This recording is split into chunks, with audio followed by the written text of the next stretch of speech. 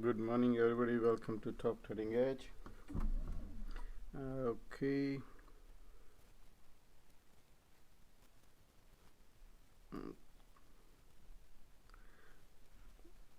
Okay.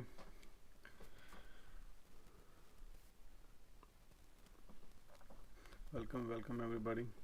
I hope everybody can see on YouTube and Discord. Everything looking great. You can hear me. Sounds quality is good. Just let me know.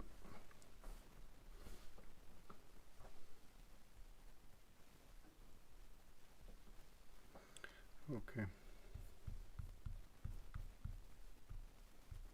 Yeah, YouTube and Discord are good for me.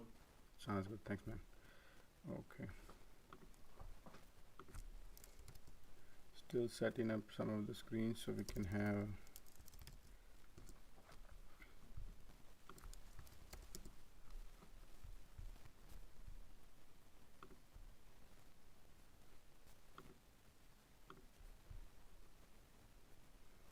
Alright, we're still waiting for a couple of more guys. Play some music then.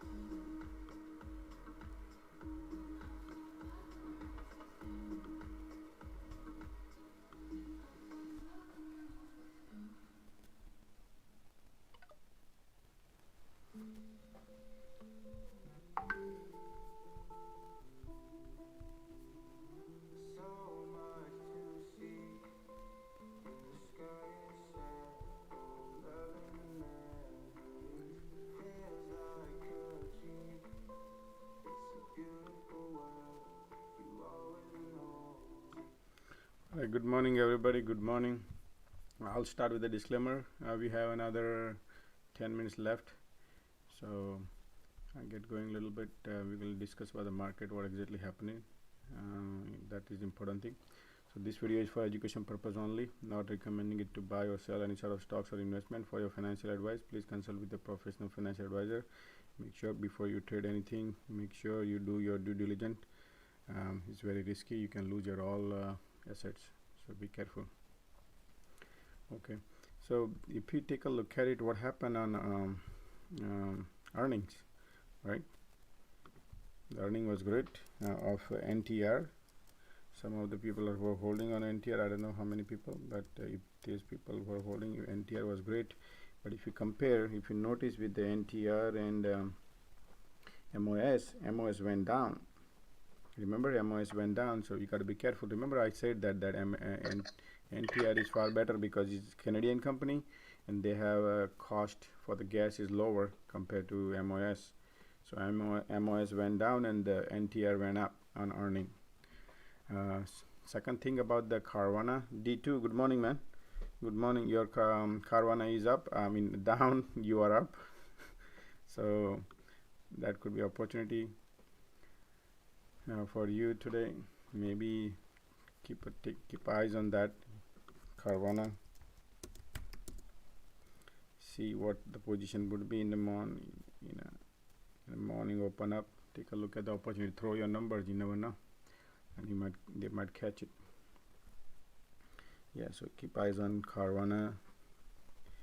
Then people are asking about the Pfizer PFE. Pfizer had a great. Oh, Pfizer went down. They had a good earning, but went down. Pfizer. So then another one. What we need to take a look at it is which one was it earning today? Was let me see what was earning. Meantime, guys, if you can click on profiles and if you can retweet, guys, would appreciate these two links. First, top two links. I'm gonna delete the YouTube link right here. They're gonna delete this, but first two links is important. Okay.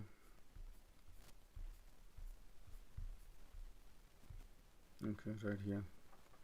So Pfizer today, guys. AMD, Airbnb, Starbucks, AMD, and the Lyft. These four. Gotta keep eyes on those four today.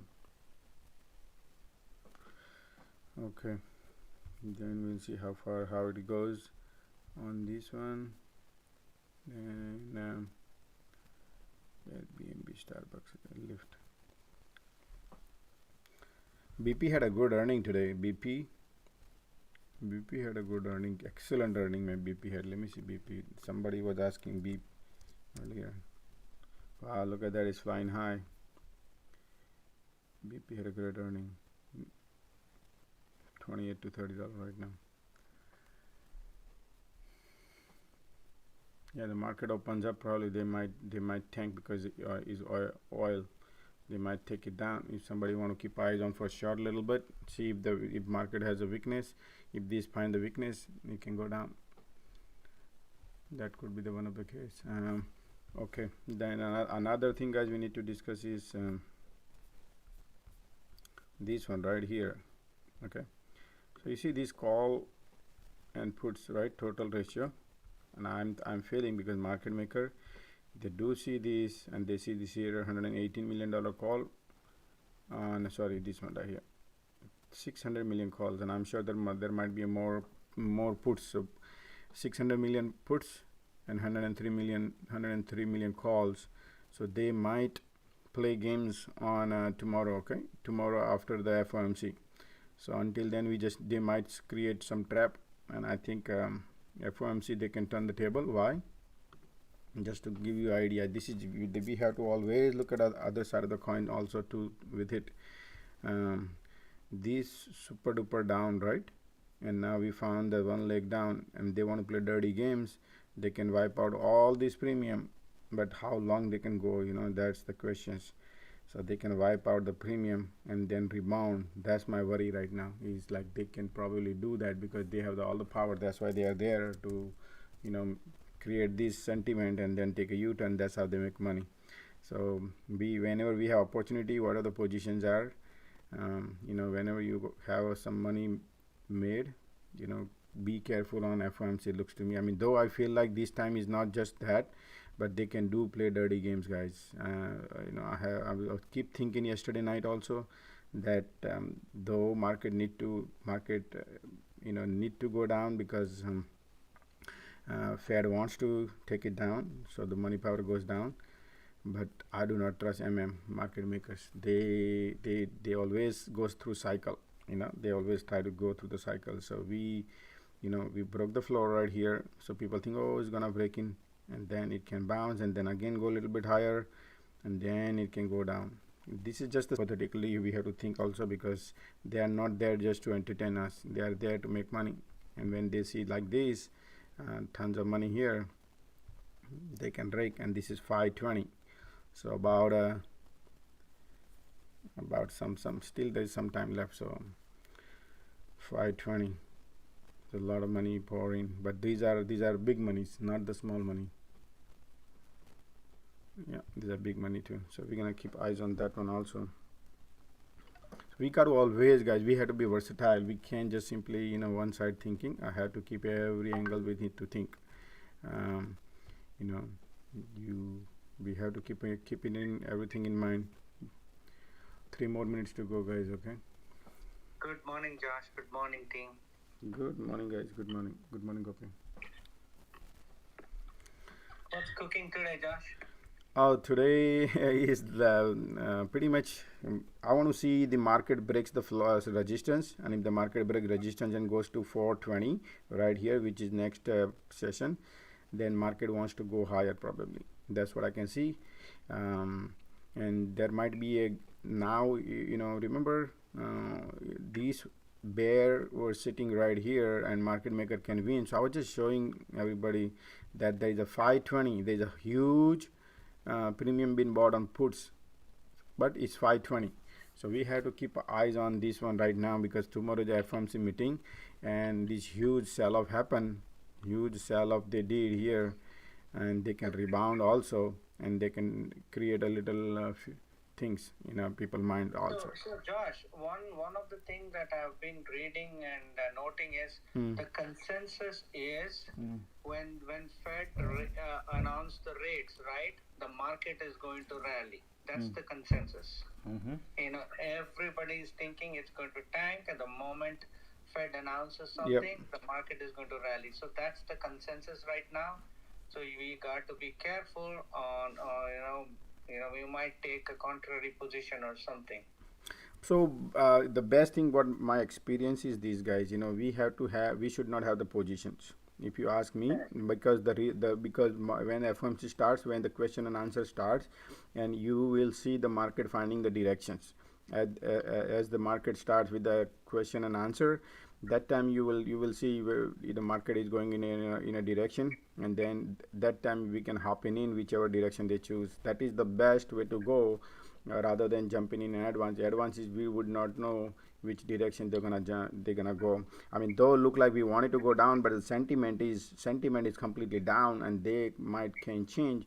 But this is not a normal FOMC. Sometimes I also think I have to think other side of the coin too. This is not a normal FOMC meeting. They have to pressure down. They want pressure down, but market maker, man, they want to make money too. So. And today I'm looking at Facebook. Looks like it's holding up pretty strong. So anybody interested, you need to keep a watch on it. Okay. Well, market started, guys, look like. Good morning, Josh. Would you like to make me co-host? I can help with your figures. Thank you. Already. Okay. So market just open up. QQQ has a down.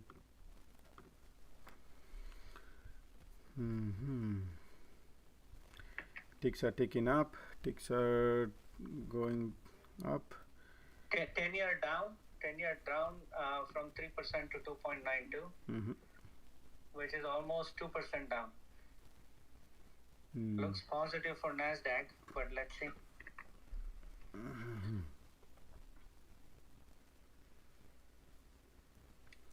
Okay.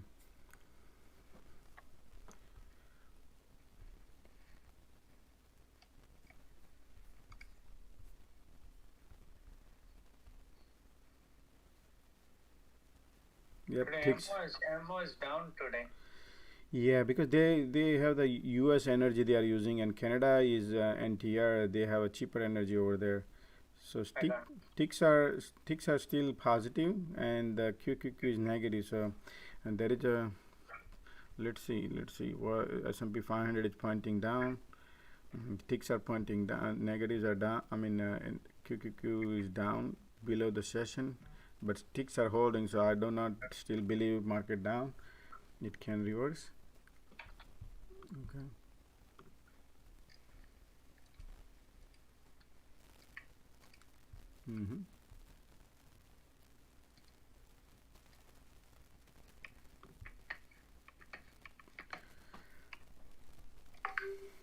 Other wicks popping up. Ticks are still holding.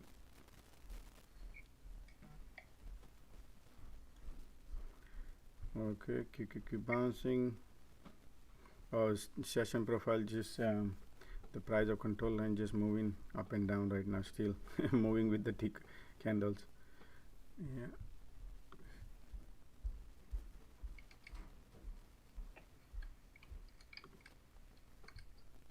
Yeah.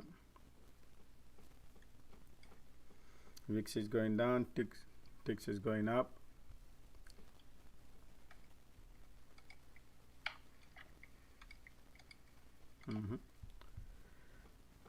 I make QQQ calls. Yeah.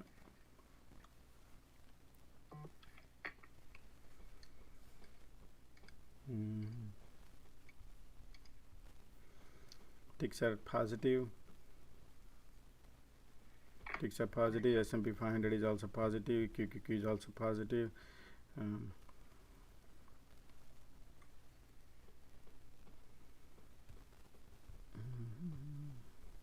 S&P 500 has a divergence, guys, and going upwards.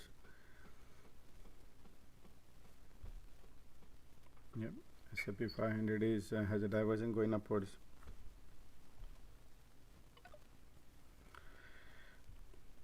Yep. Keep an eye on it.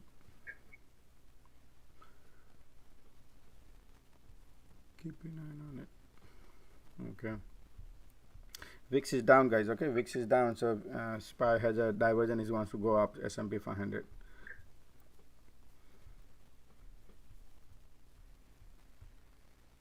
Right here, VIX wants to go down.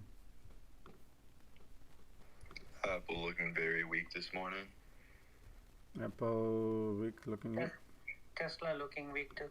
Let me take a look at here. ARK is going up. Melly going up. Walmart. Okay, let's take a look at here. What Apple looking weak right here. Okay, so Tesla looking weak right now, but Tesla had a 200-day moving average right in the morning when we saw, right? So Tesla had a resistance, 200-day moving average. Apple looking right here weak. Nvidia is bouncing, but DoQ oversold, wants to bounce. Okay, Roku wants to fly high. Apple is looking weak. So if Apple looking weak, is 12% portion of the QQQ, but still has Apple has a support, guys. Right there, there's a support right here, which is Apple has a support. Let's take this one right there, guys. Right here, if it's Apple bounce from support, let's see right here. Watch out QQQ, guys. Tesla and this Apple has a more pressure. So if you take a look at it, QQQ, there is a resistance price of control line here at 415, and QQQ rejected at 318 at the price of control line, and VIX is popping. I'm out. Okay. Apple is testing the floor, I guess.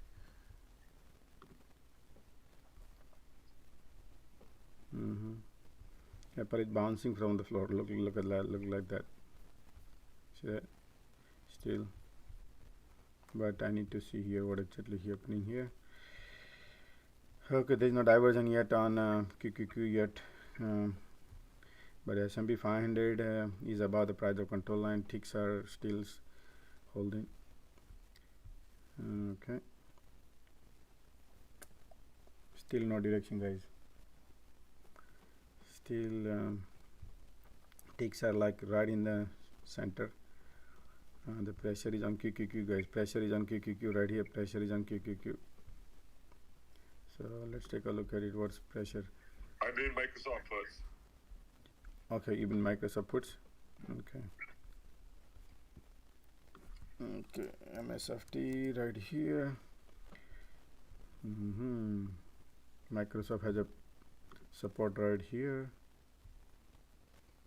This area has a support right there. If this support breaks, then Microsoft go down. But so far Amazon is bouncing today, Amazon bouncing now. Apple broke the floor. Apple breaking the floor. Apple breaking the floor. Microsoft breaking the floor. Facebook is breaking too. And Tesla going down. Nvidia going down. Nvidia going down right here. Look at that Apple. Apple wants to go. Apple wants to go, right, guys? Right there. Apple. Nvidia. S&P 500. So Rotating. So Apple is right there. Okay, let's see how far. Yeah, there is a divergence 100% right here is S&P 500 divergence. So support is there's a gap right here on S&P 500, which is right probably. Support is right here. Comparison here. Okay. I'm in Apple 155 plus 2. Okay. I'm in Apple puts too. Me 3.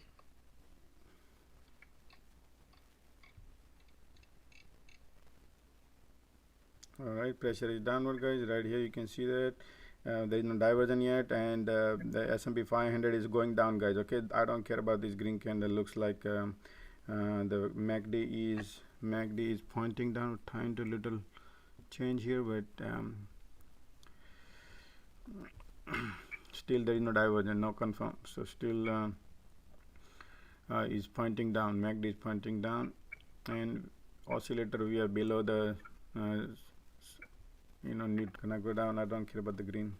It's going down.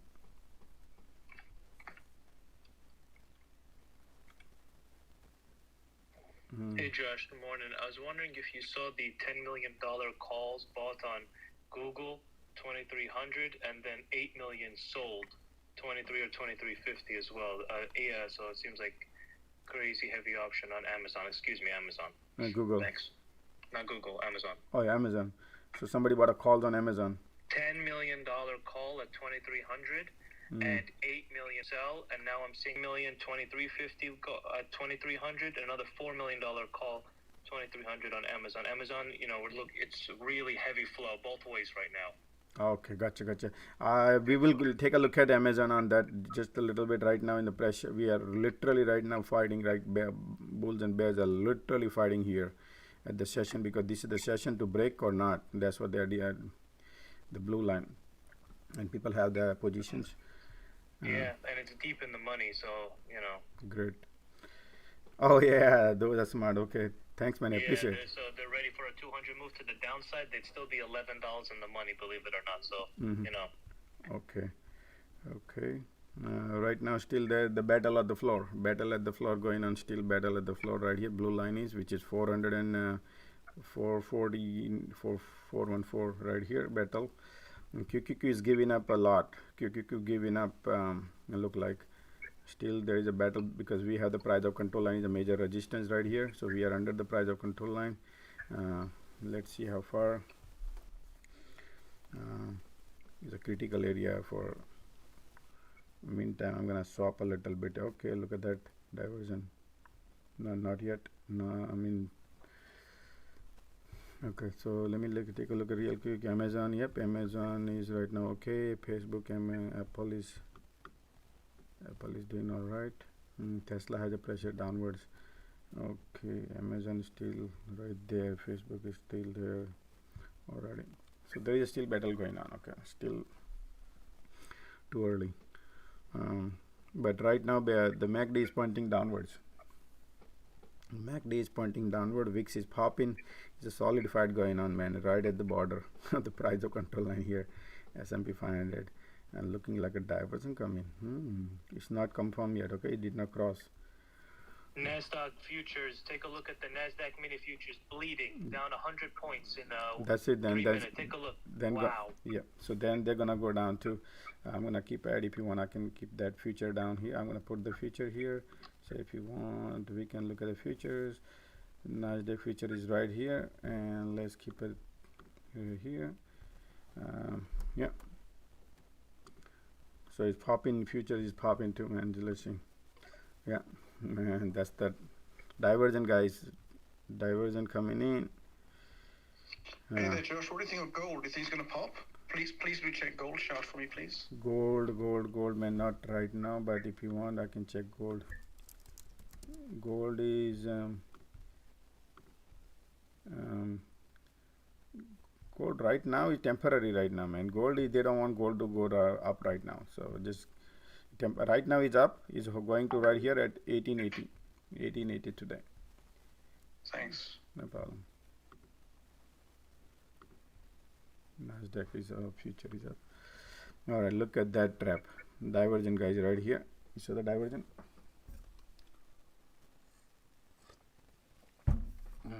But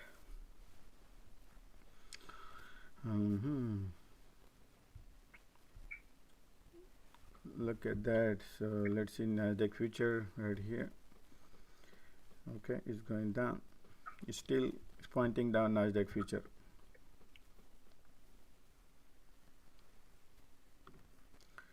Okay, there is a fight for the direction right now, so just give a little time.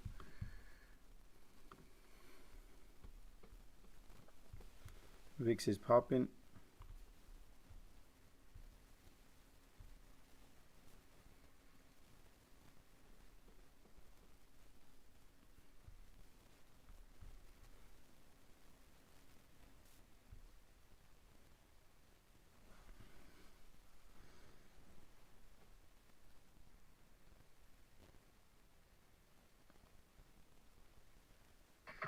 Looks like Microsoft has more weakness than Apple. Microsoft and Apple right here. Apple and Microsoft, they are both right at the support area, guys. Okay, so if we need to watch we need to be literally watch out here, the support area. Oh, sorry, right here. This is the support right here for Apple, right here, which is 156.70 area for the Apple, and Microsoft support is right here, 282 support area. So there's a battle going on right here. Same thing, Tesla too, right here with this support to watch. All right, so everything is pointing down, but let's see, pressure is downward, and the ticks are now turning negative, guys. Okay, first time ticks are turning negative. So divergent coming again on going downward divergent, and on a SPY divergent. QQQ already took the down, guys. QQQ already went down. QQQ went down already. So LOD, kind of QQQ LOD, low of the day. And but remember, the divergent is still kissing the signal line, is not a gap. So we need like a distance between the signals and all, but pressure is downward so far. But you need like a proper distance, like you need distance between. Oh wow, look at the pressure. That's it, guys. Look at that. VIX just gap up and go, and QQQ went down. So look at pressure. So look at that. Microsoft broke the floor. Microsoft broke the floor, and Apple is still a little bit holding on it, but Microsoft has a lot of pressure, and Amazon has still a little bit, not much, but Microsoft broke the floor. Microsoft has a lot of weakness, guys, compared to Apple. Okay. All right, let's go back here. Let's see. Oh wow, look at that now, my guys. Downward pressure, and VIX up, gap up and go, downward pressure on it. S&P 500 has a crazy pressure downward. Right here, look at the divergence. Okay, let's see.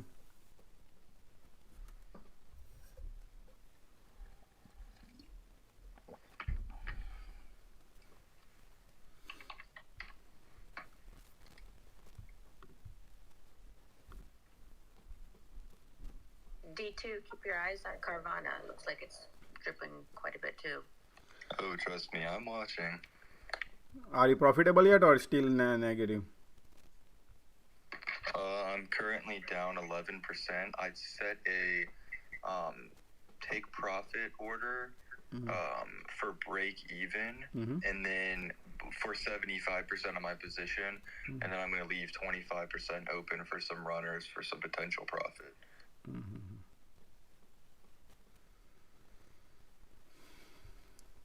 Still pressure is downward.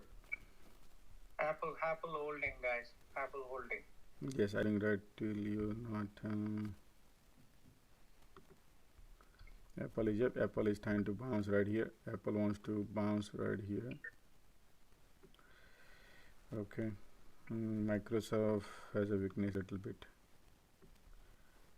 But Facebook has a lot of pressure. Guys, Facebook is good shot. Either market goes, Facebook goes. Has a lot of weakness. Facebook has a weakness. Facebook has a weakness. Okay. All right. There's a divergence coming in now again. Okay. It's not confirmed yet, divergence. Okay, guys, it's not confirmed yet because it's just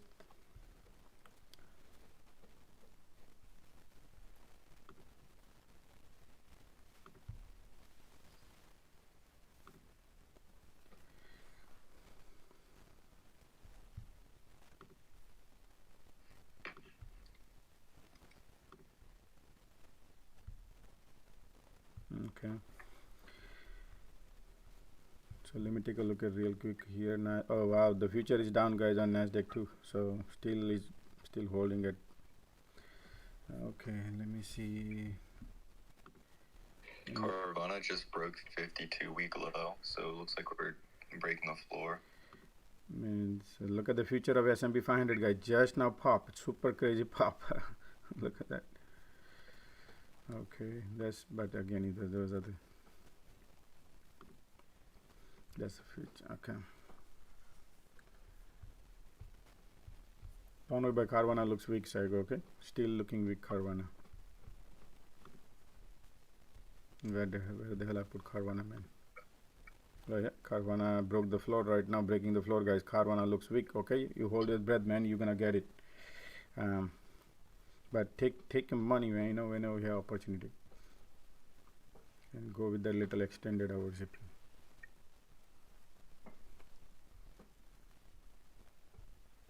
Alright, here we go. Baby wants to go down. Okay, ticks are now turning negative. Okay. Oh, look at the QQQ just pop, and we have the resistance. We broke through the price of control line. Alright, diversion is there.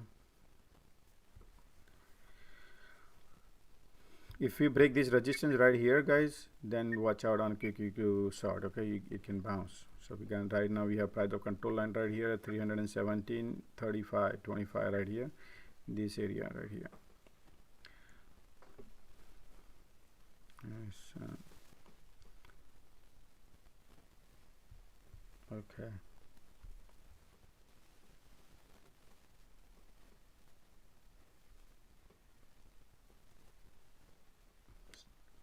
So we have the price of control line S&P 500 at 414.39, 414.39 right here, and trying to break through.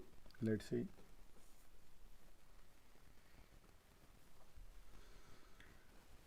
That's the resistance, guys. When these are the resistance, so they need to break the resistance. But look at the wick above the head. That means sellers are powerful also here in this area. Tesla flying, breaking 911. Tesla flying. Oh yes, Tesla. So let me take a look at real quick Tesla actually. Tesla. Alright, I'm out of Apple. Hold on, Apple. Yeah, Tesla just broke the 200 moving average. That's why it's flying, guys. On a daily chart, if you take a look at it, Tesla is breaking the 200 moving average, right? So they might set up something. So if you want to be a bullish, Tesla could be a good one because just broke the 200 day. That means all the system will trigger on it. Yep, right now we broke through the guys, we broke this right here, so that means bullish. We broke the resistance. Everything's flying north right now. But again, you know, you just we did not break the session yet. Okay, and divergence is there for the north. That's how they wash out all the stop loss. Remember that. Yes, that's how they do that.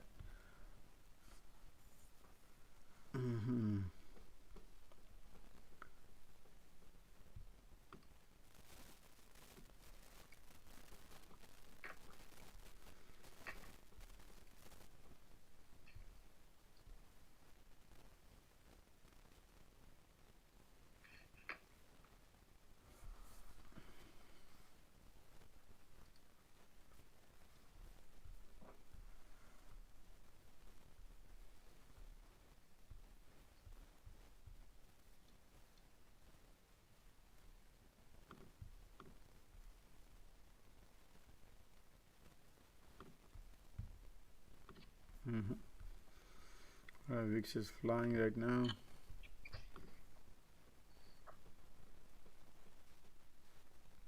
Looks bullish so far right now. Okay, we don't have the divergent downward right now. Still we are in the bull.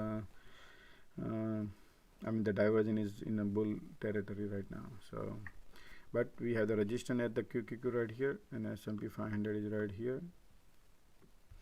Battle at the price of control line right here.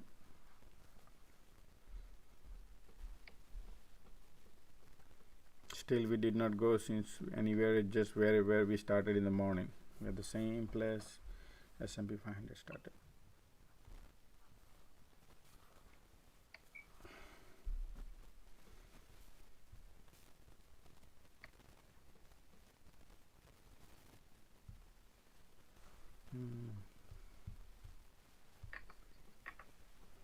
VIX is turning positive. I mean ticks are turning more positives.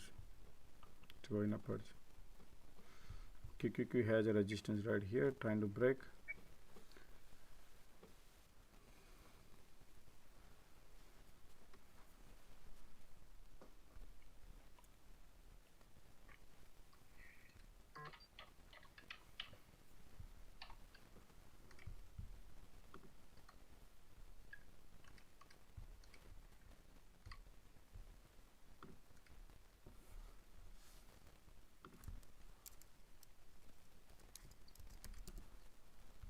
Guys, Zim is flying. Zim 60.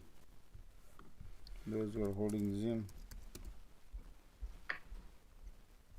Zim is about 200 moving average Zim, and heading to 61.85. All right.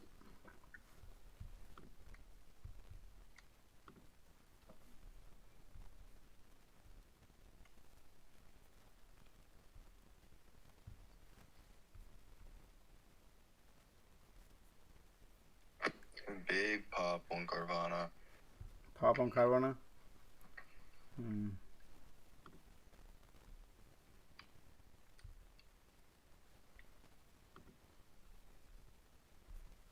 Oh yeah.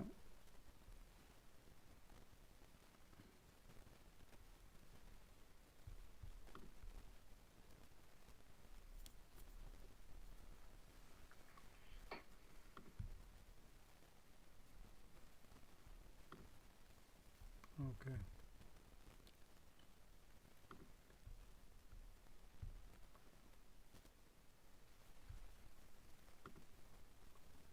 June 17, May 20.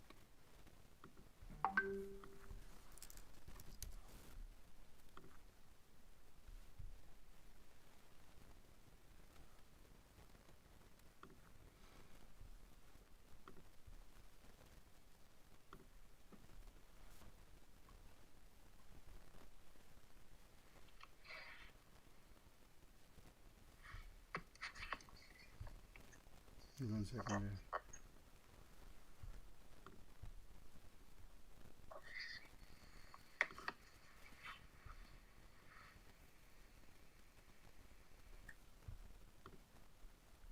Okay, so guys, looking bullish. QQQ right now bullish. Just broke through the resistance and wants to go. QQQ, S&P 500, both wants to go right now. Clear path for them to go up.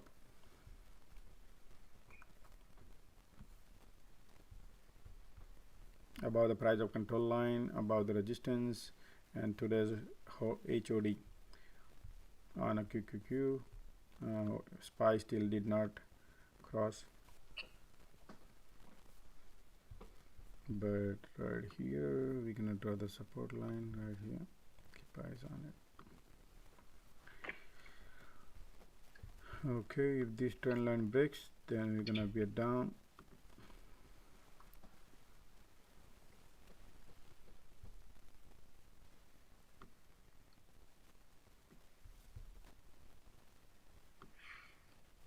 You got the resistance right here, so you gotta keep eyes on this one. Let's see.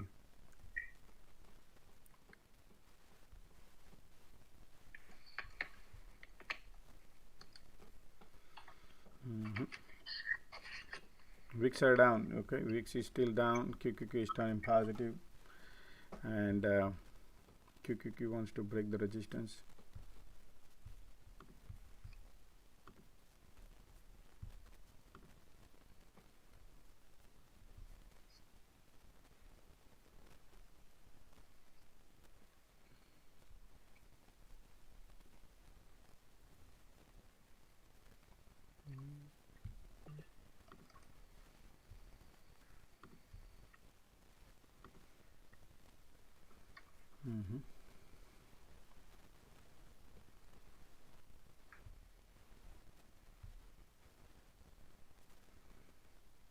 Trying to break the resistance. QQQ. Yeah, resistance broke, guy. QQQ looks super long now. It's gonna go. Just broke the today's HOD. QQQ technology stocks. Just broke through. QQQ wants to go.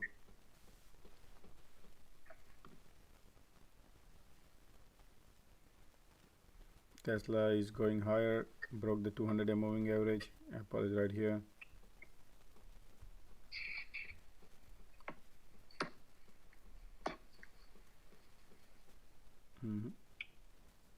Microsoft reversal.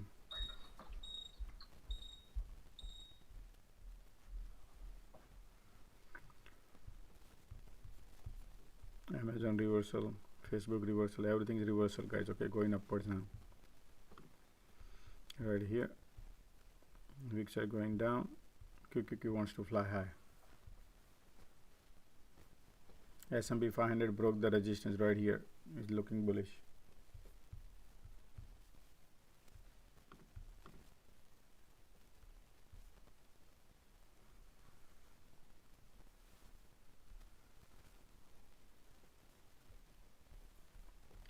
Yep, gap up and go. S&P, the ticks are turning positive. QQQ wants to go. Okay.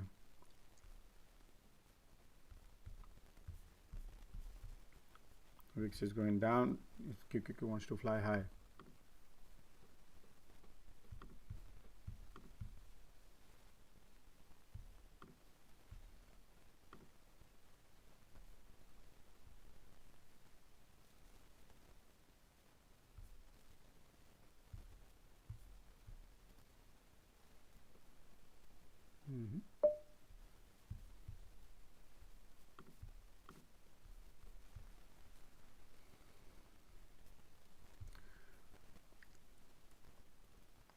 Wow, Zoom is printing, guys.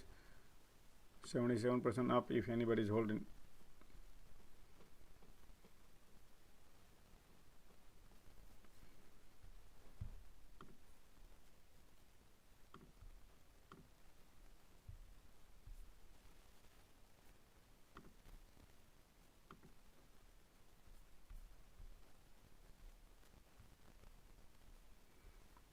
Zoom is heading to resistance.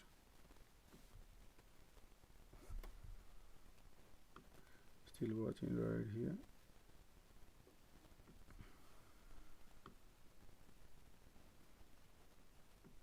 Okay, guys, Zoom has a resistance, okay, right here, 61.29. Okay, QQQ is going great.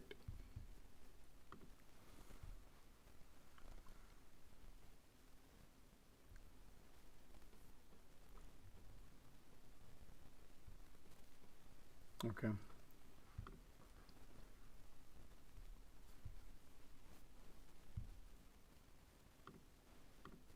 Keeping an eye on here at 6172. 6172. QQQ is still going.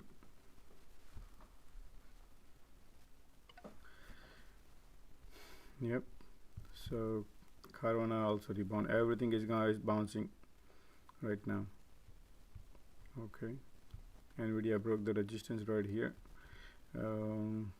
Apple is tying the resistance right here.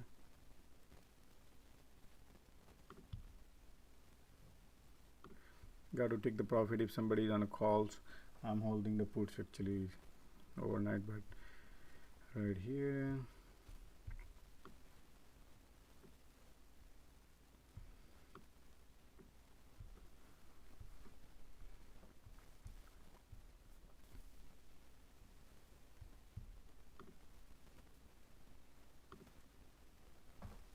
QQQ looking good, still wants to go higher. QQQ looking good.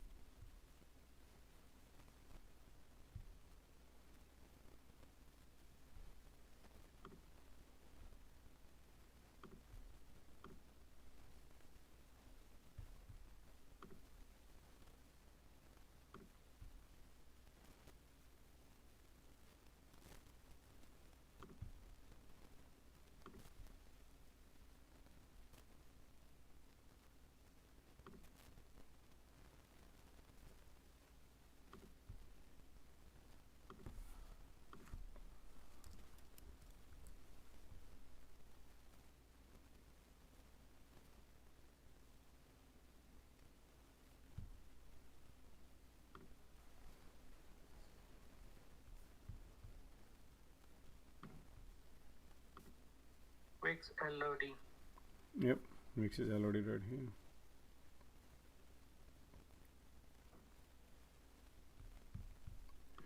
Trying to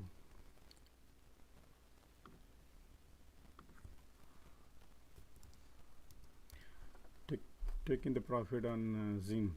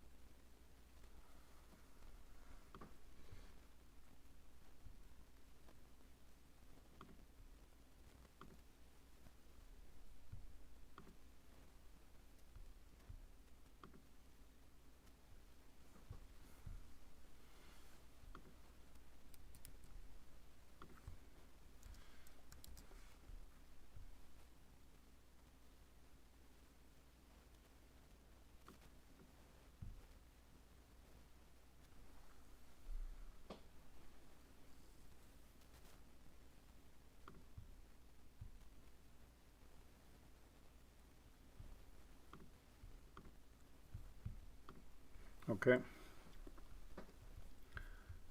There's a diversion coming in on S&P 500 right now, right here. Ticks are turning, going down. QQQ is also going down. Okay, still diversion is not there, but it's going down. Right there, big sell-off right now, big one right there. There's a downward pressure, guys. Big time downward pressure.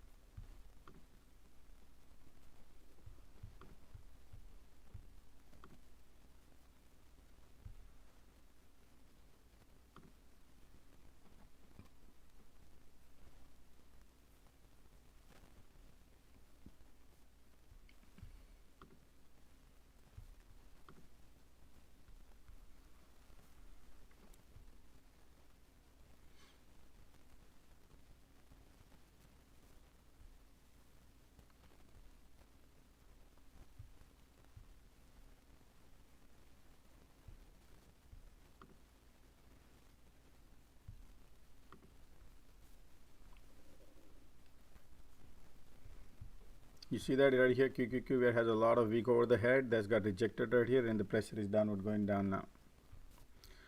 So the price of control line is right here. We're supposed to test the price of control line, which is 317 right here, and the ticks are turning super duper negative, guys. Watch out right now. They're gonna break the price of control line. It's gonna go down. It's nice short, intraday nice short.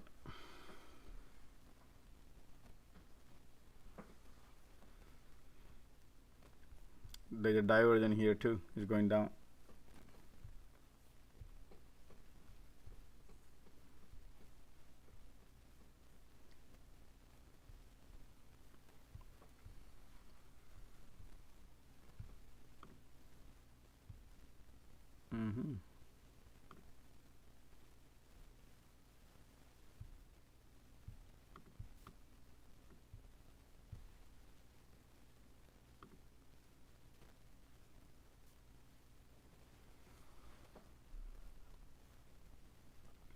Facebook has a lot of pressure downward. Tesla is getting rejected from the top, is going down. Apple got rejected from the resistance. Nvidia also going down.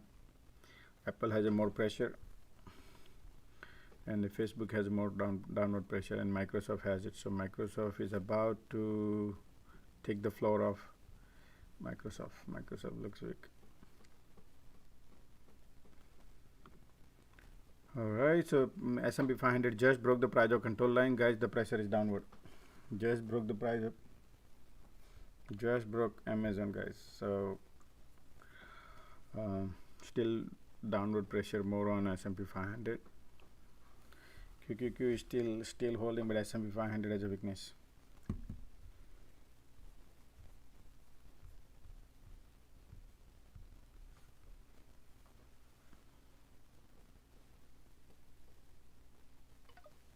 Yeah, still has a weakness on it. So let's take a look at it. Well, with the oscillator telling me right now we are still above, there's a lot more to go down. If we break the session down, which is 413, then we can go downward more. The pressure is downward, guys. I do not see anything right now going upwards at this point. Yep, the ticks are turning negative. Yep, QQQ is still holding at the 200 moving average, but we have the price of control line at 31739. 31739, that's the support area. But diversion is still way, so it looks like pressure is downward. Pressure has downward. So let's take a look at here. What looks like Roku wants to go down. Why is Carvana holding up at this price level? They always like to give, because oversold. They always give one-time opportunity, probably because oversold. There is no buyer there, so market maker is the only one who's just there in that. Okay, Apple. Let me see Apple. Apple has a downward pressure.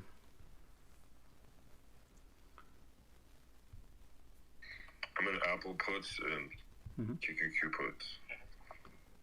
Same. Yeah. So the S&P 500 has a more pressure than the QQQ guys right now. QQQ has a support. Price of control line is right here. 317 has a support, but don't not worry. We has a divergence going down, so that's fine. But the pressure is downward. Remember, guys, you know, market can make a U-turn. Keep taking profit. You don't need to hold. You need to. Market gives one candle to take profit. Particularly QQQ right here at the price of control line. We need to watch. You know, there's a pressure downward right now.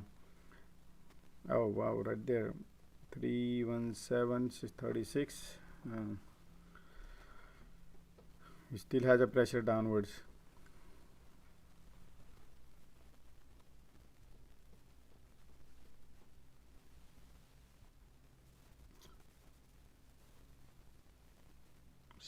SPY trying to no, but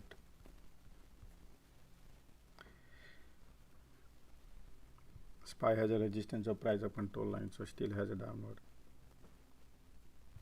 Just consolidating right now, right here in these last 5 minutes. Pressure is still downward.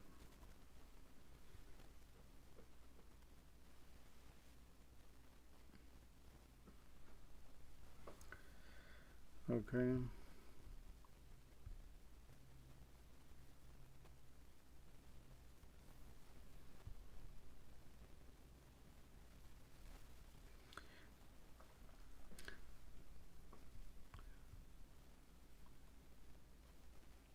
I will go through the question, guys, little bit later.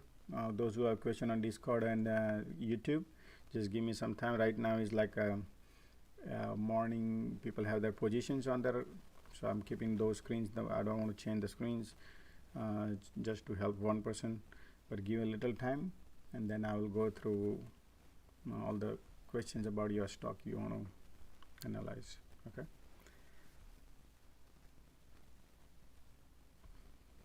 Market is rebounding right here. I don't see a divergent ticks. It ticking.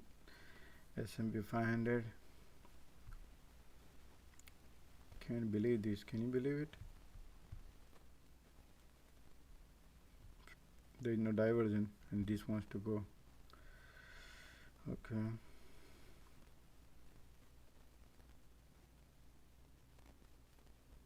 And market is like. Yeah, they're washing out all the stop loss probably.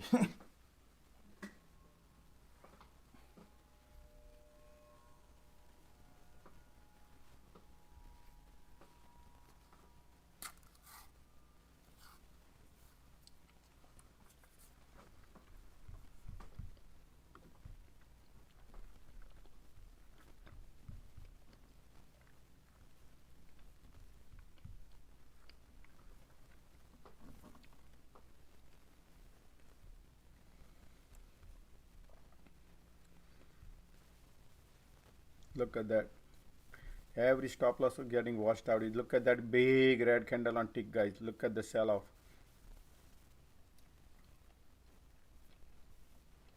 You see that? These are all stop loss wash out.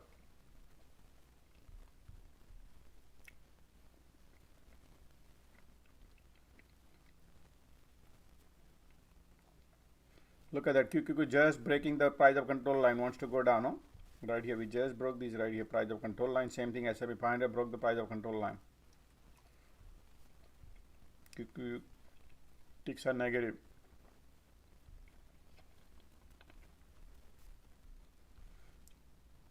VIX is popping up.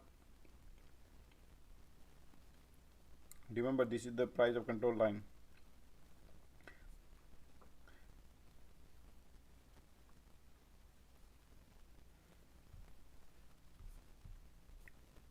Still the pressure is downward. Though this is the support area, guys. Remember, this is support. So if you want to be a long, you can be a long from here to here, and you can short from here to here.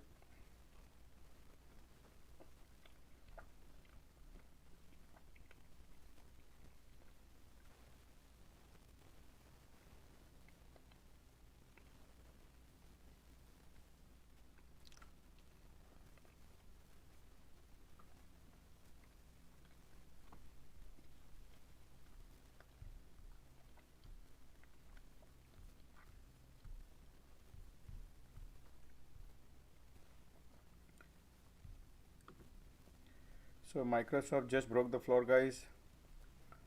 Facebook still has a downward pressure. Tesla has a downward pressure. Apple still. Yep. QQQ wants to go down, guys. QQQ still has a pressure downward. Tesla is a good shot if somebody wants to make money. Tesla is going down to the here.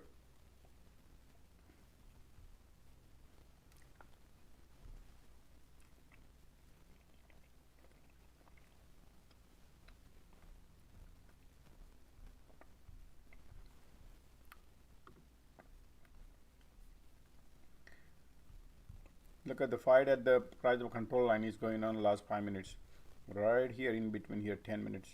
1, 2, 3, 4. Almost 10 minutes right here. So we need to wait for the divergence is coming or not.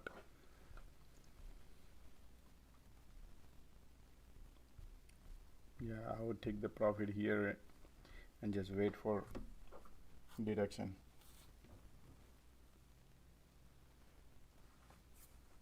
It might bounce because diversion is, we'll see. I mean, there is no confirm here yet, but the battle is right at the price of control line. I think QQQ is looking a little overextended on the downside, but Apple has a lot more room to go. I think we could see it go down to 156.60.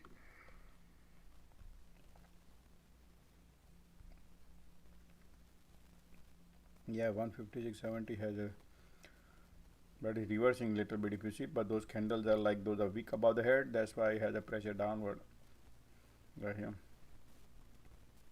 So if you take a look at, there is no liquidity in the market on Apple. If you look at the candles, there is no liquidity. So liquidity is going down. You follow? Stock, look at the charts. If you see this volume, And price follows. yeah.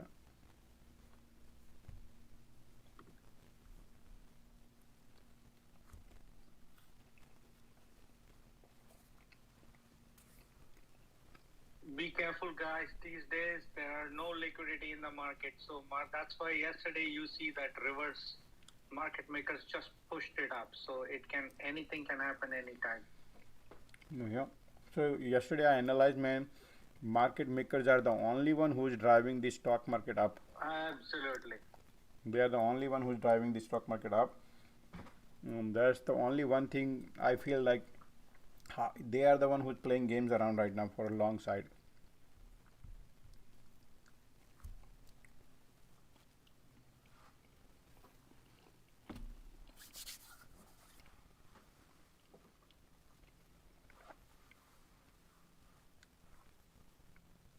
I'm thinking they'll push this up today. At some point in time they'll come and then push it all up. Yeah, that's how they're gonna play around the games. Yeah, because there's a lot of puts in there. They want to wash them off, so scare them off. So it's gonna go up.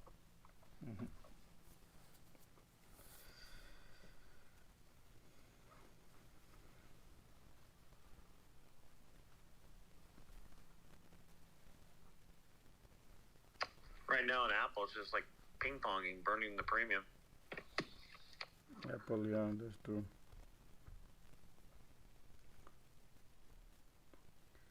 The pressure still has downward. If you take a look at it, still pointing down. Tesla pointing down, Nvidia pointing down, Apple pointing down, Roku pointing down, Facebook pointing down, and Microsoft just broke the floor. Microsoft doesn't want to wait for the floor to break, and going LOD, Microsoft low of the day, LOD. Microsoft has a more weakness than the Apple, and boom, QQQ just broke the price of control line, and ticks are turning negative. But VIX is still not popping yet.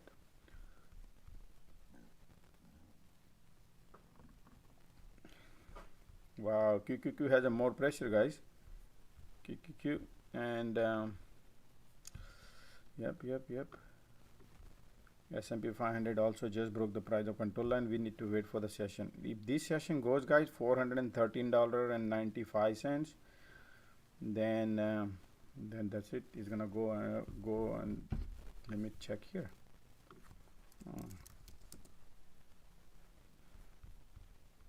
So basically, if you see this resistance line I draw yesterday right here, that's where we got rejected right now on a daily chart. Let me get rid of this so we can see properly. This is daily chart, guys, right here. And what I wrote here yesterday, resistance to poke through to be bullish, right? So we need to poke through this resistance, which is previous day low. That's our resistance right here, previous time low, which is major resistance right here at 416.30.40, $416.40. We tried today, got just now rejected, but we are in between here. These two session blue line, you see this, these are the profile session in between. We are ping pong right now right here. So let's see, if this blue line takes off, then that's it. Then you can slide right all the way to $411.70 right here. But if this takes off, so we're gonna still watching.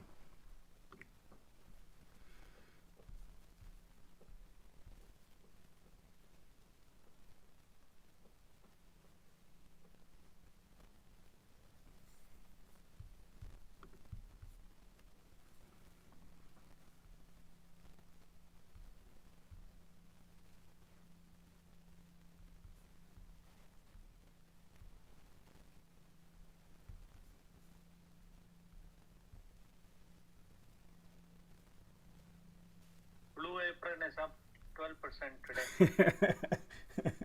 Blue apron. Okay. Anybody is holding anybody right now positions on QQQ or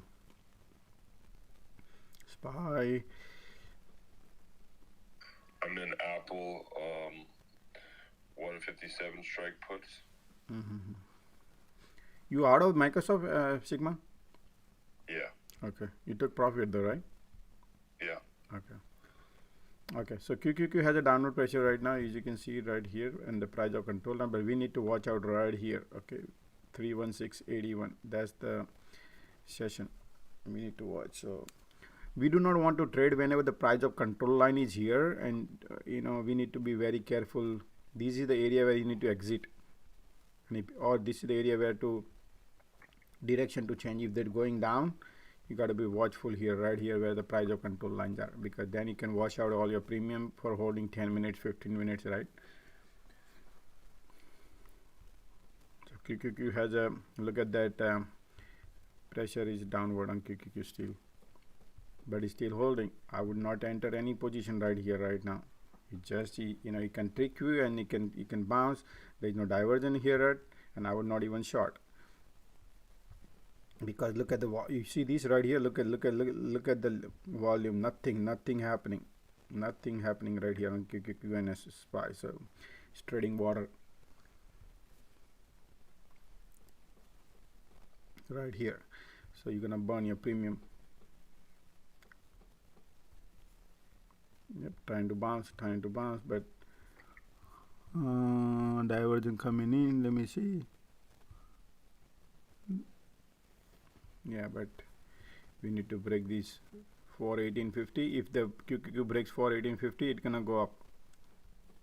S&P 500 wants to go up. Divergence is 418. You mean 318? yeah, QQQ right here 418.50. If that breaks, then it's gonna go up. You meant 318.50. Oh, sorry, 318.50. Yeah, you're right. Sorry, mixed match here with the S&P. Yeah, but if you look at S&P 500 now, creating a little slide ascending support right here. So if you look slowly, this is your resistance. It can break this, which is previous. Yeah, ticks are positive, everything is positive, ticks positive. QQQ is getting rejected right here. VIX LOD, but QQQ is not LOD. QQQ has a weakness. No, sorry, not HOD. yeah, I see what you mean. Understood.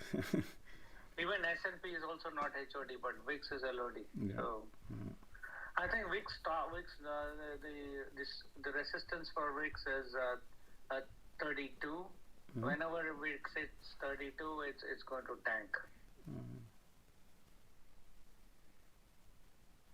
what's the game they're going to play tomorrow? You think market's going to go up and recover, or do you think tomorrow will be pure gameplay, guys? Tomorrow is all.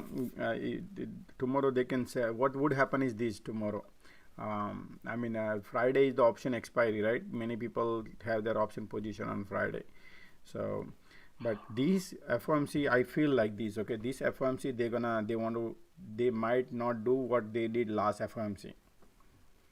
But premiums are attractive for market maker, so they might set up a more bear trend and then they change it. That can happen to other direction because everybody is bearish also based on FOMC. But Fed wants market to go down, and this is the only opportunity market maker has it on FOMC also. They can bring it down, but premium is heavy. Everybody's bearish on it. So when everybody's bearish, market maker can go opposite direction. But options are not expiring tomorrow. Options are expiring on Friday. And most of the options are on May 20 expiry. So if you ask me, I feel like tomorrow market gonna go more down because you need a buyer to market maker. How much they can keep putting liquidity into the market, keep taking up and up and up. You need a pure buyer. You need to create the liquidity to attract the buyer. So Josh, I heard something I want to get your thoughts on. Someone said if the markets are going up, then it makes it easier for the Fed to increase rates. That's correct. Yeah, that's what they want to tame. They want to tame everybody. They want to tame the risk-taking ability of people. So that's what they want to do. So the more it goes up, the more confidence they will have to raise more rates. So they will analyze based on the QT market. Market is interested in how they will play with this QT, because the market you can take it up on interest rate is not the big elephant. The QT is the big elephant in the room, and already we have mortgage rate is 6.5, and if the QT announce and say, hey, we're gonna start this, how that will roll out, that's what everybody has a questions. That what would happen to the real estate, what would happen to the credit market, what would happen to different markets. So that's the question, guys. The cycle is, you have to, if you have ample time, then it's good. But if you have a short, we have a bullish divergent now. Yeah, right here. But resistance, guys, here, right here, previous. So we gotta watch out right here. SPY. QQQ has a more weakness than the S&P 500.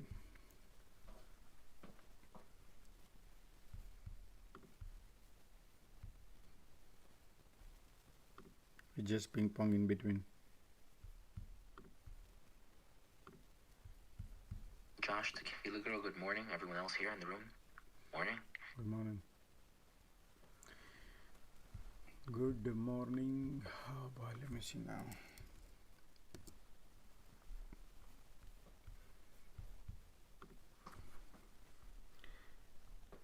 Man, cannot imagine we have like a couple of 100 people on a trading room today. Welcome you all, everybody. Welcome you all. Those who are first time here also. We will be taking some questions later on. Just give me some time, okay? I'll take some questions. Hey Josh, I just wanted to say, I don't have a question, but Expedia is down over 12% right now. Which one? And I think Expedia. Uh-huh. Yeah, they're down 12%. Yeah, their results. Yeah, I think Airbnb reports later on today as well. Mm-hmm. And I've been seeing that Airbnb insiders have been selling like a lot of their stock daily. You're right. You're 100% right. Airbnb, that foundation has a big crack. There is no foundation on Airbnb balance sheet.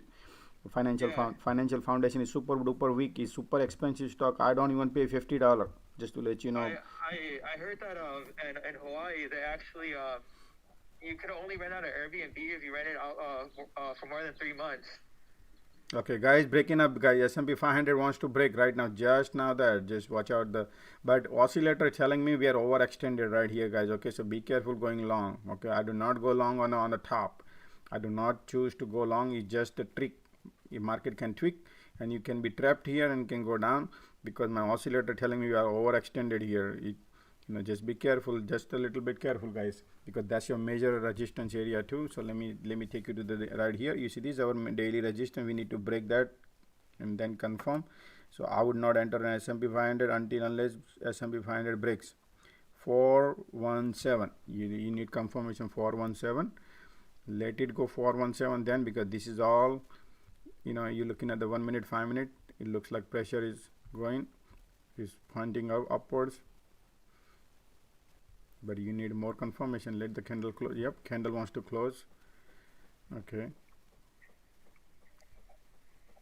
Hey Josh, XLP2, it's an oil index. It's up 4.3% too.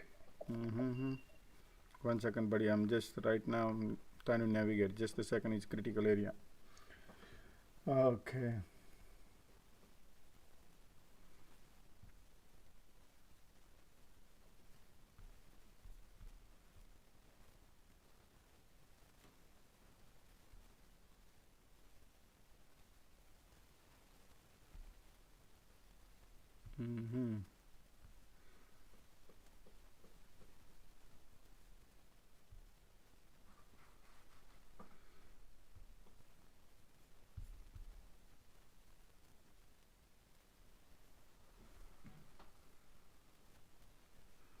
Okay, I sold my Zim, guys. I took 86% profit.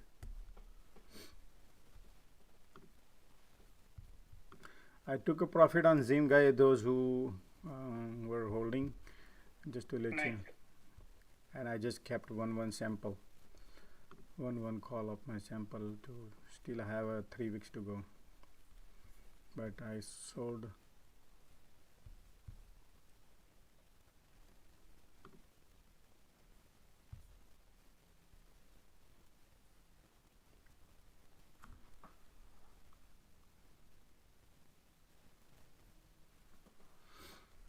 Okay.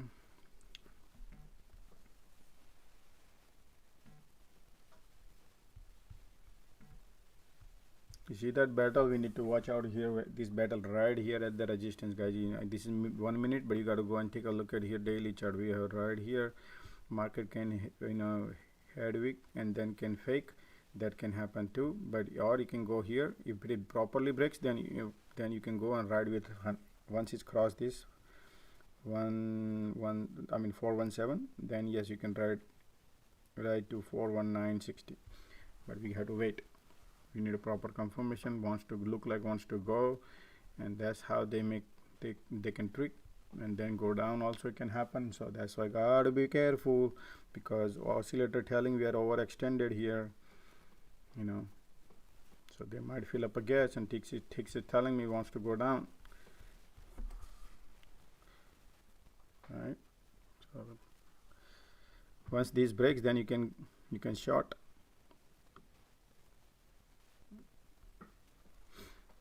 Oh, here we go. Look at that. You see this? This is how people don't want to be. Look at these people think, oh, boom, boom. Look at these. Breakout. Let's go and buy. And then people buy. And then they get, and they see these, oh, wow, going down.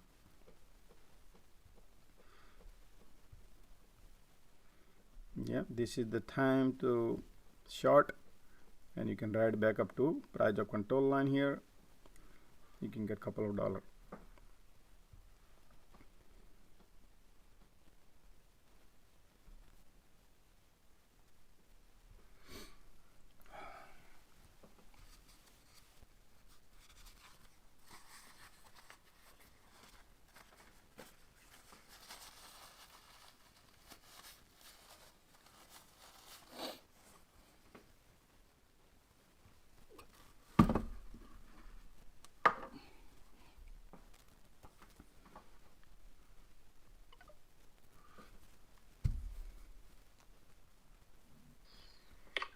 Hey Josh, morning.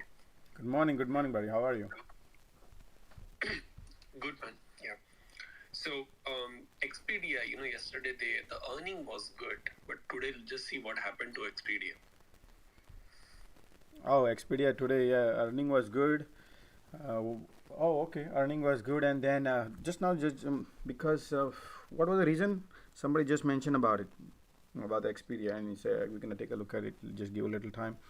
But the forecast or something, because that could be one of the reason.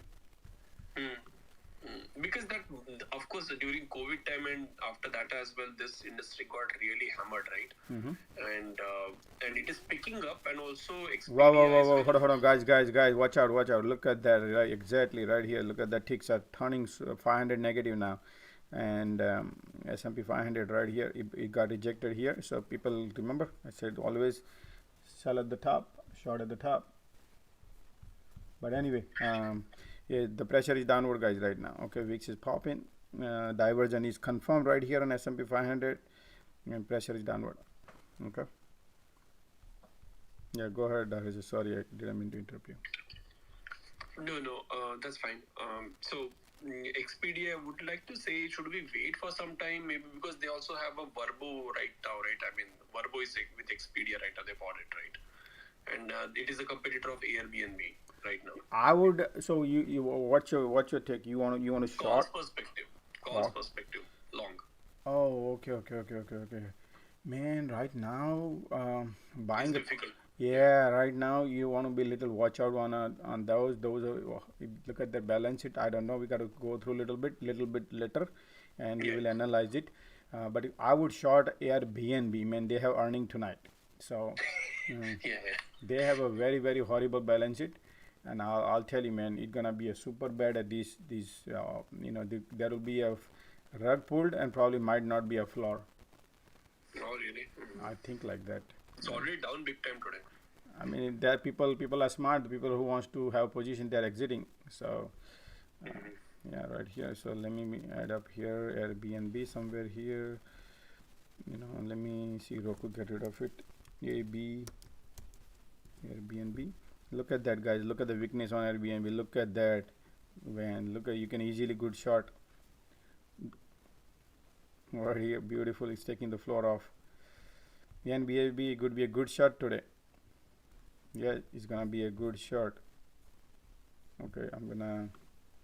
Right now, market is, guys, still has a downward pressure. Continue. Starbucks also, we have earning today. Starbucks. Alrighty, let me see Airbnb. Look at many Airbnb. We shorted right on the top, and since then, those who are holding their puts, if anybody, they'll be printing right now.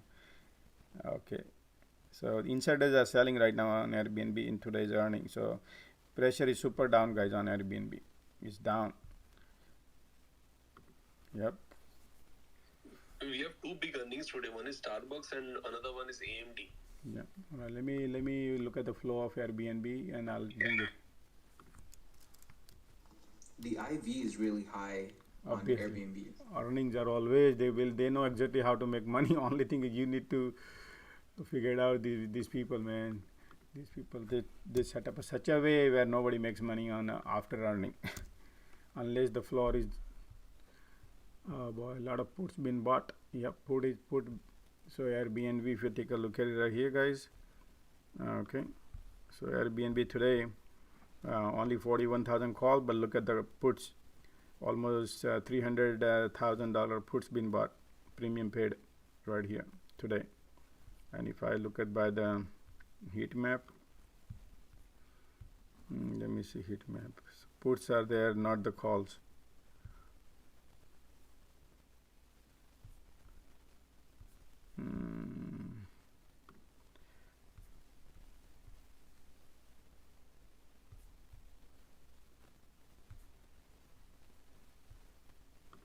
Let me see the date actually by expiry date.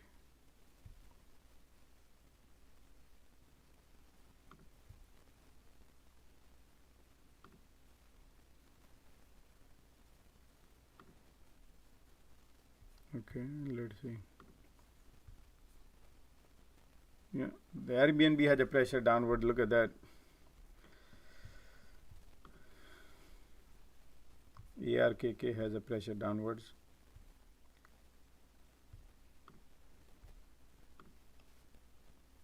Okay.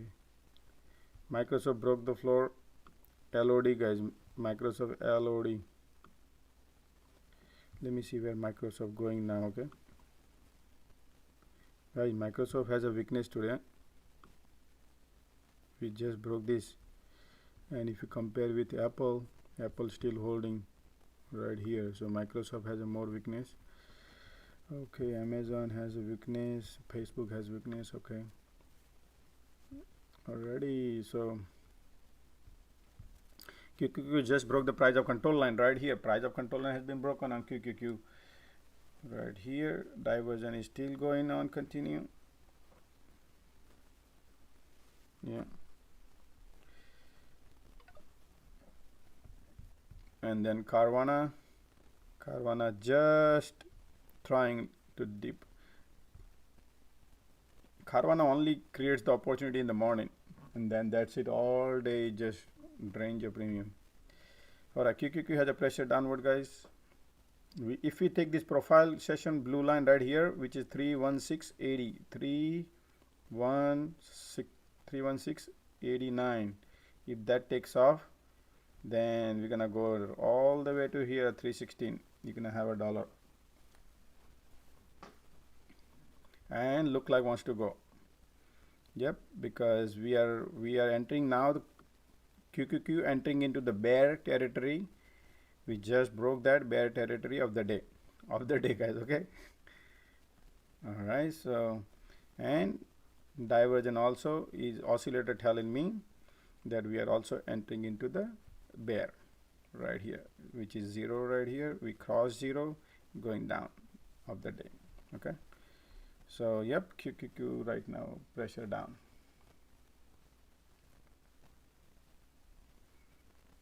Hey Josh, thank you again for all the information.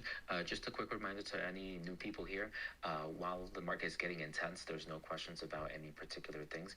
Unless you have a trade in it, then please, yes, tell it to Josh.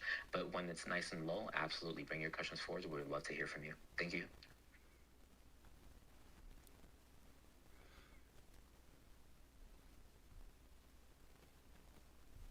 S&P 500 has a support right here, price of control, which is $414.44. So the pressure is still downward, guys. Okay, pressure is still downward. Let me take a look at the sector, what exactly is sector right now today is performing, so we can analyze it. So today, if you take a look at it, so today energy is up, guys. Today energy is up. Look at that, 1.7% energy. So all the energy stocks should be up. All the healthcare. All right. So material is up. Real estate is up. Technology is down, guys. Okay. Look at that. Technology is like centering out. So probably if these, we have to keep we have to keep eyes right here. You're gonna see if this floor is taken. Do you see this? That's what I said. It's going to here, right here. QQQ heading here. Easy dollar right here. Okay, so that's why if you take a look at the sector wise, QQQ technology has more room to go down probably, and they might consumer discretionary right here, guys. This is app Tesla and Amazon right here. So keep eyes on Tesla, Amazon right here. See what happening. Tesla is $9 up, but Amazon not. What is this bookkeeping holding, guys? This travel industry is not looking good. Bookkeeping holding. Chipotle is gaining down. Expedia is down $21. AutoZone, NVR. Hey Josh. What's up, man? Hey, someone on Twitter, on a DM, they asked if you could look at Wayfair on YouTube. Wayfair? Yeah. Yeah. But buddy, just give a little few more minutes. We are about to break. So what happened, guys? Those who are listening here, we have a Zambia hours, like some of the time in afternoon when the market is literally trading water. Then I will start taking your questions, because we have many people who are holding that position in the morning when the markets are like literally going up and down, bouncing back and forth. So people are trading every seconds.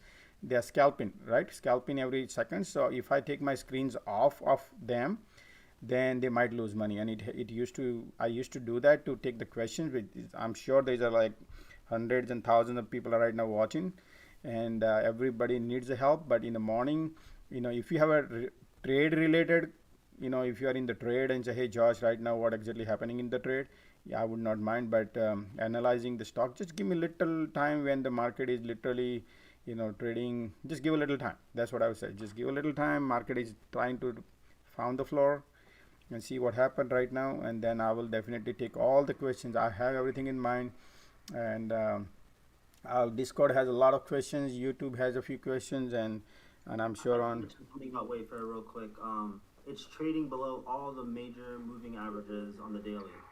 So Yeah, those are daily. Right now we are intraday, so intraday we need to just people are playing intraday, so we have to be very careful here. It can bounce back and forth, guys. So right now market is testing the floor, guys. Those who wants to go long, we have to be wait for the diversion. It could be a creating market might create opportunity to reverse back. You know what I mean? Like, you always do when you want to ride. You buy here, you sell here, you short here. You take a position whenever you want to take a position. Right now, look at the QQQ. You see that. So you always do opposite in intraday to make money. So okay, market trying to find the support right here, 316. Same thing here, S&P 500 trying to find the support at 31394, but I don't see a strong diversion yet, so we need to wait for it. Okay. Carvana looks like it's about to test the floor. I'm looking to exit. Oh, Carvana, yep, you're right. Carvana, you have position right here. Yep. Carvana right there. It's going. So those who are I posted on a Zim, guys. I just want to let you know that those who are holding, because Zim gave us a lot of hard time last 2-3 weeks. So, and today market gave the opportunity to make some money on a Zim.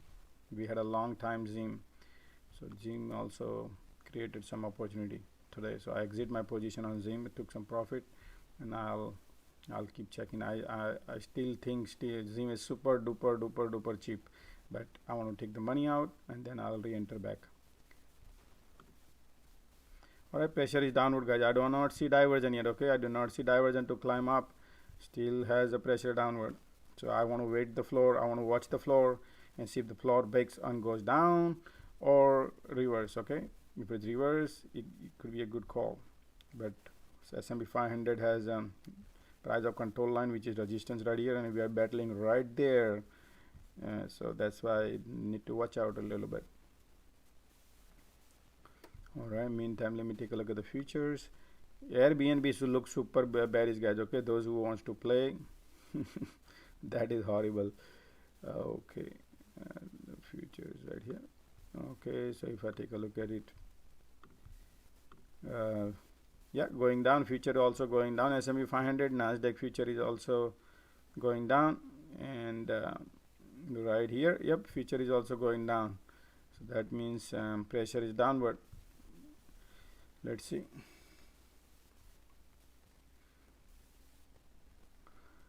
So today, whatever the happened to Expedia, probably same thing will repeat with Airbnb. Walmart actually looks kind of strong considering the market has been relatively bearish today. Yeah, Walmart was selling off last 2 days, so maybe today they are covering. Yeah, ticks are turning positive, guys. Ticks are turning positive. Okay, so let's see.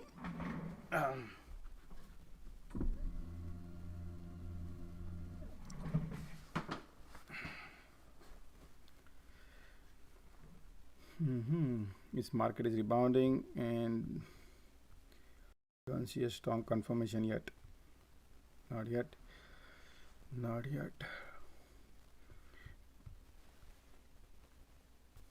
QQQ is basically trying to find the diversion.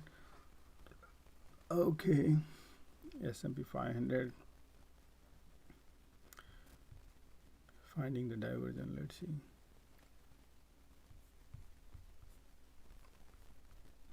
if you break the price of control line right here 31740, then this can bounce. QQQ.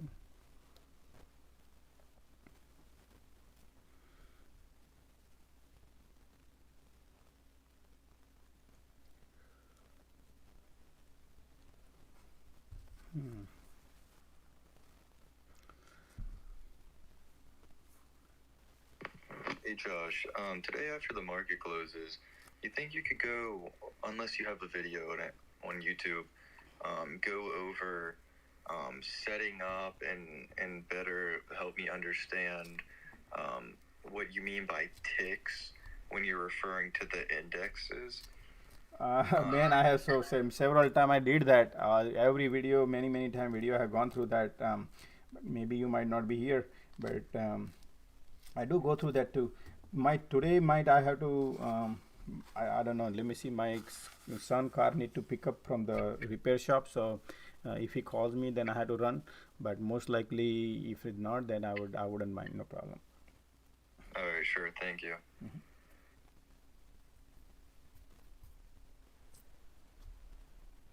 What happened to the Tesla? No, not Tesla. My son had he just got a license in a few months ago. So he got a Volkswagen, and I had a car laying around in 5 years been here. So he's the one who's driving right now that car. So trying to fix that car so he can take that car and to the school. Guys. Josh, we short Tesla so much. So are you going to buy Tesla for your kids later on or something? No, I like EV, guys. I believe in EV, and I'll always prefer EV. But I don't want him to drive and crash somebody, something. Yeah, right now he's just a driver. So I want him to learn. I want him to, fix himself, learn something. On the car. That's what we did this, and I want him to do. So he did all the lighting in the car underneath. When he walks to the car, the lights turns on and off. All those bling bling things he does. So and then right now I think the coolant water leaking. So he bought a pump, and he went to the repair shop and said, "Hey, I have the pump. If you can go and repair it for me." So the guy said, "Okay, $200." He said, "Dad, I can do that." I said, No. That is not going to be easy because it's like you got to lift the whole car and you got to go underneath. It's not that easy one. So just changing that coolant water pump. Nice.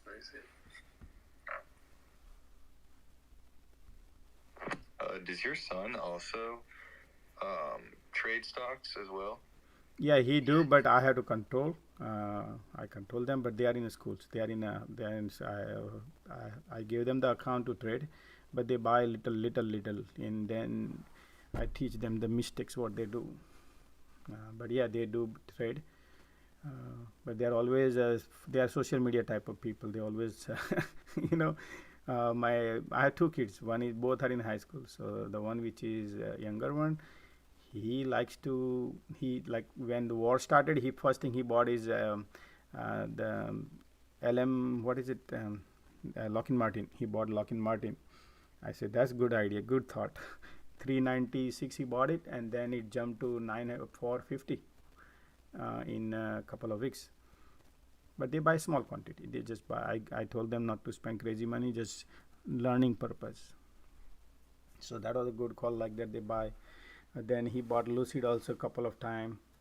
Sometimes they make mistake, like Twitter. He bought the Twitter on the news when Elon Musk announced. So that was a couple of dollar jump on that too. But they need to learn about taking profit. You can hold it. Yeah, the biggest thing that I learned in the last couple of weeks was just the concept of the market maker having control and making money first. Yeah, so those who are joining first time here, guys, I now, since the market is right now rebounding right here, everything is about market always gives opportunity. What we need to do is where we are making mistake as a retailer, we are not taking profit. That's our biggest problem we have, and then we always blame something else. We have to take the profit. If you do not, all right, guys, price of control line just break the resistance and QQQ going up. And same thing on S&P 500 also looking bullish. It's just again going back and forth, ping pong. There's a diversion also going on, so yeah, it's going upwards. So same thing, yeah. Oh man, look at the price of control line is right here. Yeah, you got to break this, then only, okay. But diversion is still going on right here. Let me see.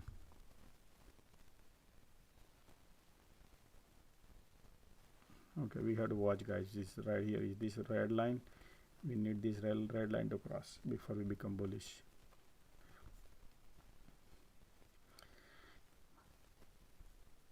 Ticks are turning negative. I think market is right now going nowhere. We are still same place in the morning when we market opened up. S&P 500 is still at the same place when the market opened up. All right, so that's what is exactly doing the market right now. Same thing, QQQ did not go much up and down.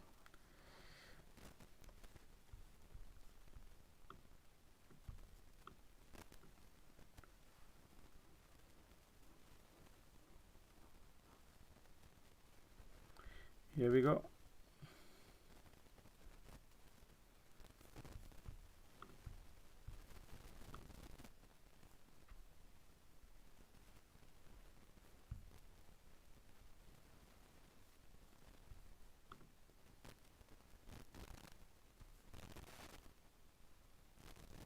It's interesting to see that the Melly has practically no volume on it for being such a large cap stock. Yeah, Melly, you're right.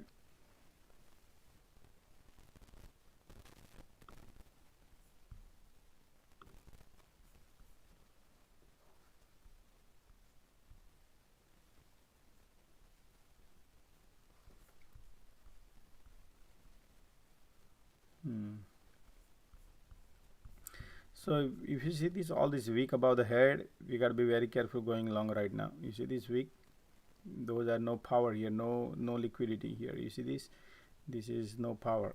We got to be careful going long here. It's getting rejected unless market maker brings some power and bring it up. That's different story. But at this point is like whenever you see a week above the head, you got to be careful. You need a good strong candle. Yeah.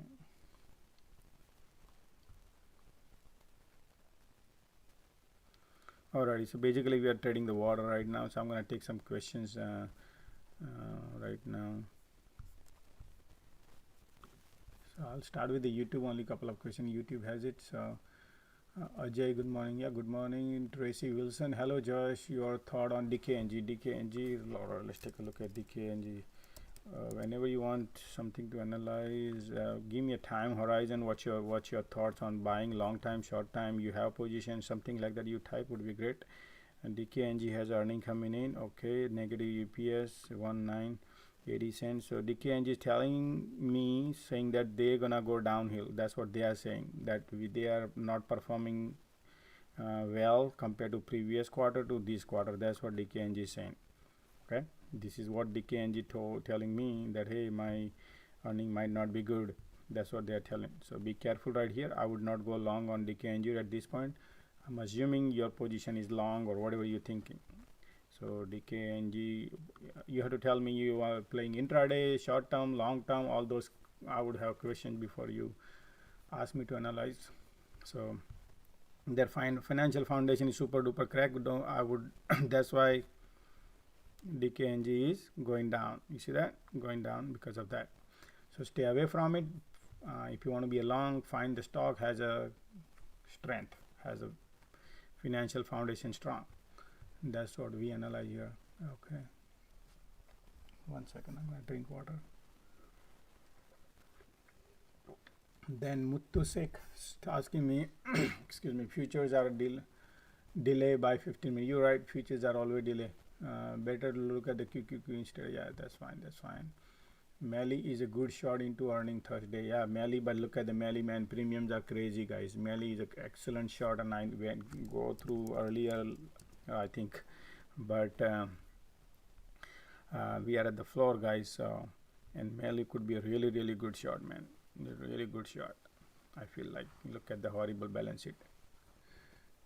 So yeah, we'll see in the end of the things. We'll see what happens. Mainly, it's Amazon of the South America. Yeah, will face name challenge by Amazon due to supply chain. Okay. Then Mari Yogi, you are trooper, Josh. Thank you, thank you, thanks for that. Oh, thank you. Rick Norton, you said same about the Roku, man. Roku is mooning.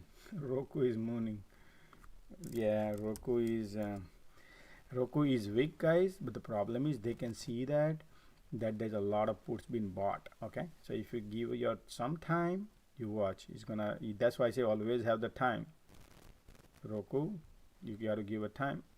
You know this is all BS. This is all. Look at these EPS is negatives, and who gonna pay $103? I'm not gonna pay that. So, but then a lot of lot of puts been bought. 100% puts been bought on Roku. So what do you think they're gonna let it go like that, right? That's what exactly happening. So Roku is going up because people are watching their premium. So if you have a good buffer on time, then it will go look lower high, lower low, zoom support. Okay, lower high, lower high, lower low, right? Going lower low, right? That's what it's doing. Same thing. You have to understand. Don't just look at price. Okay, look at the from here. What exactly happening? Going down, like lower low, going down. So now it's going lower high, maybe up till here, and then going lower low. You cannot expect everything in a one day to go down and just you go to the moon or you make money. Market always create your test your patience. That's why you always buy the time, get some time in your hand. So if market stock goes against you, you are still safe. That's why I would say at least few weeks in your hand, because options are dangerous. You know, you can easily lose money. You can easily lose money if you don't have the enough time. Like hey, look, Carvana I think is low of the day. Carvana, D2, CVNA. Not quite. We're approaching it though at I believe it's 54.90. Carvana is right now test, guys. Yeah, look at this. So low of the day right here at $55. Yeah, you're right, 54.90, but right here bouncing now from the floor. So be careful now, expecting more lower. Yeah, be careful. I mean, it's just watching out your premium if you're gonna wait for another day, unless something happens tomorrow. They are going $3 down every day, $4 down. Carvana, but Carvana looks weak. You see this price of control line here, then it was here, and now it's here. So let me look at 5 minutes. Yeah, and it's really not reacting with the market very well. Yeah. It's so. I mean, I feel like we talk about with it having weak financials, and it's just a weak stock. Guys, right market looks super strong right now. I mean, you just bounced, guys. I did not even notice here. Yep, we just broke through that, but now we can, because we just hit the resistance, guys, here, right here, S&P 500 resistance, which is top, and then need to break that. Okay, yeah, man, look at that. So daily chart, if I take a look at it, SPY, 1 second, SPY daily chart is right here. It's we broke the resistance, guys. Look like we up 416.75. We broke the resistance right here. Is gonna go higher. S&P 500 419. So let's break 417, and then it's gonna go. Yep, 417. And we need to break this. Wants to go.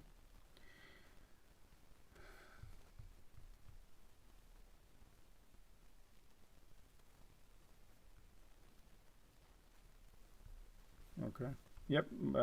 Looks like wants to go, guys. S&P 500 wants to go. QQQ wants to go, but S&P 500 wants to go. S&P 500 looking good for the calls. those who are watching.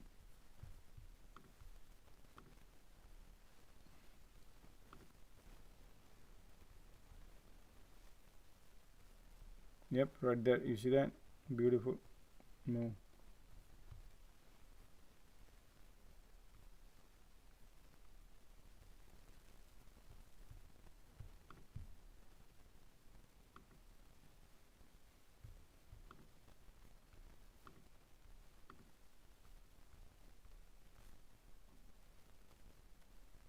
QQQ also wants to go with it. QQQ heading. Be careful, QQQ right here at 420 exit. 420.39.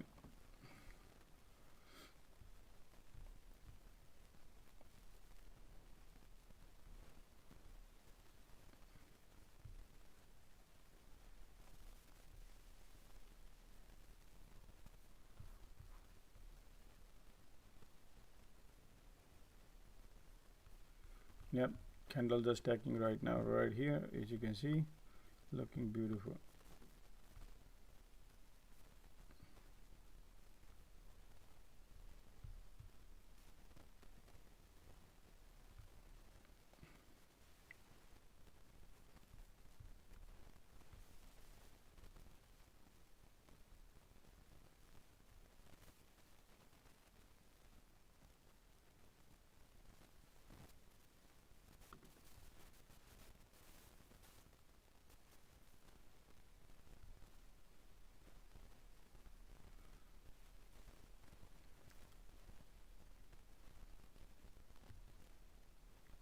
QQQ heading 420.40. 420.40 the resistance right here. Okay. Any take on AMD? Because today is earning, Josh, for AMD. Yeah, just a second.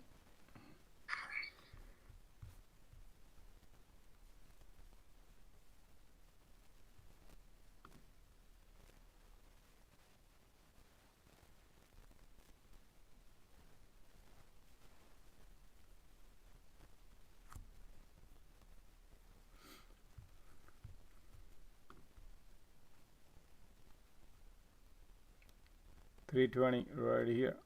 Keep eyes on here.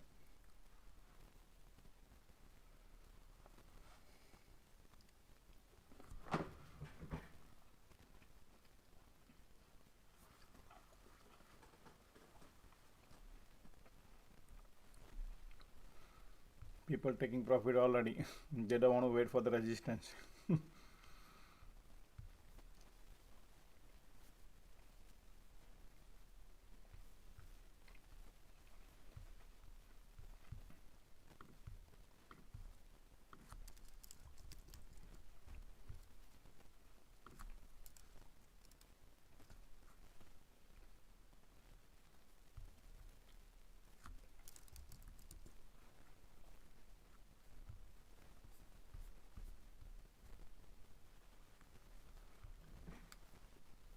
Getting rejected, man. Let's see. This floor will be support and then again bounce. Same thing here. This is W pattern.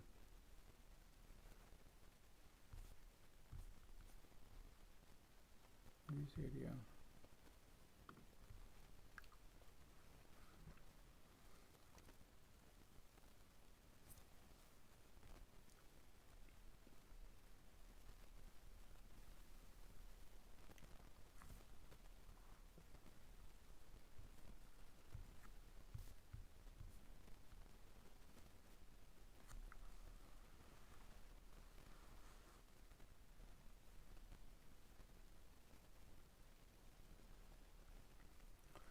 Okay. Still is bullish, guys. Is not no diversion yet. Okay. There we go.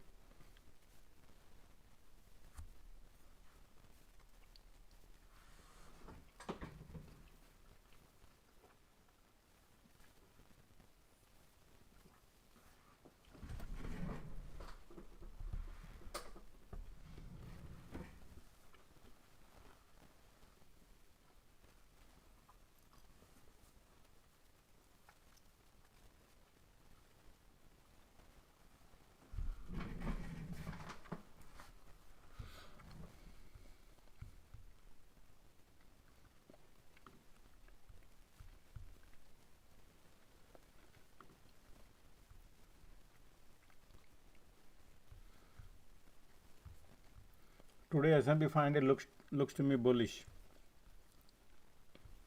As long as we don't break below 4 right here, keep in mind 416.40.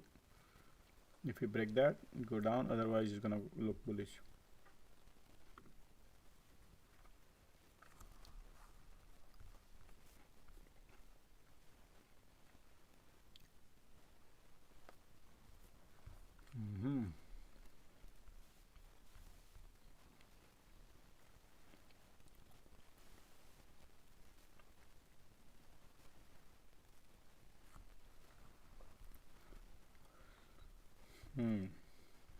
Getting rejected.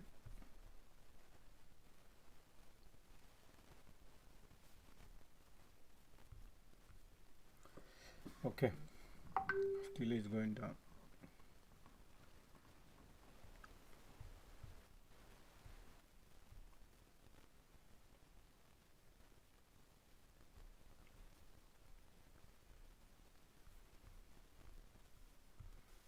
Support is right here at S&P 500, 416.69 right here. It's time to bounce. Let's see.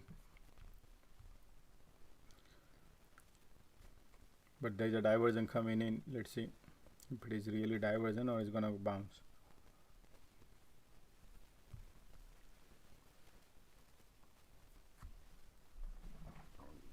Still watching. Okay. So the bounce coming in right now. Takes a turning positive.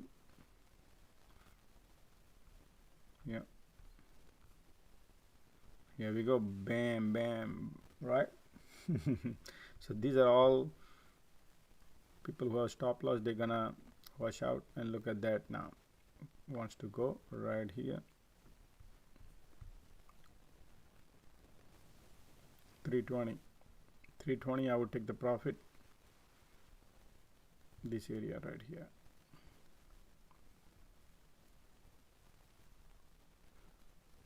S&P 500 already broke the high right here.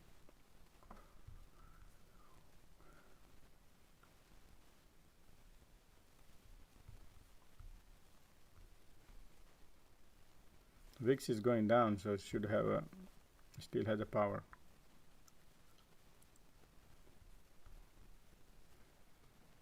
Moment it hits the top, people try to take the profit. Don't want to wait even for the long. Right here. So yeah.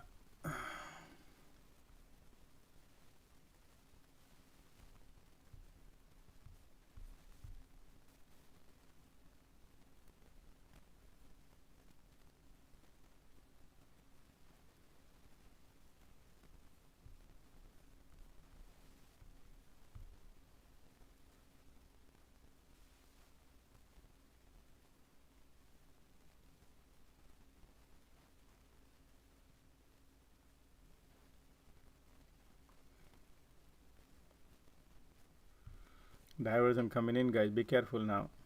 Going long. Still not confirmed yet, but we have to keep eyes on here.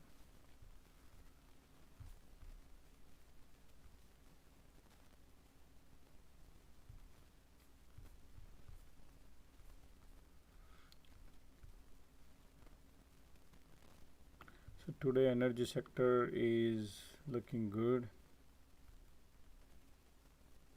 Energy is up 2.3%.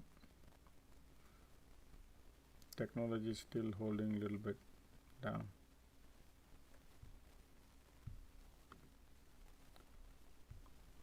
Devon Energy popped today. All these energy stocks.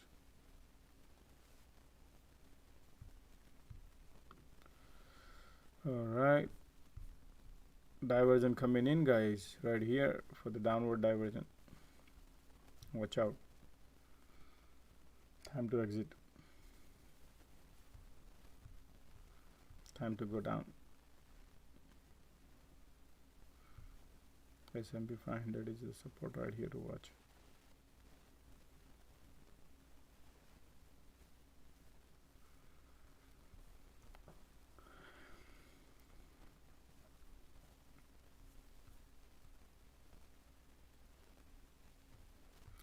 No, pressure is downward, guys. Diversion coming in. Okay.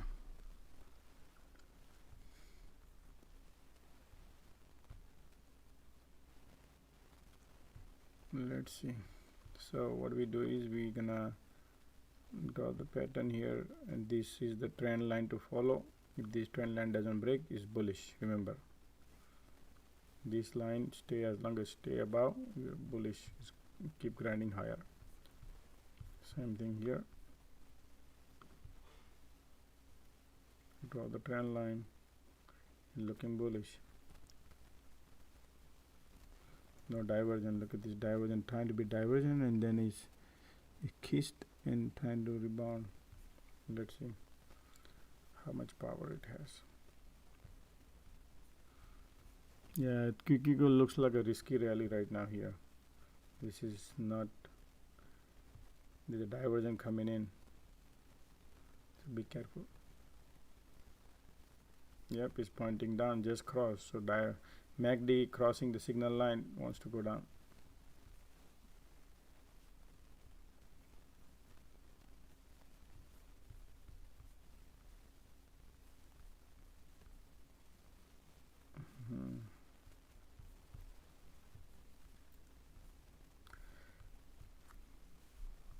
So guys, those who are listening, we are also live on YouTube, and if you can subscribe over there and ring the bell button, I would highly appreciate, guys.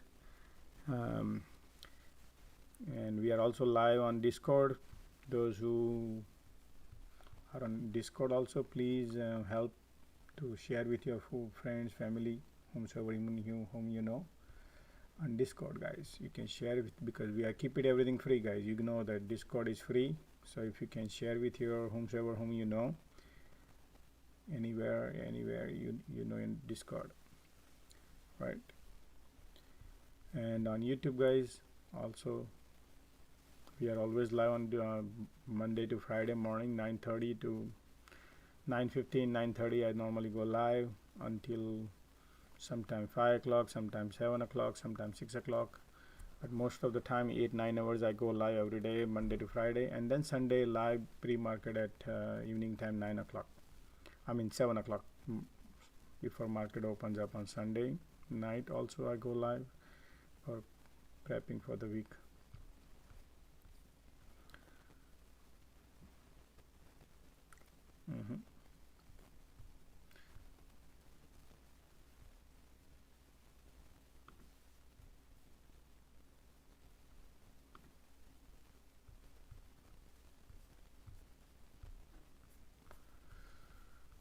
Okay, still is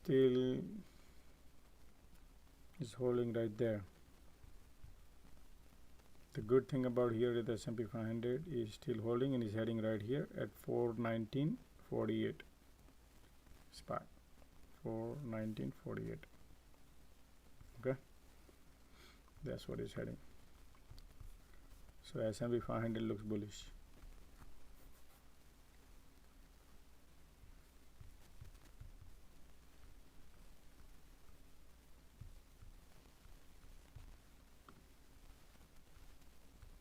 Caravana took a U-turn, guys.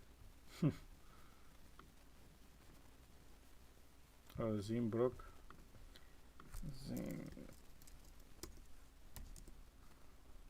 Yeah, Zim broke through the resistance right here. Guys, keep eyes on Zim. Zim breaks this 100-day moving 54, then it go to 67. So Zim looking good. Zim is looking good.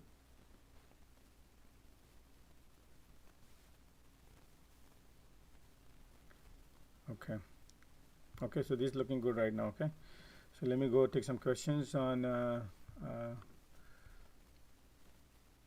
can you check CRSP on YouTube, right? CRSP, and then I'll go to the Discord. CRSP is okay.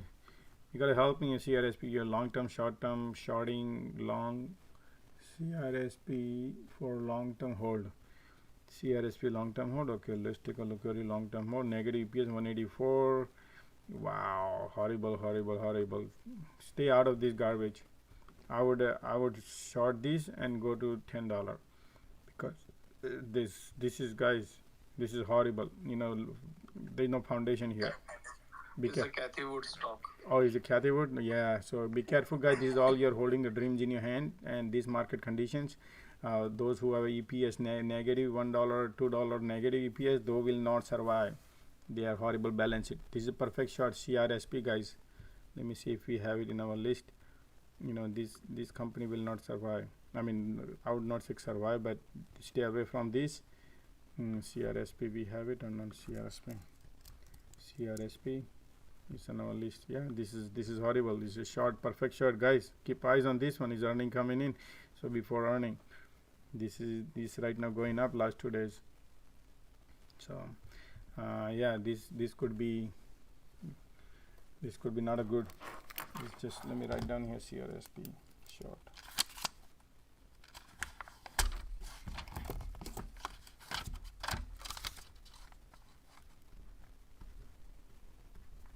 Okay.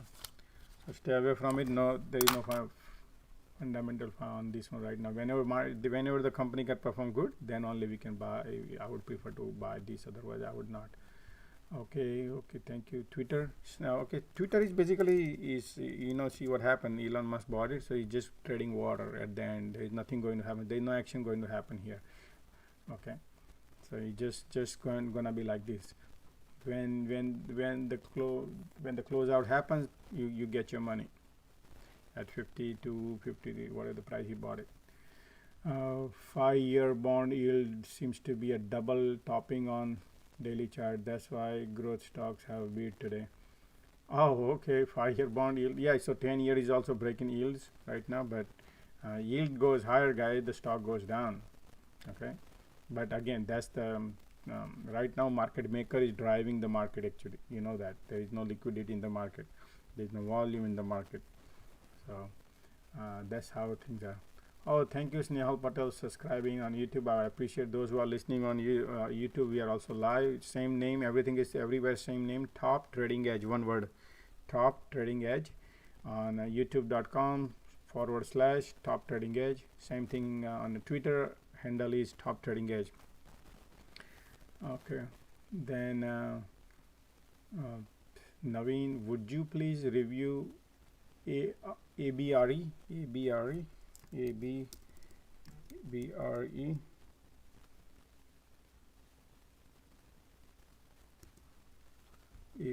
wrong.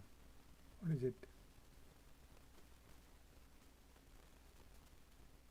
I don't see. ABR. Okay, ABR. Oh, okay. ABR is Arbor Realty Trust. Arbor Realty Trust. Trying to bounce from the support. So this is the cluster area right here. This is the support area, which is $16-17 right here. Area is the support area. Since quite a bit long, 2021 right here. Look, let's take a look at the earning. 57 cents over here. 57, 103, 57, 69. Man, they went down and then they went up. Now they are 67 and 45. So they are telling that, hey, their revenue is going down. The forecast was down, that's why the stock went down. So if they beat this revenue, 45 cents. So this is the fair price right now. Okay, this is the fair price. ABR, it can hold this area. I do not expect crazy on real estate right now. Be careful on realty area, guys. It just, if they are into the rental property, they might benefit. It can go to, so right here 17. This is trading water, guys. ABR, I would stay away from this. It's just the trading water. Unless you are playing dividend, then yeah, you can stay in the course, but otherwise this stock is just playing between 70.60 and 16.50. so $1 up and down last 1 year. So it's just the trading water. You're holding nothing basically, just for the dividend only. That's it. But your inflation is higher than your dividend, so you're losing money. Can you tell me if shorting Wayfair can work? Is going up, but don't know why. Wayfair has a horrible balance sheet, and going up because they've been shorted. They've been shorting. So now they need to recover, right? Shorts need to be covered, so they must be covering right now before earning happens. But their forecasting is negative EPS a lot. So even though they can beat this earning or not, I don't know. They might beat, but this negative EPS, who gonna put money? This is going to be below $50 stock, if you ask me. So there is no buyer, there is no institution can buy. So you want to short it, you want to short from the top, let the market crash whenever it happens. But yeah, I would love to short it May 5th. But earning coming in, that's why market maker know that this is all people are bearish on this. You need to look at the flow, and then we check. Otherwise, if you have a long time, if you want to play with a little longer time, safety is important, right? So if you want to short it 3 weeks, 4 weeks, absolutely, then it'd be a good one to short. Yeah. But right now they are covering up. They shorted, so covering up. So maybe they might test a little higher also before earning. When is earning coming in? 5th May. 5th May is what, Monday? 5th May is Friday. 5th May is coming in on Thursday. Oh wow. Yeah, so then today would be a good day to maybe let's see tomorrow what happens. Tomorrow I would not say today. Let's see tomorrow. Let the day start tomorrow and see what happens. Very fair. And then before 2 o'clock we'll see. Okay. Alrighty, I'll take a question from actually now. YouTube questions are done.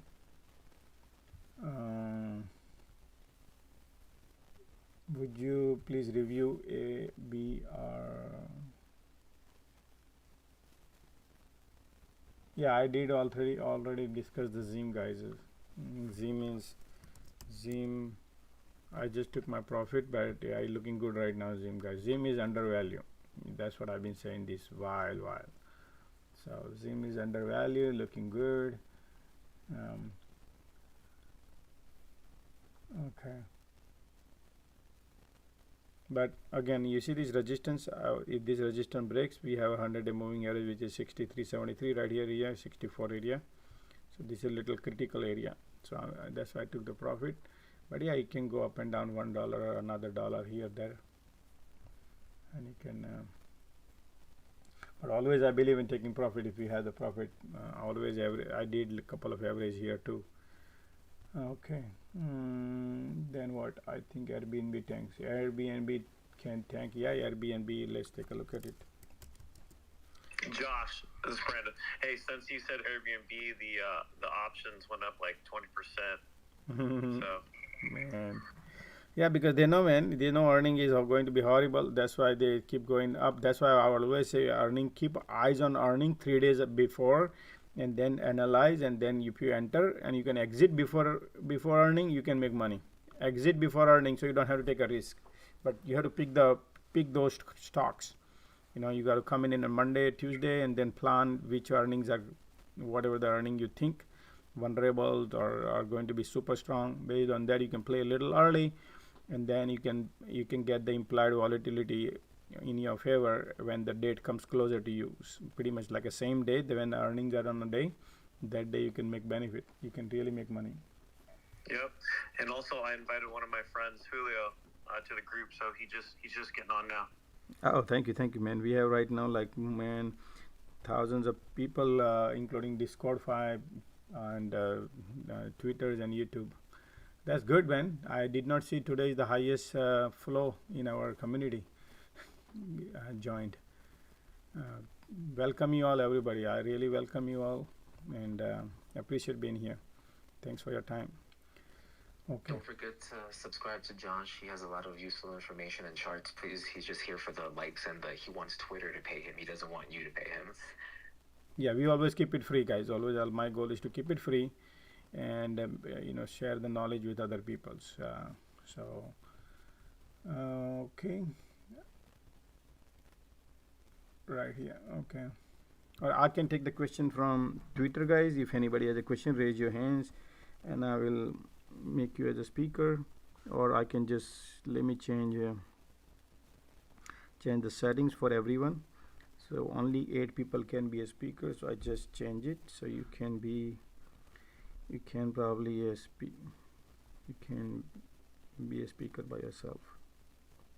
Already, Naveen, you're a speaker, you can move forward. Hey Josh, Naveen here.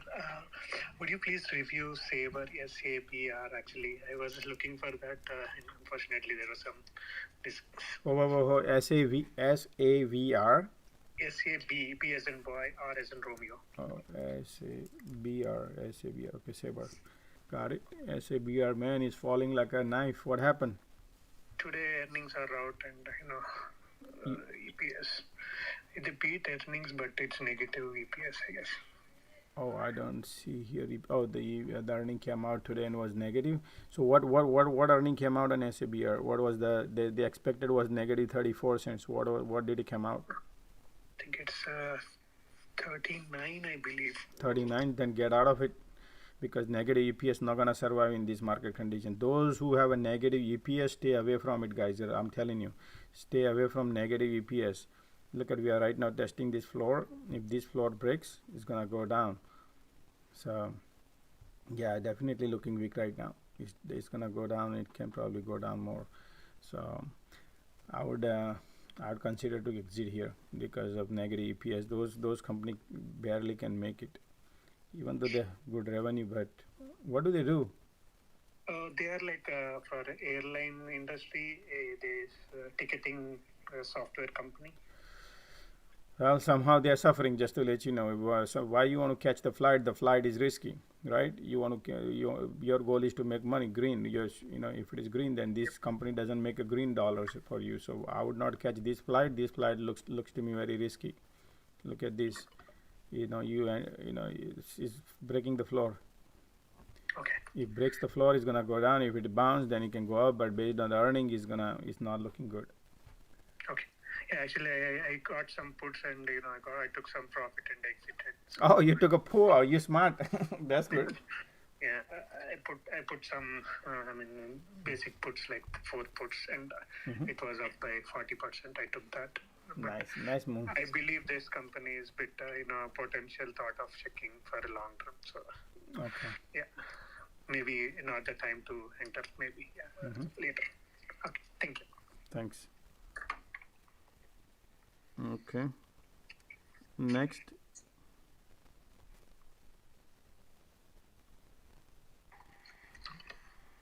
Hey, how's it going? I have a question for you. What's up, man?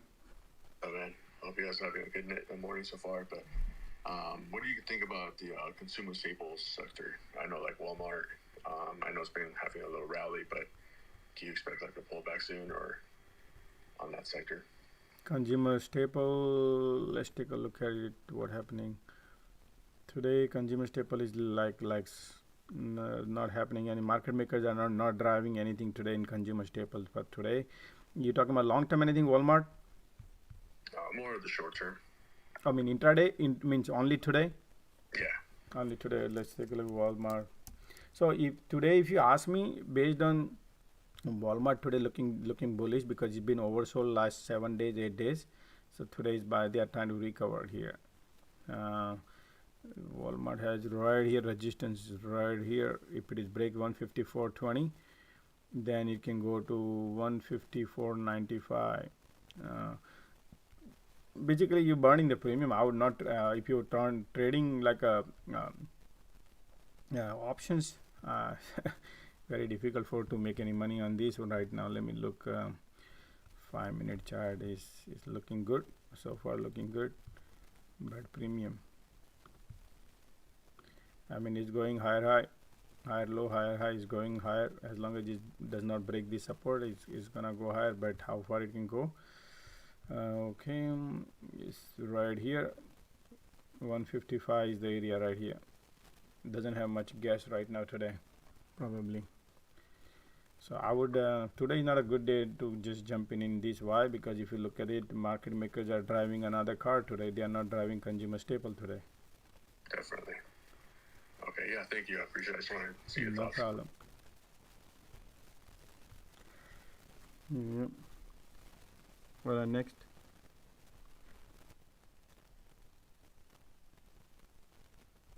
SPY moving. SPY moving. SPY moving. Let's see SPY moving. SPY moving down, guys. There is a divergence going on. It's gonna go downhill. Nice short. If somebody wanted to short, this next support is right here, which is this area. Yep, it's going down. It's going down.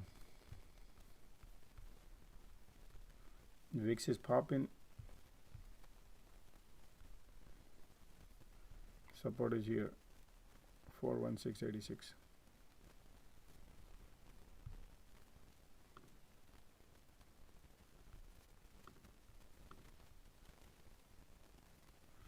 Yeah. Yeah, it's going down, guys. Okay. Alrighty. Alright, I can take a question. Could you look at ENPH? Phase, okay. So still going down, guys. SPY, okay, has a room like here. You see this is extended, so it has a lot more room to go down. Support I told you. ENPH. And phase, let's take a look at the for long term, short term. What's your goal? What I mean, help me out here to understand long term, short term. Maybe like 1 month out. 1 month out. And phase 69.79. And phase had a good earning right here, 79 cents. 79 cents here, 673. So N phase is making money, that's for sure. But how much making money? I need to go and analyze in their balance sheet. So let me take a look at it. N phase, man, N phase is super. If you ask me, guys, if I look at the financials, they are super expensive. 46 time value you're paying at this price, $173. You're paying 46 time value at this price. If you want to buy Google, you're paying 21 time. If you buy Microsoft, you're paying 27 time. If you're buying Apple at 30 time. Just to give you a hypothetically idea about how much value you're paying. Just like you go into any showroom and you want to buy something, there's a price, right? So what you're paying for this stock is 46 time value of their earning per share. Is outrageous. You're paying 46. Okay, so let's take a look at the EBITDA, how much money they are making, if I had to pay that much money. So they are basically making is 249, so around 10% comes out, 1323, so around 20% they are making on it. Wait a minute, 13, yeah, so 10%, around 10% they making on here. But debt is 1.5 billion. This so I would right now 20% profit they are making on based on this EBITDA. Yeah, the net profit, that's the good thing. 20% they are really making good money, 20%.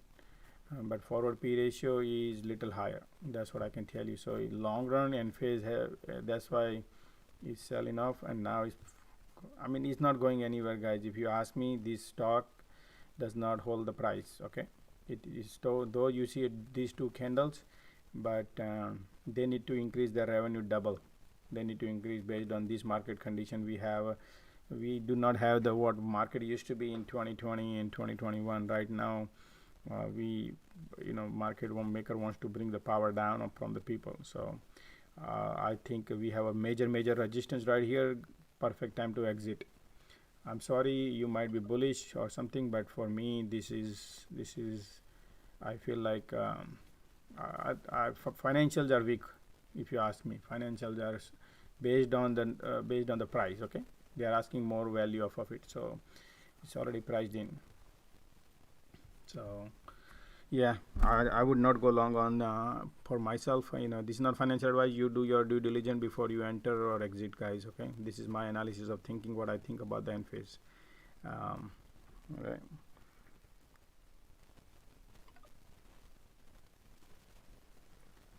All right, next, if anybody has a question, let me know. I can.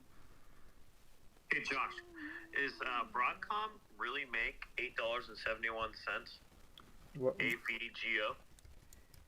AVGO, Broadcom. Okay, Broadcom, man, is good. I went through. I remember their balance sheet compared to other companies. So they fall in second category in terms of their EPS. Look at that EPS, $8.39 is excellent. They beat the EPS, they beat the revenue.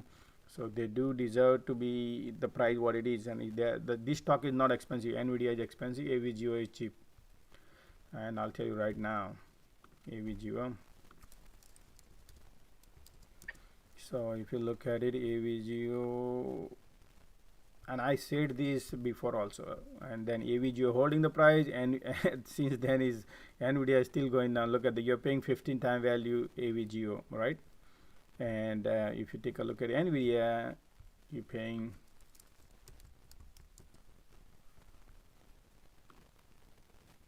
you're paying 33 time value. So the Nvidia is double, you're paying more money, more value on it. So that's why AVGO is holding the price. I remember about a month ago I analyzed all these stocks with semiconductor, and I said that number one is MU, number two is Broadcom AVGO, then third one was AOSL, fourth one was AMD, fifth one was Nvidia. So those are the balance sheet wise, okay, financial wise. I said that. Thank you. No problem. So AVGO is making 50%, 55% net profit, guys. 55% net profit they are making, right? You see that right here. So that's why this stock is holding. Look, AVGO right here. Still is holding right here, $580. Look at the previous earning is right here, and it was right here. The same price still there. And if you look at Nvidia, it's same price with previous earning, and look at Nvidia previous earning. It was here 260, right now is 190 Nvidia. So Nvidia is going lower low. All right. Yeah. What do you think about SPY 414 puts? Oh, intraday? I'm sorry? For today? For today, I got May 6th expirations. I filled in at 421. Okay, May 6th, man, is a dangerous guy. Be careful. Okay, today is the day where market doesn't want to go down, guys. So you don't want to stay in that game right now for this week. But tomorrow market, it depends. Tomorrow if the market look, you have to also keep in mind tomorrow is the day where the FOMC meeting is, and in that see how it unfolds everything. Though there is no liquidity in the market, guys. Okay, if you ask me, there is no liquidity in the market, but market maker cannot keep tanking down constant, right? There is a less room to go down right now than to go upwards, right? So that is another side of the coin. But then market maker Fed wants the money power to go down. They wants the take up the power from the people. So then people not gonna go and buy houses, buy cars, because if their portfolio goes red, then they're not gonna go and buy houses and buy cars and buy renovate houses and all, right? But if the portfolio goes green, they're gonna go and spend money outside, and if they spend money, demand will rise, right? That's what's gonna happen at this point. So well, if you look at the sentiment, it's all about timing. The game is all about the timing, how you time it. If you have a limited time and market maker take it against you, you're gonna lose the money. Why? Because this cycle, you see, this has been going on last 1 month, down, and they can set up a trap. On FOMC comes, everybody's bearish. That's what I tweet about here today too. Right here. If you see this, oh sorry, I tweet today. Right here, and I said, look, market makers see honeycomb to watch out. So these guys will little bit careful here, going for only limited time. Okay, limited time means you think, okay, do not, it's like have enough time in your hand. So these expiry puts, these are SPY. Look, expiry date, call and puts. Okay, so S&P 500 calls been bought 133 million, but the puts 600 million, almost 599, right? So these puts are more. Look at the ratio. So market maker, they are the one who's selling. We are also going into the market to buy. They are also going in the market to sell. So when they sell, they collect the commission. Whatever premium you're paying, they are getting it. So they also wants to make money, but they have the leverage. They can control the market. You can't control the market, right? You are there without the steering wheel to drive to the destination. They have the steering wheel to drive to the destination. Their destination is to make the money. So be careful going short term. That's what I would tell you about it here, right here. Just little bit careful, because this is a honeycomb. They can see this much money they can rake. So they are there to make this money, and you are there to take your money on top. You are also there to make the money on the contract you are signing in. So just watch out. Time will be a issue. So if you FOMC is your slot machine. It's just like you're throwing the coin and you might get it. So if you have a longer period of time, then you could be a safe. So just little bit watch out particular because S&P 500 has a lot of theta, and that theta can kill you even though market doesn't move. The moment you hold overnight, the game get over. So probably tomorrow market swing. If market swings tomorrow, you might be able to exit. But today looks a little scary to me. Looks like market wants to go here. Market wants to be, look like it's been bearish, right? So now they are turning the table and setting up all the bears on the bottom, and they're turning here, going upwards. That's what it looks to me. Okay. But I don't want to scare you guys. You have to look at a coin has both the side to always analyze. You can't just simply follow one direction. As long as you have a time in your hand, that is your safety, that is your strength. Always give yourself time. All right. And Josh, just to quickly give more information for people who might be new, the FOMC is just basically tomorrow around 2 p.m. Eastern time. Chairman Powell will give his official decision on how much of the interest rate will raise. So that's why Josh believes that today is just going to be a washout day, up and down, zigzags. But tomorrow it should be more exciting. Yeah. So those who are here, guys, on Twitter, if you can, help me to, retweet this. We are the space where you are interacting with me. The question people who are asking right here on Twitter, where if you can help me to retweet, or you can click on quote and tweet and see whatever your comment would be. I would appreciate to reach to the bigger audience. Same thing here also. If you can retweet, we have like hundreds of people. If you can help me here, guys, to reach to the bigger audience, so Twitter can crawl. I would appreciate. This is video where you can listen to me, but you cannot interact. This is the space where you can interact with me. So if you can, we are live here right now, and I go 7-8 hours live. And if you can help me, I would appreciate, guys, if you can do that. And the YouTube link should be up here on the nest if you guys want to follow along on YouTube. Oh yes, so if somebody wants to look for YouTube links, right here on my profile, which is right on the top. If you click on my profile, there's a YouTube link, and then people who have a Discord, then they can, there's another link right here for the Discord link. So we are live on YouTube, Discord, as well as Twitter. Right here is a Twitter link. That's where I'm sharing my screens. This is I'm streaming live every day, market hours, market open to market close, and also I take questions after market close, and pretty much keep it free.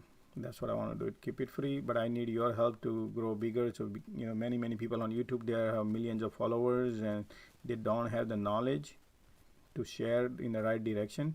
So that's why I'm here to help you guys out, keeping every side of the knowledge, including fundamental, financials, technicals, geopolicies, and help you guys out to understand how to trade. In return, I'm only asking is to let me grow bigger, let me reach to the bigger. With your help only I can do. So if you guys can help me out, I would appreciate. Many people are asking me to charge. I said no, I'm not going to charge anything. Just want to keep it simple, free. just like a just like a YouTube Khan Academy. That's how I came across. I never used to use a mic and talk, but just started this few, about a month and a half ago, going live. It's only 4 weeks old, Josh. Can you believe it? Yes. So, but the response is tremendous, guys. I'm telling you right now, the way people are right now joining to our community, and I really, really appreciate it.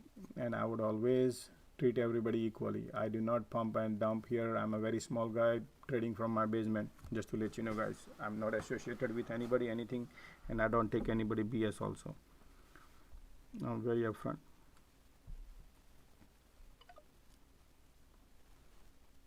Josh, look at the comment on the Twitter space. I'm sorry, what do I look at it? The comment on your Twitter space.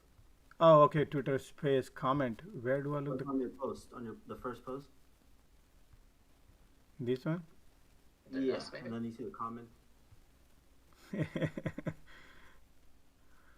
Oh, that's G data. Nice, thank you, man. Love it. Nice music. I got disconnected, my bad. No problem. Alright, guys. Alright, somebody was asking the question. Who was it? Go ahead, Twitter. Anybody has the questions, let me know. I can answer it. While looking at like a stop loss, what would you say would be a good percent? Because currently, as of the moment, I do not have a stop loss. People have told me to have a 20% stop loss. When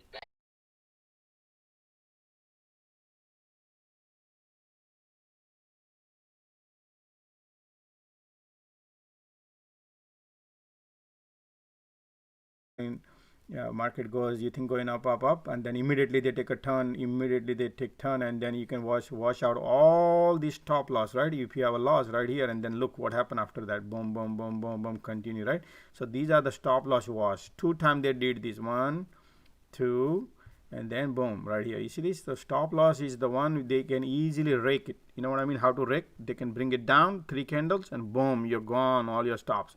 Some people have a 10%, some people have 20%. So easy to lose money on a stop loss. And that's how you get frustrated. So what I teach here is this. I don't teach here stop loss. What I teach here is hey, let's find the accuracy. Let's find the real bottom. Let's find the proper diversion if you're doing day trade. So you need more skill to trade in terms of, you got to some experience. You need more experience in terms of trading, because stop loss is nothing but just like, I would prefer manually, but if you want to set up a stop loss, then it's easy to rake it, or you try to find a better entry point. What I would tell you is find yourself a better entry point, so you don't have to rely much on a stop loss. Because if you want to use a stop loss, you can use it, but if you know how to enter, that's what I tell you. Look at these all these support line right here. If you think this price of control line is here and you enter it somewhere here, you're gonna wash out. But if you find the floor and then you enter and you don't set up your stop loss, you don't have to worry about it, because market is trading right here. You can see how the market is creating the path. This is your GPS right here. Something market, look, you could have, these are the path being created. So you need to analyze you need to look at how things are unfolding the path. You don't need to enter in the morning immediately. Let the market decide the path. Then you don't have to create your stop losses. The moment you enter in the morning, then it can be a different story. That's great. Thanks, Josh. No problem, man. Thank you. I have a question, though. Yeah. It's also sort of simple and just a basic kind of concept. Am I wrong that theta is the idea that, like right now, for instance, right? The strike price of, let's just say, SPY around 417. At the beginning of the day, I've noticed they're starting out around like $4.50 per contract, right? And by the end of the day, let's just say SPY doesn't move, it stays at 417. That same contract at 3:55 p.m. is probably worth $1. Like, what concept is that? Is that theta? Theta burn? Yeah, you have theta burn. So if the theta is right there, right, that's your decay. So every minute, every hours, the theta decay counts, right? If the price doesn't move, then you don't have to worry about the delta. But if it is the theta decay will always there. That's what that's your premium. Basically, you are holding a melting ice cube in your hand. The moment you buy, you are basically buying an ice cube. You know, when you use ice cube, you know, Right. and So that's so in theory, daily index contracts aren't meant to be like held there. I mean, like in theory, like if the price action isn't moving in one direction or the other, you're essentially losing over time. So in theory, like it's better just to get in and out if you are in the money. I mean, whether that be on a 20-second time frame or a 20-minute time frame, like to your points of take the money and run, like that. Right. So that's why what I teach is instead of doing over trading, spend more time on analyzing the path. So like say for example today day started with 9:30 and right now is 12 o'clock. So during the time market has created the path. The morning market opens up, nobody knows the path. Nobody knows where market maker wants to go, right?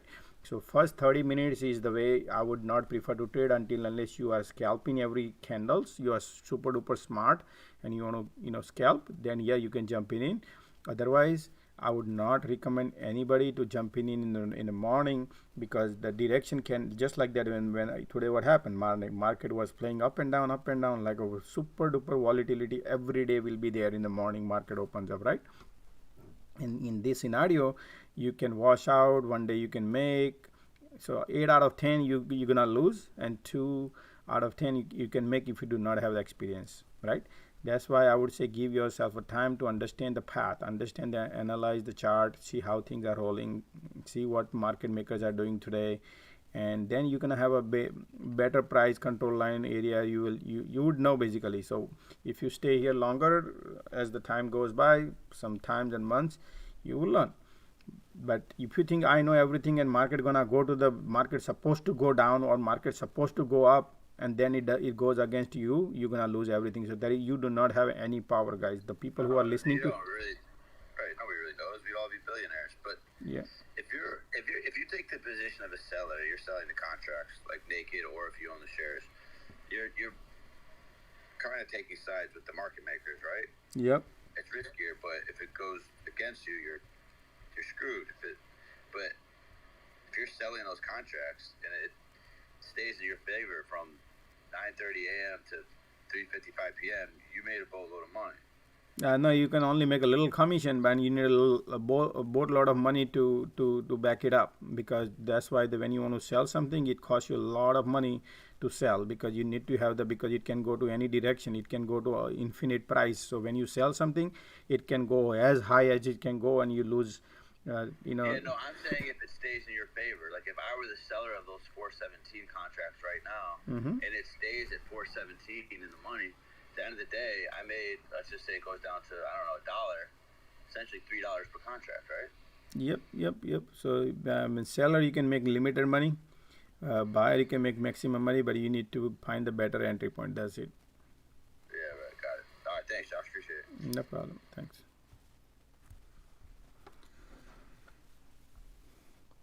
All right, next. Okay.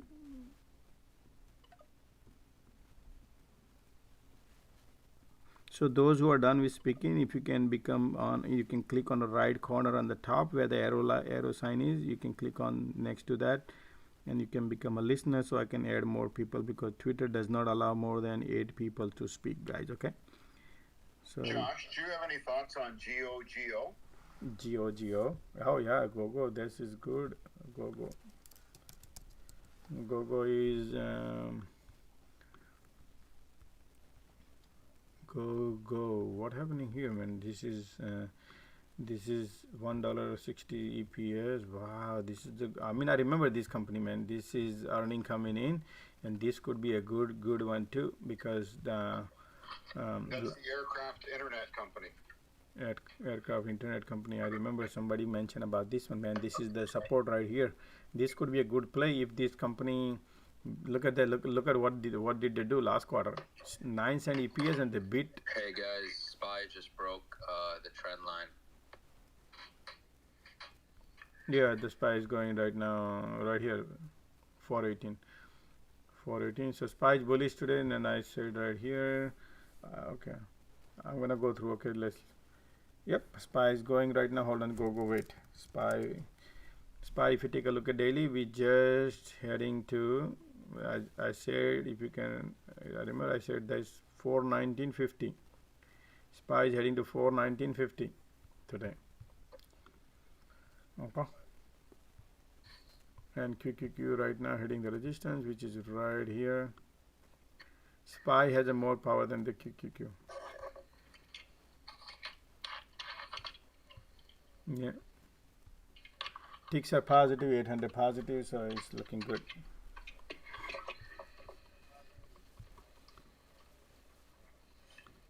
All right.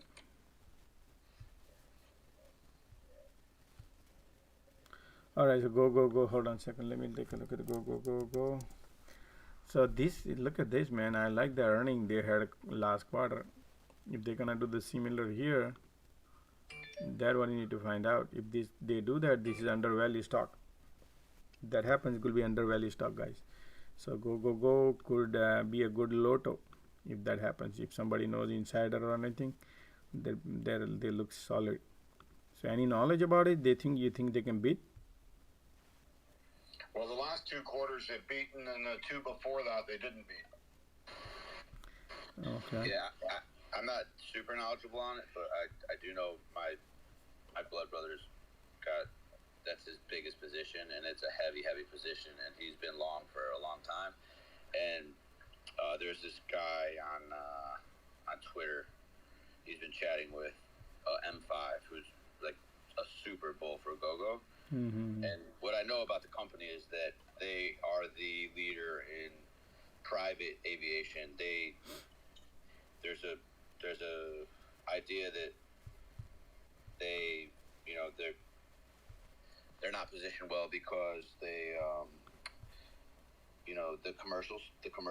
they don't focus on commercial at all is what I'm trying to say. So their niche is private, and there's of every private aircraft in the world, think about it, if you're flying private, mm-hmm. only 30% of those private aircrafts are Wi-Fi enabled. So there's room to grow. That's part of the thesis. There's the CEO and another fund out of Chicago. They control about, I think, at least 50% of the company, and they're not selling, so nobody's really selling. I mean, they've held strong through this recent kind of downturn in the market. And the other part to it is that May 15th, there's, I forget how many 100 million in warrants expiring. So essentially they're saying there could be a short squeeze, but that's pretty much what I know about GoGo. But yeah, my brother's very bullish. I'm pretty sure there's like 43% short interest, and that's the main draw to the stock. Well, let me see what happened in the forward period. Says 25 time. Okay, the EBITDA is 143. Man, this company making money too. Look at that. EBITDA is right now is 143. So they're making almost like 140. Yeah, almost like 40% net profit. And the float is very low float. Outstanding shares are 100. So float is 48. Insiders are still holding. So insiders are believing that in this company. 27% people. Nobody's selling. Yeah, so insiders are holding. The short ratio is 40% right here, 40% short ratio. So market maker, they are shorting because somehow they think this is been going short. Maybe a week or two ago at close, there was a huge dark pool print. There's like a huge green candle if you look, but it was weird because it didn't affect the stock price. It opened the next day, which I don't really fully understand dark pools, but there was a big green candle, but it didn't reflect the stock price the next day. But I hope it goes up just for my brother's sake, because I know how much stock he has, but I don't have a position. I was thinking about taking a position, maybe buying some call options, but yeah, this is reward right here, right? What do you think? I'm sorry. It's good risk to reward right here? Absolutely. Looks to me, only thing I'm trying to analyze is, look, even the 13 cents is also, it can fair value to this based on their profitability. But market makers are shorting this been in a long time, right? Because it was overextended now. It was overextended. That's why it's been shorted, because it's a low float. When it's low float, the ratio of short is going 40%.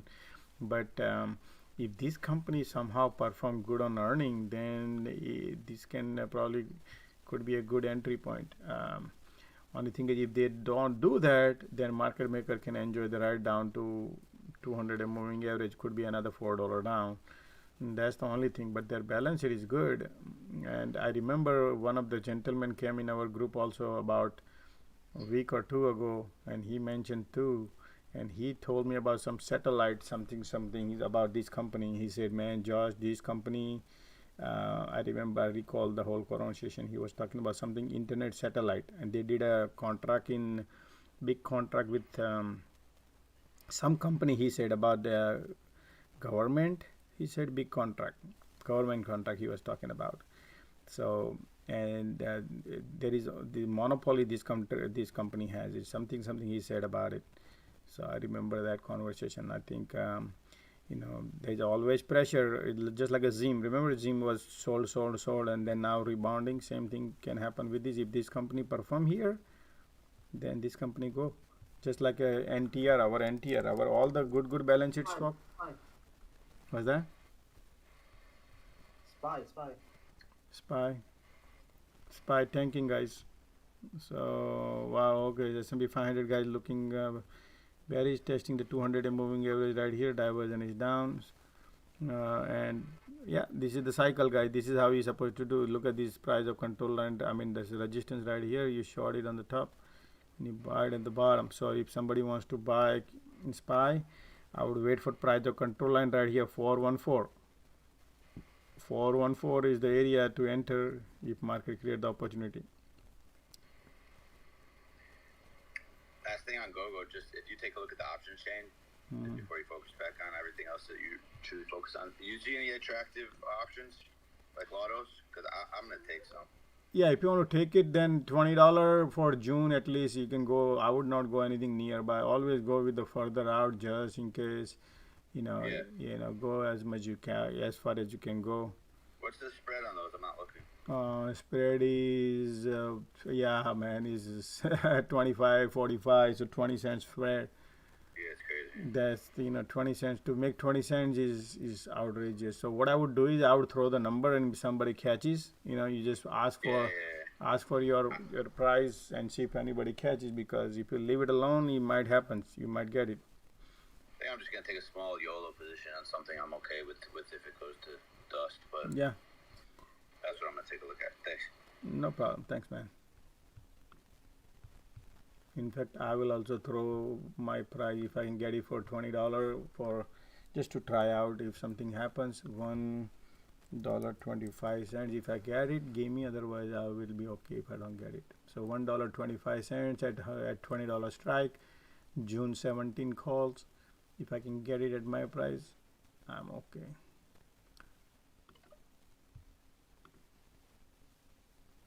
Alrighty. Next, anybody has a question? Next, guys.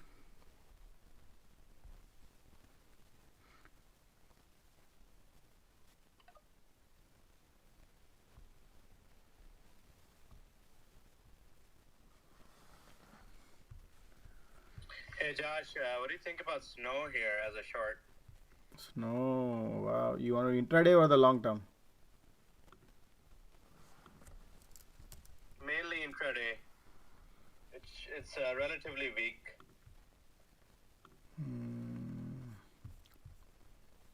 You're right. So if you wanted to short, I would short it at 176 right here whenever it touches, and then you can ride back down because that's your resistance, major resistance. So I would not short now.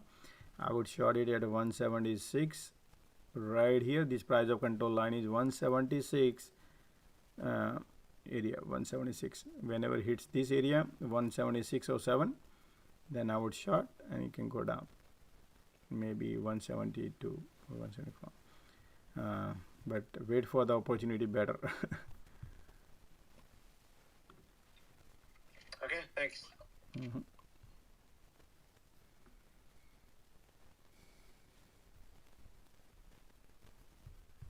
Or I'll take a question from YouTube. How do you get the put call premium flow? How do I get the put call premium flow? Oh, I use depends on it, but you can use magic box. Sorry, black box. I use this, and then all these options, flow, and if you want, say for example, SPY, for example, right? So I go to ETF, get rid of that, and then I type it here, SPY. Then you can see most active, these are the stocks actually, but if you can take a look at this SPY puts been bought today a lot. Look at this SPY. So everybody wants to buy. These are all dark pool data. Look at how many puts been bought today. Tons of puts been bought, but the expiry is long, not today. These are not expiring today. Some of them are expiring 504. This one is 504, 504. A lot of block been bought, but man, something going to happen tomorrow. Look like the way puts been bought here, but only there are two sides of the coin. I have to think, when the more the put I see, the market maker, they can tank it down also, right? But all these people, they are half of the people are market maker. They are half of the people are market maker because they are many. These are all dark pool data, right?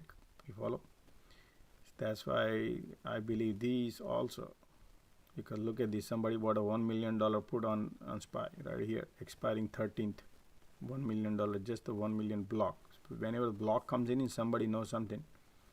They are one block, one shot. He said, "Hey, take my $1 million right here." Another one, another guy say, "Hey, take my $1 million and buy me a put." And he thinks $410, but August expiring. He is August.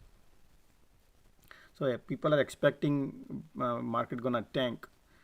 These are all dark pool data, guys. You can see they're expecting market to tank about. This is expiry now. 2 weeks. He's betting big time. $1 million right here, right? Then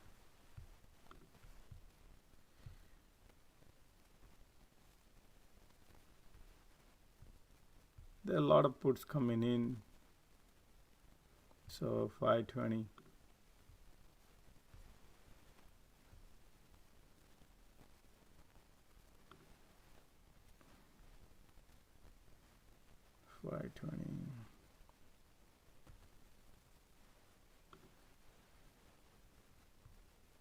$250.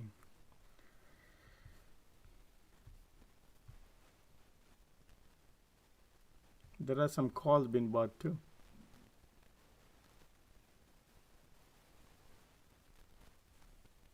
Yeah.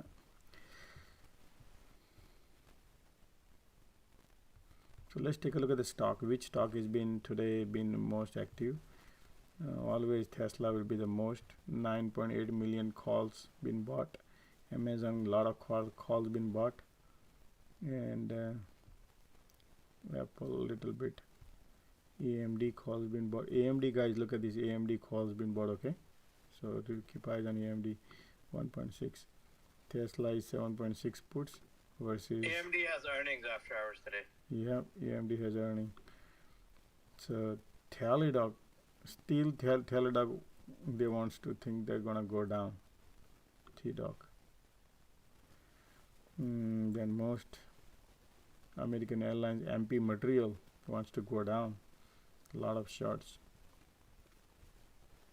Baba wants to go down. Yeah. This is what V means Visa, right? Visa 1.5 million. Microsoft has a lot of calls. Yeah. So alrighty, let's take a look at the market.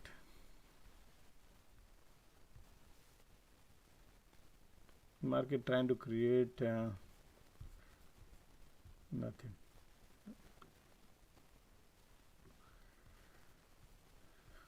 Still pressure is downward, but over here the divergence coming in.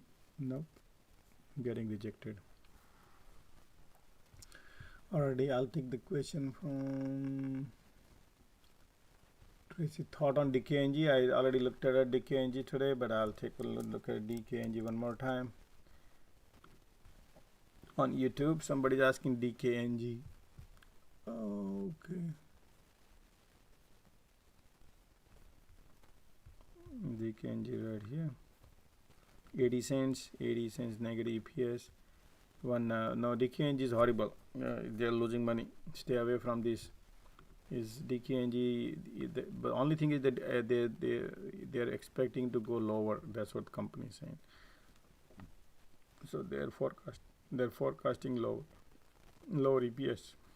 So if they beat, then it can bounce a little bit, but there is nothing juice left because of the negative EPS. You need to be positive.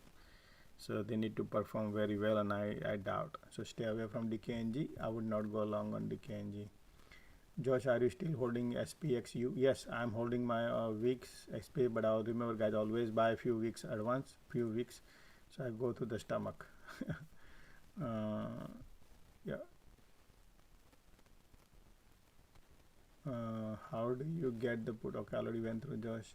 Must be 50. Yeah, all the SPX and weeks are 50% easy, 50% down. That's why you have to, all the options always go to 50% down, 50% up, 60% down, 70% down. Like just like my Zim was super duper down, 70-80% was down, and today I was up 80%. Today I took my profit. So that's why I always tell everybody to have safety. You got to have a few weeks in your hand at least, not 1 week, 2 week, because you the closer you buy, it doesn't happen in your way, then what, you lose money, right? That's why you buy anything on longer time. Give yourself a time, though you got to pay a little more, but safety is important.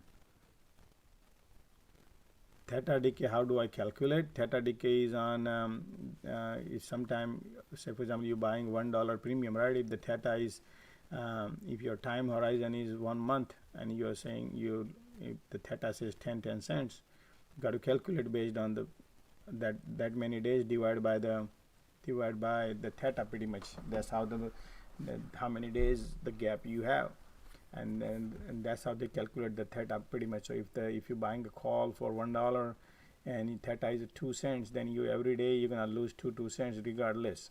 That's your melting ice cube you're holding. So yeah, so that's how theta works.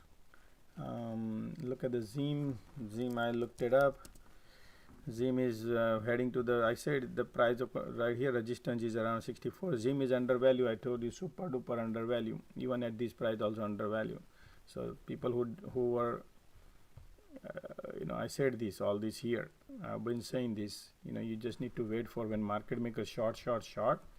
That is your opportunity. You need to grab. And this is, look at this, man. I bought it here also.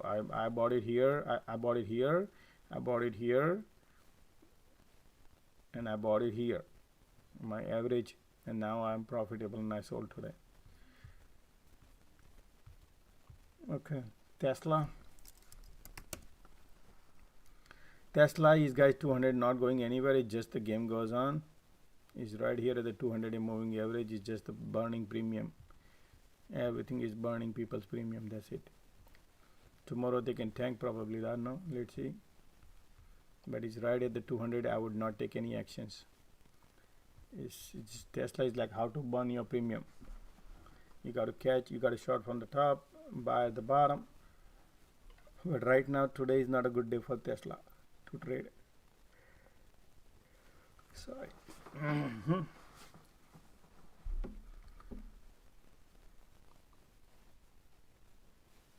Okay. Well, I can take a question from Twitter if anybody has.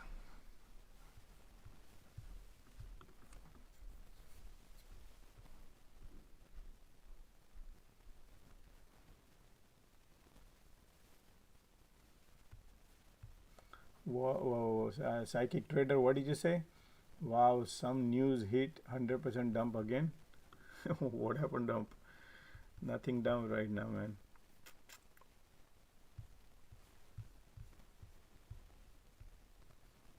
This is VIX. Still holding, everything is fine, just trading water. We still same place. No, not the same. We still market is up. SPY is right there.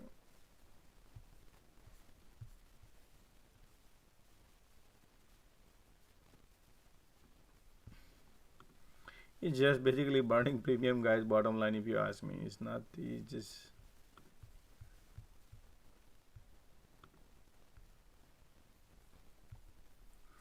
Yeah.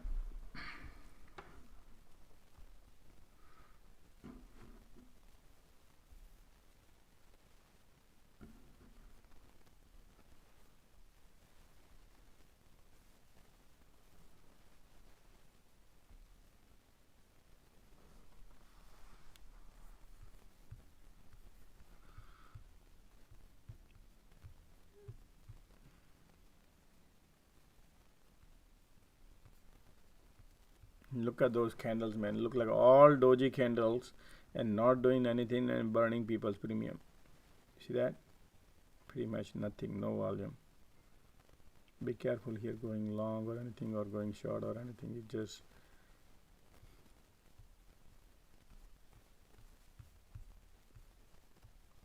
trying to bounce.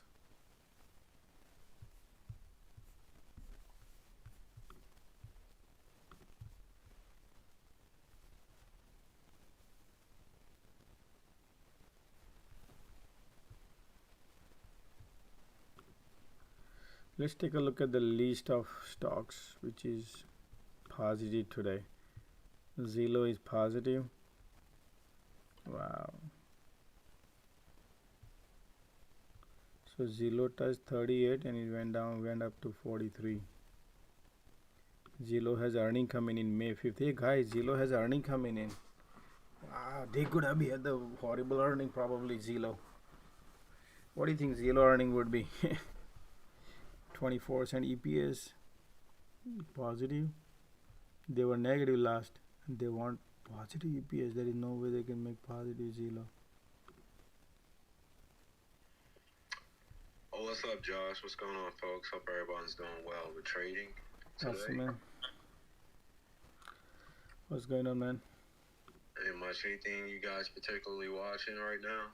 I'm looking at SPY with a little bear flag on the 5-minute. Bear flag on 5-minute SPY. Okay, let's take a look at the SPY. SPY. I mean, you got that big flush candle now. Now it's kind of rallying back up. I've been in and out the 405 puts. Now I'm up $450 on them, so not too bad. Not too bad at all.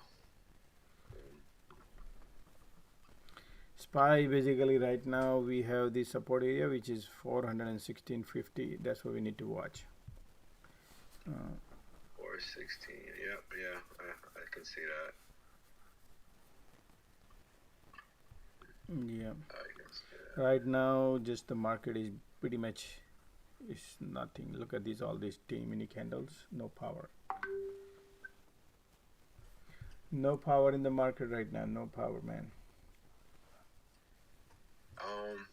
What I wanted to mention, I was looking at some of these solar companies. I'm thinking that's a possible short. Enphase? Yeah, Enphase, JKS. I don't know if you read the news, but the administration is to actually look into how China pretty much avoided those tariffs. Tesla is a good shot, man.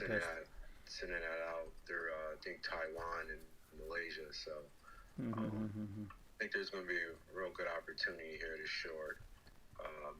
Just looking at some of the divergence. Not really anymore. It's still continued downtrend, but I think Enphase may end up being a pretty good one to short. Definitely after that break of trend. And now it just looks like it's bear flagging right now.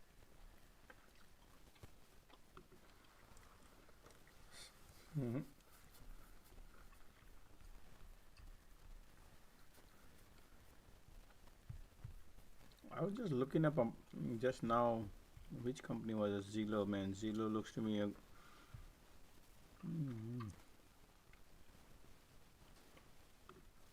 Zillow is oversold probably, but they have the earning coming in. Let me see what's the flow going on a Zillow.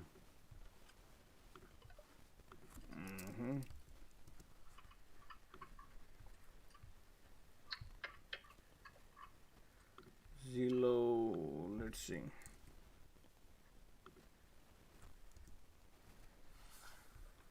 People are buying calls. Somebody just spent almost $1 million buying calls on Zillow, guys. Wow, look at that. Somebody knows something. You bought a call, but 2024. Wow.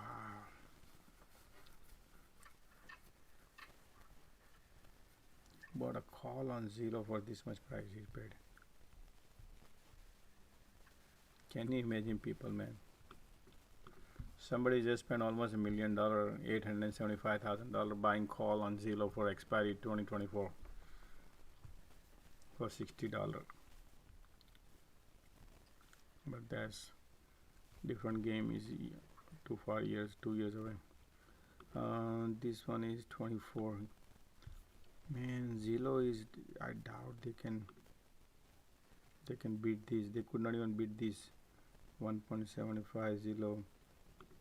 This one 398. Over here revenue is 3. Guys, Zillow, I doubt, man, Zillow can beat this forecast.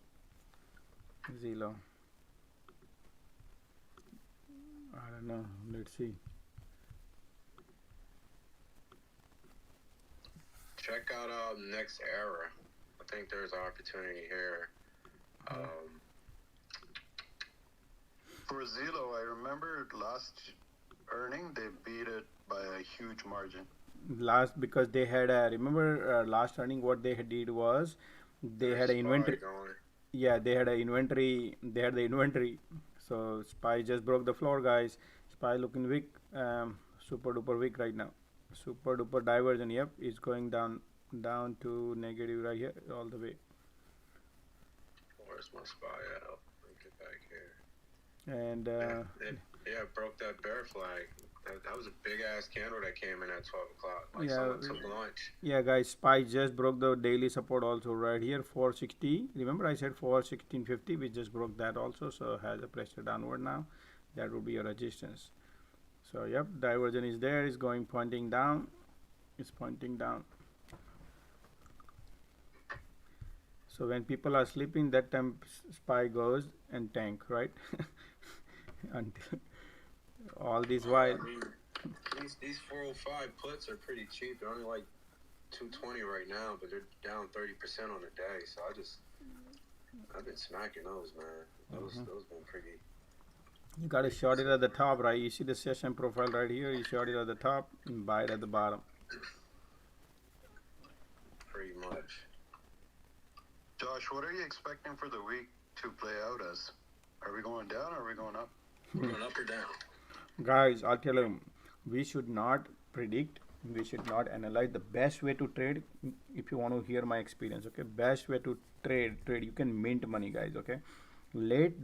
Keep your powder dry. When the market open 2 o'clock market start, market will have a little volatility will start, but let the QA question and answer start. At that time market will find the direction. First 5 minutes, 10 minutes, 230, 235, 240, still there will be some volatility will start, and then market will find one direction. At that time you can really make tons of money. In that it's like a big candle goes up and down. It'll be a big time, and then at some point of time market will find the direction and it will move 10 points, 10 handles up and down. So that time you can make money, guys. And once the direction finds it, then you can have a lottery, man. So that is the best way to do it rather than anticipation, because we do not know market maker which direction they are driving at that time, and that nobody knows. Only nobody even knows that time. You will see everything, everything triggers to the system. That is the right way to go, rather than jumping in a bandwagon and say it's gonna go down or it's gonna go up, and going against the wind is like losing everything what you have. particularly tomorrow trading, the intraday trade. So tomorrow's going to be a great day to trade if you trade in the right direction. Yeah, you got to trade in the right direction. Right direction and with smaller size. Yeah, absolutely. Smaller size, tighter stops. Don't let shit go against you. Don't start hoping and praying that it goes down. That's when you're on the wrong side of the trade.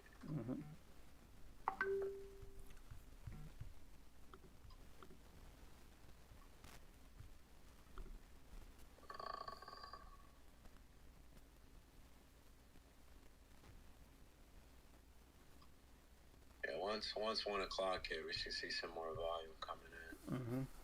I'm just trying to figure out what happened at 12 for that big spike. Like I said, someone was like, "I'm taking lunch," and just hit the down button. That was vicious.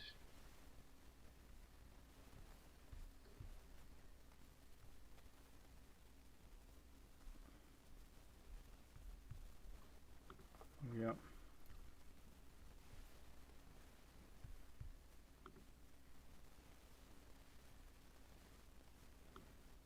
She comes.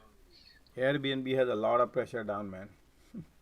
Hey, check out Next Era Energy. This is the one I'm looking. I'm thinking there's an opportunity to short here. Which one? I haven't really dove in. It's Nancy Echo. Probably look for something on the 1 hour, but you look on the daily. So for me, like my A+ setups is when I see divergence on the MACD, the RSI, and the OBV. And you kind of got that scenario here with the MACD and RSI showing negative divergence. Okay, so you're talking about long term or intraday? I would have to dive into a smaller time frame to see if there's a trend here that I can see an impulsive break. But it already broke this trend line that it was carrying. I mean, I'm taking this from March lows on the daily. And it, but look at their earning, man. They miss big time revenue. I mean, again, this is the catalyst of understanding that there's a chance that they may have to repay back the United States and those tariffs that they avoided. So there's a good chance there. I mean, I didn't take the trade on the break on the daily because it wasn't in a handle. Right, you had a kind of a doji, so I didn't take it. So I'm just looking for this to set up again. I mean, I'd love for it to go higher, but again, if you look at the daily, again, the MACD, which is a trend indicator, is pointing down. The RSI, which is a momentum indicator, is pointing down. And the OBV, which is a volume indicator, doesn't really show that divergence. So, I mean, this is the reason why I won't take it. But when I see all three of those align up and the price action is going up and you get a trend line break, you'll see something similar to like Lulu. So I shorted Lulu around like 390 and I covered right around in this gap that it filled at 350. And if you go back and look, you'll see that same divergence on all three of those indicators. Okay. So at this price, you're still paying 25 time value on this one.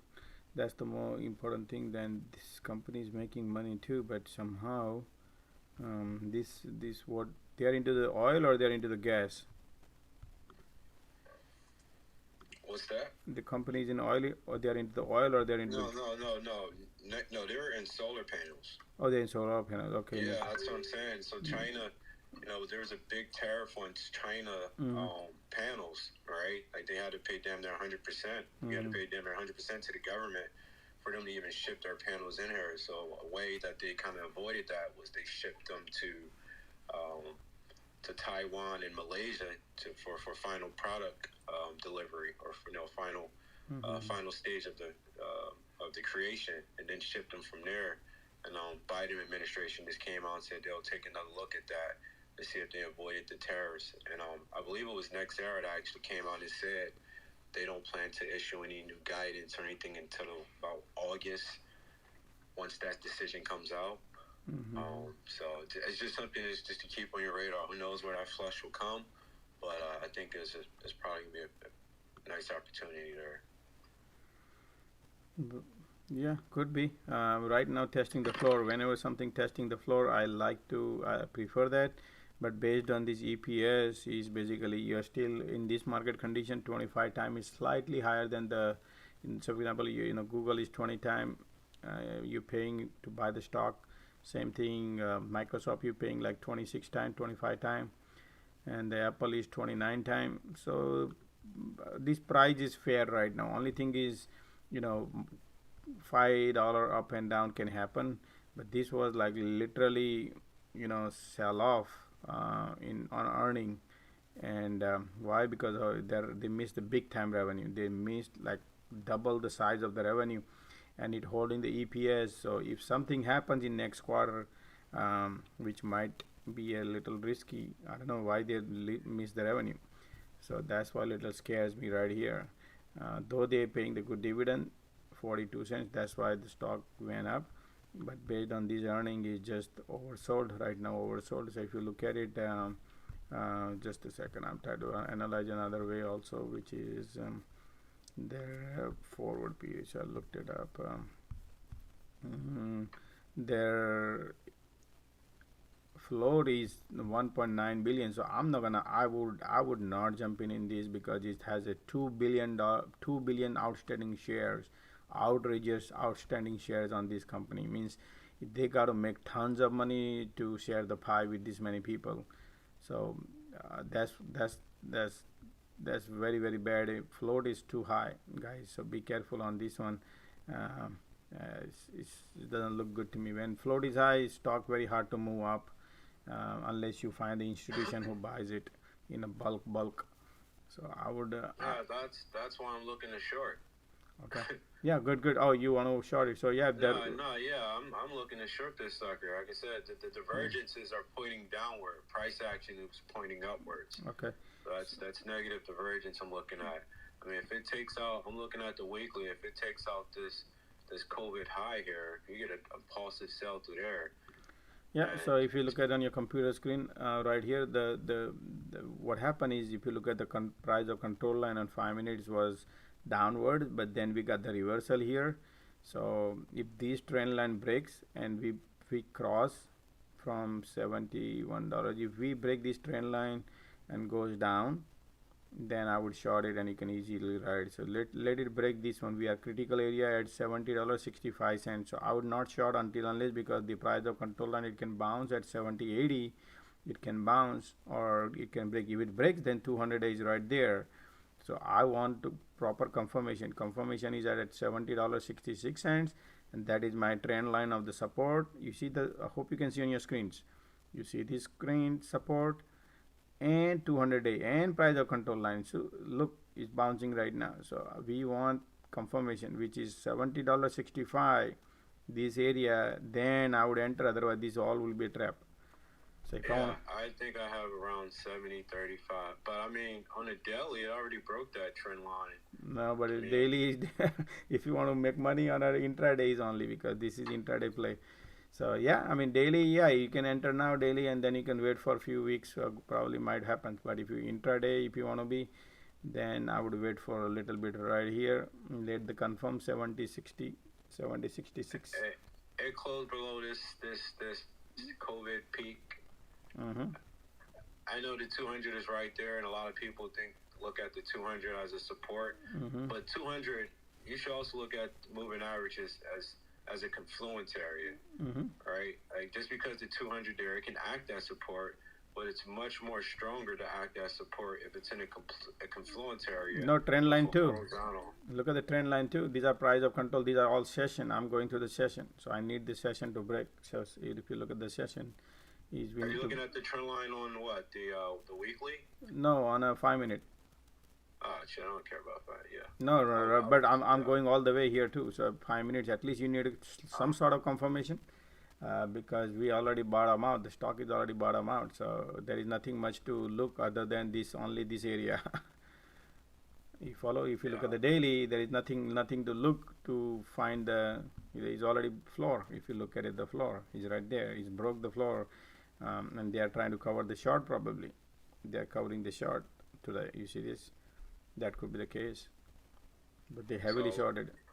What I did was I took the COVID open, and I have a trend line going out. We have multiple touch. We have a cluster of touches in this last week or so. And then it settled down. I mean, if it retests, or if it breaks that, like we said, that COVID level, I mean, I don't see anything here. I don't see anything here that's really gonna hold this thing up. Right here, so this one, this one is oversold, man. Oversold, so just give us some time rather than just keep. This is already beaten down now. So I would give a little time. I would give it time. That's the thing, though. Like just because it's oversold doesn't mean it can't be more oversold. I mean, It can go market tomorrow. Look, tomorrow FOMC. You never know. You can you go. could have said the same thing with Peloton, right? It looked oversold at $80, looked oversold at $50, and it still looks oversold at $18. So I mean, this one has a foundation, guys. 74% EPS is positive, where Peloton is negative $2 EPS Peloton. If you look at their horrible foundation, look at these negatives. Gotcha. That we have to look at the foundation too. Gotcha. Cool. All right. We shall see. Crocs. How does a Croc look like? Crocs has a beautiful foundation, guys. Crocs right here. It's $2.15 Crocs. Crocs can have a great earning. Crocs can have a great earning, guys. Okay, because these people, all the shoes. If you look at it, $2.15 EPS, and they are forecasting lower. So Crocs can beat, guys. Okay, they can beat the earning probably. This one, and earning is on 5th. Crocs. So this one, last look at the earning. They beat revenue, they beat earning, but stock went down. So, but now is if you look at it, 150.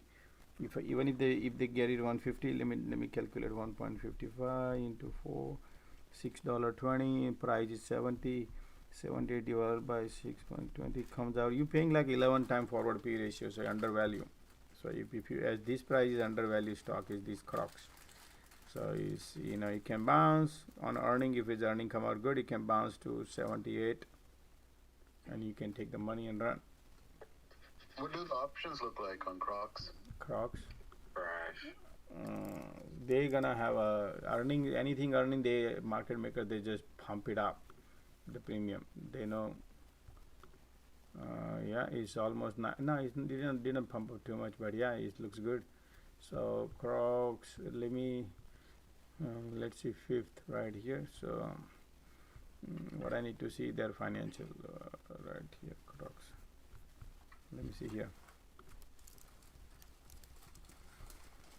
Crocs. They are shoemaking company basically. So yeah, forward P ratio 7 time here shows up based on the they're expecting, but it can, if they beat it, it could be a less. That could be less. So good. So EBITDA, look, this company makes good money, man. They're making almost 35% net profit.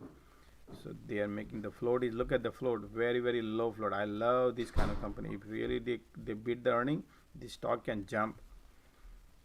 So this looks good actually. I mean, you have divergence on the RSI and the MACD. Price action's trending down. Yep, Crocs looks long term good, man. If somebody want to get it in a little bit, because I mean the OBV indicator, which looks at volume, is still trending down. But again, I like setups with all 3 of them. But I just it's right out that floor. So I see what you're saying. I mean, so I own a pair of Crocs. Crocs are tremendously popular with kids now. But I don't really like to play earnings. That's a damn. Yeah. You don't want to play earning. That's for sure. That's why I would look for, if somebody want to play, they can go June 17th, just in case if somebody want to do June 17th, and strike price would be, this right here. But man, this was $4 stock, guys. Okay, pre-pandemic was like this was like $9-10 stock, and then it went to 42. So that's the one thing. But that balance sheet is now grown crazy high. That's why they deserve to be here. Look at their revenue now, 300 to 600. So based on if their revenue growing, then they deserve the price to be here too. So pre-pandemic was $40. So the stock deserve to be this price at around here, $70. It's just yeah. According to me, it's undervalued, but just I don't prefer to play earnings. So if somebody want to play, they can play. I'm not gonna play earnings. The IPO, like scroll a little bit left. Oh, the IPO was yeah, everything is. Oh, a little bit more, a little bit more.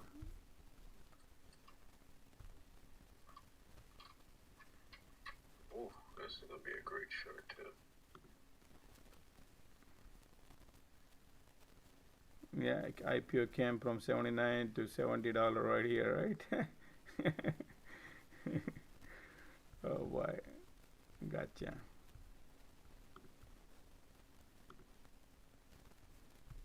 Yeah, there's a support right here, man. $70 is a fair value. That's what found the support. Market meal play a little bit here and there. Anything, it just they will see what are the how many puts and call been bought, and it can small pump and dump can happen. You know.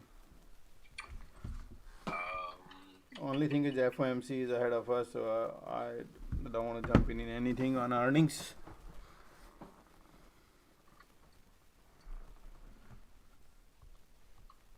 Okay, I can take the questions.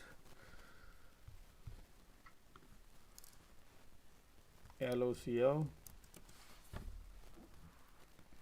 Wow, what is LOCL, man? Look, horrible earning coming in. Negative EPS. LOCL, horrible, guys. Horrible. Gonna go to the below dollar. This is good short. LOCL long term. I don't know, man. This what do they do? LOCL. LOCL.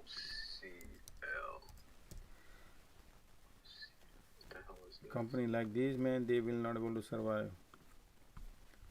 They are into local bounty corporation, grow fresh greens and herbs in United States. Wow, they are into the food industry, man. No, I would not short, but the balance sheet is horrible. But they do produce lettuce, herbs, and all the leaf. So they need to. They might be making some good money in this earning. Look at that! Look at the revenue, $256,000. Nothing, man. People don't even have the salary. People have the salary higher than that.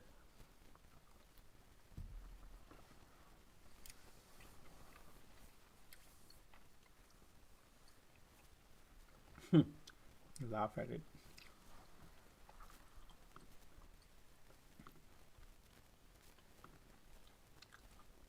They might can beat this, okay? They can turn the table here, so it's little risky here. I would not short it because they are into the food industry and food price has gone crazy high. Well, wouldn't that probably impact their margins as well? Yo, look at the NTR pop crazy right after the earning, man. Look at that beat the hell out of it.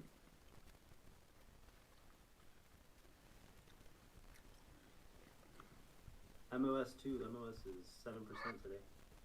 MOS.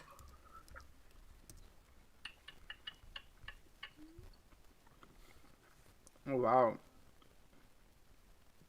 MOS too. I took calls yesterday, but the Ivy crush was so much, I'm down now. Man, look at this. Look, the guy said he bought a call yesterday, and he's down. Even the candle is, look at the size of the candle. That's what the game goes on, man. Market maker knows how to make, how to win. I will never play earning again. Yeah, I learned. Say it louder. Say it louder again. One more time. Say it louder. Play earnings. Or stop before.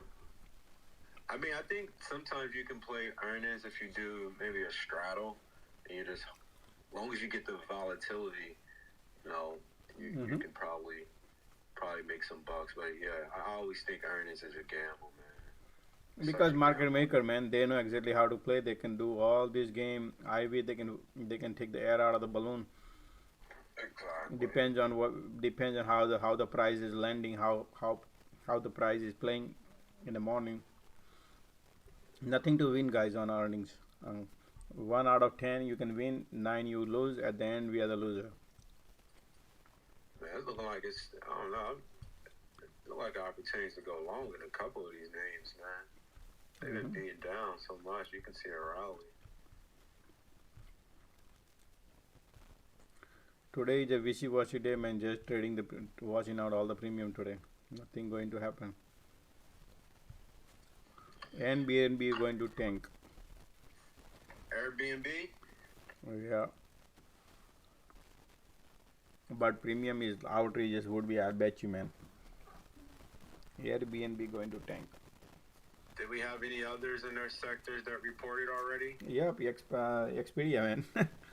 Look What at did they issue a higher guidance or anything, or any concerns?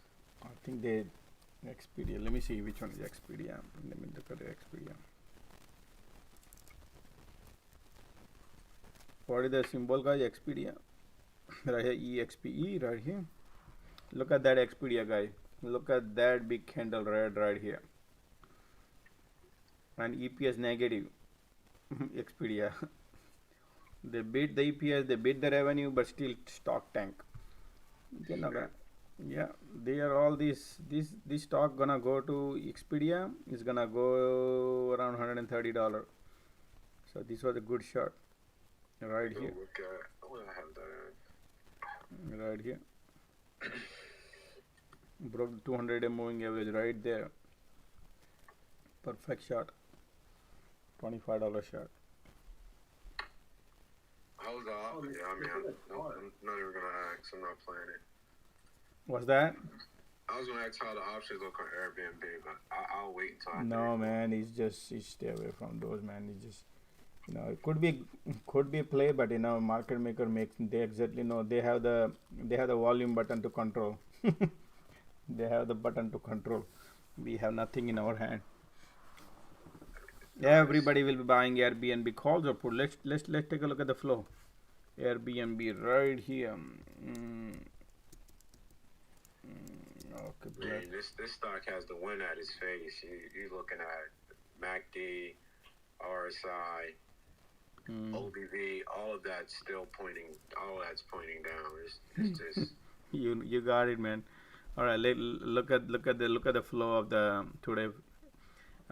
Total out of 8 options, 6 are puts and 2 are call, and the biggest one is $225 million. Somebody just bet on and say, hey, Airbnb gonna go to $120 just now. $250,000 he spent and says he's gonna go to $120. So let's see Airbnb where Airbnb going to go $120. He's thinking $120, man. Look at that daring. Then another guy who bet almost $200,000 and he thinks Airbnb gonna go to $110 by 2023. Look, so it's going down. Airbnb gonna go down. A lot of puts being bought.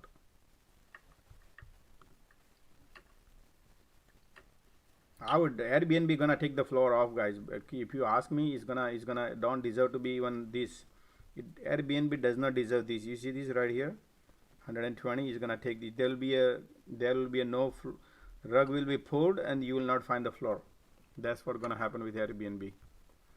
A rug will be pulled and will be not floor. You will not find. Something like that will happen if they miss the earning. And April 19th, those puts were 45 cents. Damn. Now they're $3. Damn. Outrageous, man, outrageous. They exactly know. That's why go with the long term, never go short term. Because market maker exactly know how to play with this dirty game.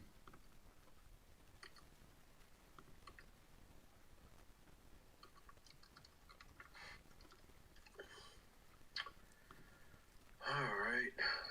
Yeah, Airbnb sucks.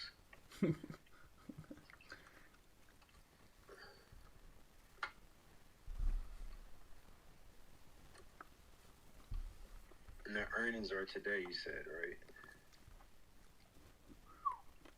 This IV is real.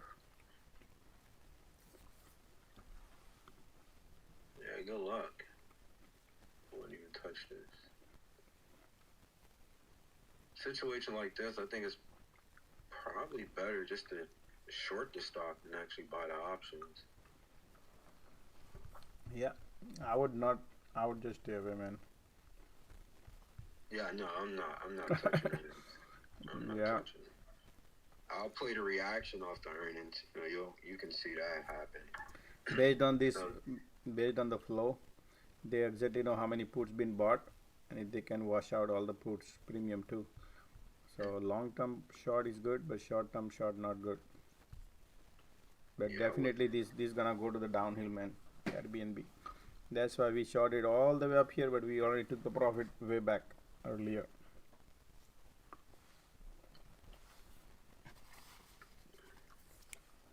The MOS is almost 9% now.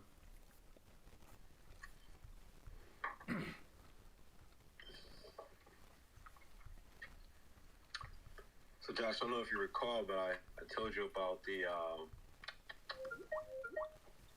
the midstream gas operations.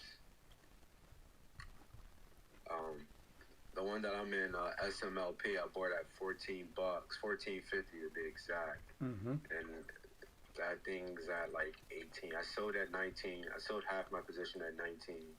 And I'm just gonna let the rest ride. But I think where the hell is it at? Oh, oil. Where is it at today? SMLP. 1567 right now. It's a low cap stock, but I mean, have a little more insight on this company. I think this goes back to at least $40. What's the symbol? SMLP. SMLP. Yeah, once the boys turn the oil back on, once they turn the wells back on, this thing's gonna rock it. I mean, Man, you gotta be very careful with these all negative EPS, crazy. $3. Yeah, I got you, but the amount of wells that they have that's been dry for about 2 years. Oh, okay. Yeah, then they can benefit, right? Once those, I mean, if you listen to their last earnings, they pretty much told you, like, look, once these wells get back, I mean, they don't even need prices to be at all-time high. As long as they're above $50, they're damn near double their revenue. Once they turn these wells back on. Probably next earning. Or they have the earning. They had an earning. They have the earnings and it dropped something really bad. I think it was in February. The next earnings is in May. But again, they still haven't turned those wells back on, so it could possibly drop again. But I mean, I think if people don't understand the midstream operations of the gas exploration, like those are the boys who actually drill all the oil out of the ground and transport it to these refineries. And I've been saying this for a while, and it's funny now that Russia actually cut off Poland from natural gas transportation, but Poland already had an agreement with some U.S. companies to have LNG transported in, so they're already been setting up for that. So you shall see.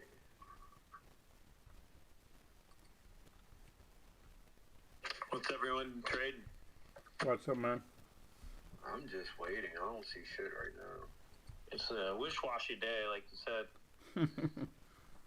Wishy-washy day. Kind of made my money for the day, so I don't want to give it back. But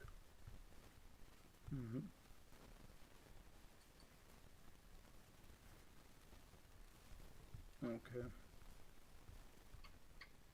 Gopi's not even on, so he knows. Yeah, I think everyone's waiting for tomorrow, I guess. Yep, that's what exactly the market maker wants to do right now. They just want to wait for tomorrow and see what happens, and then we go from there. And that's what they want to do. It looks like to me. I could see it's rallying. I mean, it's I never understood when they said 0.25 basis points, like what the fuck that was going to do. I mean, even 0.50 basis point, what the hell is that going to do? I mean, I'm in agreement with Butler. You need to go ahead and push the gun on this. And they need 100 basis point every meeting just to have a fighting chance.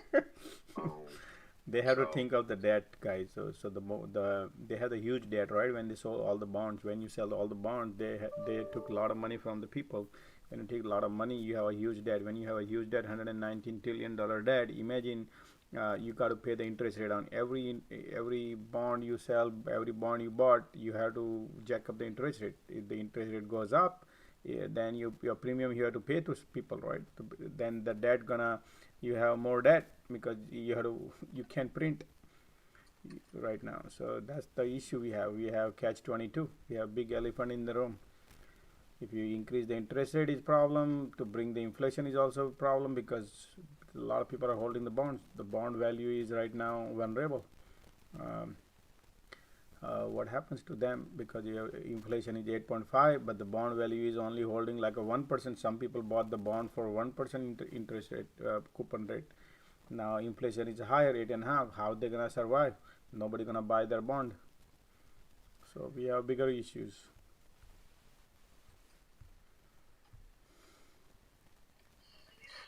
So Josh, I got into the Airbnb. One of my questions for today is, you know how the last few days the morning starts out very hardcore bullish and then it converts to bearish, and today it's kind of been the opposite. So do you think this afternoon we could potentially see a reversal, or do you think it won't happen until maybe after tomorrow? If I look at it, SPY right now, market and daily chart, if I analyze it,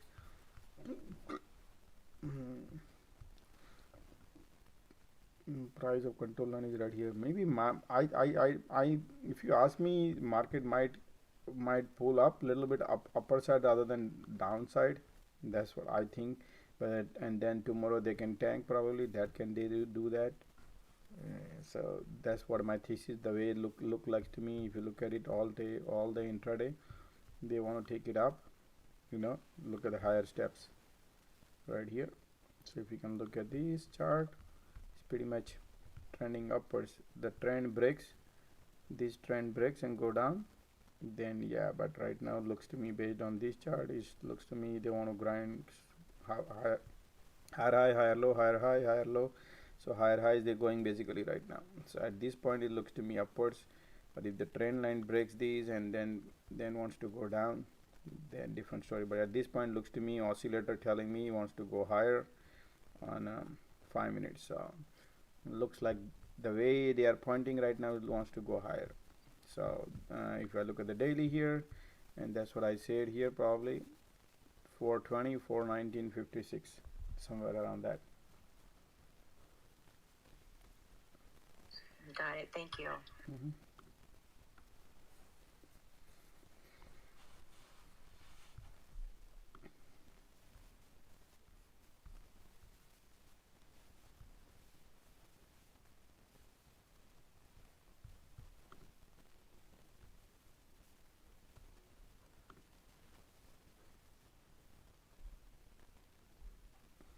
So Josh, are you in UVIX calls or UVXY calls? UVIX. Do you have any reason why that versus UVXY? Is it liquidity reason or? Oh, UVIX is the volatility in the pricing. So I like the pricing rather than UVXY. I do not like the Y one. I like the VIX one. I like the price fear gauge. So I played. I'm not tracking. How are you discerning the difference between them? Aren't they both fear products, uncertainty products? So maybe tomorrow, if anything happens in that volatility, if something happens, that could be the case. And I still have another 2 weeks in my hand also. So I'll be watching market. Now, what I feel is that market has to go down, but the problem is we are overextended downwards, and market they might able to take tolls on all the bears. That can happen maybe this week. I'm just thinking that could be one of the case. So no, I think it's a definite good case maybe even selling tomorrow if it peaks, if it does that, and maybe Yeah. it doesn't. But, Yeah, you're right. no, You're right. You're right. No, I'm just asking between the two, UVIX versus UVXY. They're both fear volatility index products. What's your opinion? These are price one. The VIX is the price volatility index. Both have volatility, but this one is the morally price index. When it comes to external territory or something which is UVXY goes into that route, say if some war breaks out and stuff like that, that can play bigger role in that. But when it comes to price fear, VIX is the one which has a price fear index, fear index of the pricing.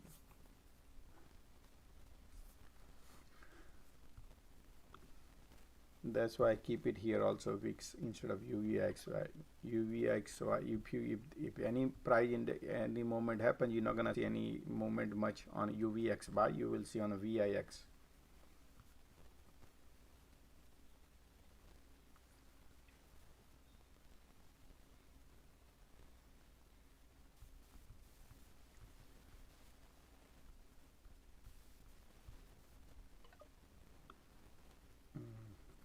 Guys, I'm gonna take a.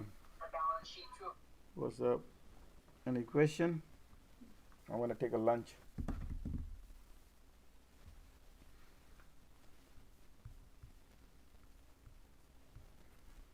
Well, give me a few minutes, guys. I'm gonna take a lunch. If you guys are talking, then continue. Otherwise, I can play some music.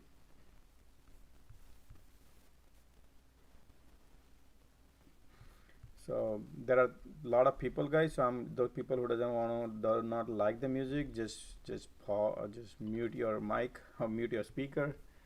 And I don't want to make people feel that I'm eating something and feel bad. So just start some music and you listen.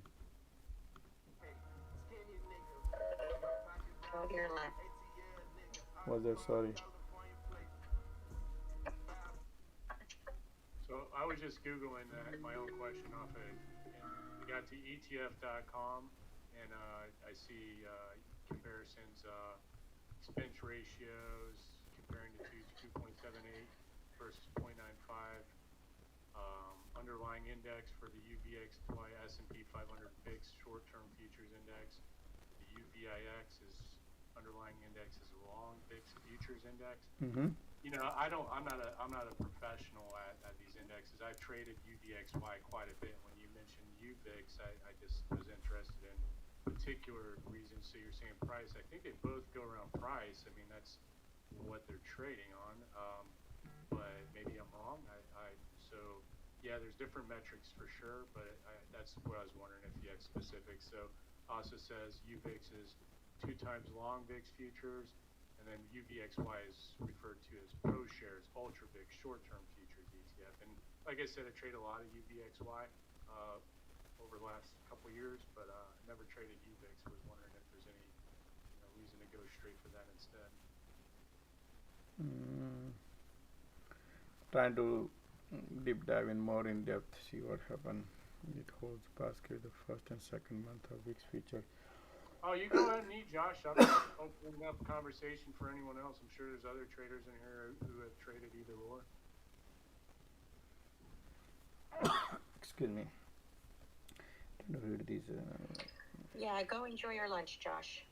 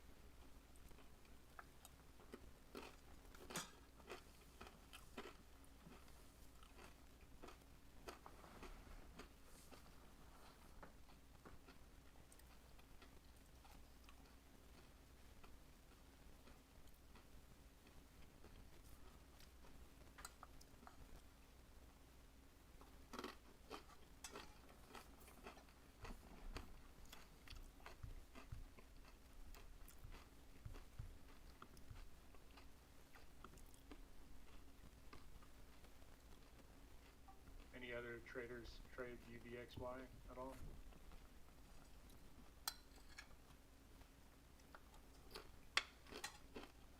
Or the inverse SPIX if you wanted to go opposites. So I've heard from some traders, once the volatility event happens, it's kind of the easiest short to do.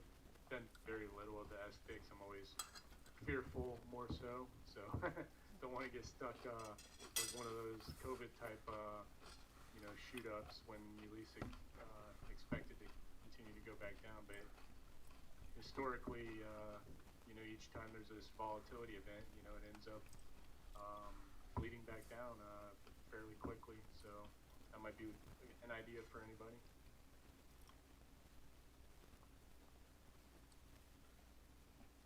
No, I don't trade that, but I'm looking at Tesla right now. There's a lot of calls coming in.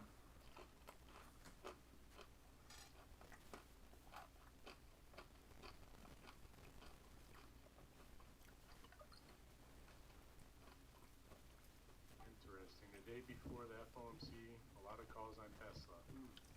Yeah, that was my concern as well. Someone just spent $2 million on the $60 calls.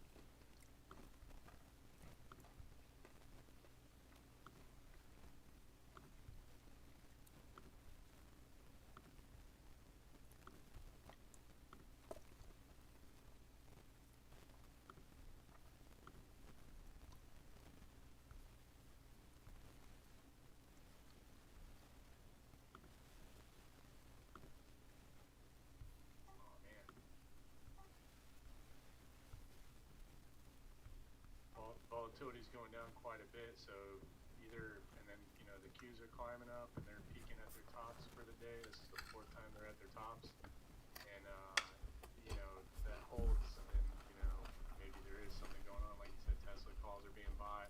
Maybe it can continue up, but I just couldn't imagine it just continuing up right now. But hey, overall, long term, maybe this is like the other gentleman called out yesterday afternoon.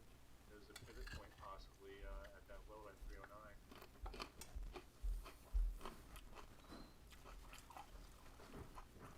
Are you talking about QQQ?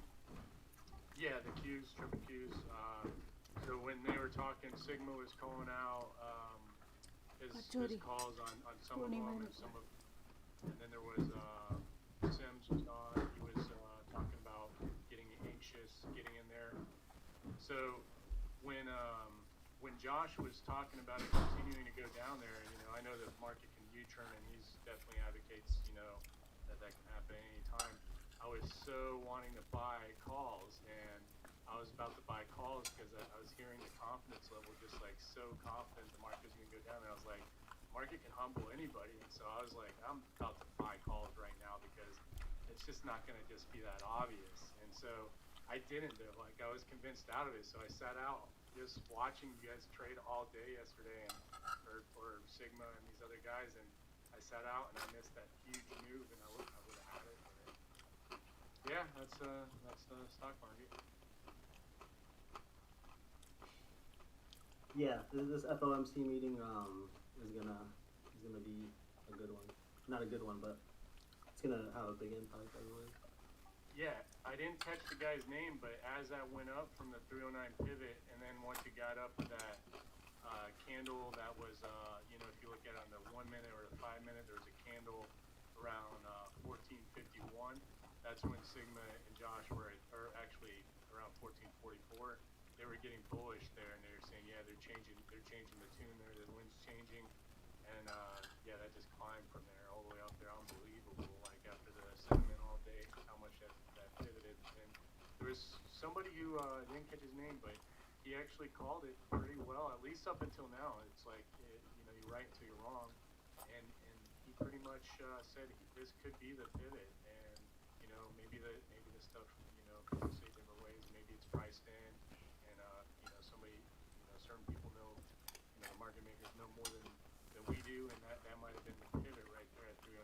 Could it go down back to it? Absolutely break it, but who knows? What if this is why are we climbing up to the highs of the day right now as I speak on the Qs? Some are saying that while the market's going up, the Fed can easily increase the rates.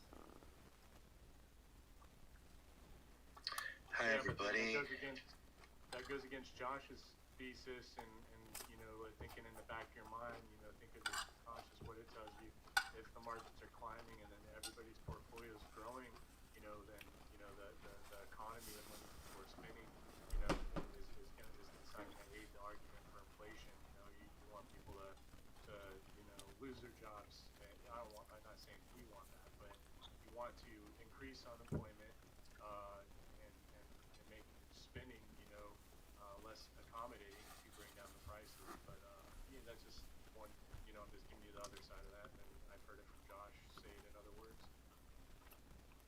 Yeah, then you got QT. I think QT is what people are expecting from this FOMC meeting.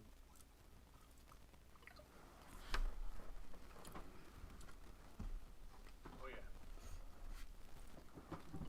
So why is everyone so silent? Go ahead. Because Josh went for lunch. All right. Okay. Josh, how are you, buddy? I'm all right. Yeah, I've been a bit busy with work today, so joining. I just tuned into Discord, and then I was like, who is talking? So then I logged into Twitter, and while somebody's speaking in Discord, nobody's mic is shown to be making noise in Twitter. And then I joined Twitter, and now I realize that there is a parallel conversation going on in Discord. Yeah. So there are two guys talking in Discord, which is not heard here. I think this is exclusive for Twitter, right? I mean, can we hear Discord conversations here? I don't think so. No, but I don't think Josh meant it that way. I mean, the whole idea was either you can speak on Twitter or on Discord, but you will be heard everywhere, including Discord and Twitter. But now I realize that there are a couple of guys, they are just chatting on Discord while that conversation is not on Twitter. Does it make sense? No, I'm on Discord. I'm on Discord as well. So my tag's Blue Sonic on Discord. No, I just wanted Josh to know that, because I don't think he meant it this way. Did you play something? Discord, Twitter, and everybody hears. No, I did not do anything. No, I had a couple of things.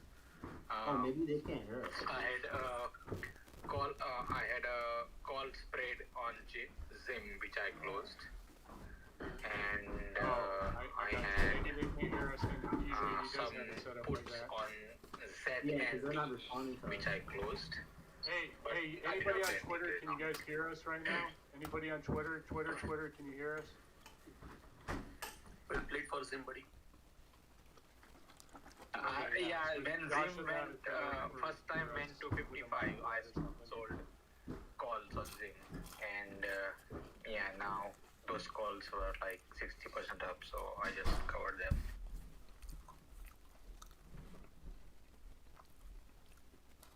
Josh, did you listen what I was telling? No, I just came down. I went to pick up food. What's up? All right. So basically, I was not in the conversation whole day, right? So I just tuned in, and then I was listening the conversation on Discord, and I sort of said, okay, who is this guy talking? So I wanted to check the person on Twitter Spaces. So I logged in here, and I realized that there is a conversation going on in Discord which is not heard on Twitter Spaces. Oh yeah, sorry, I was on mute before I went there. I went up there to pick up my food, so I mute so they cannot hear you. Sorry. No. It's not about they can hear it, not hear it, me or not. But there were two guys talking on Discord, but nobody can hear that on Twitter Spaces. I don't think you meant it that way. Do you know this?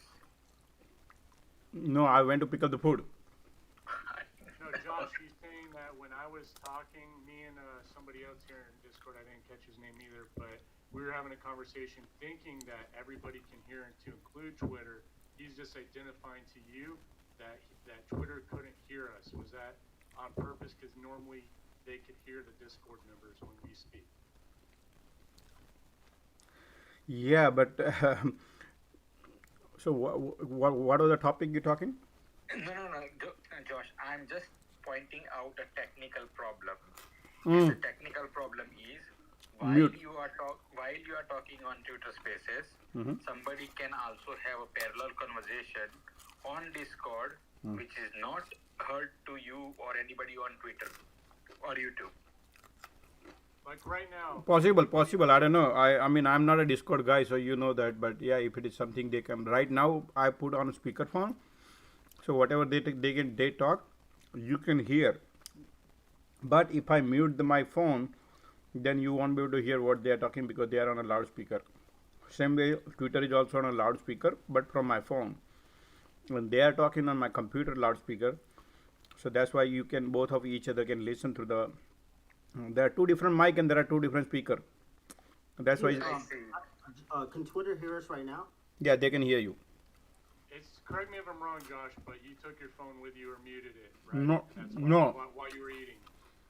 No, I did not take my phone. My phone is on my table. It has to be unstable. That's the. But I mute my sound because I don't want to hear. I don't want people to hear when I'm eating, so I mute my.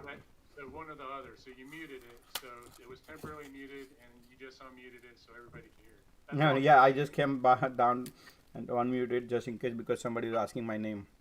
Yeah. You missed out on the conversation and was just identifying that. That was Yeah. all good. They could not hear you. They could not. Now they can hear. Just now I unmute my mic. Yes. Now I think I can hear. Yeah. Amazing. I did not know that. So super. No, it's basically two different mic and two different speaker going on here for the Twitters and Discord. Okay, cool. Cheers. I think it's great, Josh. It's awesome. We just got confused for a second. Because somebody complained earlier about, say, Josh, your sound annoying to me when you're eating, but then I'm the only host here, so that's why. This is your platform. Tell them to mute their sound if they don't like your food being eaten. We don't mind. Who cares? That's funny. There are people like. In my opinion, you're giving this service for free, and if we have to listen to you chomp away for 30 minutes, and we're making money in the process, by all means, chomp away all day, every day. No. I need to respect everybody. Only thing is, I'm the only one. That is the issues, and everything I had to control, and everybody. We did not have a Discord before, but then the demand was high, and then I jumped into Discord. But now, in order to make it everything live, where you can interact with me, where you can view my screens, I have to go through different hoops to do that because I never did this before. So that's why I say we have two different mic, two different speakers, and that's how you guys can interact each other. Because if the way things are right now set up is just within a few days we did this to Discord server set up. My son helped me, but bottom line is we did it and everybody benefit out of it. But there might be something where I try my best to not to annoy you, but then I have to also control my computer even while I'm eating. I also need to check something. If somebody has questions, I use my other hand to check. And I don't want other people to feel that if I mute my mic on a phone, on a Twitter, then you won't be able to, Discord won't be able to hear what they are talking. I mean, what other people are listening. So it's like catch-22. YouTube people cannot listen if I mute that mic. So I have this overwhelming feeling like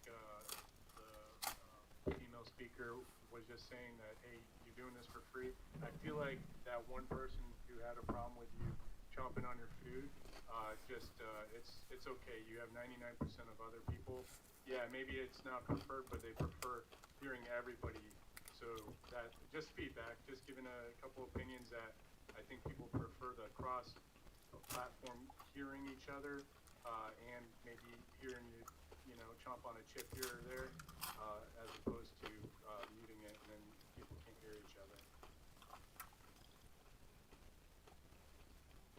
I'm just saying I don't think anyone cares about that, except for maybe one or two people, and you're being courteous to them. We get that, Josh, and that's cool. That's why everyone loves what you're doing here. You're a plethora of knowledge, and you're just giving it out to be nice, and just asking very little.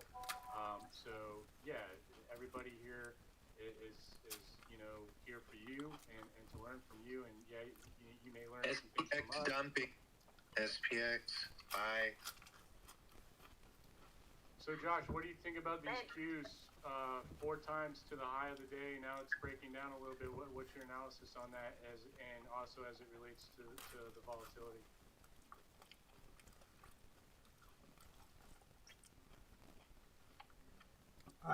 Just give me 5 more minutes, man. I'm about to. I don't want to speak and look annoying while I'm eating, while I'm talking. Just give me a few minutes. Oh, no problem. I thought you were done. No problem. Josh, just FYI, all the other groups, believe it or not, the ones who run, whether they're paid or not paid, they all take a little bit of time for lunch, and they mute themselves and they go during this dead period. So at the end of the day, if you're taking your lunch, you are not obligated to answer all the questions that come up, and maybe just take your 30 minutes and have because you do long days. So there's nothing wrong with you just saying you're going to, time out for 30 minutes. If it's a crazy busy day, then of course that's different. But I think it's very appropriate for you to take a lunch hour without coming in and out, especially if anybody says something about your eating. Agreed. Thank you. I'll get it back. Sheila, did you cut your Tesla put?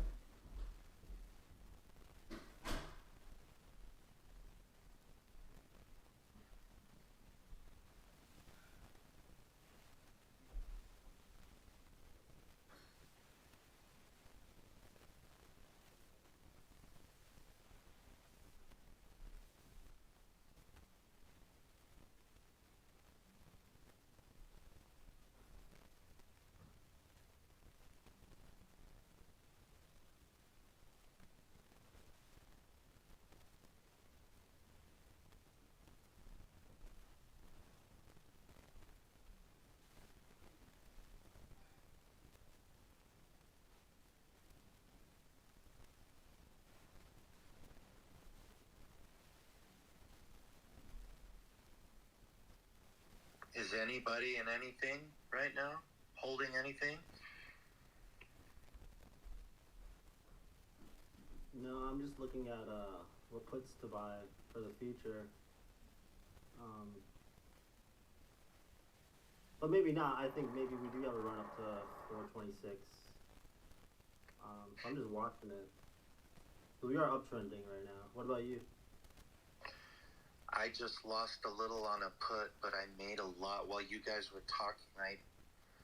I bought 3 calls and I sold in probably 30 seconds, and I did okay there. It's a chop. It's choppy right now. Yeah, I bought some AMD 100 calls this morning on that first dip, and they're finally green now. Only 10%. No, that's good. Tomorrow you're gonna have IV crush on AMD. Oh no, I'm cutting. I'm looking to cut right now, maybe. But it's still respecting the 18 EMA on the 1 minute. It's still respecting that line really well, actually. So I'm looking for that break. But I'm gonna cut before close.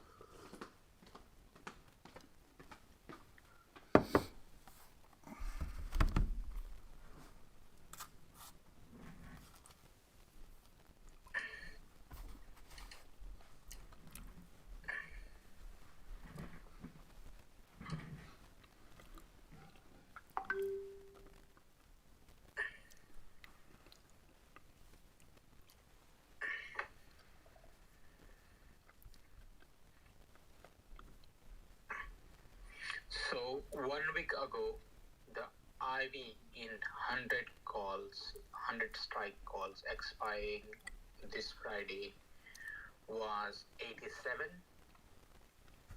Yesterday it was 105, and today it is 117. So tomorrow the IV will probably go back to 90-ish. Yeah, I mean, I expect, by it's 120 on my screen, but like around close, it gets up to like, it'll go up. I feel all right before. Yeah, probably. But it's uptrending now. But I think today's high of the day was 92.21, so we're getting close to there. So I might cut early.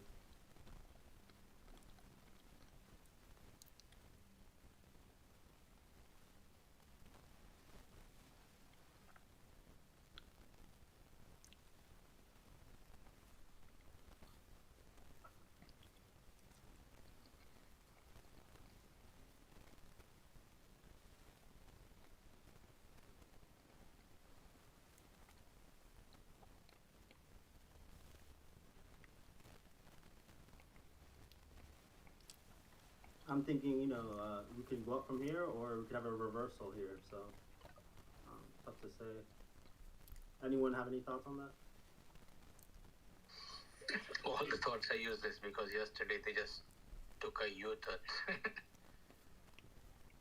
Maybe they'll hold it up all day because people's unbelievable, or might find it unbelievable, and like Josh says, wash out premium again another day, and then finally tank it and raise the volatility just before the FOMC, and then possibly everything smooths out right after the FOMC if there's dovish statements or some sort of light at the end of the tunnel. Yeah. I would. All my puts are going to be 2 weeks out minimum. And some of these calls. I bought just a couple calls for UVXY, and that's why I was wondering. I'm not an option trader at all. It was actually my first options I bought.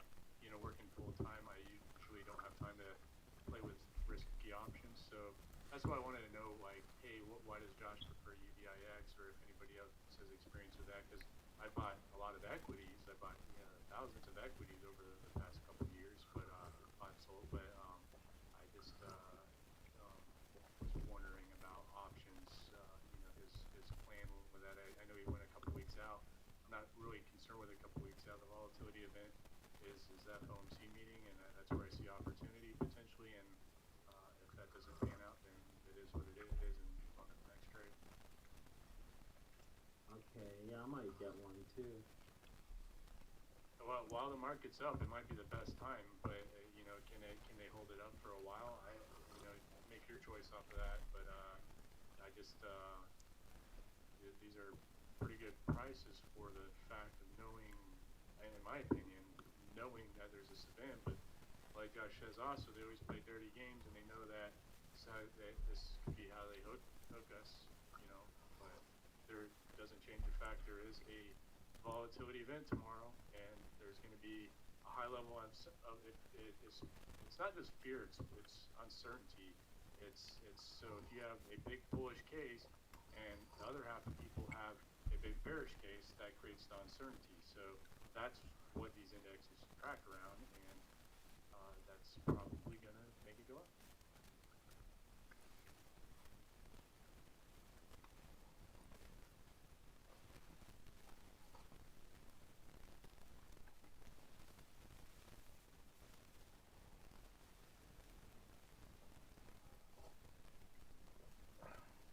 Is there any other volatility traders here that have any opinion on that?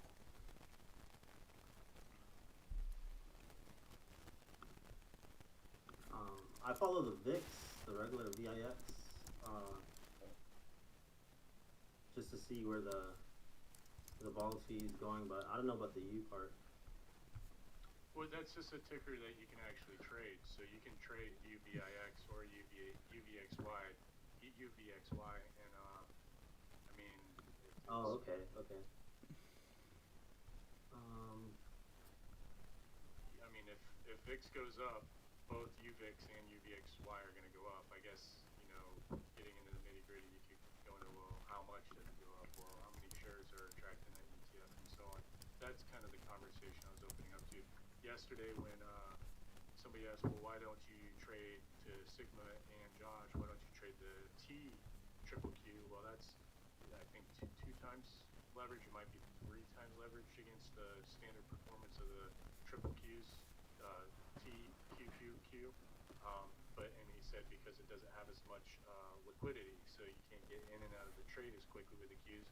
And you're already trading leverage with options. If that's the way you're trading it, maybe if you're not trading options and you're trading the equity side, maybe you want to do a day trade out of that. But then, the question may raise, well, why didn't you just go options if you were confident in your trading, you were just scalping or whatever, you got to make a move.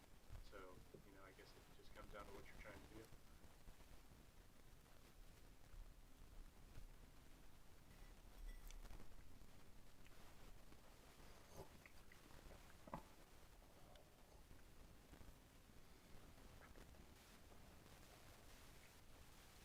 Yeah, I just bought a UVIC 20 call.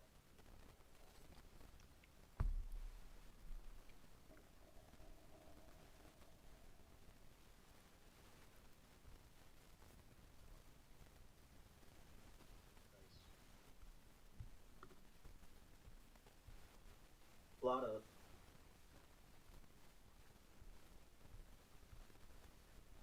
I feel like where UVIXY is, I mean, it could go all the way back down to $12. You could lose it all. But, with the trend that's in play here, we're at a really good pivot point here if things just fall apart this afternoon. If they don't fall apart, there's a high likeliness holding it will pay out for tomorrow. And if not, then we just got screwed, and I did too. Yeah, for 36 cents, I'll take that risk. Yeah, I guess it comes down to how many contracts. I mean, if you went really heavy or not.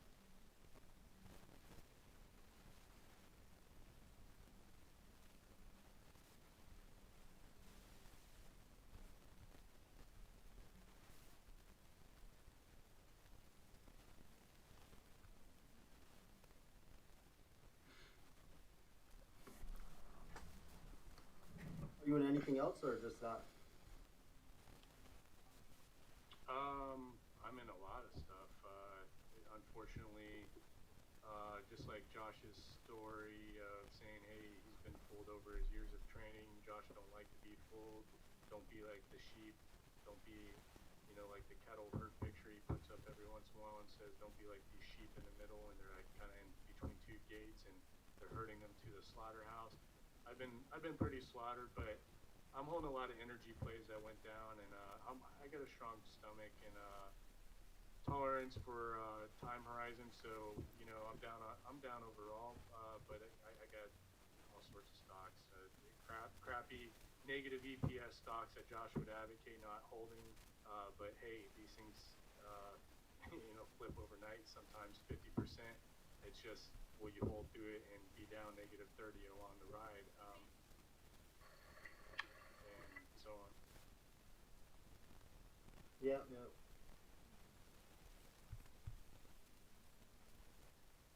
And some of them are speculative, like just very small sizes, but I don't have any strong conviction plays right now with the way the market is. I mean, energy. You see, energy was on the climb. Futures were on the climb last night and this morning, and they kind of peaked. They aren't anywhere near the highs of crude oil being around at like 130 a month or two ago, but it's promising if you're hoping for if your portfolio has oil related energy stocks. It's nice to see that peak back up above 105. Now dropped I think to like 103 just a little while ago, but it's listening to some of the, I don't know if you guys have heard of the Canadian oil mafia. They have a lot of Twitter space rooms, so if you listen to some of those guys, I don't listen to everything. They're like well into that stuff and professional level knowledge. But just hearing kind of the theme and sentiment of things, we're destined to have higher oil prices and later in the year. So you can find plays for oil that or even ETF exposure while they're low. I mean, that could pay you out. Just keep your expectations tempered. Like you're not gonna necessarily just buy it today. This is the thing. I used to listen to them too, right? The thing is, if oil goes to 300, no one's gonna buy it. Then you get demand destruction, so the price will go down. Like less people are driving now, just because oil prices the way they are. If they go to 300, the economy's gonna crash. That's just crazy to me. 300 oil. You want 300 to oil go to $300? America will bankrupt. No, the Canadian oil mafia. That's the thing. Just an FYI, guys, the economy is going to crash. Who said that? Economy going to crash? You guys should watch the video if you guys are able to get a subscription to Fox Nation, regardless of your political affiliation. You should watch Tucker Carlson today's most recent episode where he interviews this farmer and owner of a major store in Naples, Florida, that is called Seed to Table. I don't know if any of y'all have watched that episode recently, but it is very alarming with the structure of farming and food supplies, and the amount of contracts that are still in place where they're losing money on.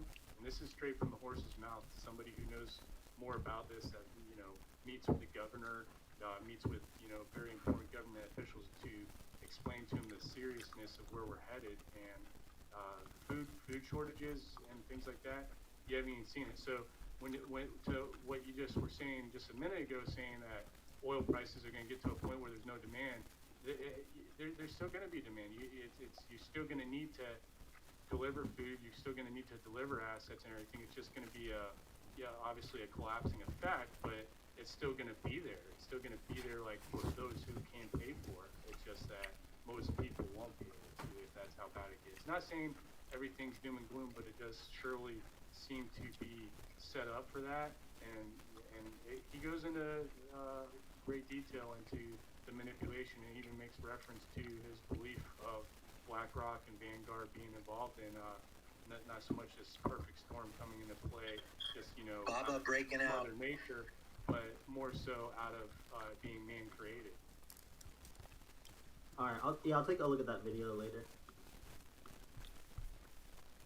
My opinion, I think the United States should pay the Arabs whatever price they want, and keep this balloon kind of stable before it bursts onto the whole world, especially the European Union.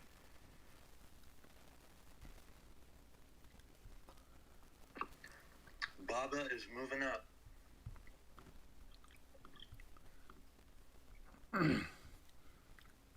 Yeah, Baba is moving up, guys, right now.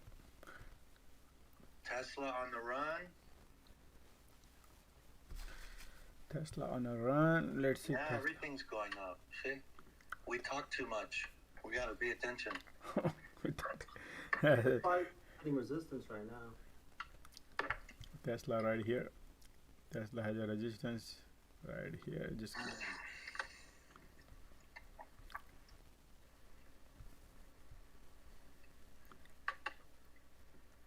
Airbnb moving up too, right? Yeah, let's see. Man, we missed you. Google broke out of the little resistance I had.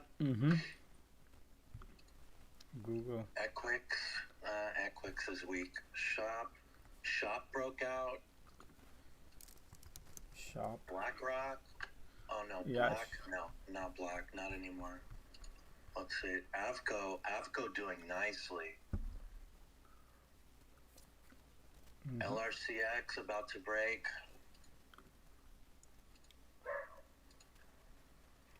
Josh, I'm gonna take a short on Intel. Intel, let me see.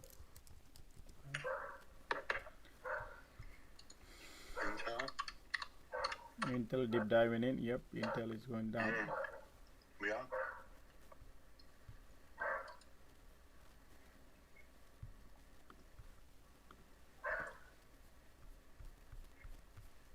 I forget. Someone long time ago Intel's told going me. up. Well, I'm not tracking. Why are you shorting Intel?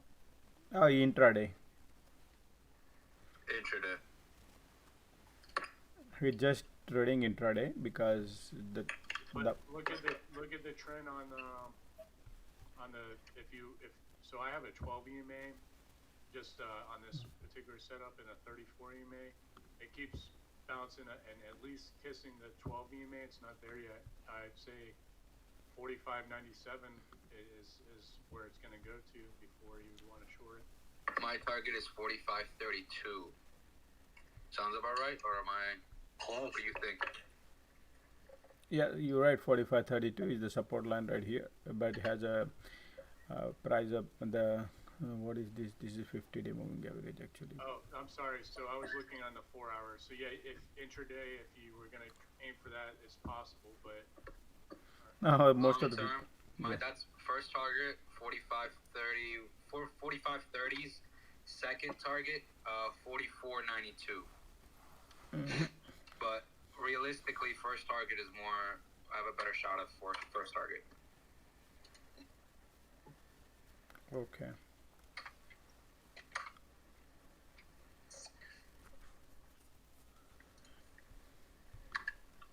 Josh, did you take anything today? No, man. I'm holding yesterday loss still weeks and Apple and whatnot. Man, I have, but I have little longer time. Yep. I'm in a big deep shit trouble right now going on in my portfolio, but I'm holding my stomach. Oh boy. Deep shit trouble. Me too. Do you feel like the sheep, the cattle, and the herders right behind you right now? Behind me right now, yeah, look like to me right now.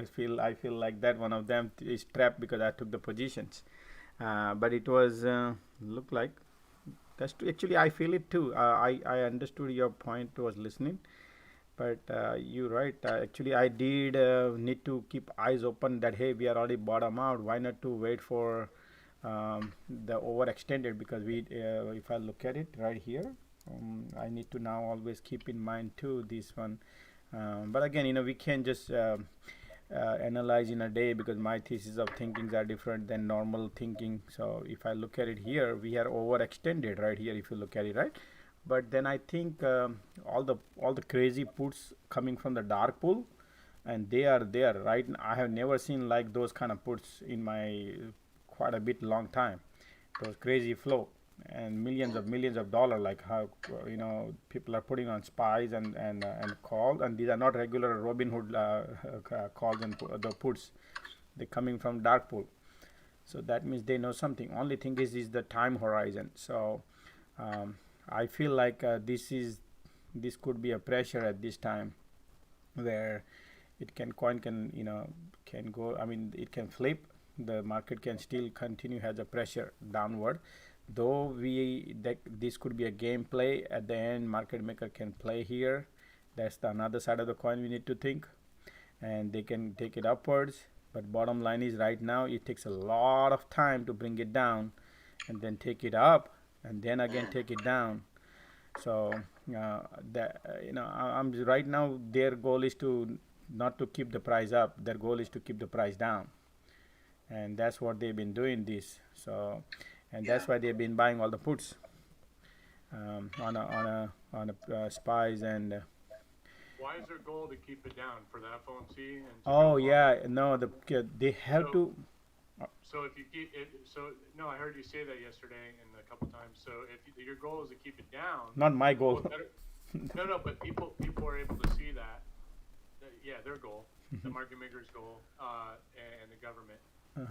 What better time to bring it up when people think that their whole goal has been the trend to bring it down? They have the demand, the money power. So when I analyze by the macroeconomy, to control the inflation. That is, inflation is the biggest elephant in the room, right? You all understand this is that. First of all, the inflation is not an easy task, guys. Inflation cannot be solved in a month. Inflation cannot be solved in the months because of the whole worldwide pandemic happened in 2000. When we had the recession in 2008, there was no recession anywhere else. There was no trouble in any other country. But pandemic happened. We shut down the cycles. Worldwide shut down the cycle. When we have a cycle, if the cycle breaks, it takes a time because the worldwide cycle. And now China is locking down because we are free flying here right now, everybody. But China is just like what we had a situation in 2020. They have a situation, same thing right now. We have to analyze what they are doing right now. They're locking down cities and towns, big towns. They're locking down right now at this point. So they have a whole, because they did not have vaccine. They did not take the vaccine. They don't have vaccine there. They didn't buy. They think American vaccines is all BS. This, and they didn't buy any vaccines. And people over there, they don't want to take Chinese vaccine. They don't trust Chinese drug. And so right now people are suffering over there, and they have a huge old population over there. So things are locking down over there too. So whenever the cycle effects get affected some reason, then the supply get disrupted, and this is on top of that. We have a fire on ice. We have the war going on. That war is like never ends war. Whenever Russia goes and attack, that war lasts for about a year, maybe, something like that. I would think it doesn't last in 2 months.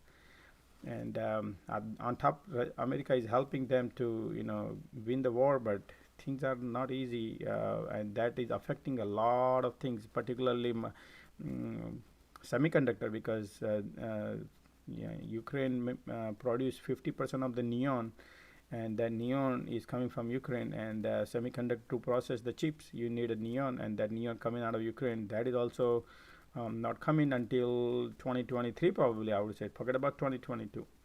So semiconductor right now is vulnerable. And on top of that, a lot of material, metals, foods is highly going to be inflated, and things not going to be easy 2022. And on top, we already have the financial crisis everywhere. China has, Japan has, Europe has it. So when I analyze financial, is a big crack. AMC just went up 11%. AMC, yeah. So all this big crack we have in financial foundation. So when I analyze that, I have seen domino effects. I have seen, I'm sure many people must have seen in 2008, 2000, maybe those are the bigger one. But that time we did not have this big problem what we have. That time was below trillion. Everything was below $1 trillion. Right now we have everything is about $1 trillion, big trillions of dollar effect. So how'd you execute on that INTC, that Intel short? It looks like it went your way. Did you get out? It hit my first profit target, but I don't know. I kind of want to see if it's going to take my second profit target. What do you guys think? Should I just get out now? Intel right now, hold on a second. It's looking. I think that 45.26 area. No, it's going down. It's going down. It's going RSI is not in my favor right now. I took an SPX put, so I think we're going down a little, at least to the 50. Yeah, so right. 5 minute. It's going down, guys. It's going down right now. Okay, so it can go to 45, 20 for sure. Right now, I can see that, and then you watch 45, 20 because of the the MACD is also pointing down. Yeah. Is anybody here with me on this short? No, not me. I'm not with you, but I agree with you. All right, guys. That's awesome. I'm in a different put, so, but yeah. What are you in, if you don't mind me asking? Just out of curiosity. I'm in a SPX 4180, May 3rd expiration. So. Okay. Yeah. Okay. Gotcha. Because it expires, so I'm just scalping.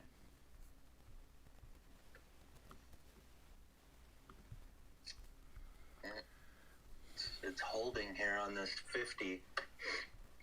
I have a 9, 12, and 50, and I watch on the 2 minute, and it's binding on the 50.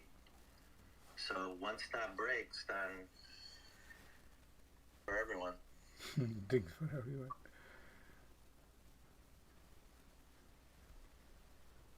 May want to bounce.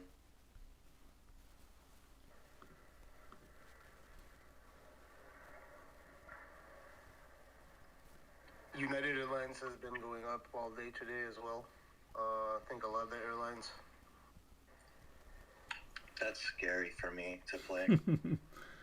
Yeah, man, those airlines are scary.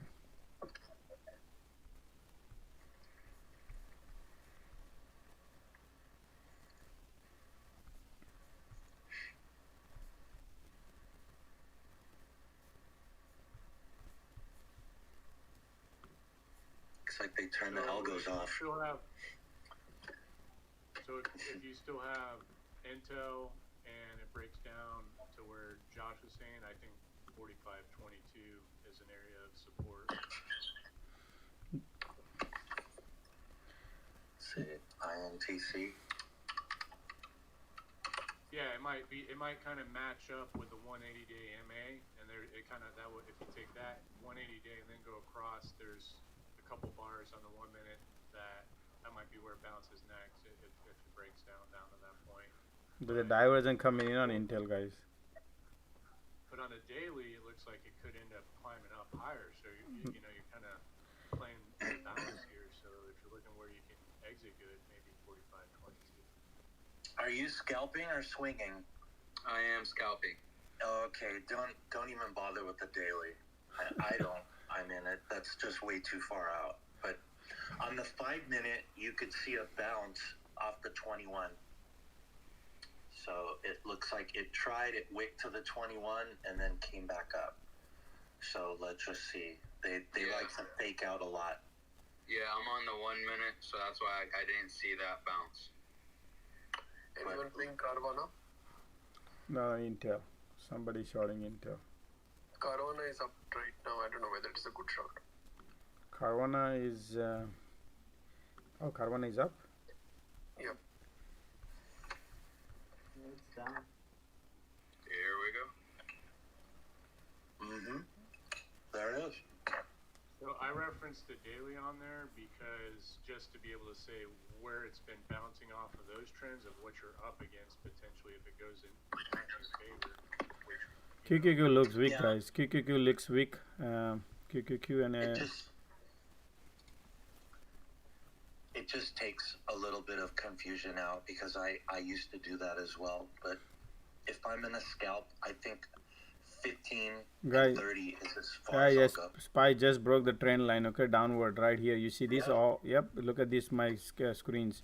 SPY just broke this trend line. If that breaks, we are going downhill to here 414, okay? 417, yep, 417 S&P 5 is gonna go to 414 if this right. This is the main trend line since all day morning. Is breaking up. It just broke the 180 day. Is that what you're saying? These are up 200. Yeah, right here. This is just the intraday. This everything is intraday. This is all 1 minute. So just not the long term, okay, guys. This is just the intraday, just for the pure play, guys. Nothing long term. I'm keeping an eye on it. So it looks bearish to me for intraday. Those who are shorting, they can make money. They can make money on SPX. QQQ still did not break the intraday, but he is heading in that route. Once we take the 200-day right here on intraday, then I sold. I'm out. No, man. This is easy money right here. Look at that. It's like a snow tubing. I see 4 rejections on the 50. I should post my chart. Yeah. Okay. I think that was a good move because it's poked through several times today around that range. I think that was good. Take the profit. Okay. Josh, Yeah. You guys take the profit. It's good. Talk the profit is good. Yeah, exactly. You're right. Actually, my bad. Take the profit and run. Take the profit and run. Hey, whoever was in that S&P short, what was your first profit target? Just out of curiosity. FMD? Which one? No, the SPY short. Oh, I'm sorry. Well, I didn't. You know, I don't use targets. I look for weakness and wicking. Right. When it starts wicking and it starts to look like it's losing strength, like the turbo just took a shit, boom, I'm out. I sell. I mean, from my reading, and I might be wrong on this, I think 416.22. SPY 416. Well, okay. 416.22.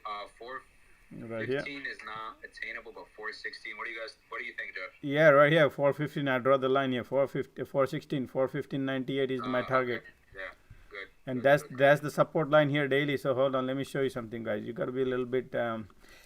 Hold on, right here. Let's go to daily. Let me get rid of this. Okay, daily. We are we have the floor here, right here at 416 is the floor. 415.98 is the floor, major floor. And that's the floor we are heading right now. And that's what I draw the line here. But as soon as it hits that, You don't want to wait for the hit. You got to take money before that. yeah, because it's RSI. It's I mean, on the RSI. MACD is pointing down. I mean, though there's a pressure downward, so just give a time.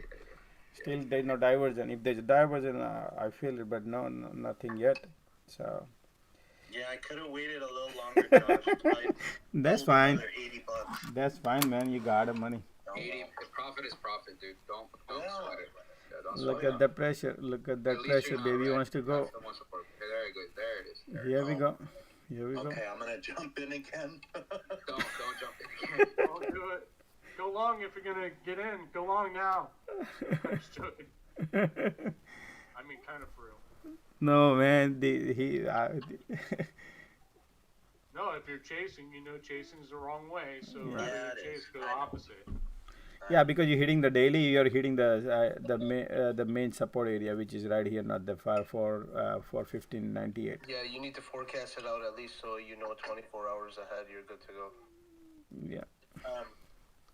Be careful, guys. Now, 416 is the area. Okay, 416 416 area is very critical area for support. QQQ breaking up right now. QQQ looks good. If somebody want to go in short, QQQ beautiful. You guys know these little scripts you can add. QQQ heading right here at 318.15. 318.15.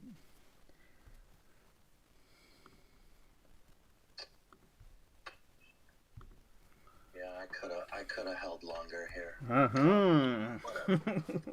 Whatever. That's fine, man. Just kidding. Look at the ticks are negative 1,000. Be patient and wait for calls. That's all. Absolutely. I really do think this is going to bounce up first before going back down, because look how big the moves are for all the downside moves. No. We can't think like that.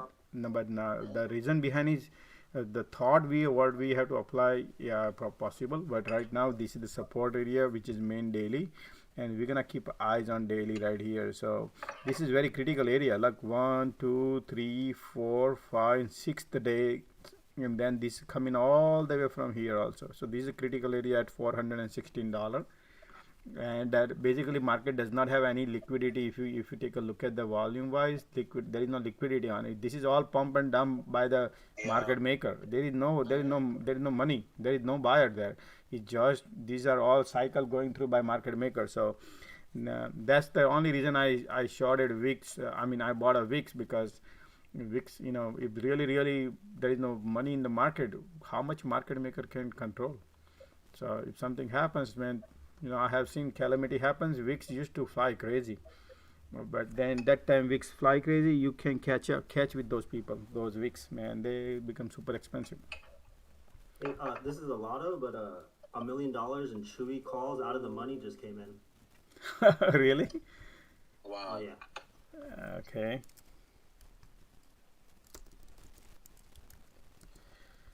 Chewy CH let me look.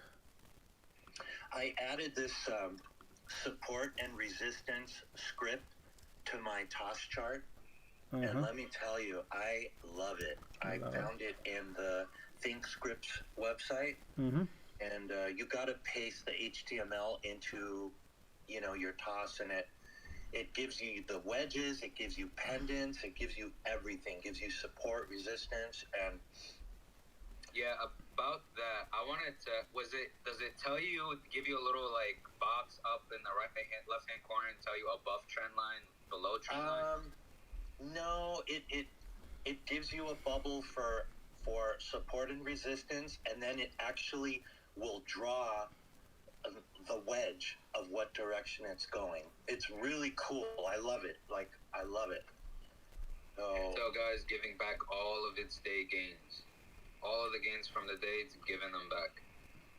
Chewy just here, right here. Somebody just bought a $500,000 calls on Chewy right here at $35 strike. Just keep in mind. $35, and that expiring in June, guys. Okay, so but again, that's it's a lot. My RSI is on the floor, MACD on the floor, and the support looks like 4172. I'm sorry, you guys are on SPY. Let me see SPY. 416.50. 416. I got 416 for support with a high of 418.71 and 418.93, and it's in a channel. It's in a channel. MACD's at the bottom, RSI at the bottom. So I think we're gonna bounce a little bit. Pressure is downward right now. Let's see here. Wait.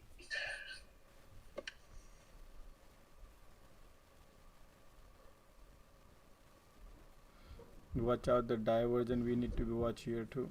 Right here. Not yet. There is no diversion yet, but the pressure is down. You know, there's a gap fill at 400 on the SPY. Actually, 400.55 to 403. And I really thought we were going to hit it yesterday, but we didn't. But I think that's coming. Here we go. That's coming. Here we go.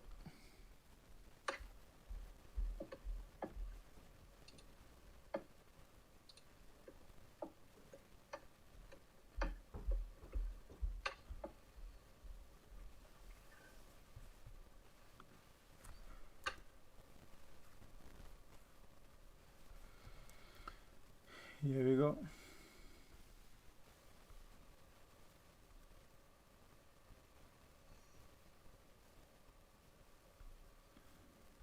Looks like VIX is bouncing. VIX bouncing now. The ticks are turning positive. Yeah. Not yet. My call was up 20% earlier, went down to negative 5%, now it's back up 15.26. You're in a VIX call? Yeah, I'm in a. Oh, okay. That's the one I was talking about earlier, UVIX. Yeah, Okay. I'm in $19 6 May. $19 6 May. Here we go. 416 right there, baby. Filled up. Baby just filled up right here. Boom, boom, boom, boom. It's going down. Support tested and broke. So daily, right here at the daily, I would take the profit and run. Actually, you know what's happening right now? Pressure is downward, guys. Okay, I'm telling you, pressure is downward. So this, it's super duper because look at the ticks. Ticks normally don't have a gap like this, and it boom right there because you broke the support right here. You see that? So I think it's heading right now here. It is heading to 414.38. 414.38. 414.38. It's not gonna happen immediately. Remember, guys, there's a cycle.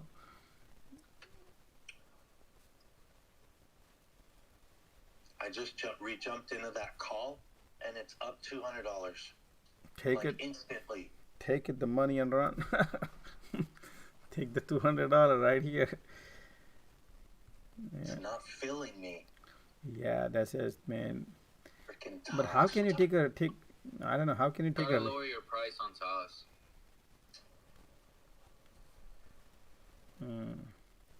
TOS sucks and fails, bro. It does. I know. So that's why I moved to TradeStation, and then I hated TradeStation so much, and then I went back. Really? Because I'm thinking of moving. I'm doing the same. If you go to TradeStation, sign up under this girl named Sniper Sim. Here we go, guys. We just broke the floor. Okay, just now we broke the floor. We just broke the floor, and the pressure is downward, guys. Look at the volume. The things. Yeah. My call is flying. Your calls are flying? My call. I just took one. I took a 4180. It's flying. Man, I think the market is going down, and you say my call is flying. I'm sorry. Put. Oh, okay. I'm put. I'm sorry. People are listening, man. Steve, right? Yeah. People are listening. Yeah. People listening. 4180 put on SPX. That's where I'm at. Okay. It's got a 63 delta on it. Nope, it's gonna go down, heading down. We already broke the floor. If you look at daily right here, we broke the floor, guys. Okay, so this, you see this red, green, it's going to be downwards now. Look at the QQQ going faster than the S&P 500, guys. Remember, I draw this line. There was a here, but this filled up faster than the S&P 500. So QQQ has a more pressure. QQQ is going more down than the S&P 500, guys. A lot of pressure on QQQ. And this is the price to exit, guys, okay, because this is price of control line. I would exit at 318.14 right here. I mean, this area pretty much, this area right now still pressure is downward. And let me see, there is no diversion yet, so it's up to you. If you want to wait, you can wait. Still is no diversion. It's gonna break that. It's gonna break in downward. Still breaking, no diversion. It's a support area, but if that breaks, we're gonna watch QQQ. And the pressure is downward, guys. It's gonna break that. It's gonna break it because I don't see a diversion. I don't see anything happening, and I see is gonna break. Is break. If this breaks, the next is right here. Another dollar down. 317. Here you go. Here you go. Breaking up. Breaking. I'm re-swizzling some of the speakers. I've got several requests, so I am putting some into listening so that the others can get on. Yeah, please. There's a lot of requests, guys. So please give other people opportunity, guys. Do not occupy. I mean, definitely, there's a lot of people are here and they have any trade. As long as you are in trade and you have questions, ask me, no problem. But you should be in the trade for day trade. If you are in day trade, you can ask me the questions. Look at that, guys. Right there, baby, go in. Right here. This both the price can. So look like pressure is downward, guys. Hey Josh, can you check SPY? I'm holding right in front of you, man. Puts. What's that? 410 puts for SPY. 410 puts, but when did you enter? I entered this morning. I was up that 18%, and expiry is on 9th of May, not today. Oh, 9th of May. Okay. You got plenty of time. That's good, man. Then this right now is you good. Tomorrow you can also print also. Maybe tomorrow some point of time you can print. Tomorrow you can have a good entry, good exit tomorrow. Because market going. I'm holding yeah, right now you have a time. So why you want to take exit now? I mean, I would if market tanks, then you can take money. But right now. I just exited my 2 UVXC calls. Oh, nice. I just had 2. I mean, that was my first option actually I've ever traded, and I got 29%. 29%. Congratulations on your first trade. First options I've traded. I mean the first option trade. I'm sorry, I didn't mean to say first trade. First option. Thank you. $29, but hey, it was just a practice run. Exactly. Yeah. Practice makes man perfect. Hey Josh.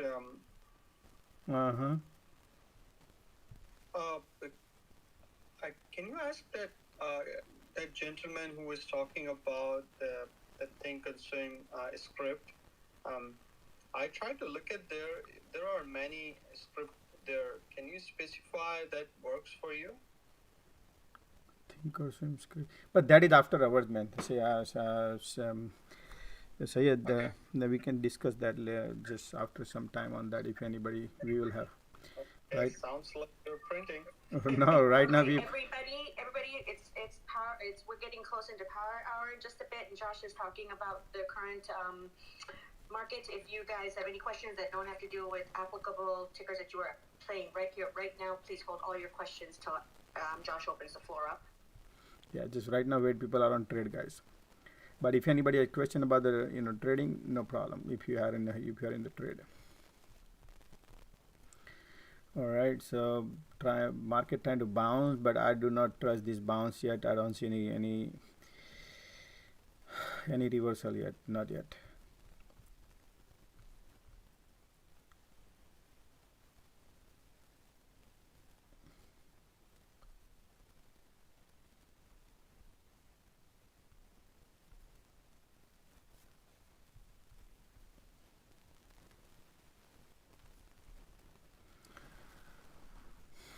Okay.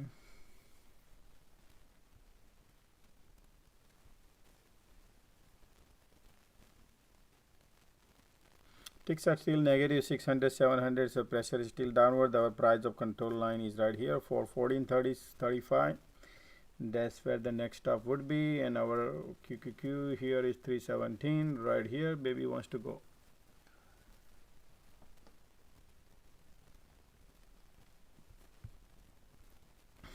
Right here. Okay, here we go, here we go.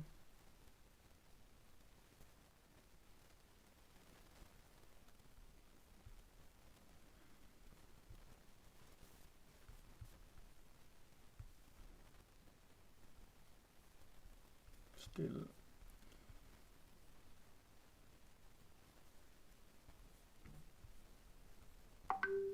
pressure is downward, yet still has a pressure downward.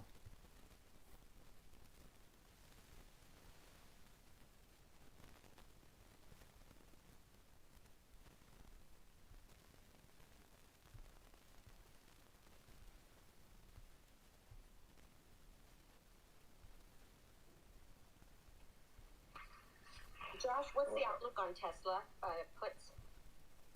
Oh, Tesla, how does it look, Tesla? Hold on. Tesla has a support right here. Let me go look at daily actually. Tesla daily is important. You are on Tesla. Tesla broke the 200-day moving average right here. So Tesla is basically washing out the premium, and we broke the 200 days. So tomorrow may be Tesla day. We can go and break right here. So Tesla is not much happening on Tesla right now. It's just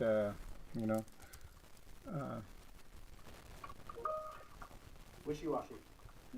Yeah, pretty much. Nothing happening on it.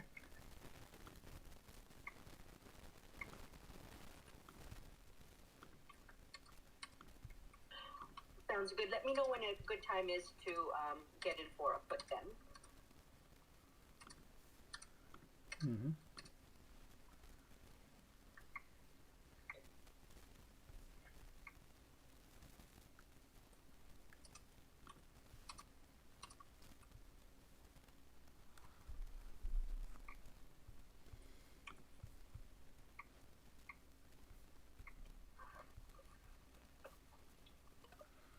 Still no divergent, but QQQ broke the floor, the price of control run right here, guys. What's up? Oh, look who is here. Rambo here. Rambo, what's up? I shorted the QQQs. That was your pressure, Sigma. Yeah, that was your pressure, huh? not that big, but I shorted about 320 strike puts at 320.37, and I just sold them. Oh, you just sold. Nice. Yeah, perfect. Right here, the price of control line. Yep. If somebody want to take it. I was thinking we would maybe hit 316, but I took it anyways. That's fine. Take the money and run, man. Right now, here is the support price of control line is testing. Same thing here too. So diversion might come right now. So just take the money and run. Don't wait too long. Hey, Tequila Girl, are you still in those Carvana puts? Because this shit's just so annoying. It is literally trying my patience. It's just, I don't even know what to say about it. But I've got it still out for another week, so I'm going to just be patient and see what tomorrow brings. I don't want to take a loss on it, especially knowing that there's still potential. Yeah, I had one opportunity to sell, but I was still down 15%. So, I mean, I was like I don't have a magic ball. So how am I supposed to know that, selling at 15% would have been my best option of the day so far? So D2, explain your situation. What strike and what price are you in? I have the $56 strike expiring this Friday, and I'm just getting premium burned to hell. And what's your break-even price? What would the price of the share have to be for you to break even? By expiry or per day? Because those are two different things. You can calculate it differently. When's your expiry? This Friday. Okay, before this Friday. Let's say tomorrow. All right, let me calculate it real quick. I think it has to hit like 54.50 or something for you to break even at that strike price. Let me see. So you guys are in puts? Yeah. All right. So let me see. For tomorrow.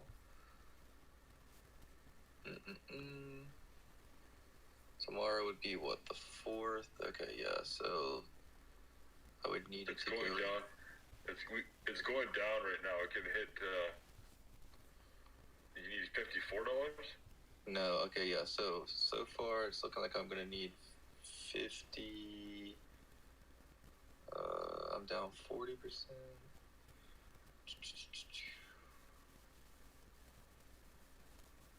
Like when yeah, I so look at it's gonna be around 54, 54.70 is like the highest I could have it hit. I would say if it breaks 56.50, then the chances of you hitting that target are high. But if it remains above this 56.60, 56.55, it could remain kind of up. It's just one of those things where it's frustrating again because, I mean, if you look at the price movement of SPY, it's moving down. Let's see, it's moved down from 418.50 all the way down to 414. So about a $4 move, and on Carvana, it's just refusing to go down.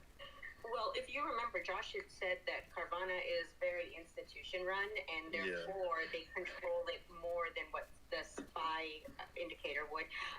But if you went back and looked at the trends since their earnings, they've been creating new lower lows every day. That's why I am optimistic about the turnout. It's just going to take another day, maybe. Yeah, that's the same thing for me, but the theta decay for me is a little worse in terms of expiry date. Let me ask you, D2, what did you like to do? I mean, what is the lesson you learn out of this mistake? What you are suffering right now every day? Anything you think you need to express your things so other people can understand what is your mistake you have done in this in this particular trade? What is your mistake so other people can learn out of it? Well, one thing for me is I've been rushing the expiry dates because the contracts obviously move faster the less time they have. But now I have the capital where I don't have to have 30% every day to bring in a decent amount of money. So buying expiry date, that gives me more room and more support would be better. And also staying away from institutionally bought companies, institutionally owned companies, probably would benefit me a lot better as well. Because I wouldn't have to deal with the frustration of the lack of sympathy with the market and that type of stuff. Okay. So probably the time picking up, if you would have picked up the good time in between, people who are listening, they have to think of it. It's not about just the premium is cheaper and buy for this week and expect that FOMC meeting can make your profitable trade. Sometimes you never know. The trade can. That's always buy a little time. I know you can make good money if it is the same week, but market can reverse and you lose everything. That's why it's risky playing on a time frame. Is most important thing. Buy a little longer time. So just in case, just in case if the trade goes against you, because the theta decay and the bid and ask difference and whatnot, man. So that's what people need to understand. But yeah, you never know tomorrow, man. Just maybe today you had opportunity, but slight, it was $3 down today, altogether since morning too. But maybe tomorrow you'll be able to get out of it. What percentage of your portfolio is in this trade? Oh, that's the good it's question. only like 25%. It's still, that's a large portion, obviously, But look, one thing, Sigma. 50% if 25% of your portfolio is in it. So Sigma, what he does is he plays big. He risks a lot of things, man. And he's been beating down this Carvana last 1 month. He's been shorting Carvana. I mean, last 2 weeks, right? He's been shorting right now. 2 weeks now. You gotta. Yeah, so he made money on a Carvana a lot. Like he double up his entire portfolio, but he's still chasing because he had a good luck on it. So sometimes you got to sometimes you have to leave it alone, and give some time. I'm in calls, PBF, and the 1 hour looks really good. PBF. Oh, you are in the call and market is dropping and you are in the call. S or F? PBF as in Frank. Yeah, energy, oil. Oh wow, look at that. Today energy is flying high and they had the earning. 35. Yeah. Oh yeah, good job. When did you get in? Or what price? No, probably he's a long term. He looks like a long term trader.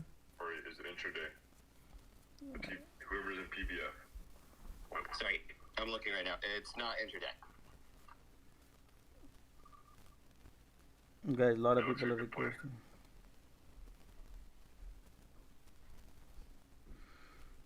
Guys, give opportunity to other people who wants to ask any questions also while they are in a trade.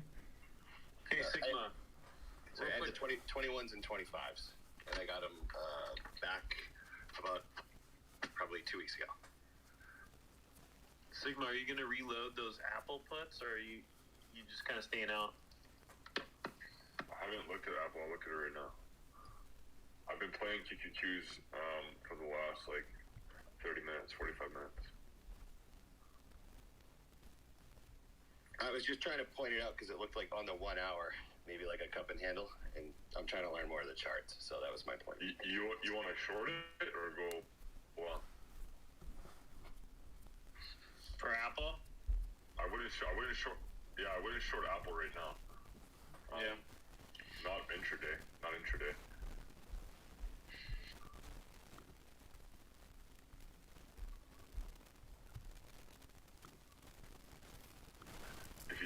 If you wanted to do that 30 minutes ago, 45 minutes ago, that would have been great.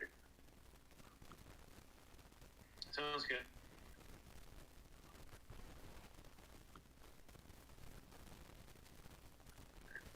Is anybody in anything intraday? Everybody is out. Look like now the market is trying to rebound, guys. Look at that. Ticks are taking positive. So market Josh, you have everybody holding thing. You've turned everybody into a swing trader. No, dude. What about everybody in swing trade? People who wants to trade it, they can trade. That's why I give a live commentary here. You kidding me, dude? Many people enter.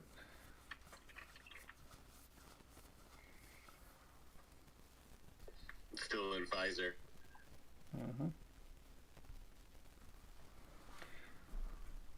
Not a financial advisor, just a chart advisor. Yes, exactly. I'm not a financial advisor. Just I technically analyze the chart here. People do their homework before they enter. I said Pfizer. Oh yeah, Pfizer, PFE. Okay, PFE is wishy-washy in the middle. Look at that candle, man. It's like, it round trip. it took off and took it down in the middle and wash out all the premium, both the end calls and puts. Both everybody wash out. PFE. Holding in the middle.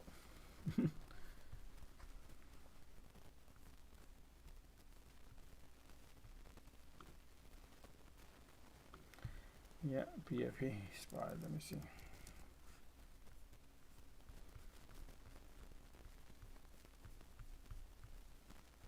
Same thing on SPY too, man. They are just trying to be holding right here in the middle.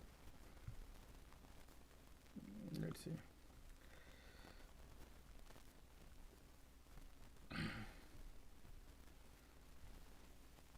It's a bullish diversion right now going on, but you know the is still looking bearish. So basically, the MACD is filling up the gas to go down. Let's see.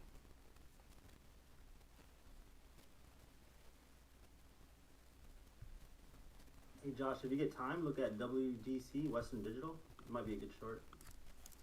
They have they got the excellent balance sheet, but definitely let me take a look at it intraday.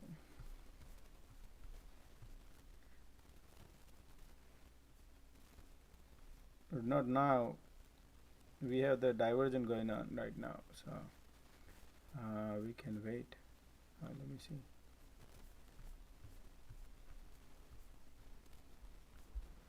Yeah, you 5 minutes. Let me go 5 minutes. Okay. No, I would not. I would not short right now. If we clear above this cloud here on the QQQs, I'm going calls. Yeah, right now rebounding market is ticking positive. Market is rebounding, and right here, which is right here. Yep, right here. You have a room to go right here until 319. I'm in calls on QQQ.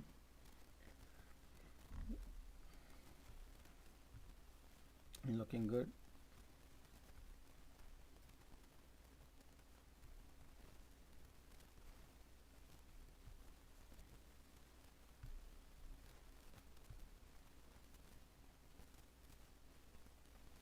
Yep.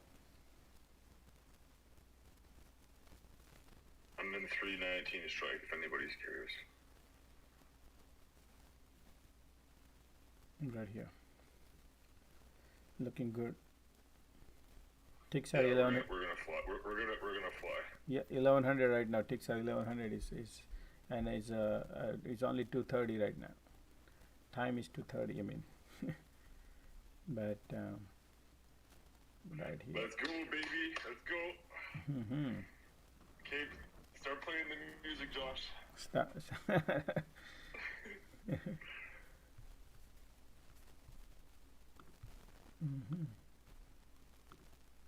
We do need to give Josh some jam music for whenever the market's rocking. We need a DJ for when things are pumping. Ah, look at this guy. The moment I play the music, some people say, "Hey, stop the music." They only like the money rolling music, like a coins trickling. That's what they like. And when the market sucks, we need to play the Rihanna song, you know, the one where she wants her money.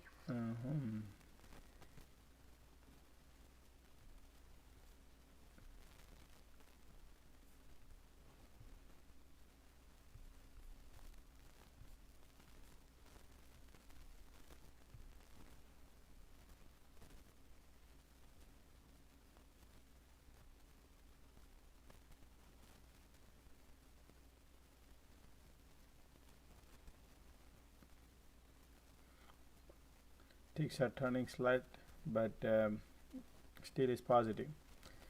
Still looking positive. Should be fine.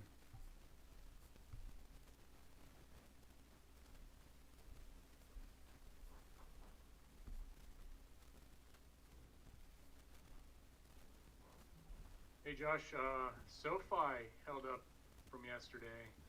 Any thoughts on that analysis? It's 633, so it did. You know, it seems like it's found its floor. I mean, maybe it's a trap, but it's got a pretty solid foundation being formed. So SoFi for long term, short term? I mean, debatable. Either or. Either or.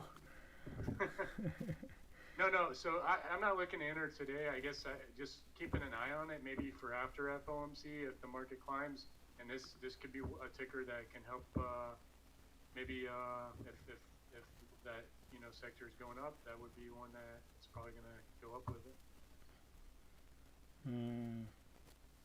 Sigma, watch out. Yeah, I'm out. I got stopped out at 1841. Yeah. So I got a song for Sigma. One sec.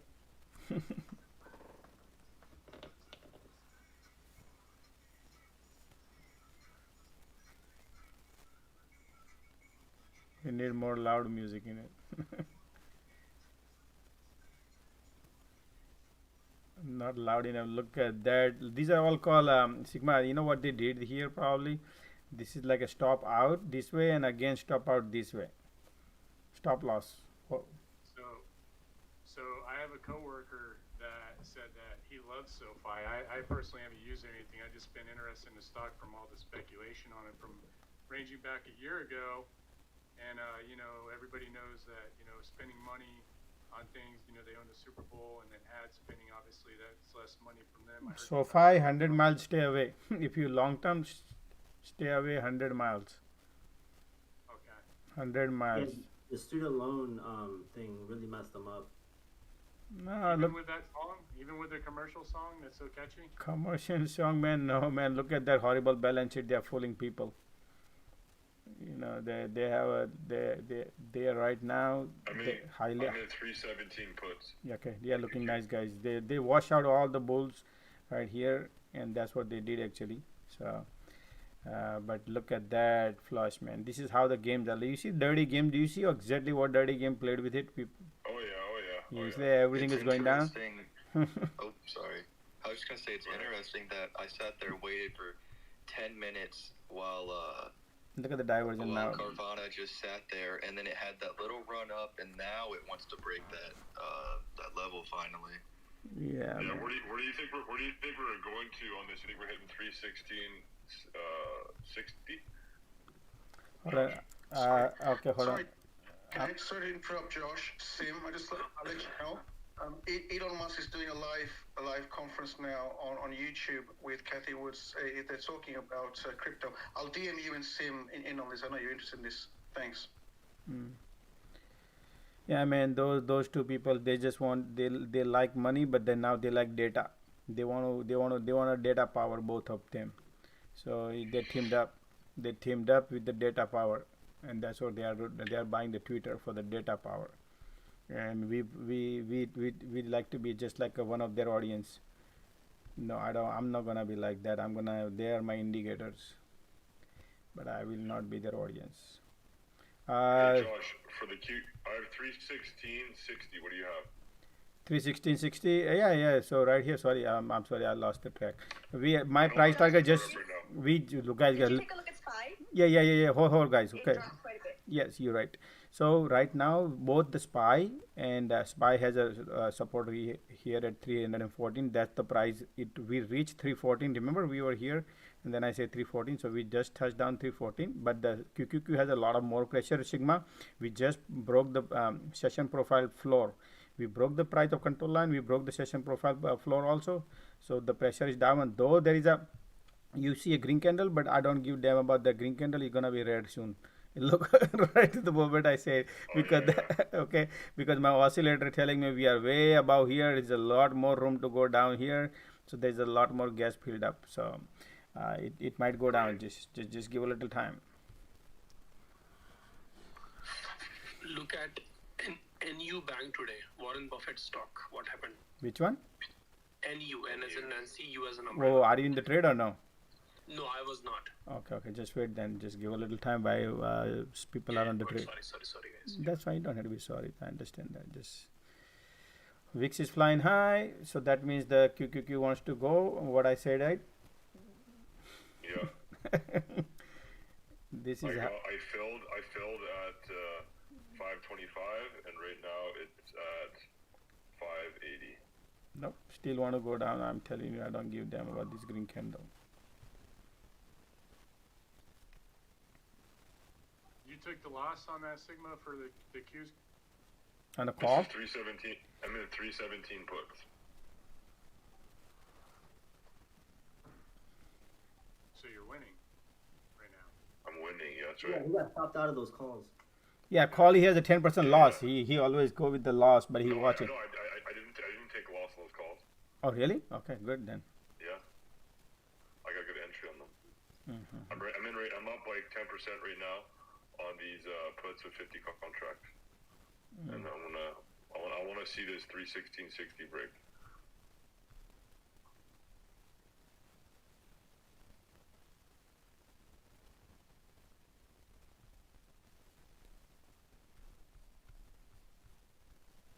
Watch out now.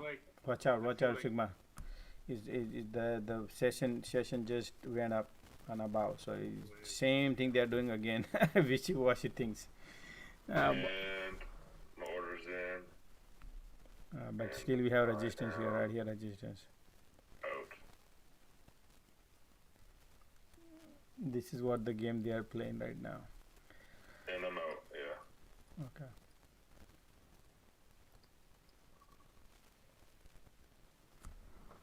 That was what percentage for your stop for that? But that one I took a small loss. I'm sorry, what? He took a small. That one was a loss. My order didn't fill in time. Oh, you were gonna flip sides?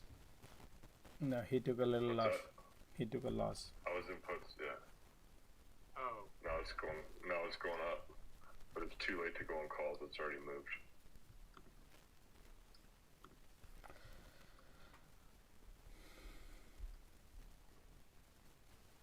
If it didn't gap up so much, I would have hopped in calls at 317.60. Man.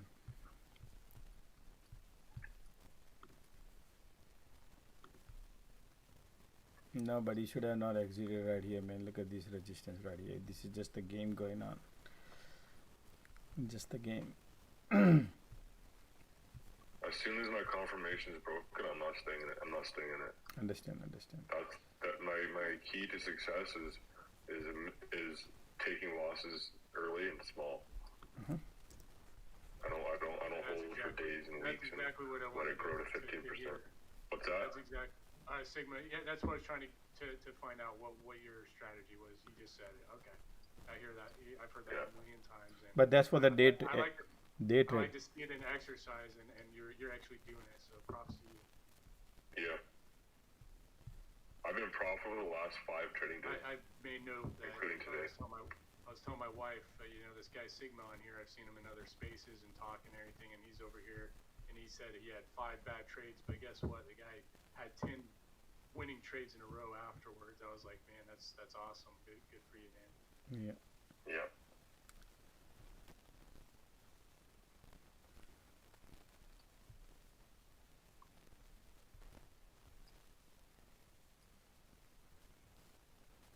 Look at the swing. Look at that swing, man. Look at that. Yeah, very volatile. He's gonna take the bottom. This was they're just trying to, these are all stop loss going game. But look at this, how things are going, man. Is anybody in anything? I'm in Carvana, ABNB, and for today, I mean. I'm gonna swing it if I don't get out of it today. Guys, I'm trying to figure a entry on puts for QQQ. I am out of Intel put. Do you just want to scalp it? Yes, real quick. Just wait. Yeah, here you see the resistance right on the top. Pressure right now. Do you think I should wait for a large green candle? Mm-hmm. A large green candle? No. Wait, I want to wait for a confirmed downtrend. Yeah. Okay. We are battling at the price of control line, so right now be careful. If market let the thing probably break right now, it's going bullish right now. Diversion is there, so I would not enter anything short right now. Yeah, we're going up. Yeah. Though we have a lot of resistance right here, but it's gonna break probably. Let's see. 416 is resistance on SPY. SPY right here, 416. Yeah, we have this trend line I draw right here. You see this? So yeah, just be careful. 416 is a major resistance right here, daily resistance too. So right here, this is the crazy resistance 416.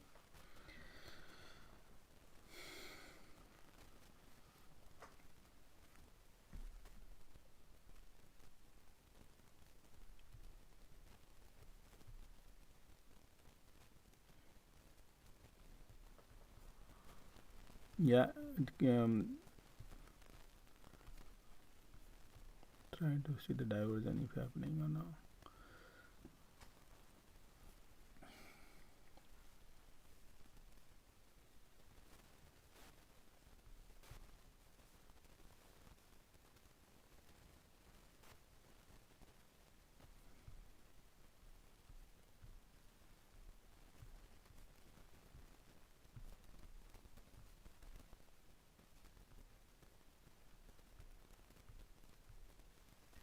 Hey Josh, would you say that 317.36 is support or resistance on the QQQs?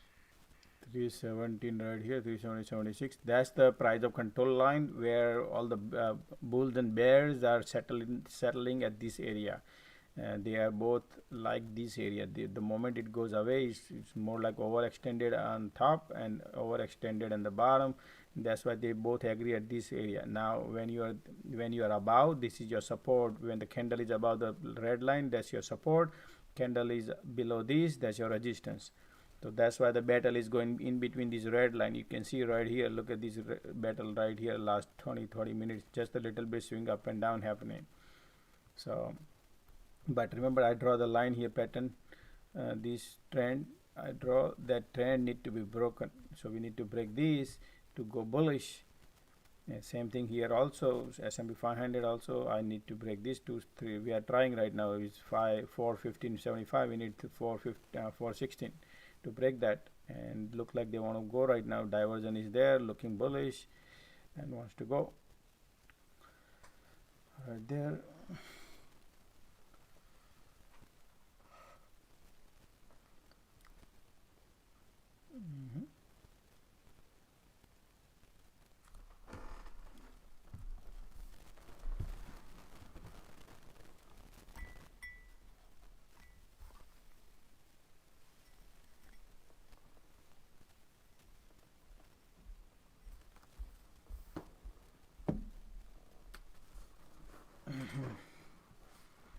Yeah, it's bullish now.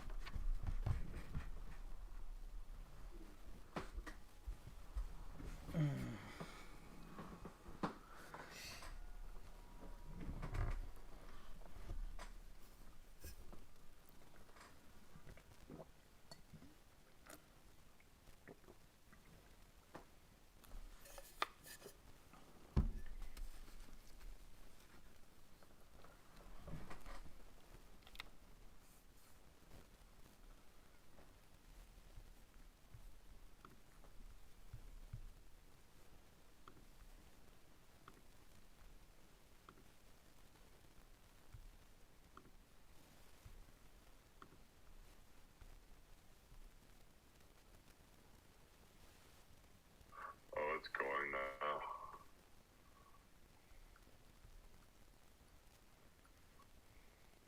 Yeah, it's bullish. To the moon. Baby going to the moon.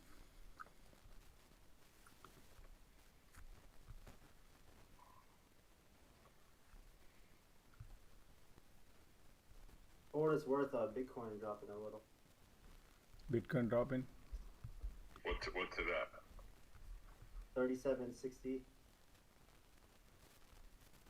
37,642. And it trades between 35 and 38, right?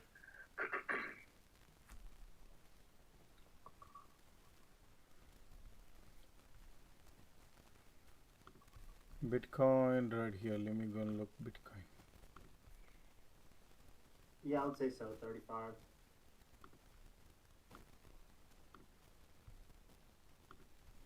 And 48. Bitcoin right here just broke my floor, man. Look at that. Bitcoin just broke the floor. Is right here 38 and 37.70. So MSTR is a good shot in our list. Remember I said MSTR. MSTR is a good shot. Look at that. We've been doing right here. saying this 422, now it's 344, and I said my price target is 307. It's gonna go, once it's break this, it's gonna go to 200. MSTR going to be $200, guys. Look at the horrible, this MSTR. It's gonna go down. MSTR is a good shot.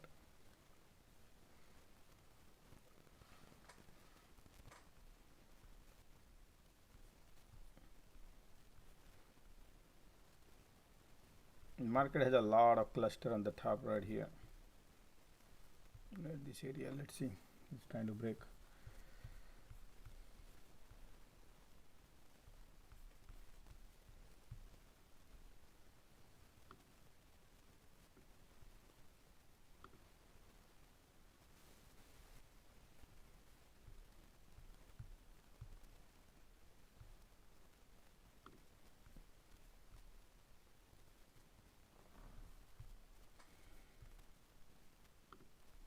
Sorry.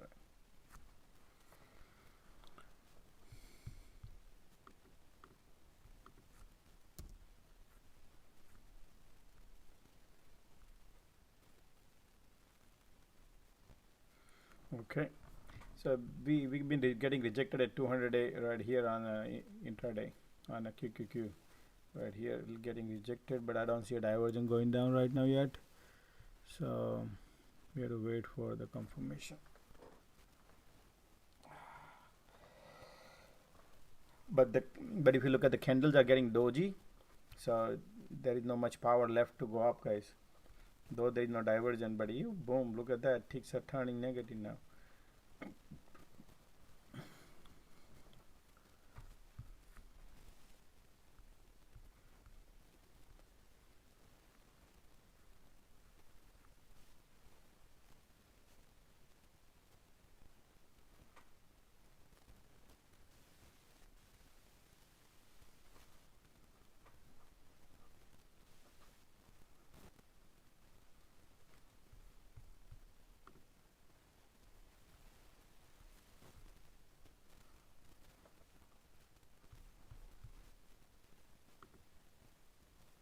Look at that game,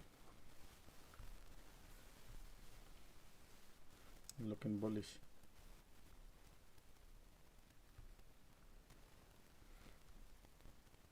I think we're gonna go to 319.63.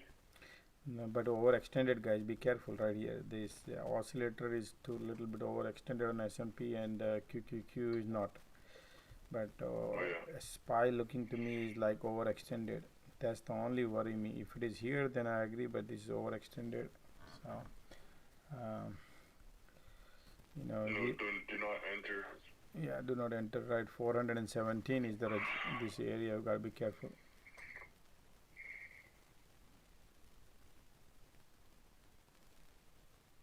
Waiting for it to turn around.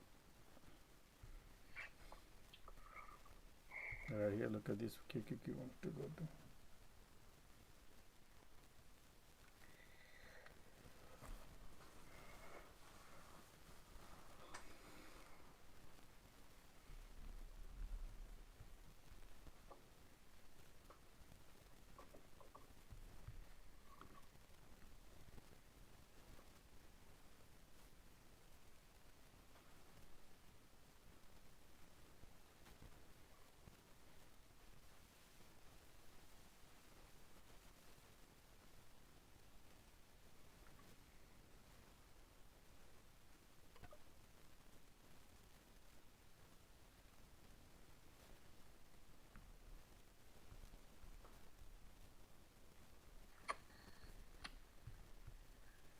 Hey Josh, hey Sigma. What's up, man? Hello. Not much. I just made like 2 trades this morning. Now I'm working. Right on. Did you hit your daily goal? Yes, sir. Awesome. 1%. 1% a day. 1% a day. I'm liking it. I'm liking it because it's like allowing me to. It's such a better mental state to be in when you start to accumulate wins. 100%. Yeah, there's 20 trade days in a month, so think about that. If you increase your portfolio by 20% in a month. Yeah, exactly. Yeah, thanks for turning me on to that YouTube video. But I'm through 3 of them. I'll probably watch the 4th one tonight. No problem, bro. I'm glad you're enjoying it. Yeah, it's just a better mental state to be in, because I was just grinding for the full day every day, and yeah, like every trade is either gonna make you or break you. Right, and then shit that just happened when you just got, they played those dirty games a half hour ago, whatever. That would just get in my head so much. Yeah, for sure. You take a loss, take a small loss, and keep moving. You should be able to take, in my opinion, 5 losing trades in a row and it not really affect your portfolio. I could take 4 or 5 losing trades in a row. If I stop out tight, I could make it back on 1 good trade. Yeah. Or 2. Yeah. Yeah, I haven't perfected that part yet. It's figuring out when to sell or when to get out of the losing ones. Yeah.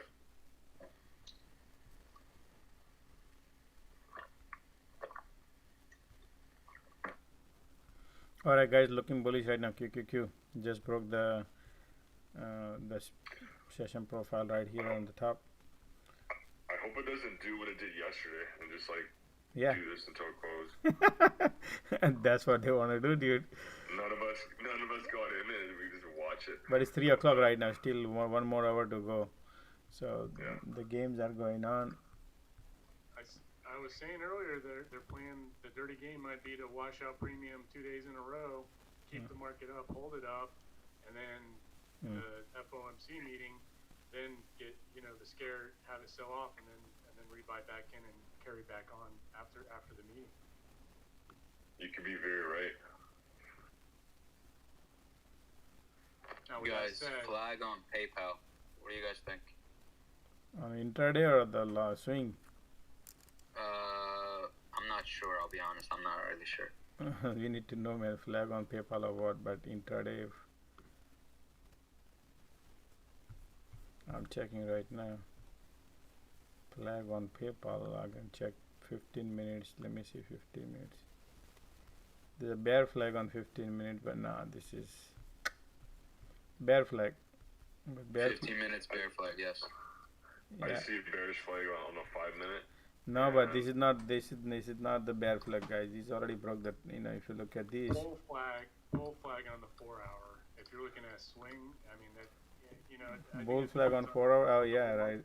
Oh, bull flag on 4 hours? No, bull.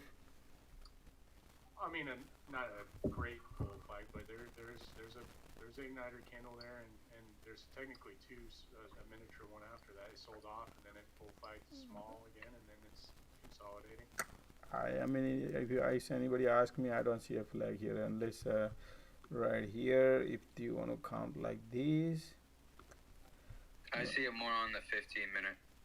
Yeah, might be maybe swing into the morning hours, like first thing in the morning, close out. No, this look a little weird to me. I mean, 15 minutes also. No man, look at this. This is not a flag. Okay. No, I don't think so. If anybody, people post anything on social media, man. Would you see it from 91? Maybe if the trend line is at 91 on that wick on $91. Right here. $91.22. No, I don't see here. This is the wedge. This is wedge. So this is not a flag. This is wedge. This is wedge. So it's ascending. So a wedge or a pennant. Okay, yeah. It's not really a flag. Not big enough of a flagpole. Is that what your point is? Yeah, this is wedge. So this is this could be a ascending wedge. Little bit per. This is for the 15 minutes wedge. That wedge can break upward. It can break downward also. Downward or upward, either way direction go. They are earning today? No, right?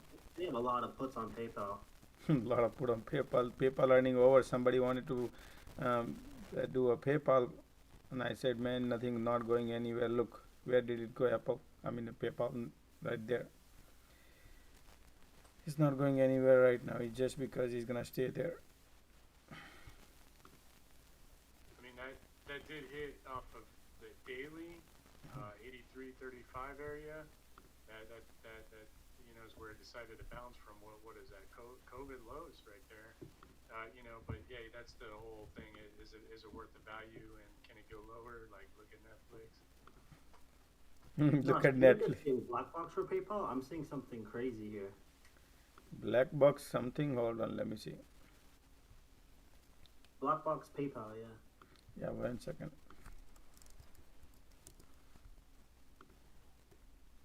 What do you think fundamental wise though on PayPal? Ignore the technicals. What's your fundamental once you look at that? Not going anywhere. eBay dropped PayPal. 1 second, I'll look. So PayPal has now basically pretty much no man's land. So all the calls are for and puts are for. So both are equal.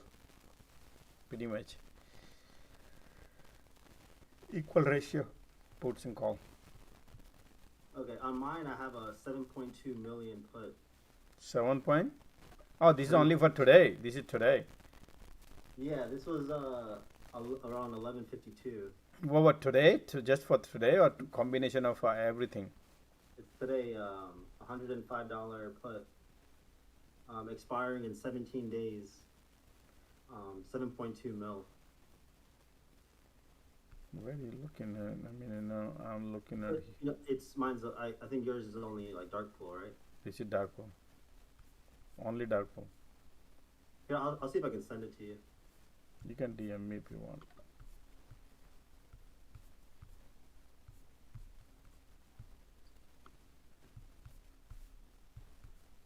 So today most active calls are Tesla, Amazon, AMD. AMD has a lot of calls. Apple, Microsoft, Facebook, Z, Roku, Chewy, Airbnb, and then let's see the puts Tesla has. So basically combination of all. So Apple has a more puts than the calls, guys. Apple has a $14 million puts, and my Apple puts are still in a dipshit trouble. Boy, okay, but Apple look today 4 million calls and 40 million puts. Somebody knows something. Let's see tomorrow.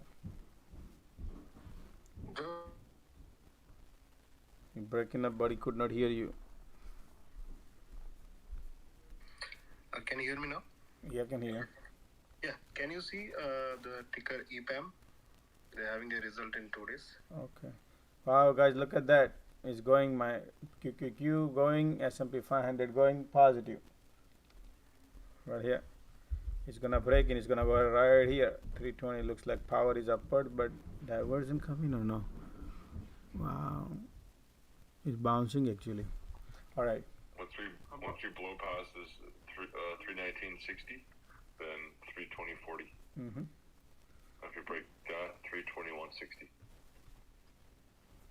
They're gonna show the power, and they might not do that because these obvious things is not gonna be obvious. Remember, whatever obvious to us, that's what they don't want. That you follow?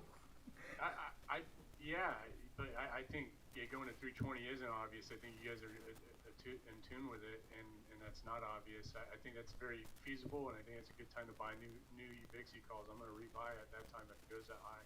It's gonna go high. Today is the day they want to take it up, so they can tank it tomorrow probably. Yeah. Hey everyone, we're in Power Hour now, so if you have any questions on any tickers that don't have to do with current plays, please wait for your questions till after market closes, and Josh will address them at that time. Yeah, market wants to go higher, looks like. VIX are going down. So did you give a thesis on PayPal? It looks like technical wise, what was your thesis? What's that? What was your response to PayPal? I didn't quite get that. Oh no,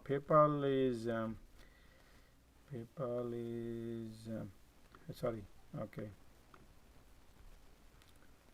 So 88 cents basically right here PayPal. So let me go back to this so people can see the screens. 88 cents. Okay. 88 cents into 4. 352. 352. What's the price on the PayPal right now? Is 91 divided by. Okay. 3.62.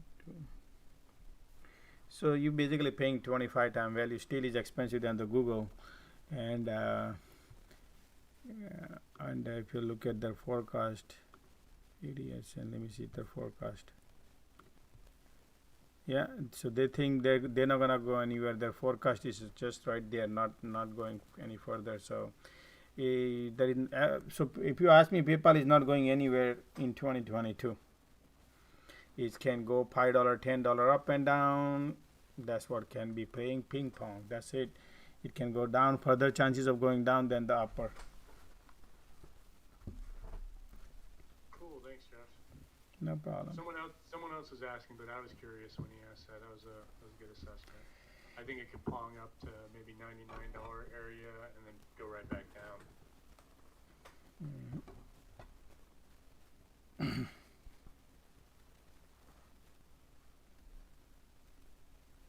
I think I'm just going to cut my losses, or at least half of my losses, on Carvana. I mean, I just spent practically the whole day. I think you said the same thing too yesterday. Yesterday you traded and you said I'm going to take my loss on yesterday, and you didn't take it. And it's moved down 10 to 15 cents the entire day at close. Well, pretty much close. Over trading, man. Over trading. You should have waited. You should have bought for 2-3 weeks. When you know, sometime you yourself are doing the same mistake every time you buy JPM. Oh, my call is expiring. My put is expiring this Friday.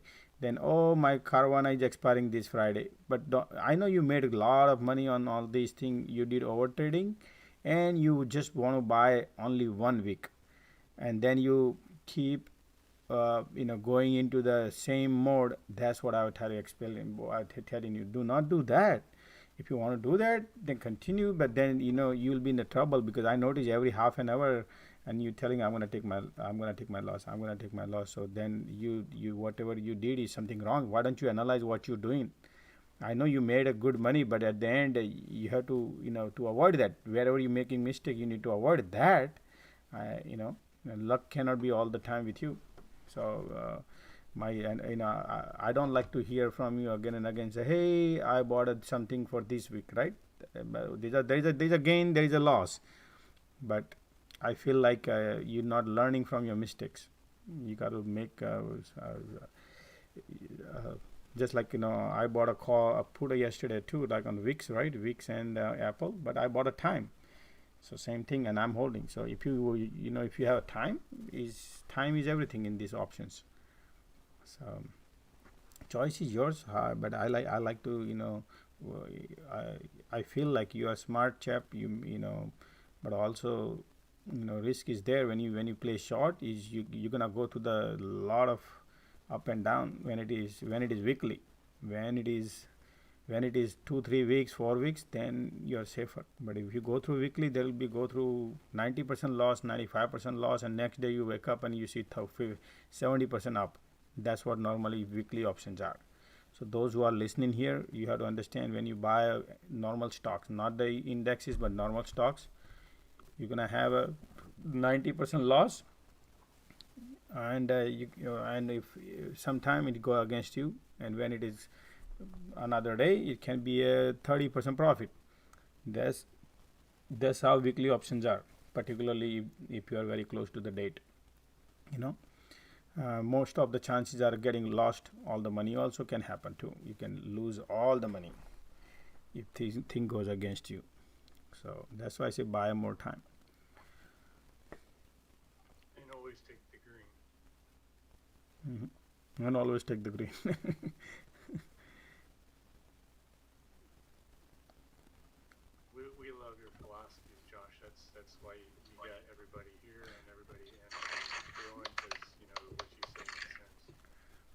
I mean, we have thousands of people listening, and I like to, sometimes I'm not a godfather, but I also make a lot of mistakes too. But I try to, compose and.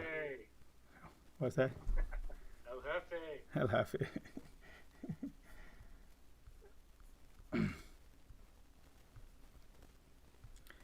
But yeah, I mean, I didn't want to cut you off day two, but point is like, just I feel that, Piranha's beaten down now, so Yeah, you gotta realize that too. yeah, he's been going down, but he's doing like he 2 3 time I think he made money, good money, so he doubled his entire portfolio on Carvana. He said, but Josh, then would you look at public storage for put PSA? All right, market is now going down. Let's see, P what? PSA. PSA public storage. Oh wow, look at that. This is good. Wait for it to break 356. Okay, hold on.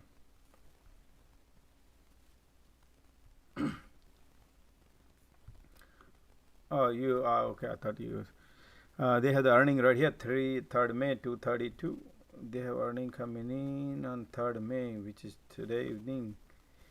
3 May. This looks. This is. Let me see. I don't know if that's the waterfall you told me to look for, but I've been working hard trying to search for anything. PSA. Hold on. Let me see, man. This looks interesting. PSA. This company can tank if this. They miss something. Yeah, this is expensive too. 35 time value you paying on it. 35 time value you paying on it. EBITDA. They have a great profitability. That's the only thing. But if they're gonna go down profitability, then not good. Outstanding 175. So the history was good. History they made a good money. 252, 317, and 900. And, oh wow! If they miss. If the earning miss, then they can tank. If this earning miss, man, this is gonna go to the downhill, guys. If these people if this earning miss revenue, then they're gonna go down. I just know that my parents are getting up there in years, and they actually told me that they were going to cancel their storage unit to consolidate their bills. So I think that there's a lot of people that are feeling the same type of pressures in the market and are trying to find any place that they can to cut. But I don't know if it's going to hit their earnings, now, or if it's going to hit their earnings in next quarter. Right now, looks to me. Look at that. Look at that. Is right here the major sloping support. If that breaks, we have right 200 day here, 345, and game over. Then the game over. If this breaks, then all the bar system will kick in and it's gonna go downhill. So PSA could be a good shot. I mean, but again, I don't play earning. I don't play earning. Good history. I don't have a good history of bringing you good picks. Everything I bring you turns out to be a dog. So I'm being real careful. Yeah, guys, earning is the only play, but I don't like to play earning, but definitely this could be one of the trade. Remind tomorrow we'll look, but yeah, it looks to me very weak. That's why somebody knows something. Insider knows. That's why it's going down. That's why they're selling out before earning. That's what I can tell you. Fed expected to raise rates by 0.5 point. Yeah, that's common things.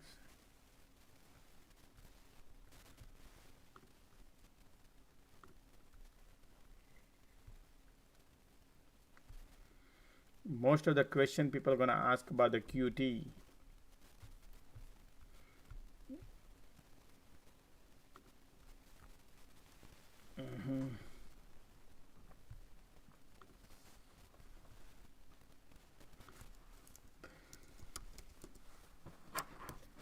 PSA.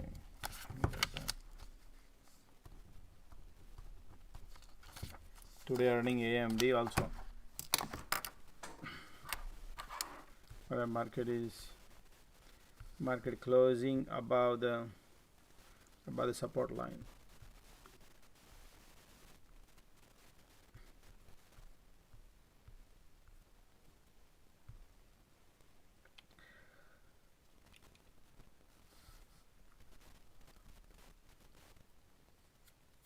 Okay, guys, bunch of keys.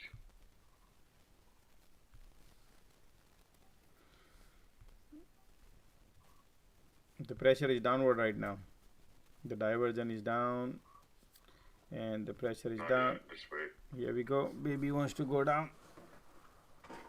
Not yet. Right here, ticks are negative already. Ticks are negative. Diversion is already oscillator all the way It's top. okay. It's still in the cloud. It has to break.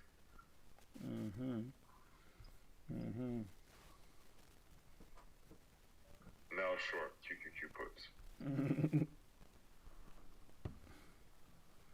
QQQ puts.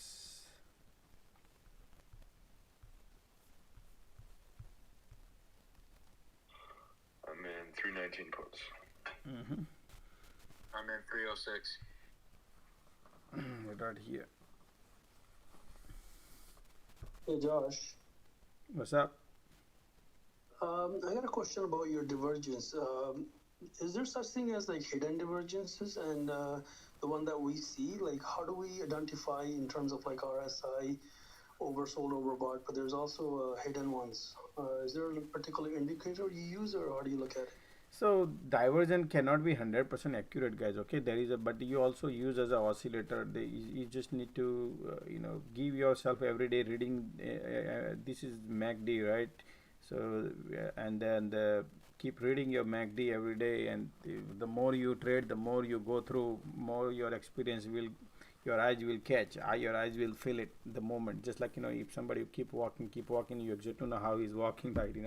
So more you stay with it, the more you know about it. The reason I ask is because sometimes I see RSI is not telling you accurate, even though that it's going up, but the price of the stock is going down. You know what I mean? So so basically, RSI can give you a little moment, but you need a MACD. So MACD is most important part. So when you look at the diversion, it calculates based on the bid and ask, and when the bid and ask calculates based on that, it creates the diversion that, hey, at this price it was here, and then this price, all these bids are coming at here. So that's why I like a MACD pointing which directions is, with the RSI, how things are rolling with the RSI, whether are going upwards or going downwards. So look at that without diversion. See what happened right now. You see this, it was going down, there's no diversion, but it took off other direction. The ticks are taking up. So market maker can do, they know that many people are using diversion too. So but they want to wash out all the stop loss, and they go without any direction. They change the direction. Because it's still not confirmed, Josh, until it closes 319.68. Yeah. No, I'm just trying to. It's just a green candle. I'm just trying to explain somebody who's just asking questions. So sometimes diversion helps you when it is a really not market makers are not like playing really intraday game with you. You should do small intraday trades so everybody can watch you. I did several times, but then you have to understand too. It's like I do that too. I don't want to go crazy, man. Thanks, Josh. Josh, you think the fear indexes, the VIX and whatnot, you think that these markets are edging up because they're pricing in this half point, that that's what it is? What about the QT though? Do you think that's still a reason to give the bull thesis on going long VIX? Well, I mean, I like to analyze it in long-term markets, not the short-term, just for the FOMC, because market maker, they know that how to play with the retailers. Then they can play that dirty games at that particular time. But long-term, I like to believe in that market is going downhill. That's what I can see. I feel like VIX is kind of like how the Qs were yesterday. That 1645 might be the pivot. Maybe it could break down lower, but I feel like it's enticing to rebuy it. I'm looking at buying calls right now, just if anyone else is thinking that way. Mm-hmm.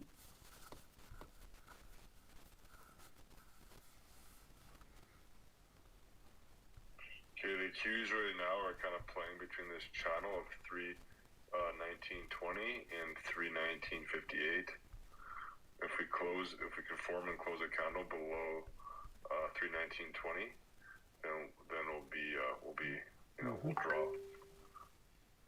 So let's just wait. We're playing with that line right now.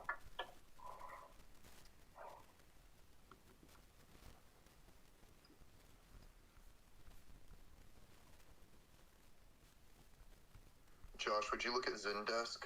Z-E-N? No, never know. Okay, thank you. Look at that right now. Ticks are like turning all the way from positive 1,000 to negative 1,000. Can you believe it? In 3 seconds, in the 3 minutes. Yeah, that's right. Okay, right there. Okay, now we're confirmed. Boom. Yes, right here. Boom. You see, as soon as that candle formed below 1920. Yep, right now, good shot. Boom. Exactly what I said. Taking off too. I didn't get in on time. And now we're confirmed on a 5 minute. We're going down. Yeah. I like Picks that. just spiked. Great call, sir. Yep, right there. Diversion is going.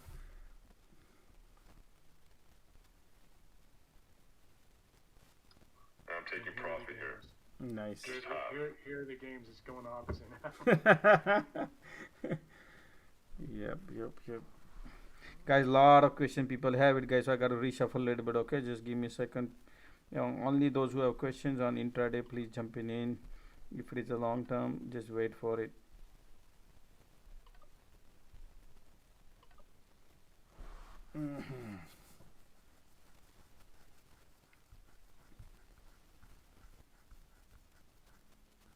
Look at that. Hey Josh. What's up, man?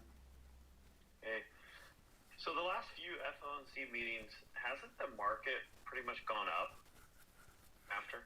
The last few FOMC meeting had a, figure it out. yeah, there was no action in the last few FOMC, just a pure quarter percent. Right now, this FOMC meeting will decide the economic direction. So these FOMC. You talk about like elephants in the room, right? So yeah, maybe this balance sheet will actually, rip the Band-Aid off. I don't know. We'll see. We'll see what happens. Yeah, that's the small part of it. But again, many banks, they would understand that this, because 95 billions a month, I think they call it rapid pace. But for me, when they were doing QE, quantitative easing, they were doing 120 billions a month, and now they think they want to do rapid pace. Then how come 95 billion? 95 is rapid pace, or 120 QT? So 95 QT is rapid pace, they call it, and then 120 QE. What was that? Right? So they need to kind of disclose their plan. Is that what you think? If I were there and asked the questions, and then I would ask this question to you, to them, say, hey, you did a QE at the rapid pace or the slower pace? They said, no, we did a slower pace or rapid pace. Then how do you come up with this rapid pace of this QT, and you call it rapid pace, but still it is 95 billion a month? It's not 120, because you have almost 9 trillion. It takes 100 months to get out of the balance sheet. If they have to do that pace, it takes about 90 months. 90 months it will take to get out of that balance sheet. So how do you define the rapid?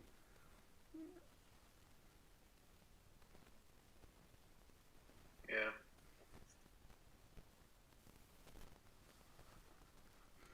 It's all game, guys. These people are. So I might take a little lotto, just kind of hold into the meeting and see what's going on. I'm thinking puts, but I don't know, just a little ticker, little teaser.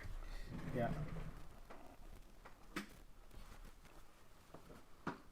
I'm out of the QQQ puts.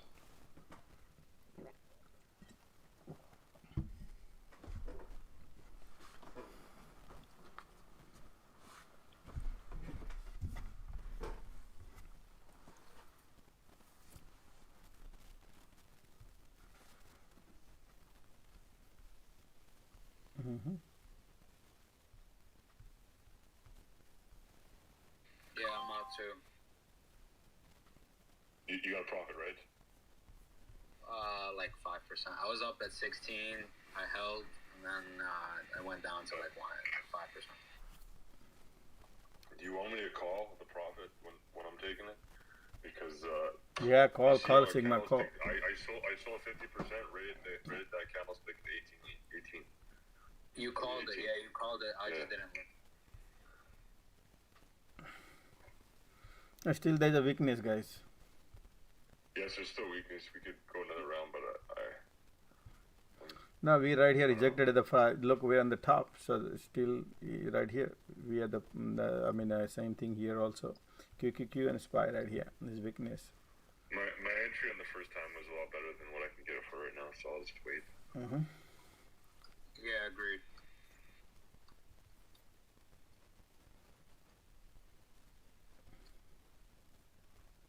Yeah, I might break down again, but whatever.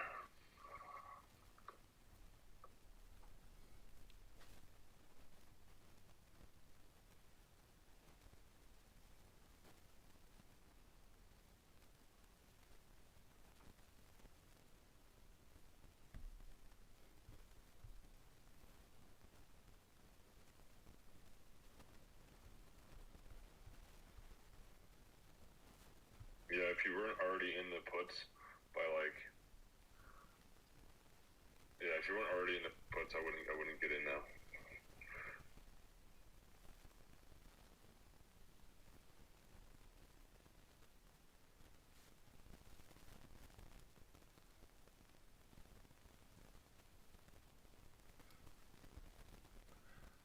On YouTube, somebody said about the MSTR yesterday, and you brushed me off. No, I didn't brush you off, man.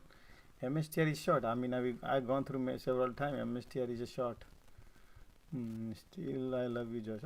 Me too, man. Love you. I said already. Okay, you sold already. Good. I made a tons of money on MSTR following my own advice. Nice. Ron Bottom was happy for anyone else also shorted yesterday. Yeah. That was a good shot actually. That's a good shot, and it is heading down. Okay, great.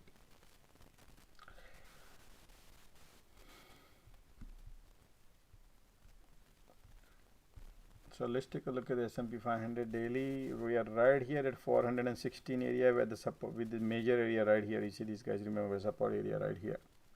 416 is the major support.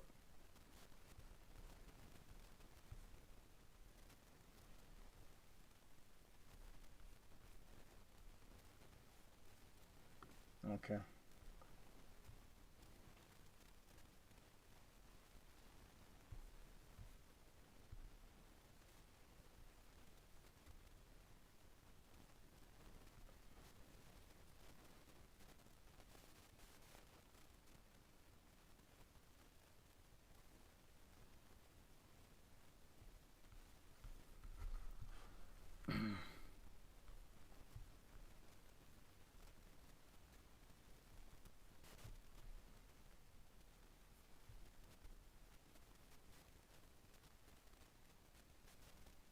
Here we go.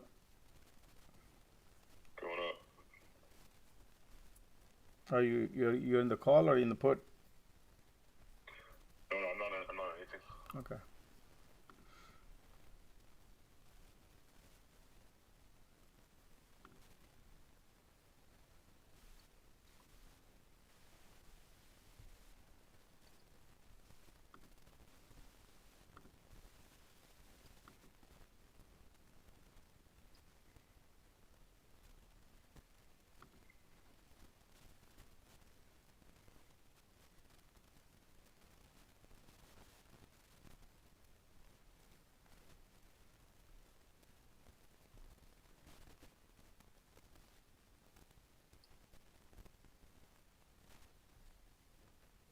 If it breaks above 319.12 with volume, I'll add a little bit of calls.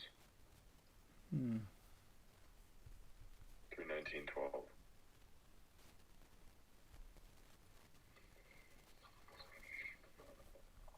But it looks like it wants to go down. Yes, good shot right now, guys. QQQ shot, good.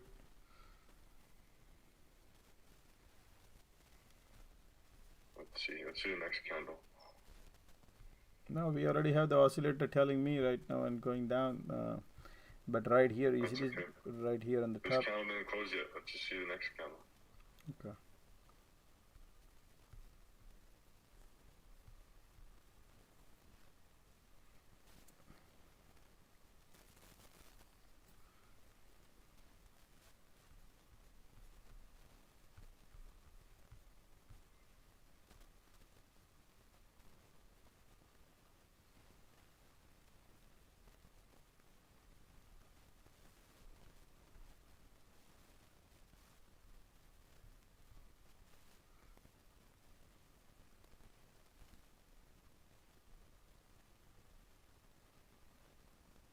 that's why.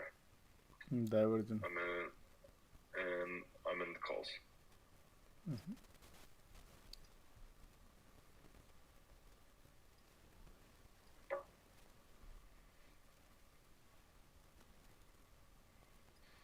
Still the candle, 5-minute candle didn't complete, right? Do you check the 5-minute? What's that? Yeah, we're going up on the 5-minute too. Mm-hmm. We're going up to 1954 and then 1981.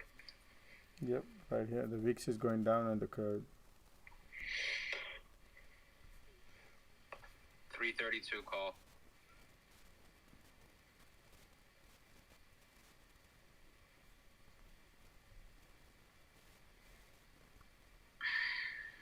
Hey, what time is the meeting tomorrow? 2:30. 2 o'clock comes in, then the 2:30 the question Q&A starts. So 2 o'clock everything begins. First candle bounce will be 2 o'clock. Bounce or dump, whatever.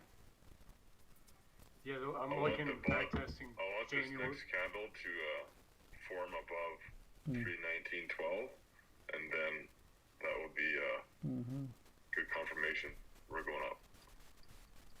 I'm in calls though. Okay. There's a guy on Twitter that's VIX already broke down.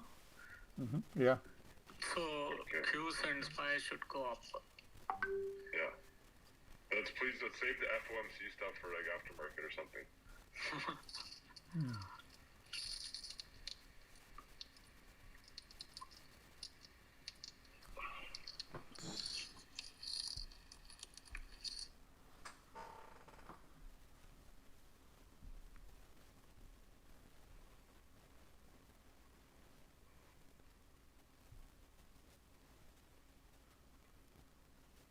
It's going down. Yeah, I'm taking a loss on this. Just wait. I wanna wait for the next one.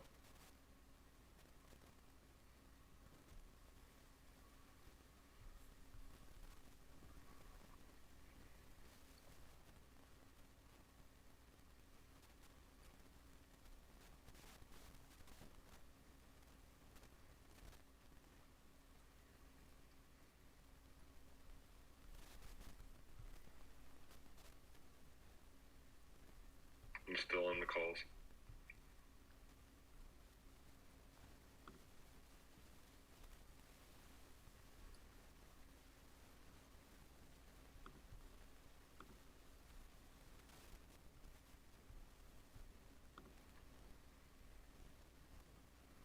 SPY is testing 416. Okay, yeah, I'm on the calls.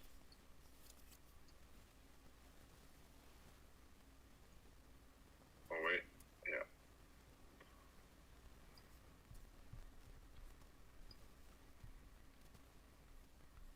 Man, this is just back and forth, back and forth.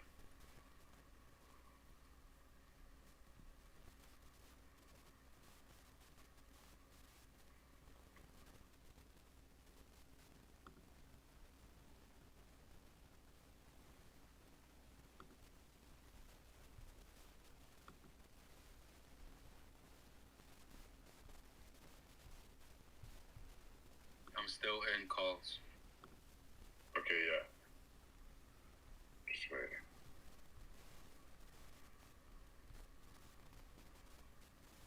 I could go either way at this point.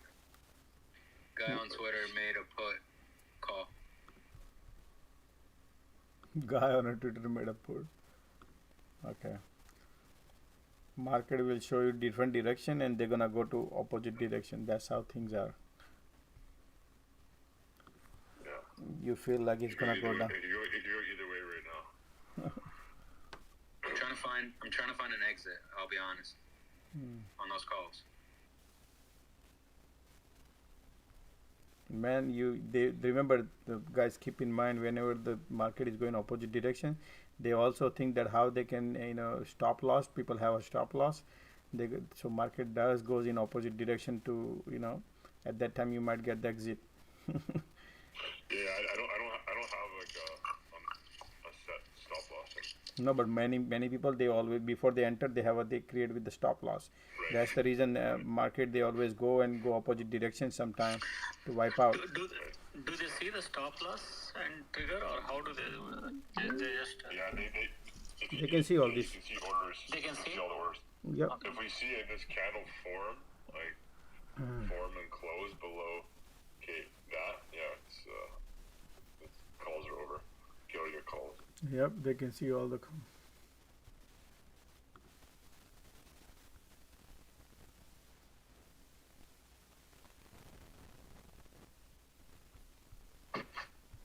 I opened a put position on Marathon Digital Holdings, MARA, for $5.20, $15 strike. Looks pretty good.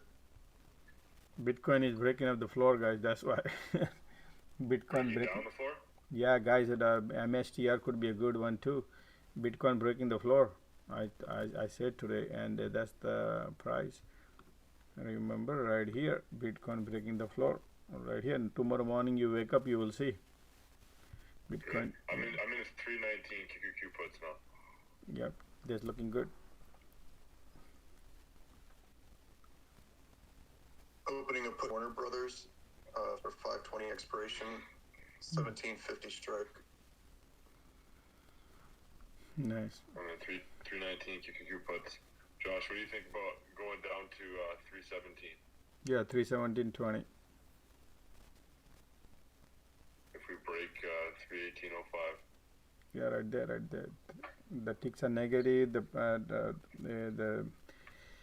MACD is pointing down. Ticks are negative. Diversion is also down. Oscillator is also down. So you're good. We're going down. But try to take the any strong, any good candle red. Take the money and run. Yeah, right now negative 8, almost 900 point ticks. Ticks are negative. Hold on. Ticks are negative. Let me give you a comment. Ticks are negative. Price of control line just went down on QQQ right here. So it came down. Still we are negative. So the pressure is downward, and you can see right here, the MACD is pointing down. Oh man, I'm printing on these puts. Yeah. Pressure is downward.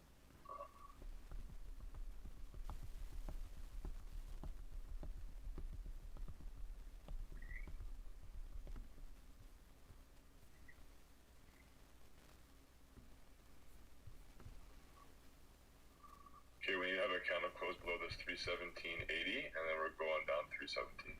Yep, it's going down. Only thing is this price of control line is here, guys. Remember this price of control line, that is like a buyer and seller agree to at this price some point of time, So if you want to take the money, you can take, or you can wait for this more power to go down.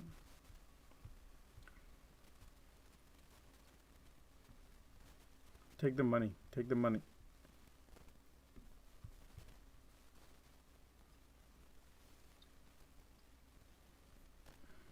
I'm taking half profit. Okay. Because it's a price of control line, if those pressure is downward, but Yeah, we're going down to 317 now. Yeah. Wait. Actually, we need another candle. Yeah, we need another candle. That's what we're waiting for.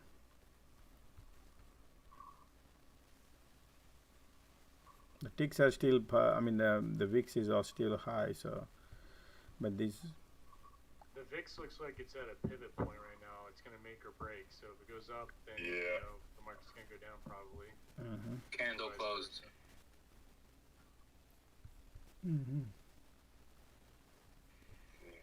Candle closed 317.80. 317.80. We're going down. Yeah.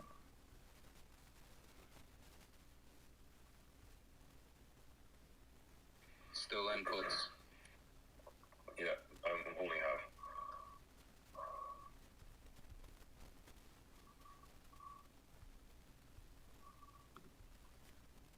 Right here.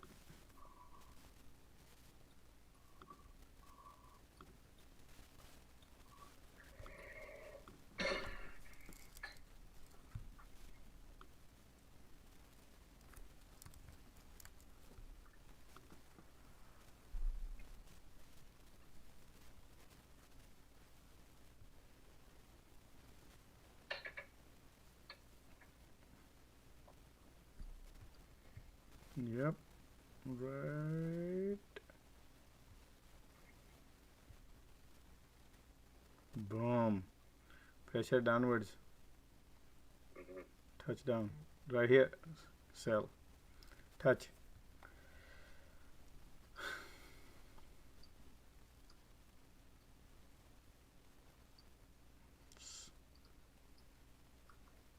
You took it, right? You took the profit, right? I'm waiting for the order to go through. Yeah, I'm out. Okay. Can you hear me? Yeah. Yeah, I'm out.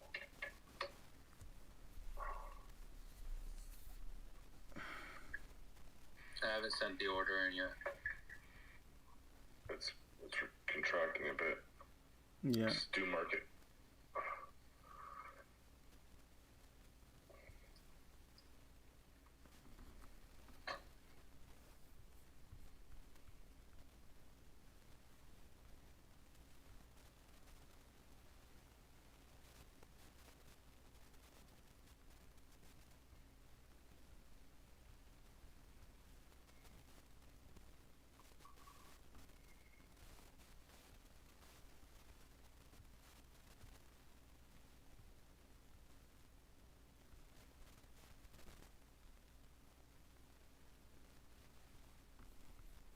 Pressure is still has a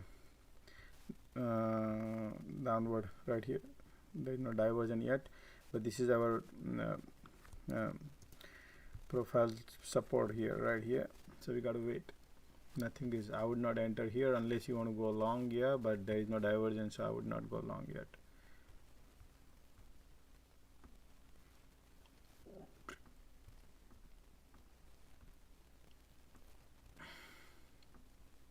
Still inputs. Still inputs. Man, you gotta diamond hands. diamond hands. Yeah, I'll watch for you. Nah, you gotta take the money and run, man. What's your profit target? You have to have a target. 317.36.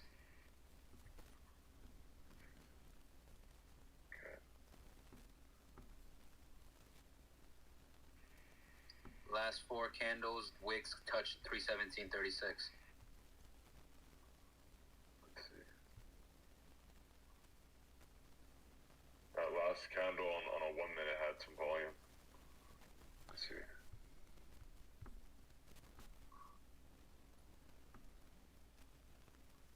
The green candle, I mean. Which is scaring me. Yeah. Do you have a stop? Oh. Just sent the order in. Didn't get filled yet. Man, that is the only one opportunity right here. It touch. And Sigma exit on the right on that. Yeah. It's okay.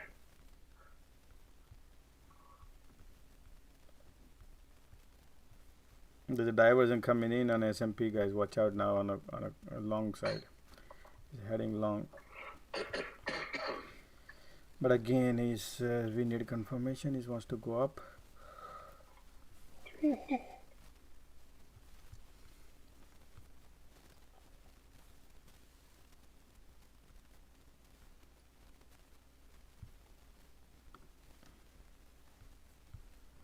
Let me see SPY real quick. SPY has a resistance 416. Watch out, guys. Don't go long right now. Just little bit careful. That's it. Because we have daily resistance 416 and SPY. We are already 415, 89, 90.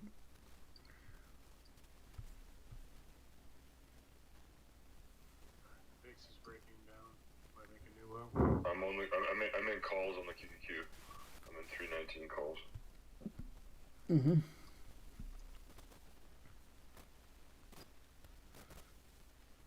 Yeah, there's a diversion going too.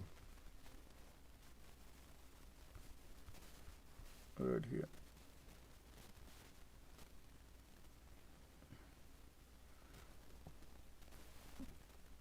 You basically like trading water here a little bit, like teeny mini candles, guys. So small profit should be a good profit.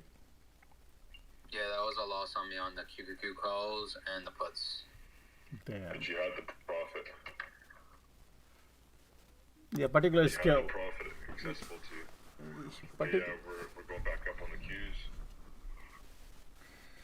Particularly, he was scalping, but he need to take the, because when you scalp, you have to take the, whenever you see opportunity, just take the money. Either Yeah, the whole purpose of a scalp is to like get you 10-20%, like max 50%. Yeah, that's exactly. Right, so what I do is I have profit targets, and then I'm taking 50% on the first one. Yeah, there's only one thing I was going to add to when you're watching the volatility.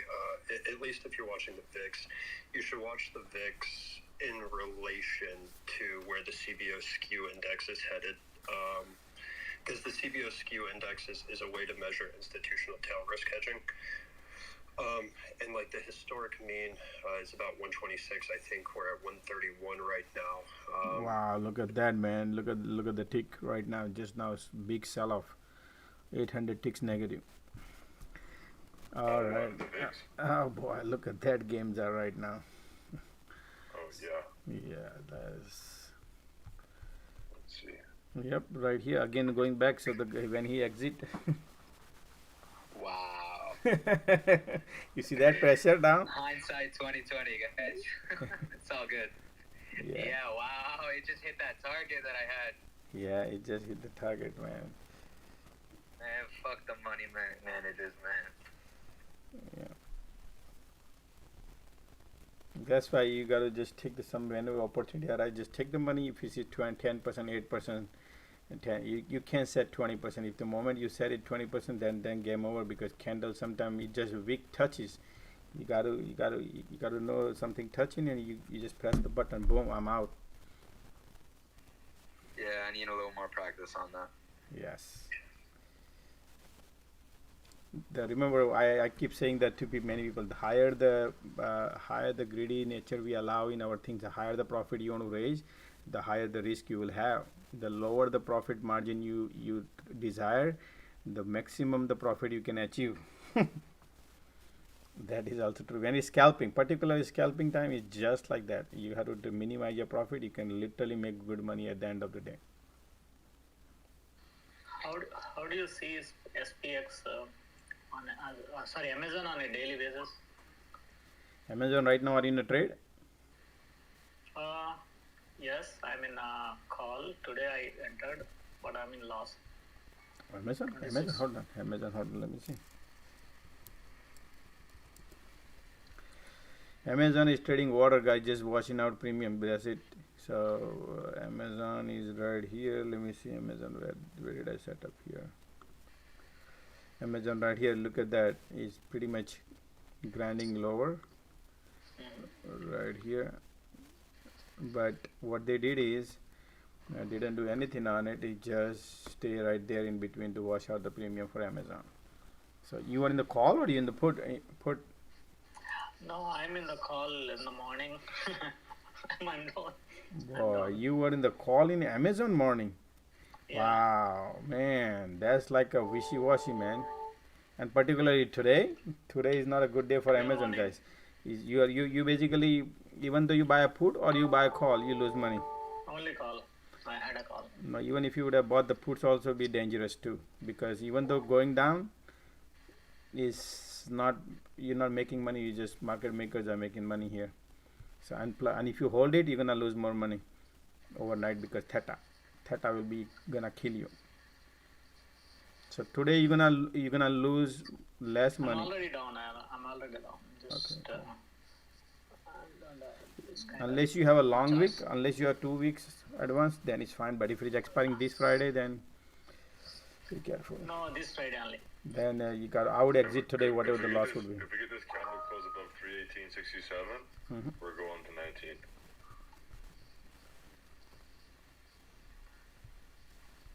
Yeah, look at that reversal now. Ticks are positive 1200. Oh yeah, I'm in the calls. Sigma, are you doing 5%? What's that? Risk size?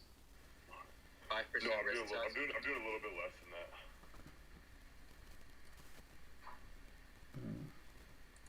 I take my biggest trades in the morning, and right now I'm just doing smaller scalps. When you say in the morning, you mean, I'll ask you later. Okay.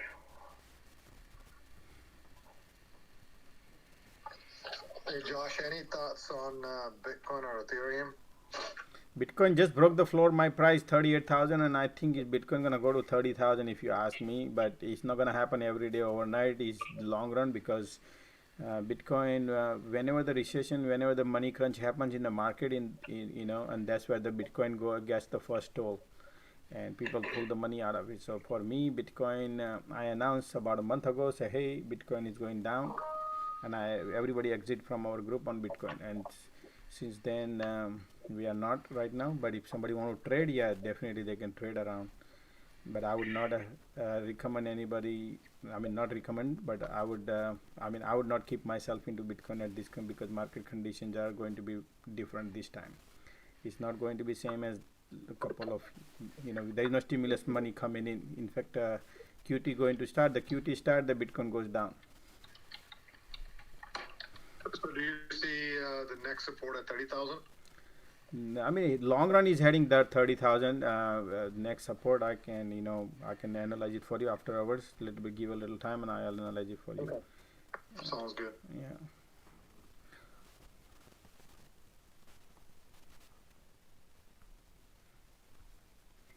One thing, guys, I tell you, those who are listening, be careful of Kathy Wood pump and dump, guys. Okay, there is a lot of data power being used, not money power, because in 1980s and all that time we used to use the big guys, big politician, big guys. They used to do money power. What money power? They go to the TV and say, hey, this, or they go to different community and they pump their thing. Now is all about social media. Is very easy task.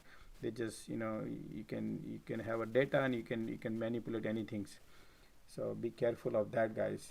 Brain feed. So when it comes to social media, man, easy we can carry it away in that, and I was one of them too.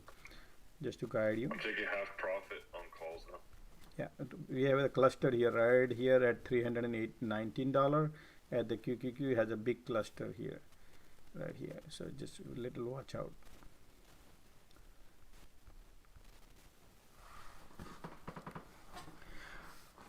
Basically another 4 more minutes to go, guys. And where did we end up? SPY 316.56, where right there the support resistance is, right? Do you guys think oil is going to go back up? I'm in EQT. That's 10 shares. EQT, I don't remember. We're going to take a look at it in a little bit. Oh, shares? Shares, yes, shares, not options. Okay, just give a little time. We'll analyze it.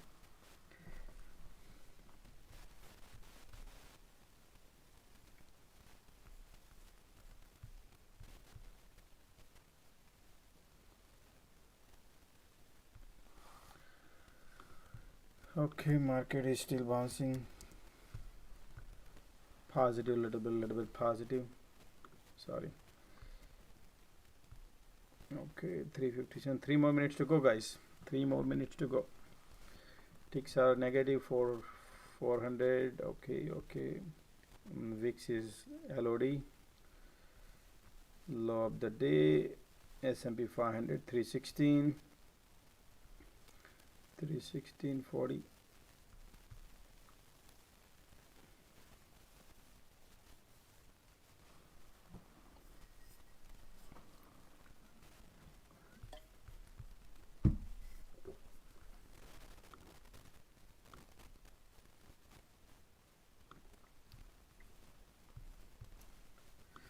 Okay, 2 more minutes to go.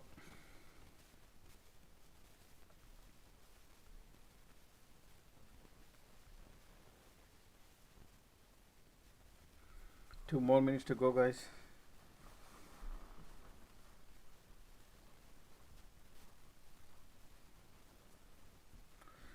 Two more minutes. Yep. I'm out, just leaving 10% right now. To run. See, I want to see that 319 break. No, that's the main cluster area right here, 319, right here, 318.80, right here. 1 more minutes to go now. 1 more minutes to go. 50 seconds to go.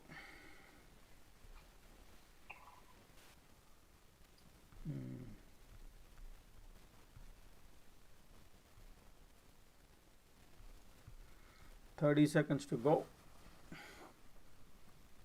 And I'm out. Great.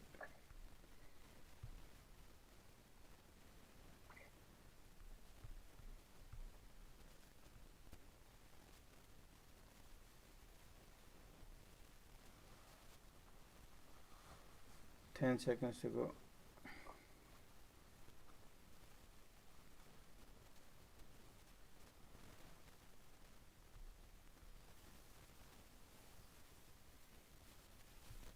$300 416 S&P 500 close 4 o'clock closed. So market, look at the market exactly where it closed. What is 416 right here, and look at that. Let me see. It closed right at the resistance. You see this market closed today. You remember what I said yesterday?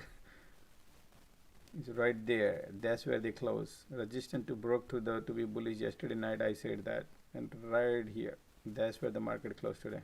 There's 500,000 volume on that last candle on the S&P.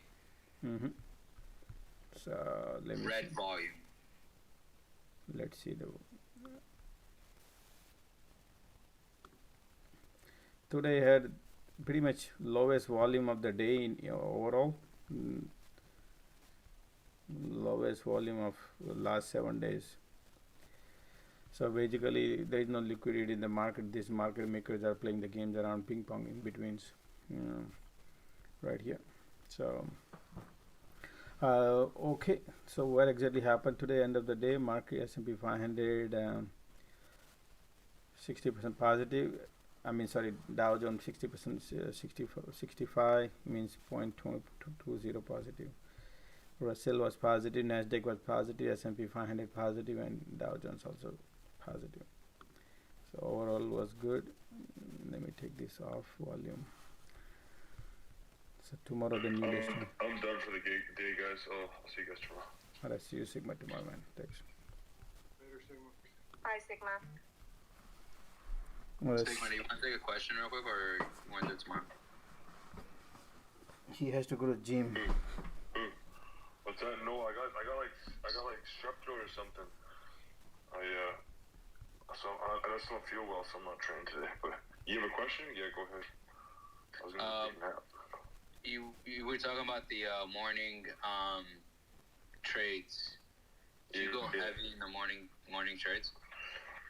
Yeah, typically I trade the first hour and a half until zombie hour kicks in, and then I'll just like sit out and then come back for the last 2 hours, the hour before power hour.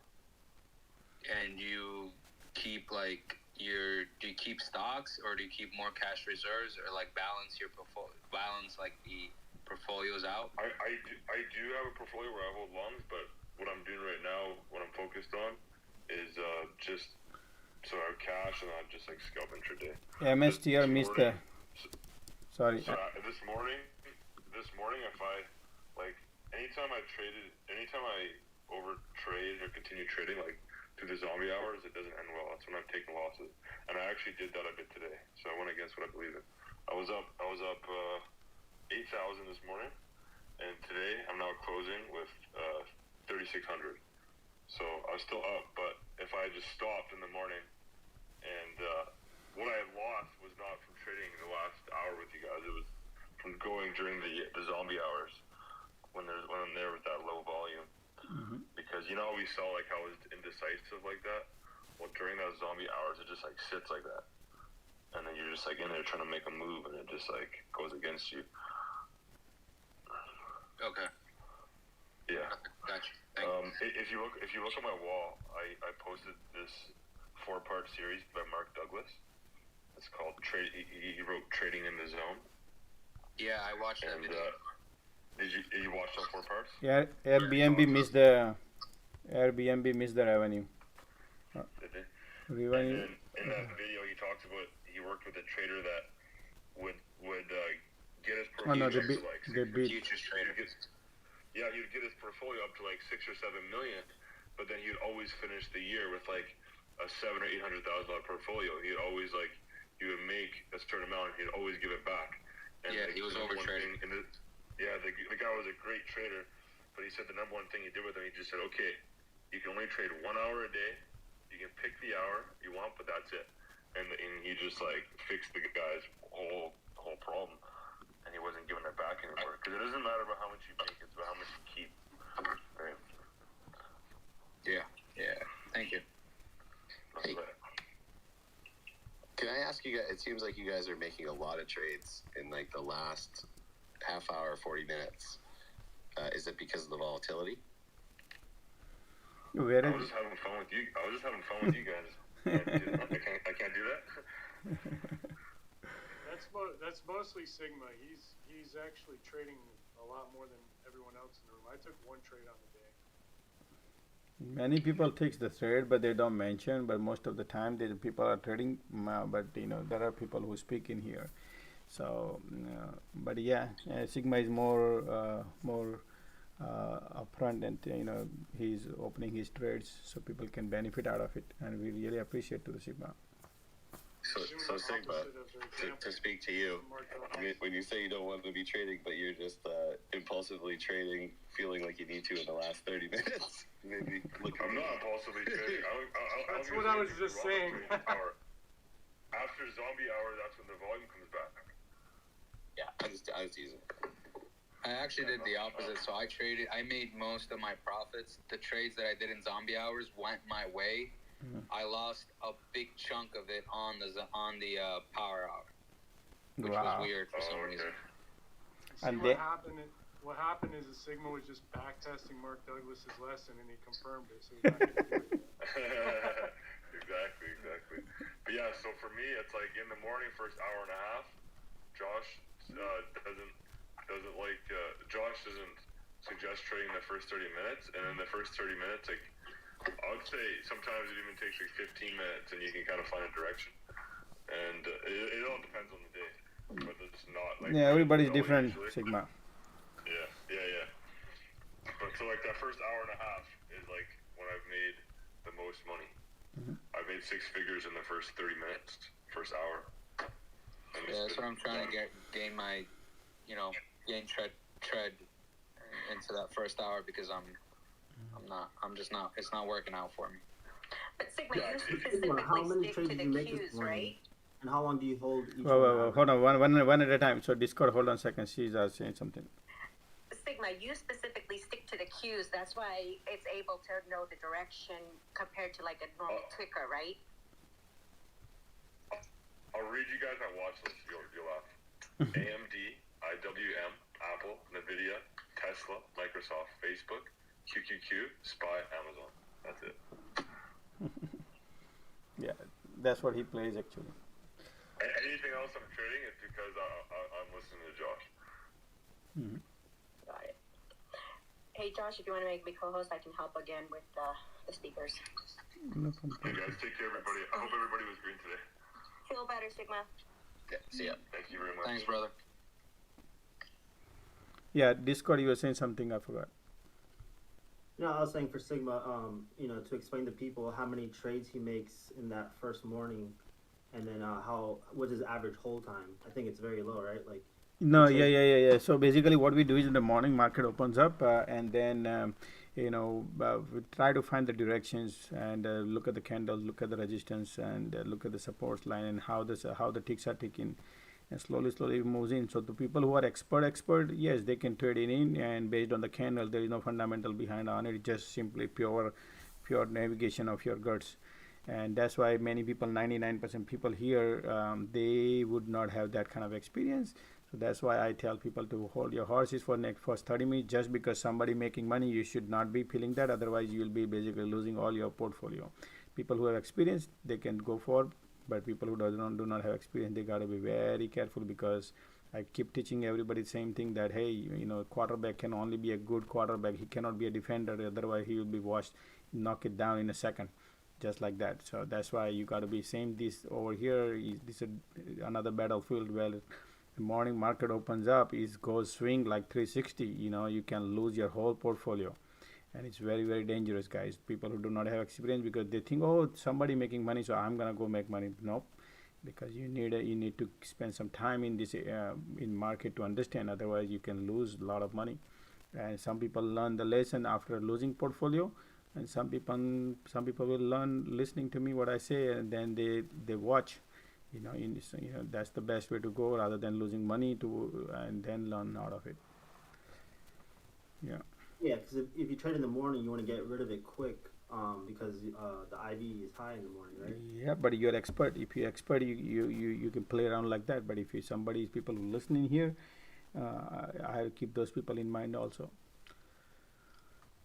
That's why we do trade in the morning, and then but some people who should be just a listener, learner, and learn out of that. You don't have to trade everybody doesn't have to trade every trade, right? And that's how slowly you grow. Yeah. If I could speak, I could tell FIFA Trader, you had asked about oil, and I followed it quite a bit. It's super volatile, so I would assume it's probably a tough one to trade on the short term, just because there's so much that comes out geopolitical that affects those prices immediately. So you just would have to be super quick if you were going to trade it on the short term. I was mostly looking. That's a great analysis. I was mostly looking onto the natural gas, and specifically, first when I made the EQT equatorial trade, I was looking at the futures, specifically the February, January futures, and how their prices are fluctuating on that natural gas versus oil. Oil is really volatile versus natural gas. It's, Look at Airbnb. Airbnb pop. And Airbnb had let's look at the earning. Starbucks reported good earnings.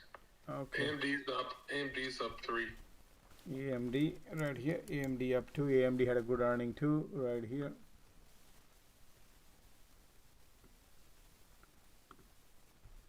AMD increased the year guidance too, so that's why AMD is up 636.7 billion right here.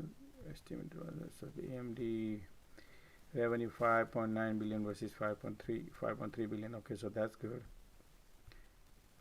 And they up their forecast also. Next quarter going to be good. That's why AMD going to be up right here. So AMD is 91 to 96, 94. I hope everybody's out of AMD puts. If anybody has it. Okay, great. What about Airbnb's guidance? Have they given any yet? Airbnb, sometimes they don't give guidance. If they let's take a look at it. Airbnb, if anybody have any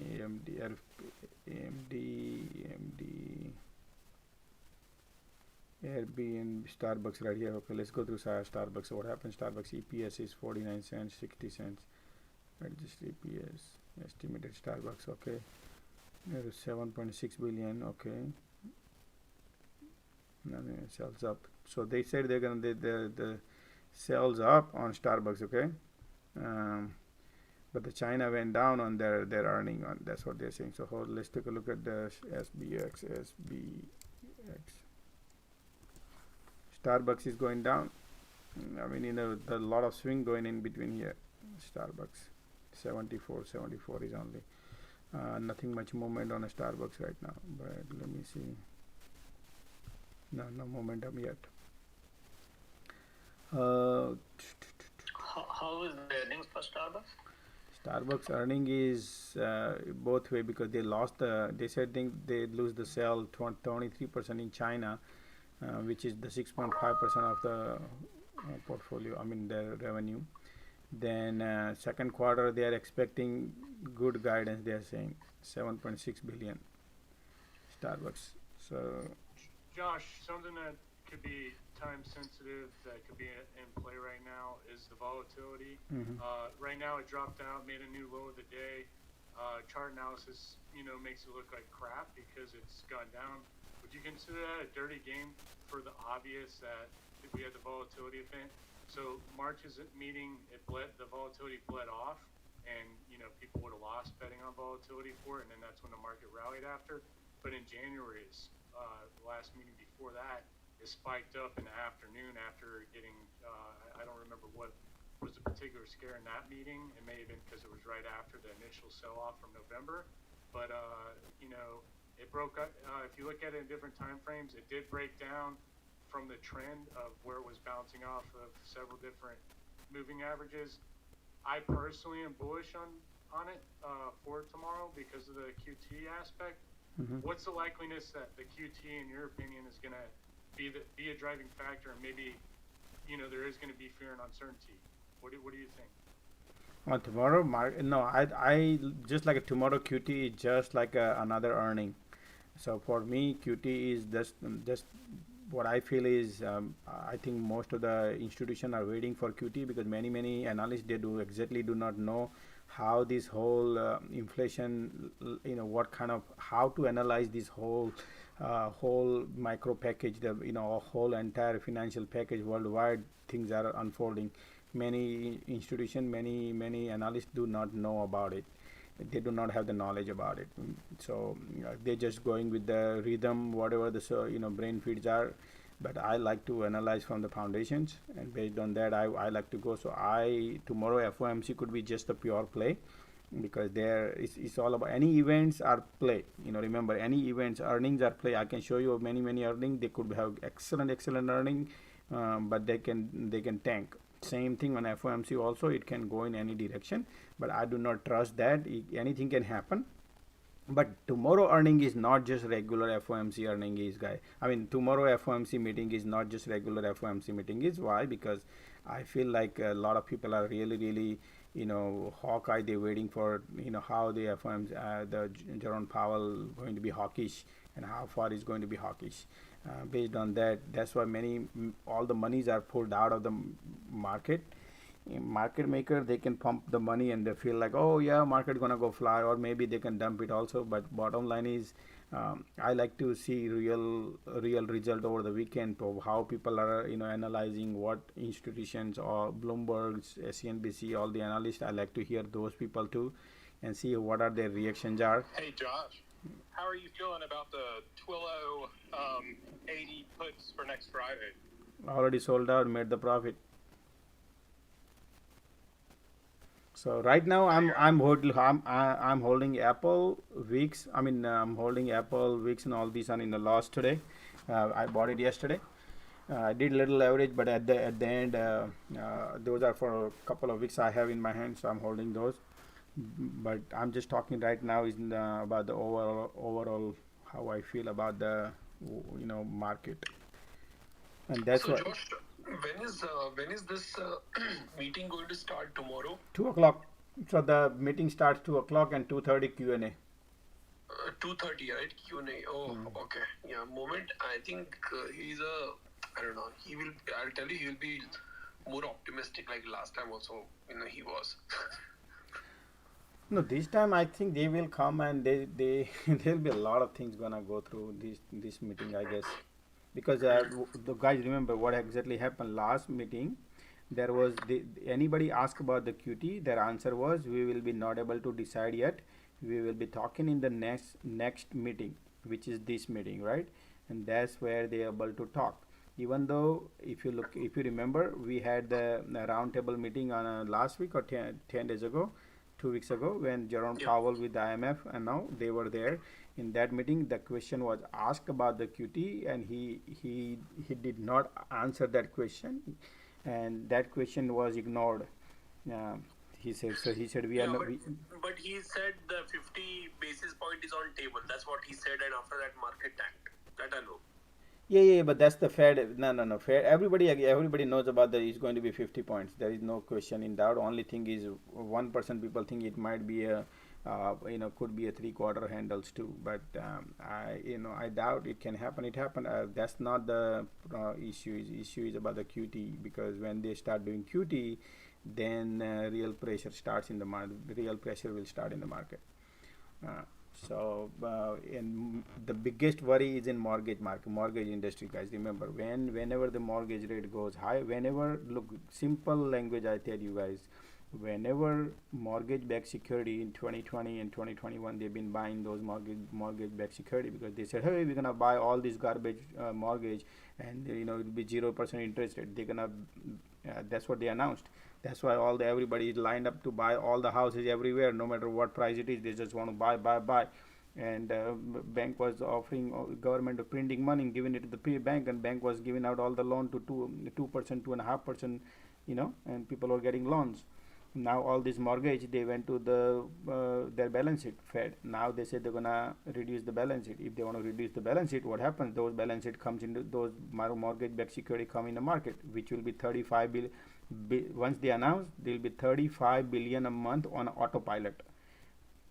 Autopilot would be, so, and on plus whatever the people are buying houses, those houses they buy, they have a mortgage-backed security. Those security also comes into the market. All the notes come into market also on top of 35, and whichever is happening, that also come into the market.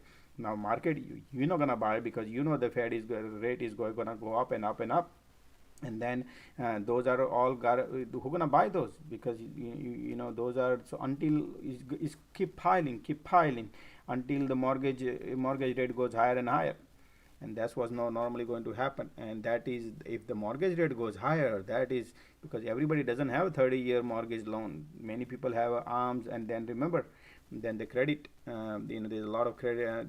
We have a lot of debt in this country right now, huge debt, corporate debt. Every balance sheet I go through every day, huge debt too. So those that will be affected too, and some people go in a credit crunch too.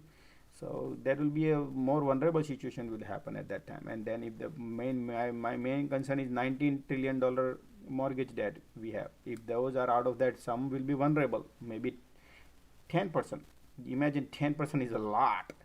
Whole market can crash. 10% is, if that happens. So if the 10% could be vulnerable, then people go out of the, slowly it can be in a trouble, because housing market is the most sensitive market we have right now, because those are 65% people that they are on paycheck to paycheck.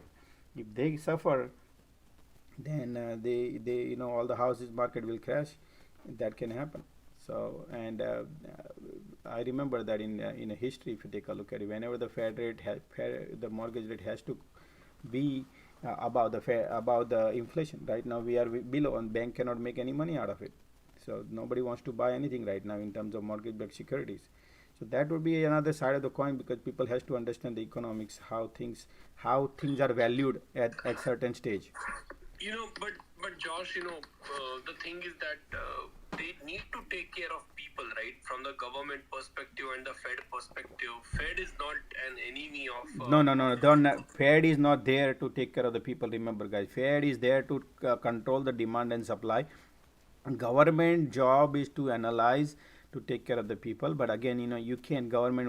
Right now, look, you have to understand politics. We have right now Democrat about to lose House and Senate probably.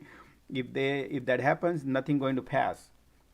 Okay, nothing. There is no bill going to pass for next 2 years. Forget about the next 2 years will be most dangerous week. Why? Nothing going to pass. Remember this. It could be dangerous week. Those dangerous 2 years ahead of us. Nothing going to pass. And so even anything you want, if Biden wants anything, then nothing going to come on his way. Because do you think that they might go that aggressive, Josh? Because do they have a choice?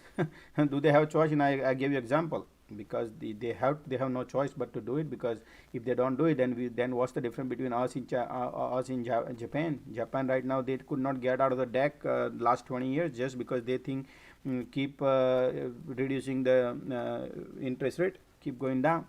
Same thing, China doing the same thing. He said, I don't care about the currency. We can continue going down. So they choose that path. That's why they are suffering. But America wants everybody to adjust their rates, but nobody. Some couple of countries, China, Japan, they don't want to do it, because they feel like that they don't want to do it. Canada also increased their rate, by the way. That's Canada, Europe, and US. So slowly, it's just a process, guys. But this time is not 2008. This time is different. This time I feel like we have so many debt, guys. We have the record breaking debt in every area. You look at it, record breaking debt we have, and the bonds market is more vulnerable too, and that thing also will come out of it also. I mean, uh, that's why overall I always think of overall, not like short term, guys. Short term can be anything, because I have seen in the market that when really goes into the domino effect, then market goes in that because there is no hope. When 2008, if you recall, 2008, 2000, 2018, 2080 was small one, nobody knew, but it happened few months. Same thing also. Hey Josh, quick question. Last time is Raw here. For the last rate hike of 0.25, we saw the market rallying for 2 weeks, irrespective of in what position we are in. So, what do you think tomorrow? Okay, that's what I just said, guys. The interest rate has nothing. The small 1/4% interest rate is not the main important part. The important part is big elephant, which is QT. That's what everybody was interested in last. But then the Fed Jerome Powell said we're not gonna talk about it because we are just not decided anything on it. We will reveal on a next meeting, which is. You mean you're talking about the next rate hike? No, quantitative tightening. Okay, I'm not on the call. So quantitative tightening is simple, guys. When they did a QE in 2020, when we all were locked down, and they announced that hey, we're gonna do QE, they did 120 billion. B as in boy, they did $120 billion free money, giving out slowly to everybody, and we all pump up the money into the market. Now they got when they pump up, they got all the notes in their hands. Now they will be dumping in the market. Same thing, they inflated, now they're going to deflate. Okay. So you think they're going to bring that to light in this meeting, possibly? They said that. We've been asking every meeting. I'm like a Hawkeye every time, and I analyze a lot. I spend a lot of time in analyzing, and then they've been saying, but they've been postponing, kicking the can down to the road every meeting. But now the time has arrived. Now this meeting time has arrived. They cannot back out, and there is no option now. Do you watch it from FederalReserve.gov? I haven't actually watched one live. I've seen them after. No, everywhere, man. You can go to YouTube and just. I will be live here too. We will stream it here. Okay, cool. Yeah. So yeah, if those who wants to see FOMC tomorrow, we will be live here, and plus we have a charting also. We'll be live here, and we will have a Jerome Powell also. We will stream, and everybody will be able to hear them. I just bought 7 contracts of UVIXI for Friday. So yeah, calls. Yeah. So it's like always, anybody wants to take any action, guys. One thing I tell you, buy a lot of time in your hands, guys. Do not trade bi-weekly only. Otherwise, if you want to do when you go and play in a slot machine and you put a coin, and then you know that 99.99% you're gonna lose the money, just like putting money into a slot machine, then you can do like a weekly calls on particular. Otherwise, buy a longer period of time, so you will have a safety, because market maker, they can see exactly this week option expiry, and based on that they can change the wind direction just to wash out all the premium, right? That's what I like. I don't like to hear people say, hey, I just bought these, and keep doing same mistakes, and then every 1 hour come in and say, hey, I have this problem, I have that problem on same particular puts or calls or whatever they buy, right? Because you have to buy time. I've been saying buy time, so you don't have to go through the suffer. You don't have to go through. I mean, I understand every trade will not be 100% successful, but if somebody does that, then got to be very careful. Whatever you play, buy time, because that's the safety. I mean, we have to have a little safety. Market cannot be go all time in your way, because particularly when you're playing options, because your all the options can be in a swing. It can be 50% down, can be 50% up, right? And I'm just experience telling you guys, it's up to you because options are dangerous, not easy. So overall the market will be bearish or bullish My thesis of based on what I see, even I look at all the big dark pool money coming in. Based on that, they are thinking, not me. They are thinking market is bearish. Those are billions of dollars been bet on it. I'm not talking about Robinhood. I'm talking about big institution. Those who have a they are part of market maker. So then, as a retail investor, do we need to go opposite to them, or? No, okay. So like here, let me show you. That's why everything is timing. You look. Let me show you something here. So on my profile, I submit here, right here, right here, right here. Look. These are dark pool data right here. So pretty much, this is S&P 500. 600 million puts been bought on S&P 500, right? On expiry, this which is 520. I'm not even counting these 148 million, these are 19 million. There's a bunch of different puts been bought. But just to give you one date, so many strikes combined together, but this many. This is this. Look at this, another one here. So there are. Then if I go down, look. So these numbers are going crazy right now in terms of puts. A lot more puts are now coming in because they are dark pool data. So that's going to, they have a better vision than you and me right here. They basically think that they smell. These are all dark pool data. This is not just the Robinhood data. What is the difference in the amount of the puts and? Right here, 133 million, and this is 1:6 ratio. Pretty much 1:5.5 for 5.5 ratio right now. So calls are 1, and the puts are 5.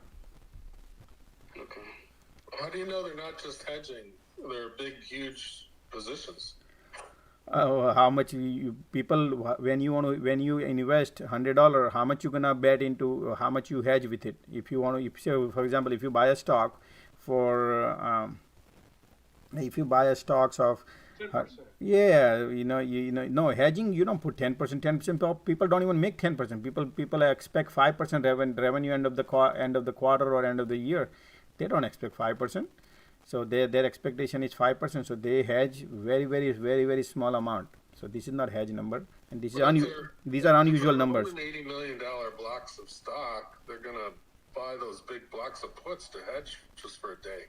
Right? No, so basically, these are unusual numbers. Normally, if you look at the history, right, these are always numbers every month, every week goes through. But this is unusual numbers. You see that, and we've been watching like this.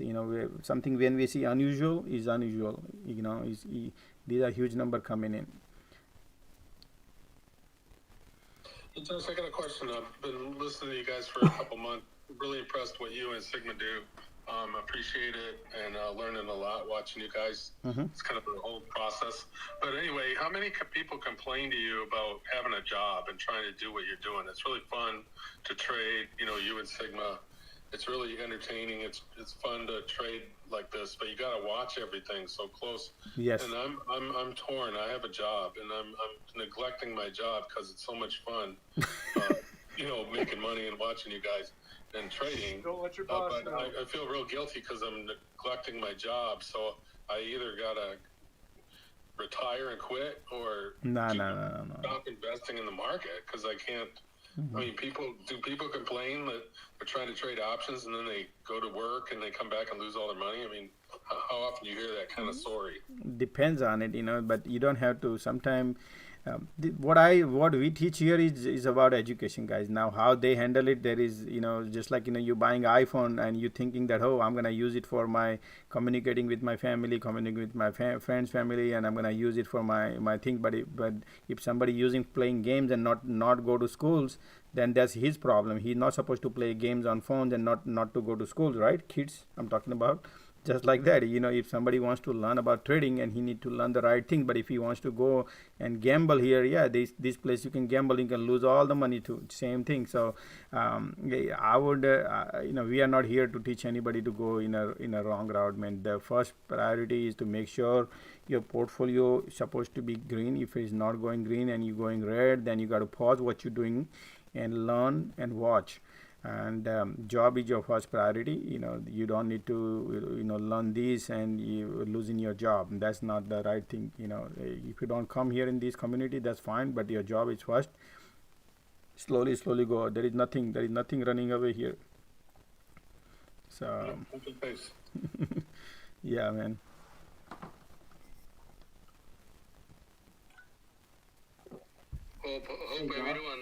Hope everyone, including bears and bulls, everyone will make money off of the meeting tomorrow. We got to be very careful tomorrow meetings, guys. There will be a lot of volatility, and you have to be very careful. The first goes, and that could be a trap. Remember, you don't want to go first immediately. There will be a lot of swing goes through. So those who are expert, they can jump in and out, but the people who don't have experience to take the most, everything in stock market is entry and exit, guys. Remember, everything is entry and exit, intraday as well as long term. When you buy a swing trade, also entry and exit. Market gives opportunity, but some people become more greedy. Just like intraday, somebody he see, oh, I want 20% profit no matter what. If you set 20%, if you see yourself is 16% profit and it's not 20%, and then market rebound opposite direction from 16%, how do you feel? Just because of 4%, right? Same thing. So that's why you need to have a control over, and just try to, when you scalp it, you got to keep taking profit. 5%, 10%, 20% of market gives opportunity, and that sometimes you can't tell computer give me only 20%, because there is no way computer would know when the market will rebound and when you scalp in. Same thing apply in a swing trade market. When you have options, some option goes to 70-80% negative sometime, but then also other opportunity when arise and it gives you 20%, you got to take that 20% giving it to you, 20% profit. Something like that. You always you take profit. Market always sometime gives you profit. At that time you need to take. Option is your leverage, your time. It's just like a buffer, and at some point of time it gives you opportunity to take that money. Hey Didi, this is Sim. I feel the same way you do, and I love what Sigma does and how the rest of the group trades, with scalping and inside the day. But for me, I have dedicated my trading more towards swing trading for the same reasons that you brought up. And so I look for things that I can either do calls or puts on, that I can open up for like 3 weeks out. And then I just wake up in the morning, look at my portfolio, and if one of my positions is profitable, I close it and take the profit. But there's plenty of positions that I have open that are not profitable that I'm just waiting on. So I plant these seeds and I wait for them to blossom. And that way I don't have to spend the entire day, if I don't have that time, looking at the market and like over trading. I followed Sigma and everybody in the other day to a position on QQQ, and I got stuck. And I took a loss on that because that's not my style of trading. So everyone here has different styles of trading, and it sounds like you might want to investigate doing some swing trading where you pick up positions for 3 to 4 months out and then just wait for them to blossom. So if that's something you're interested in, I'd love to talk about it with you later on. Well, yeah, that's what I've been doing, because I have to do a job. I work full time, and it's really hard to watch the market so close. But I learned in the last 2 months of watching Josh. I mean, I was able to escape some disasters and make some money, because you got to be quick, right? You got to be quick. You gotta cut your losses quick. You gotta set stops and get out of losing positions. And you can't do that when you're working a job. And swinging stuff, I mean, that's difficult, man. That's hard. It's just not. I just open up about 10, 11 positions and I let them ride, and it becomes easy because I'm not sitting there looking for the key moment to get out. As soon as I wake up in the morning and I look at my portfolio, if I have something that's profitable, that's when I close that position. So there's times when I've overslept and I got up at 8 o'clock and I opened up my portfolio and boom, there they are, just sitting there waiting for me to close and reap the profits. So really, like I said, it's depending on what you want to do as far as your time management. But for me, I just don't have time some days to sit there and watch the market. So that's why I look at my portfolio, close the winning positions, and don't worry about the other ones because they've got weeks, until I have to worry about expiration. Yeah, it makes a lot of sense, that type of strategy. I'm kind of doing the same thing, but I'm not trading options. I'm trading big common positions the same way as you are. So thanks for that. Appreciate it. Mm-hmm. you can set your price and say, hey, I want this much profit. If you're not trading option, then you don't have to worry about it, and you just set your price. Say, hey, I want to sell at this price. I bought it at this price, and I want to sell it at this price. And whenever it happens, you got the money. Only thing is you just make sure you go through the proper technical analysis, financial analysis, and overall market analysis, and then make sure you do your proper homework before you enter. And then probably that trade might execute at some point of time. You don't have to watch, when you can continue doing your job you're doing. Yeah, that may be the secret to how I'm doing some of this stuff too, because I'll set my sells at a certain, ask price and just let it ride all day long. And if it doesn't close at the end of the day, then I don't take the profits. But normally, it'll close for me, and I'll be able to be profitable on that ask price that I set on those options for that day. But you got to make your decisions, in the morning for that kind of stuff, and then just go about your day and not worry about it. Mm-hmm. Hey, how many people in here, Josh? How many people that come in here try to trade the pre-market, like aftermarket? Well, today, it's really dangerous, I know, and the bid-ask spreads are high. But how many people try to do pre-market and post-market and just get annihilated? During the whole day, I would count like 500 people from Twitters and 450 people on Discord, and YouTube probably 200-300. So on an average, I would say maybe 1,000 people a day. But I don't know how many trading, not trading, and learning, not learning. That I would be very difficult altogether. Slowly, people. The more people who can interact with us, we would know more. But most of the people do not try to interact because they have a job, they cannot speak. But if somebody has questions, please hop in anytime. I'm willing to listen. Also Sunday I go through every time. I go through Sunday before market open up. On Monday, I always go to Sunday session 7 o'clock and pre-market PAP. I do that on Sunday too. So if they have time on Sunday 7 o'clock, also I go live on Sunday if they don't have time during the daytime. But very hard for me to analyze if anybody, who is doing the day trade or not. I was just wondering if they complain to you, like, I'm complain to me, man. I picked this up pre-market or aftermarket, and I guess it's just wise not to do that and not to trade the first half hour and all that. So this is what I tell you guys. People who do not have experience, I keep telling every day I rewind my tape, because everybody is different. People, if you do not have experience, I tell everybody, emphasize again and again, do not trade in the morning. You don't need to do day trading. You can do swing trading. Why swing? Because you have a ample of time to exit. Because day trading, you do not have the time, and your portfolio can go in a swing. You can lose a lot of money if you do day trading, if you don't have knowledge, experience. So what I teach people here, not to think of making money, think of how to learn first. Learn how to learn first. Otherwise you can blow up your accounts and you can go banana, and you're gonna lose a lot of things. You don't want to do that. Just learn slowly, learn the steps. You do paper trading if you don't have experience, but don't jump in bandwagon just because somebody jumped in. First step is to do baby step. Baby step is to go and do paper trading. Then second step is to go and do swing trading. Then third step is to go and do day trading immediately. You don't want to jump in right away. There are so many parameter plays to learn that you need to lose money before to make money first. So that's you decide how much money. I'm just telling everybody that how much money you want to lose first, because there is not a single person I came across in life that who did not lose money in trading.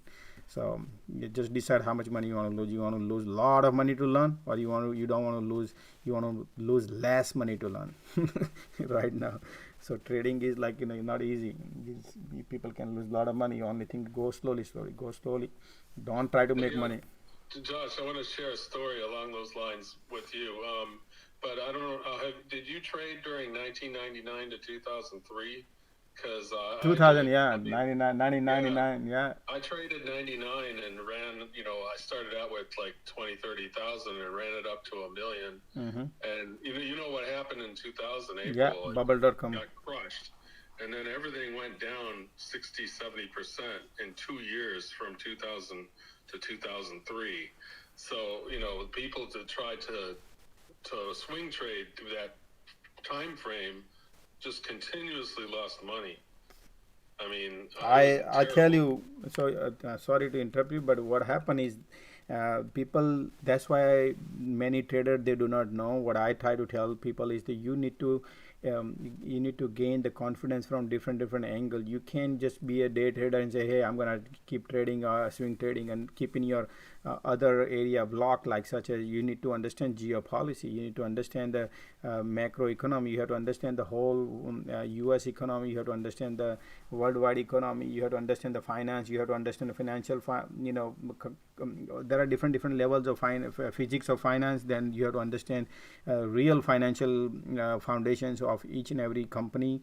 There are many levels of understanding. Then you would know what kind of clouds are above your head before you trade on any swing trade. Is swing trade is not just the trading. You have to also keep many other parameter in your mind, because you think it's gonna rain, but you know, if it is sunny day, it might not rain now, but maybe slowly wind is blowing and it's going to start thunderstorm, and then it's gonna go and rain, right? So something like that can happen. If you have a knowledge, then you would know that hey, it's raining. Otherwise, many people they walk out of the house, oh wow, it's raining right now. Then they come to know it's raining. If you want to know ahead of the time, you need to analyze it. Hey, it's gonna rain or not, right? Same thing applies here too. You have to keep your all eyes and ears and everything open, analyzing every action, everything. Then only you come to know slowly how things are happening. Yeah. So. Yeah, I just wanted to stress that time frame between 99 and 2003 was wicked, and if you look at the charts today, it's almost mimicking the same thing that happened in 2000, 2001. So people, you got to watch out. You got to watch out. This market could melt down for a year or two. You never know. Yeah. But that's why I spend a lot of time on analyzing, understanding a lot of things, and I also emphasize everybody. Hey, you know, it's not easy. Market cannot be easy. You have to understand and deep dive in and learn more and more about things. So that way it helps you. Most important thing, guys, is the scale in, scale out. Scales in, scales out, yeah. Alright guys, I need to reshuffle a little bit. People are asking the questions. That other gentleman that was speaking yesterday and today that talked about he doesn't scale in or scale out, he takes it all, and you know, when he's green, I think that's a good strategy too. But you know, like Sigma's clarified yesterday, sometimes, you know, something will continue running and you want to be able to catch that, but it goes the same way. What if it doesn't continue running and you take your whole position? So as long as you're taking profit, like Josh is always saying, yeah, it's you can't go wrong taking profit. Yeah, there's nothing wrong, you know, just take whenever. It depends on how much experience you have, but take the profit when you're scalping 100%. You can wait, you cannot set your 20%, then you're the biggest loser, because you got to take a small profit. Take the small profit, you will be successful, particularly day trading. That's exactly what I did today, guys.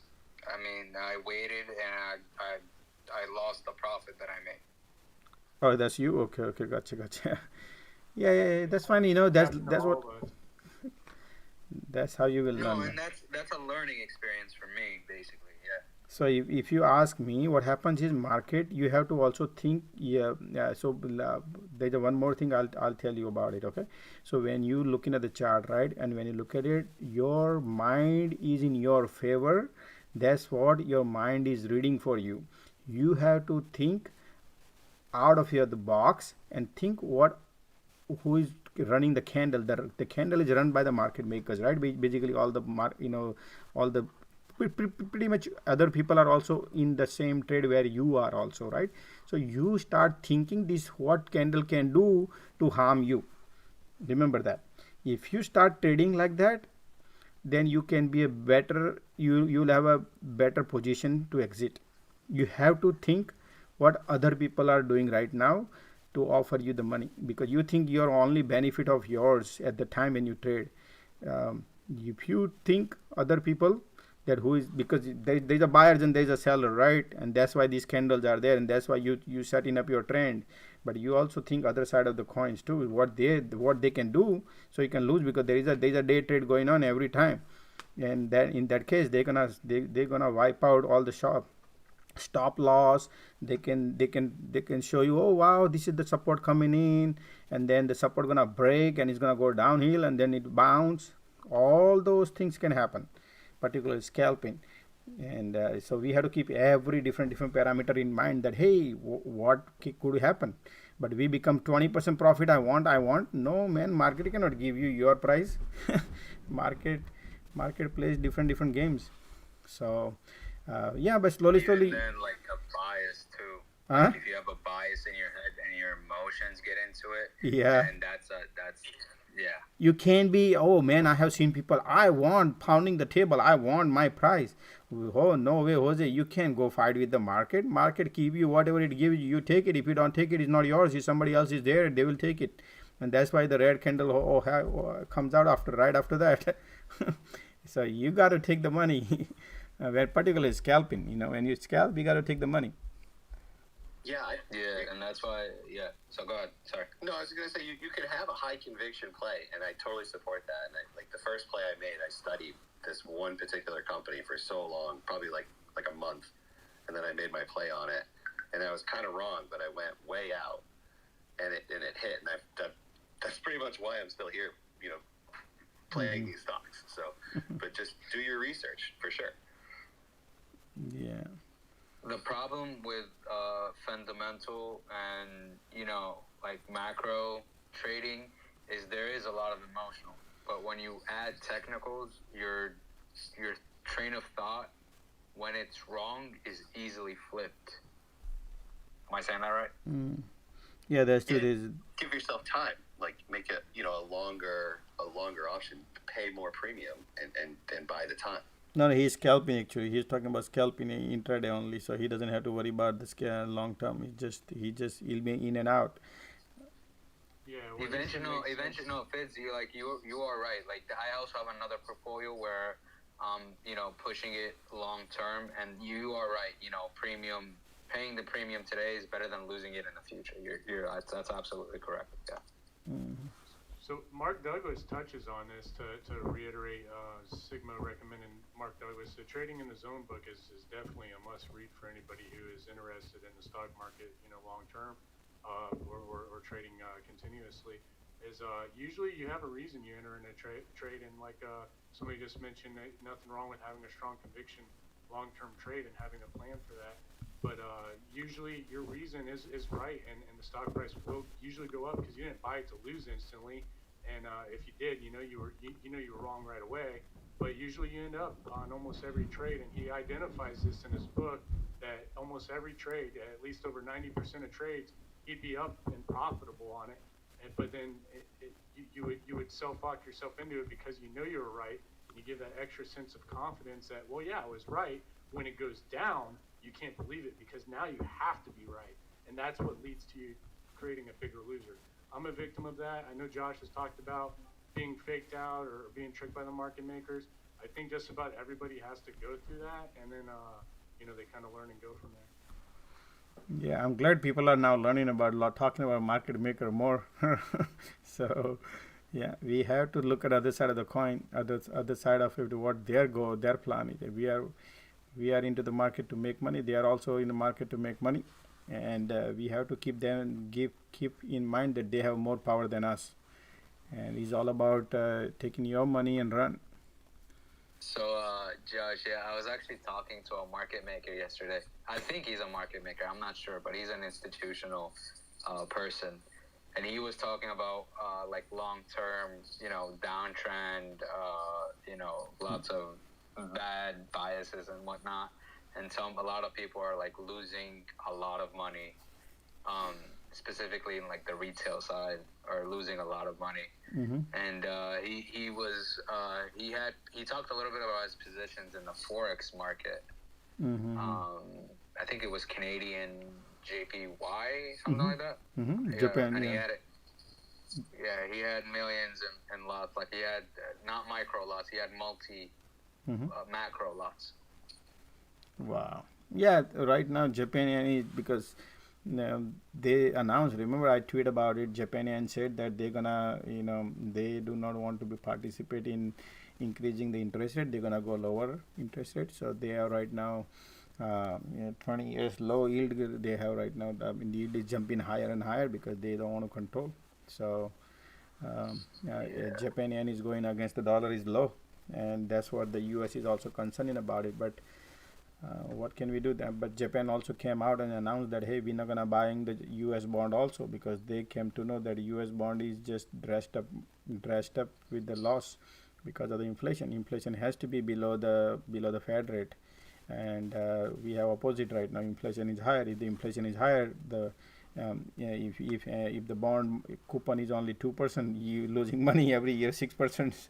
That's pointless, right? So that's another issue we have. So a lot of things are slowly people will understand. But Yeah. Go ahead if anybody wants to talk. Sure. One of the things I've noticed over the course of time is the retail traders. A lot of them hear the stories of money that's being made, and it's seen as a get-quick-rich theory. But reality is the market maker is waiting for all of those people to take their money, and if they don't do their homework like Josh says, especially if you're going to do options, your money will be gone faster than you got it. And number two, for those who do the swings and long terms, again, if you don't understand what direction that stock is going and why, even if you have conviction in it, you're still going to lose out if it's not producing anything. And then top it off, we're in very uncertain times where our market is like literally, it's bipolar. One day it's hot, one day it's cold. One day it's hot, one day it's cold. One afternoon it's hot, in the morning it's cold. So all of that is so important to understand before you even think about going into any kind of stock of, regardless if it's options, swings, day trade, long term, all of that. By the way, Josh, one of the things I got asked about was, you said like tomorrow after the meeting, the questions are going to start, and that's the part that's going to be most important to us. Can you elaborate a little bit on that? Okay. So what happened is market will go through swing mode tomorrow. You're gonna see a big red candle. So for example, let's say SPY, you play guess SPY, right? So when you go to the minute candle, you're gonna see a big candle coming in. Like it moves like a. Right now, if you look at the movement of the candle, is like one candle is probably 10 cents, 5 cents, right? And that time you're gonna have a movement of 50 cents, 60 cents each candle, or it can be staking each other on top, and you can have a $2 movement up and down on a SPY. That's a lot of movement, right? So what happens is, for example, just do right here. This is right here. This is normally don't happen, but in this case it happened when somebody thought, oh, I'm gonna be bullish, and it become trying to think it, but there's a resistance right here, and then look what happened. Boom, right here. So within few seconds, right here, all this candle becomes. So in microseconds this happens. In microseconds you need to press your button. If you think you are becoming greedy, that will be your biggest enemy at that time, because by the time you allow your mind to process the thought of making more money, you already lost the money, because by the time you exit here, there's another red candle is right next to each right here. You follow? So by the time you think you bought it here, you think you have a profit here, and you are processing in your mind that hey, I'll be greedy more, I'm gonna go more. And by the time the one red candle comes, and that red candle will be whopping big red candle, and you lose all your profit right here in one candle. It can happen. So something like that will happen tomorrow. So people need to know, if they are expert in this to trade, then it's all about ride. It's about the ride. So how you trade at that time, you got to be very fast to take the profit and run. You cannot be greedy. Particularly first 30 minutes starts, and then slowly market question and answer starts at that time also, and then slowly market will find the path to go down or go up. I will give a running commentary at that time based on the actions we'll see. But normally this is how the FOMC minutes will be played tomorrow. First thing will be up and down, then there will be, you might think, oh, it's going to up, and then again will be go down, then again go up, down, and then slowly go in different direction. So that could be a lot of volatility will fly in the market. So the people who can press the button as many times as they book the profit early, like say buy these and then book the profit, say 10%, 20%, 30%, whatever you want, you can get that, or you can be ready to take the profit when you enter into the trade. Josh, do you look at max pain on these options, on the option chains? Max pain, no, I don't look at it. But if you think you want me to look something, you can tell me and I can look around. Max pain when you do swing or when you intraday? Either one, because even if like I guess swing, even some longer term out like a month. Yeah, there are. You can see that they're setting it. Yeah, so Pfizer today, watch. Yeah. I mean, yeah, people do use. Some people there is some software they give you like a chameleon, market chameleon. They give you all the option ready, and you can it give you 70% chances of getting profitable and 30% chances of non-profitable. You can put a spread also. You can buy calls, naked call also. You can buy naked put also. Based on that, it can happen that. No guarantee, but that's what they also do that. But again, it all depends on time horizon.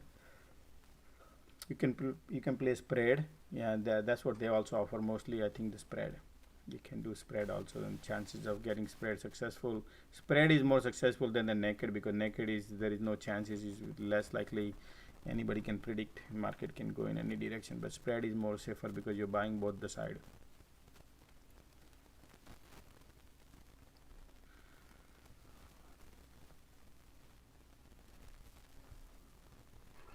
We should have bought puts and lift. Take a look at it. It has lost 22%. Lift, right? Yeah. Hey Josh, look at your messages. I sent you that PayPal flow. You send me message on what? I sent you a message on Twitter. On it. For the PayPal flow. On Twitter. Oh, sorry, hold on. I didn't look, man. Today I was did not look anything. Twitter. Send me notification right here. No, I sent you a direct message. Oh, DM. From GDAT. Oh, GDAT. Okay, sorry.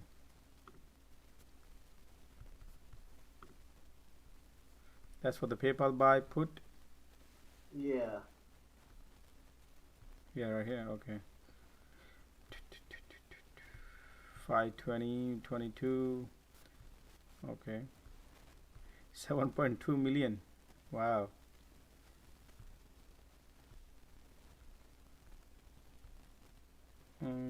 Expiry is, this is today's buy, expiry date is 520. 1420. What is this 1420, the premium? I believe that's the premium, yeah. Is this the software is Polygon, or are you using Flow? It's Unusual Wealth. Oh, Unusual Wealth. Oh, okay. So they basically Unusual Wealth, they create they combine something and they post it probably.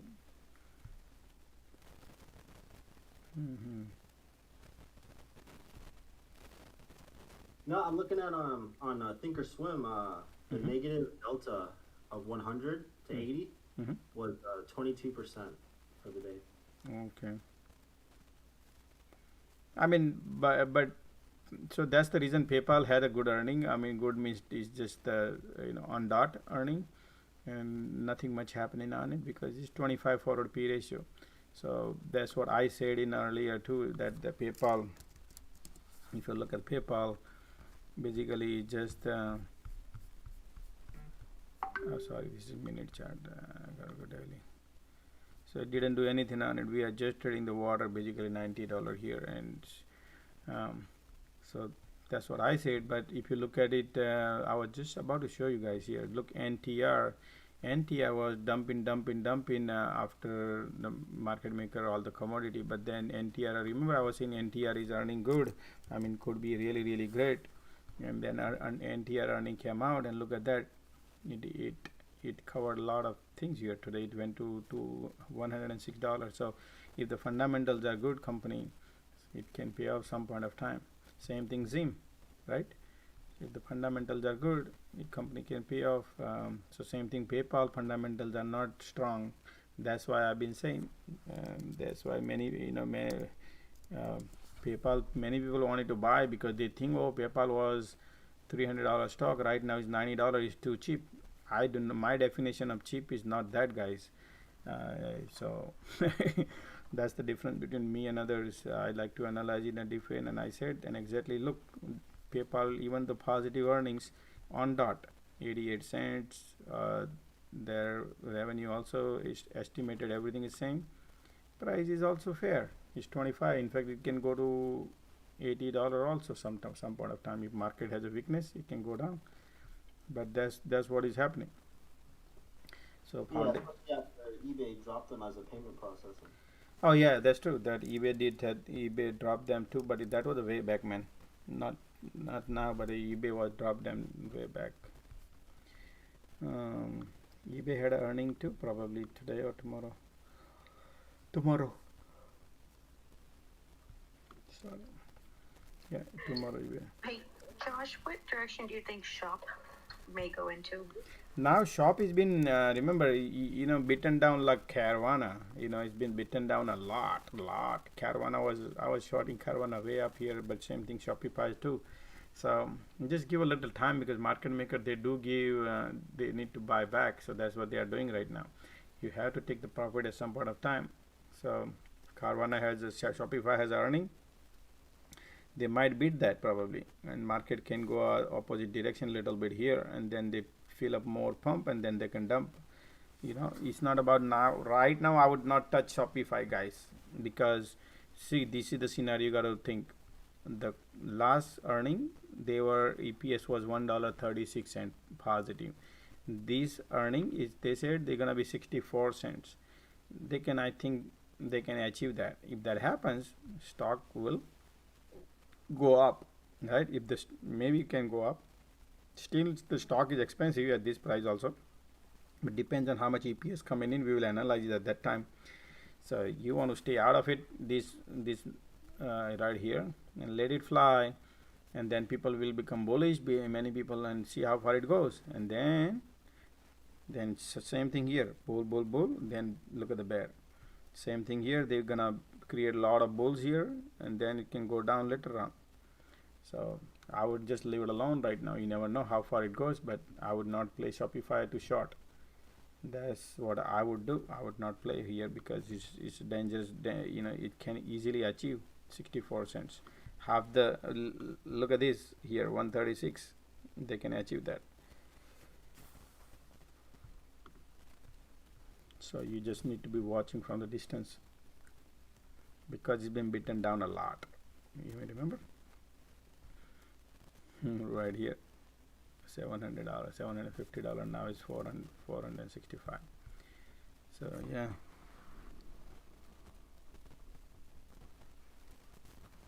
And then Josh, can you look up SPY on the daily? SPY on a daily. You see the 100 moving average just crossed the 200? Yes. That is more bearish sign. That's not good. That's more bearish. That's not good. So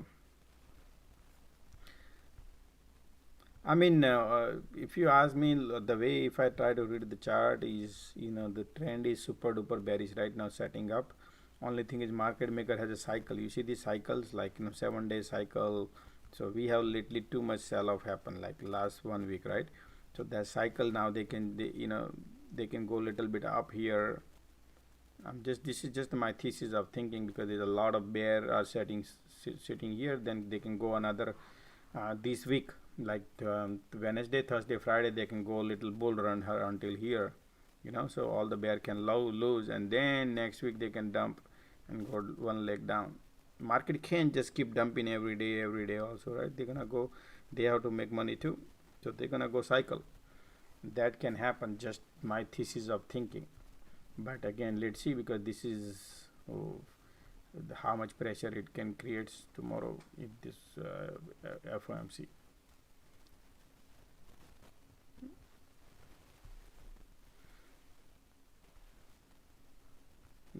Yeah.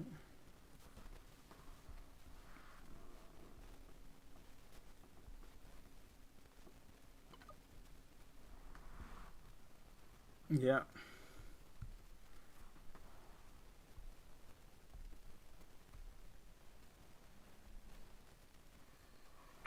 The market's kind of stagnant right now. I was looking at Airbnb, even with great numbers and good forecast guidance, everything, they cannot get past this 150 hump. It's still in the red. That goes to talk about the fundamentals of the stock, I guess, that you were talking about earlier. Remember that moved $12 from its low today. Yeah, so Airbnb, they had a EPS. If you look at that, they beat the EPS right here. But the problem is, if you have to understand, there's a lot of short flow on this one, on Airbnb today. So that's why they have to take it opposite direction. This is $150 at negative EPS is ridiculous, but they see that is a lot of shorts are right now on Airbnb. So they are taking opposite direction. Everybody was expecting Airbnb gonna tank. That's a lot of flow. So today morning they've been dumping, and many people think that it's gonna go down, and then earning comes, it can go up. This is what they're doing. So we need to keep this thing in mind also. Whenever the earnings are day and the stock is going down, remember next day most likely they're gonna take it up, because they are creating sentiment. This is gonna go down more next day.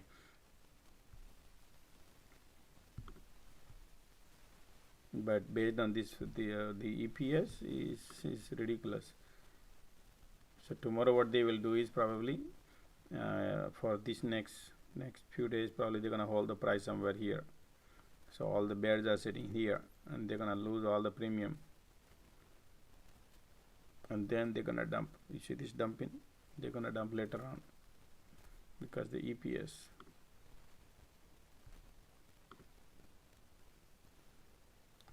Yeah.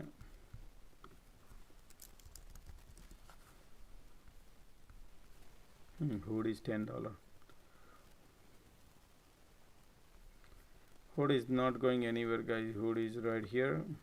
Is negative EPS is nothing. Is just nothing. I would not enter into Hood or anything like that.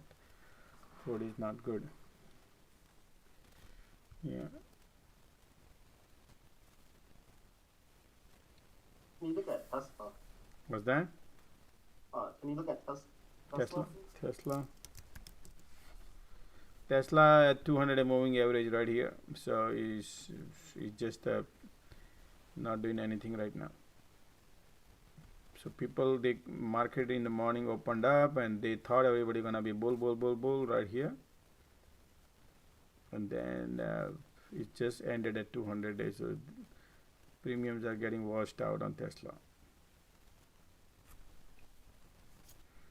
Probably tomorrow they might can swing a little bit. Let's see. But we have a lot of resistance. I've been saying this. We have tons of resistance on Tesla. Be careful. Big resistance. We have dangerous resistance. Lots of resistance. 200 day, 50 day, 100 day, and then big sloping resistance, which is right here, major one. So, and I've been saying this. So be careful going long. Yeah, temporary. You can intraday. You can play around here. That's fine if anything happens. But you got to exit at some point of time on going long on. If you're doing intraday on a long, just play with a little bit. But 200 day, keep this thing. This is danger line. 200 day moving average is got to be watch. Got to watch out. What about on the 5 minute?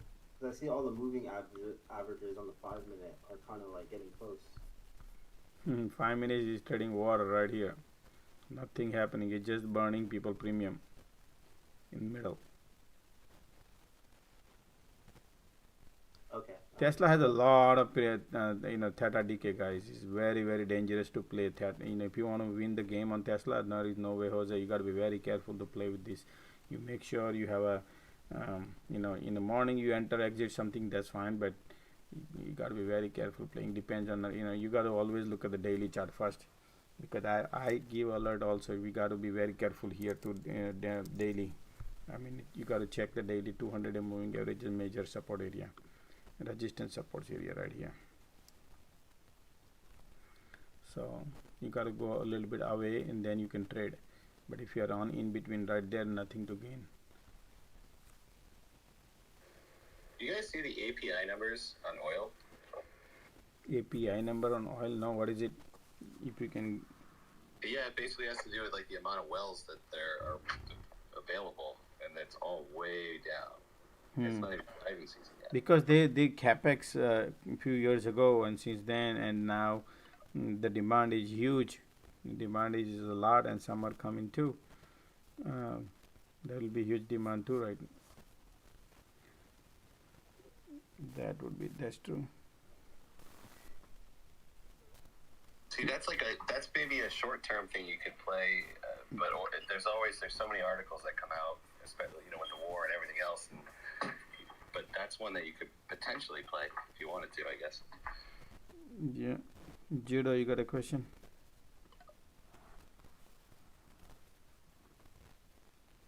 Judo, you raise your hands. Yep. Yes. Sorry, I was in a different app, but listening, as you do.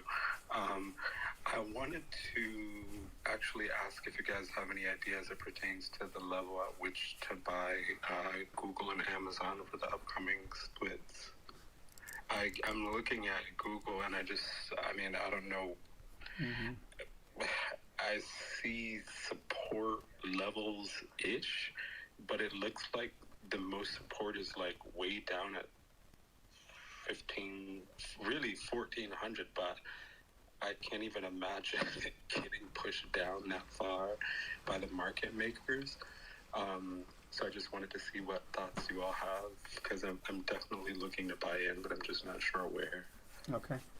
So I mean, at this point, I would give a time on this one. Because we expect to go down or we expect to go up, but it doesn't happen overnight, right? So you need a couple of quarters to react this. So based on I would give a few, see how the economy is unfolding. All these policies going to reveal slowly, and market will react slowly also.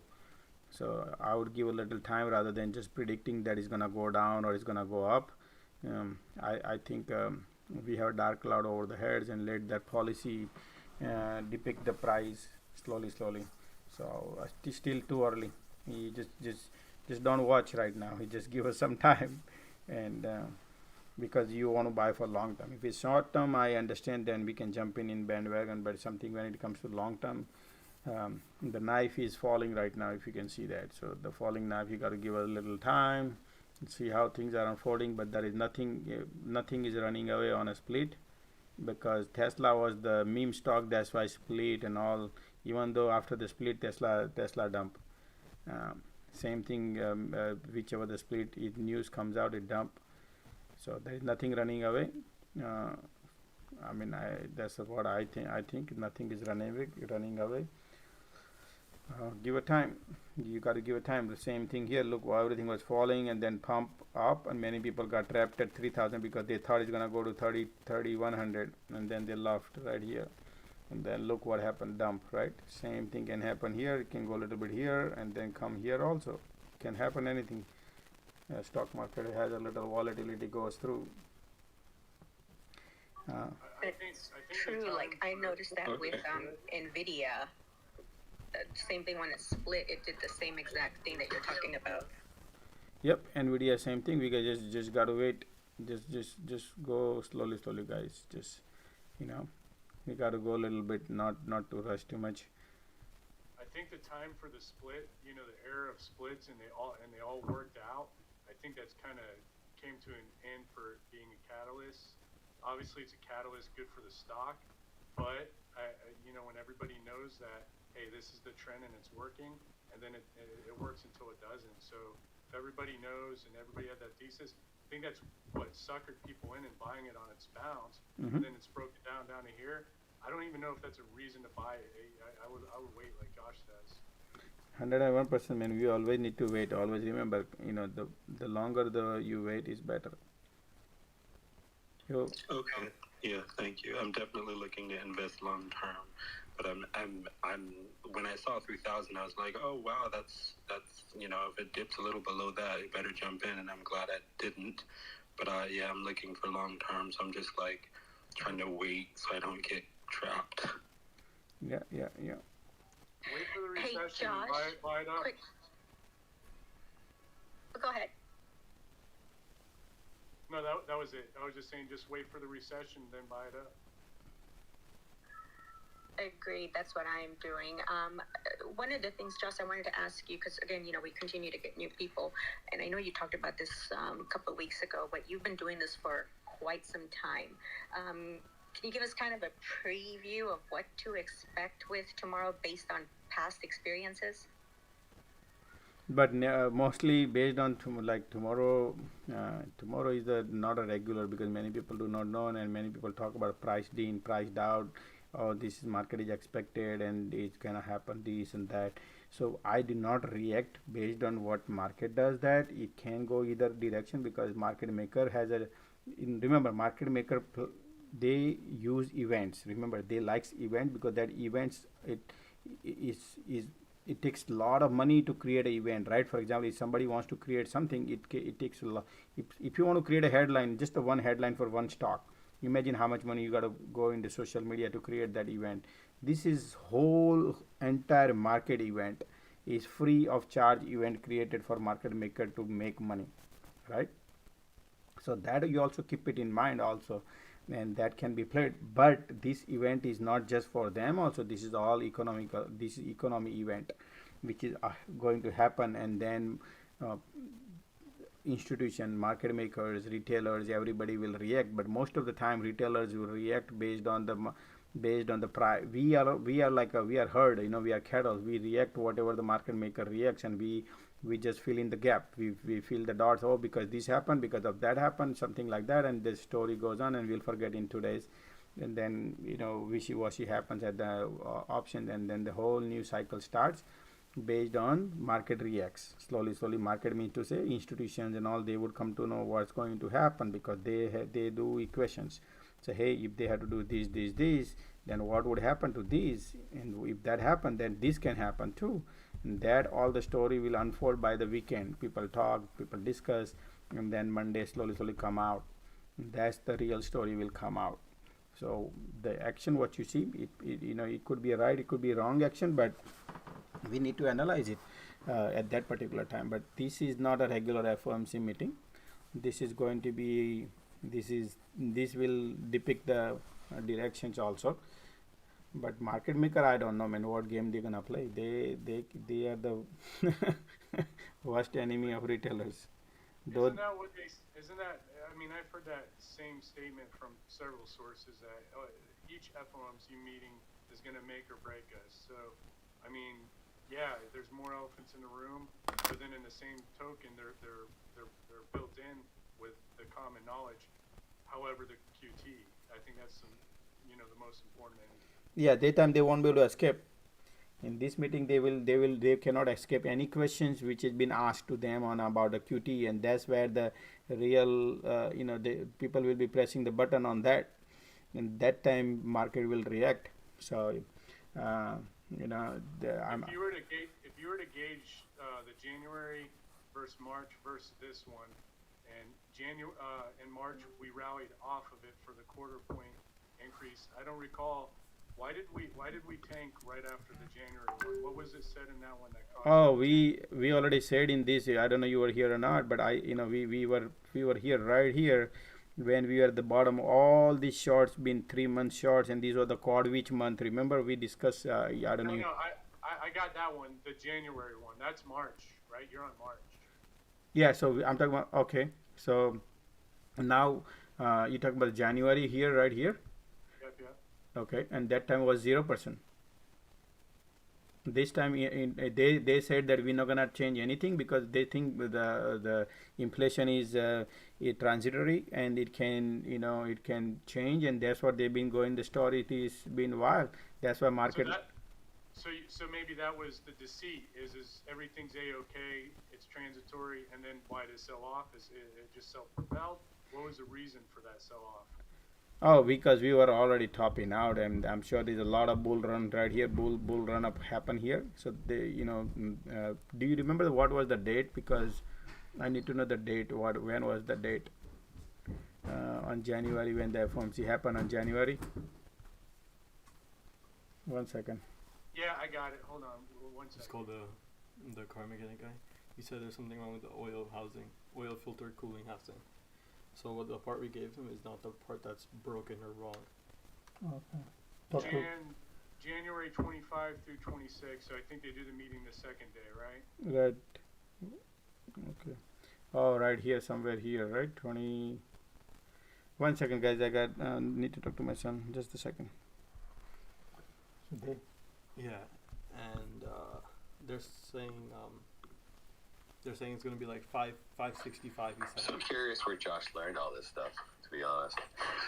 What is it? He's saying it's 565, and you can get the part tomorrow. Plus years. So he said the part itself costs like $200-300. What part? The oil housing filter cooler.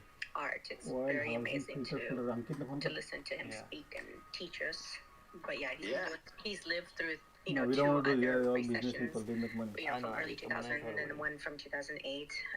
All of that. So literally, he has so much experience to draw on to kind of have a foresight into what to possibly anticipate. I went to a good high school, and I went to college, and it's just it's just fascinating that the amount of money that's traded every day in this market, and we never learned about it. It's so I've just been learning ferociously for the last probably 8 months. But yeah, it's fascinating.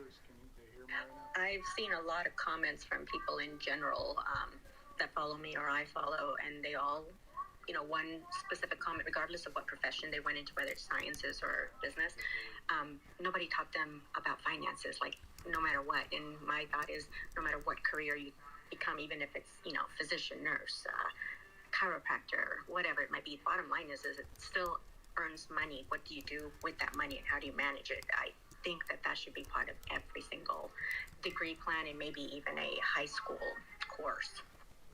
It's almost a little sneaky in a way, we should definitely know more about this, but for some reason we don't, and it's almost on purpose. And that's why we have Josh to, I guess, teach us about it. And he said, he learned it. If we get up at 6 o'clock, you can get it done by tomorrow. If we tell him by 6 o'clock, you can get it done tomorrow. No, we don't want to do that. Okay. It's a good question. Just basically, I think I was searching for spaces. Yeah, sorry about that, guys. Early morning, and this one came up and I just typed in stock, and this came up. So Josh, I kind of remember now. That was when the supply uncertainties, and I don't know if somebody said something before the meeting, but word started circulating that it's not transitory before even the meeting. I think is what happened. So I kind of think I answered my own question. Okay.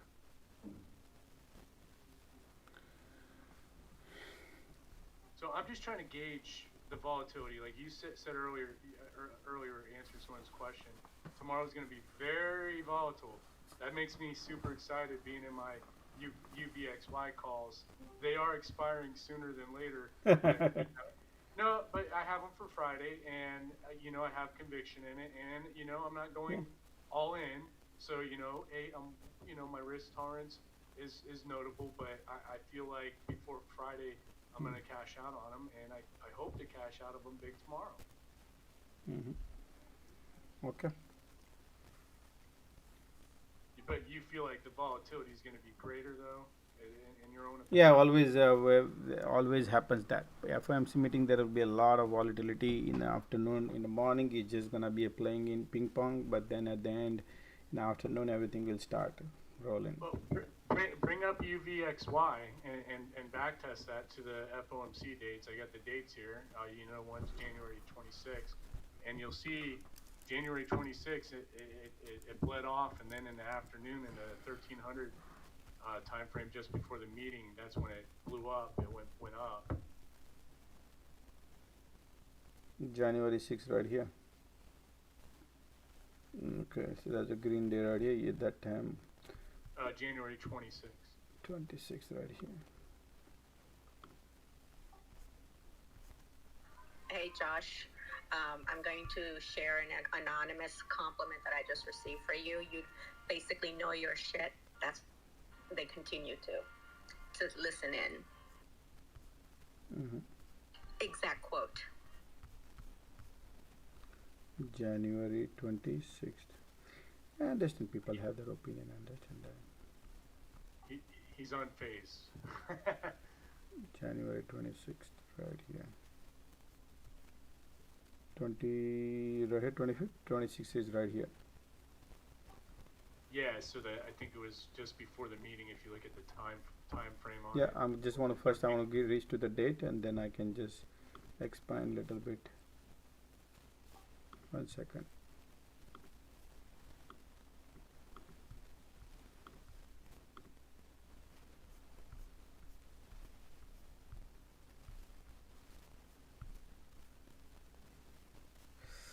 Go back. Right here.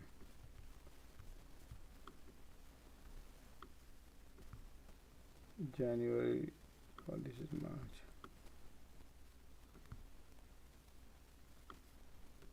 February.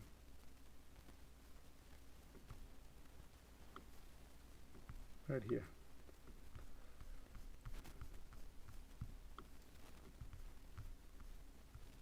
January 26th, okay, and then market started right here, 2 o'clock right here. You see 2 o'clock time step on the bottom, 2 o'clock, and boom, green candle, then again 3 red candle, then again green candle, then again red candle, then boom, boom, boom, boom, boom, all the way up here.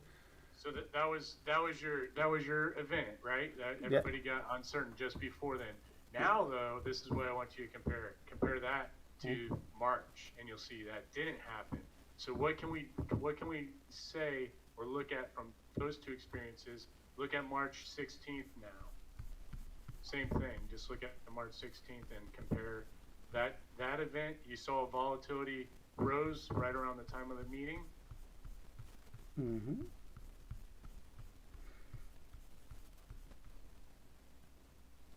And for anyone who's, a lot of you guys are tracking this, is UVXY. It tracks the uncertainty or fear, and basically, if the markets get volatile and people don't know how to respond to what the price is, they can't figure it out, it's going to make this index go up, and you can make money. If you think the volatility's peaked, you can go opposite and go SVIX, and that's the inverse one of the UVXY. Mm-hmm. So right here is 13 at around 150. It spike up to $19 from right here, 17 to $19 at it peak at 2:30. So before the meeting start and the Q&A starts, volatility started for 30 minutes constant, and then after Q&A starts, which is around 5 minutes after, That's great. You just looked at that because I was looking at. I went down to the hour candles, so I didn't have to scroll over as much, and I missed that was actually in it. Okay. Yeah, so we had 2 spikes just before the meeting. So it's almost like, I don't want to say it's free money because you could definitely get burned, but it seems like there's a high likeliness. Maybe it might be before the meeting. It might be first thing in the morning. It might be on open. But hey, I got pretty strong conviction we're going to see a spike in volatility tomorrow. Oh yeah. The volatility will be there, definitely. It will be crazy volatility up and down. Only thing is this direction. You see this direction change, right? Same thing another time also direction. So once this opens up, but that time there was no direction here. So this time there is a answer. There is action happening. This time going to action happen, which is they're going to announce. This time they're going to announce both the side. One is the people gonna ask about the question, what would be in the June? It will be 0.5%, or it's gonna be a 1/4%, or it's gonna be a 3/4. That's the question they're gonna ask. And then the second question will be QT, and if it is a QT, how long they will continue, and would that be sufficient? If it is not sufficient, I mean, if it's somebody who is smart, they're gonna ask the question that you know if you say you're gonna be a rapid pace, when you say you're gonna be a rapid pace, man, there's a balance sheet. Your balance sheet is huge. How long you're gonna continue this, and what interval? They said I can continue as long we want. So how diplomatically they answer the question, because that is the most important part. We need to understand this, how long they're going to continue, because this QT is more dangerous. So that's what we need to wait. Knowing that, for the sake of the economy and prevent a recession, that they have to increase the rates, really truly, I know this is about finding a balance, but what is considered bullish at this point? Is seeing a notable increase in the interest rate considered bullish because you know that they need to do that? One thing, remember guys, those who wants to be bullish, the people who wants to be bullish in this market condition, one thing guys, remember, inflation cannot be controlled if the market is bullish. Remember one thing, inflation cannot bring it down. Bottom line, inflation cannot, because inflation is not easy to bring it down. It's not a 1 month, 2 month process, guys. It's a long process, couple of quarter, 3 quarter, 4 quarter, 1 year, 2 years, and this inflation is a big elephant in the room to take it out. And on top of that, we have the war going on over there, and that war cannot be solved. The problem cannot be solved for easily another 12 months, even though war get over. So, in a basic sense, I almost got either way. You're not bullish either way. I'm a bullish temporary if I want to play something to be bullish, but I cannot be bullish long. And when I sleep in the morning, I wake up and my rug will be pulled because it is a technology stock, or it could be a stock which everybody loves it. No, I'm bullish on commodities. I'm bullish on energies. I'm bullish. No, my question is short term as a direct response to that first immediate response to the FOMC, the event. Oh, even when I can. Right out the gate, what is considered bullish sentiment? Is it hot? Is it dovish if they do increase it 0.5 point? If they go 3/4 instead in this meeting, like you said, the 1%, is that a good thing because we know that it needs more interest rate, or is that bad because it's a surprise? Oh no, they're going higher. Okay, so the one thing I read differently. Okay, I think this way. Market, whatever the Jerome Powell comes and speak, is about how people depict and create a headline. Just because whatever the price action is happening is not right.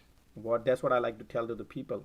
Whatever Jerome Powell, again I repeat, whatever Jerome Powell speaks, and based on that, whatever the price depict in price action happens, based on that, headline will be created. It could be right, it could be wrong. I do not believe that. I believe slowly. I believe the market will react slowly, not the price action what you're gonna see immediate price action, because that price action people gonna fill the gap and fill the dot and create the headline, but those are dummies, and I don't want to go immediately into that route just because somebody been agenda driven created the headline just because they already. Intraday. So fast forward intraday till tomorrow. If you see him say 3/4 point, I mean obviously you're going to look at price. Oh, 3/4 point. Yeah, man. So then here this is how people think. Oh, okay, 3/4 point is a hawkish, super hawkish, right? But then people think, oh no, because market going up, for example, right? So because look, it's a favorable for the inflation, so it's good sign, right? People can say exactly my question. Right, and then other people say if the market goes down, oh look, it was not expected because it was expected only 50 cents, but now it's a 3/4, so that's why market is tanking, right? You see, there is always try to fill the gap. People will find the dot to fill whatever market will like. people will they create the headlines, so people will click on their headlines, and is all this. But I don't give a more important on that one. I like to analyze people who's speaking more in terms of after the FOMC meeting, and see how people are understanding, how people are responding to the. You go and on a Bloomberg terminal, I mean not the Bloomberg channels, and see how people are talking. There are many people comes there, and I like to listen those highly qualified people, some people who has really both the views to analyze and how see they respond back. And then I like to listen to economists, those who can speak more, they evaluate more and see how they respond. And then I would go, but I do not believe in social media, and they create that dot just because, oh, he did quarter%, because 3/4, so because of this, then 2/4 because of this, because they just, those are all clickbait. I'm a different guy, guys. I go read, I always see but I don't react based on that, because people don't have the knowledge on social media. Got it. So what I got from watching you guys trade the past 2 days, I was off, got to go back to work tomorrow. So it's been a pleasure and an honor trading with you guys. I only took one trade yesterday.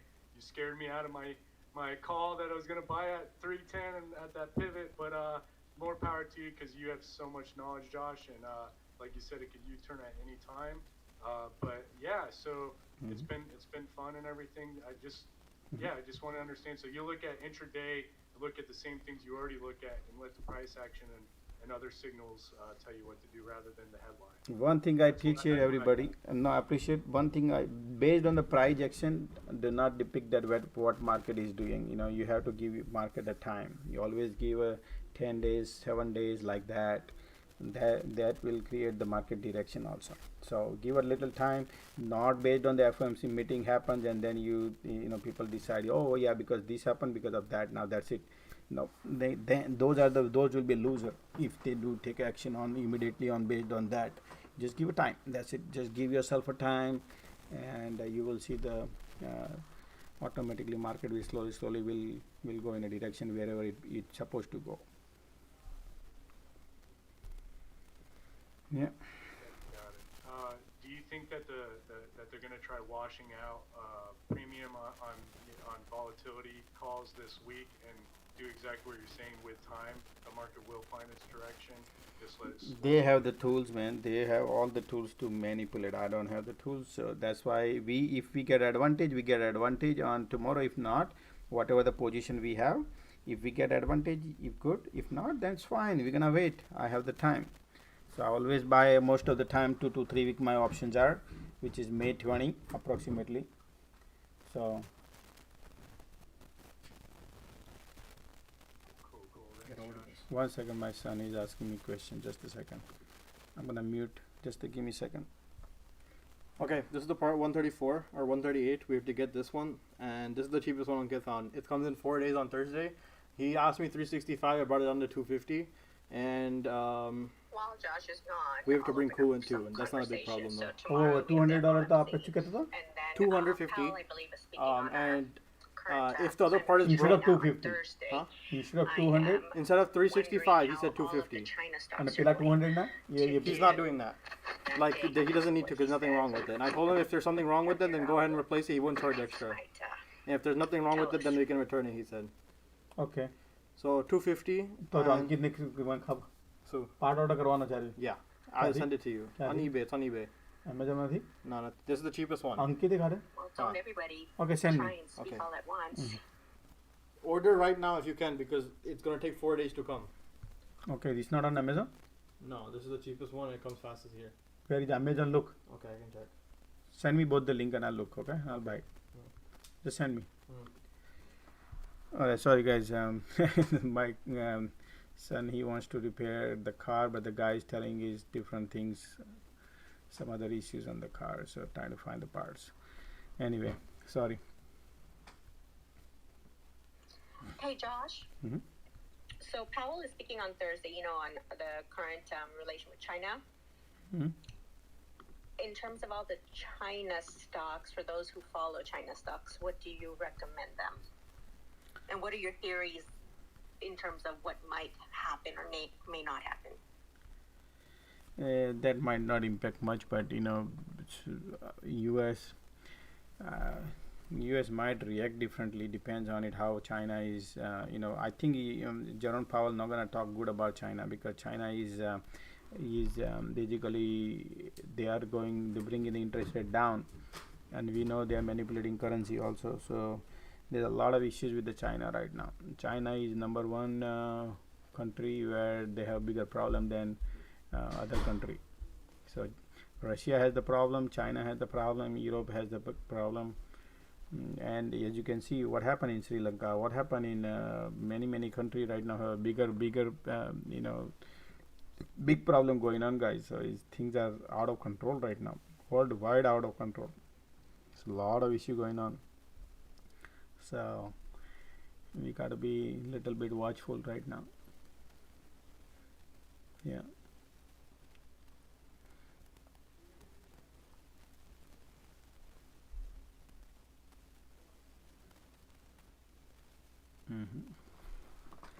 Okay, guys. Anybody any questions?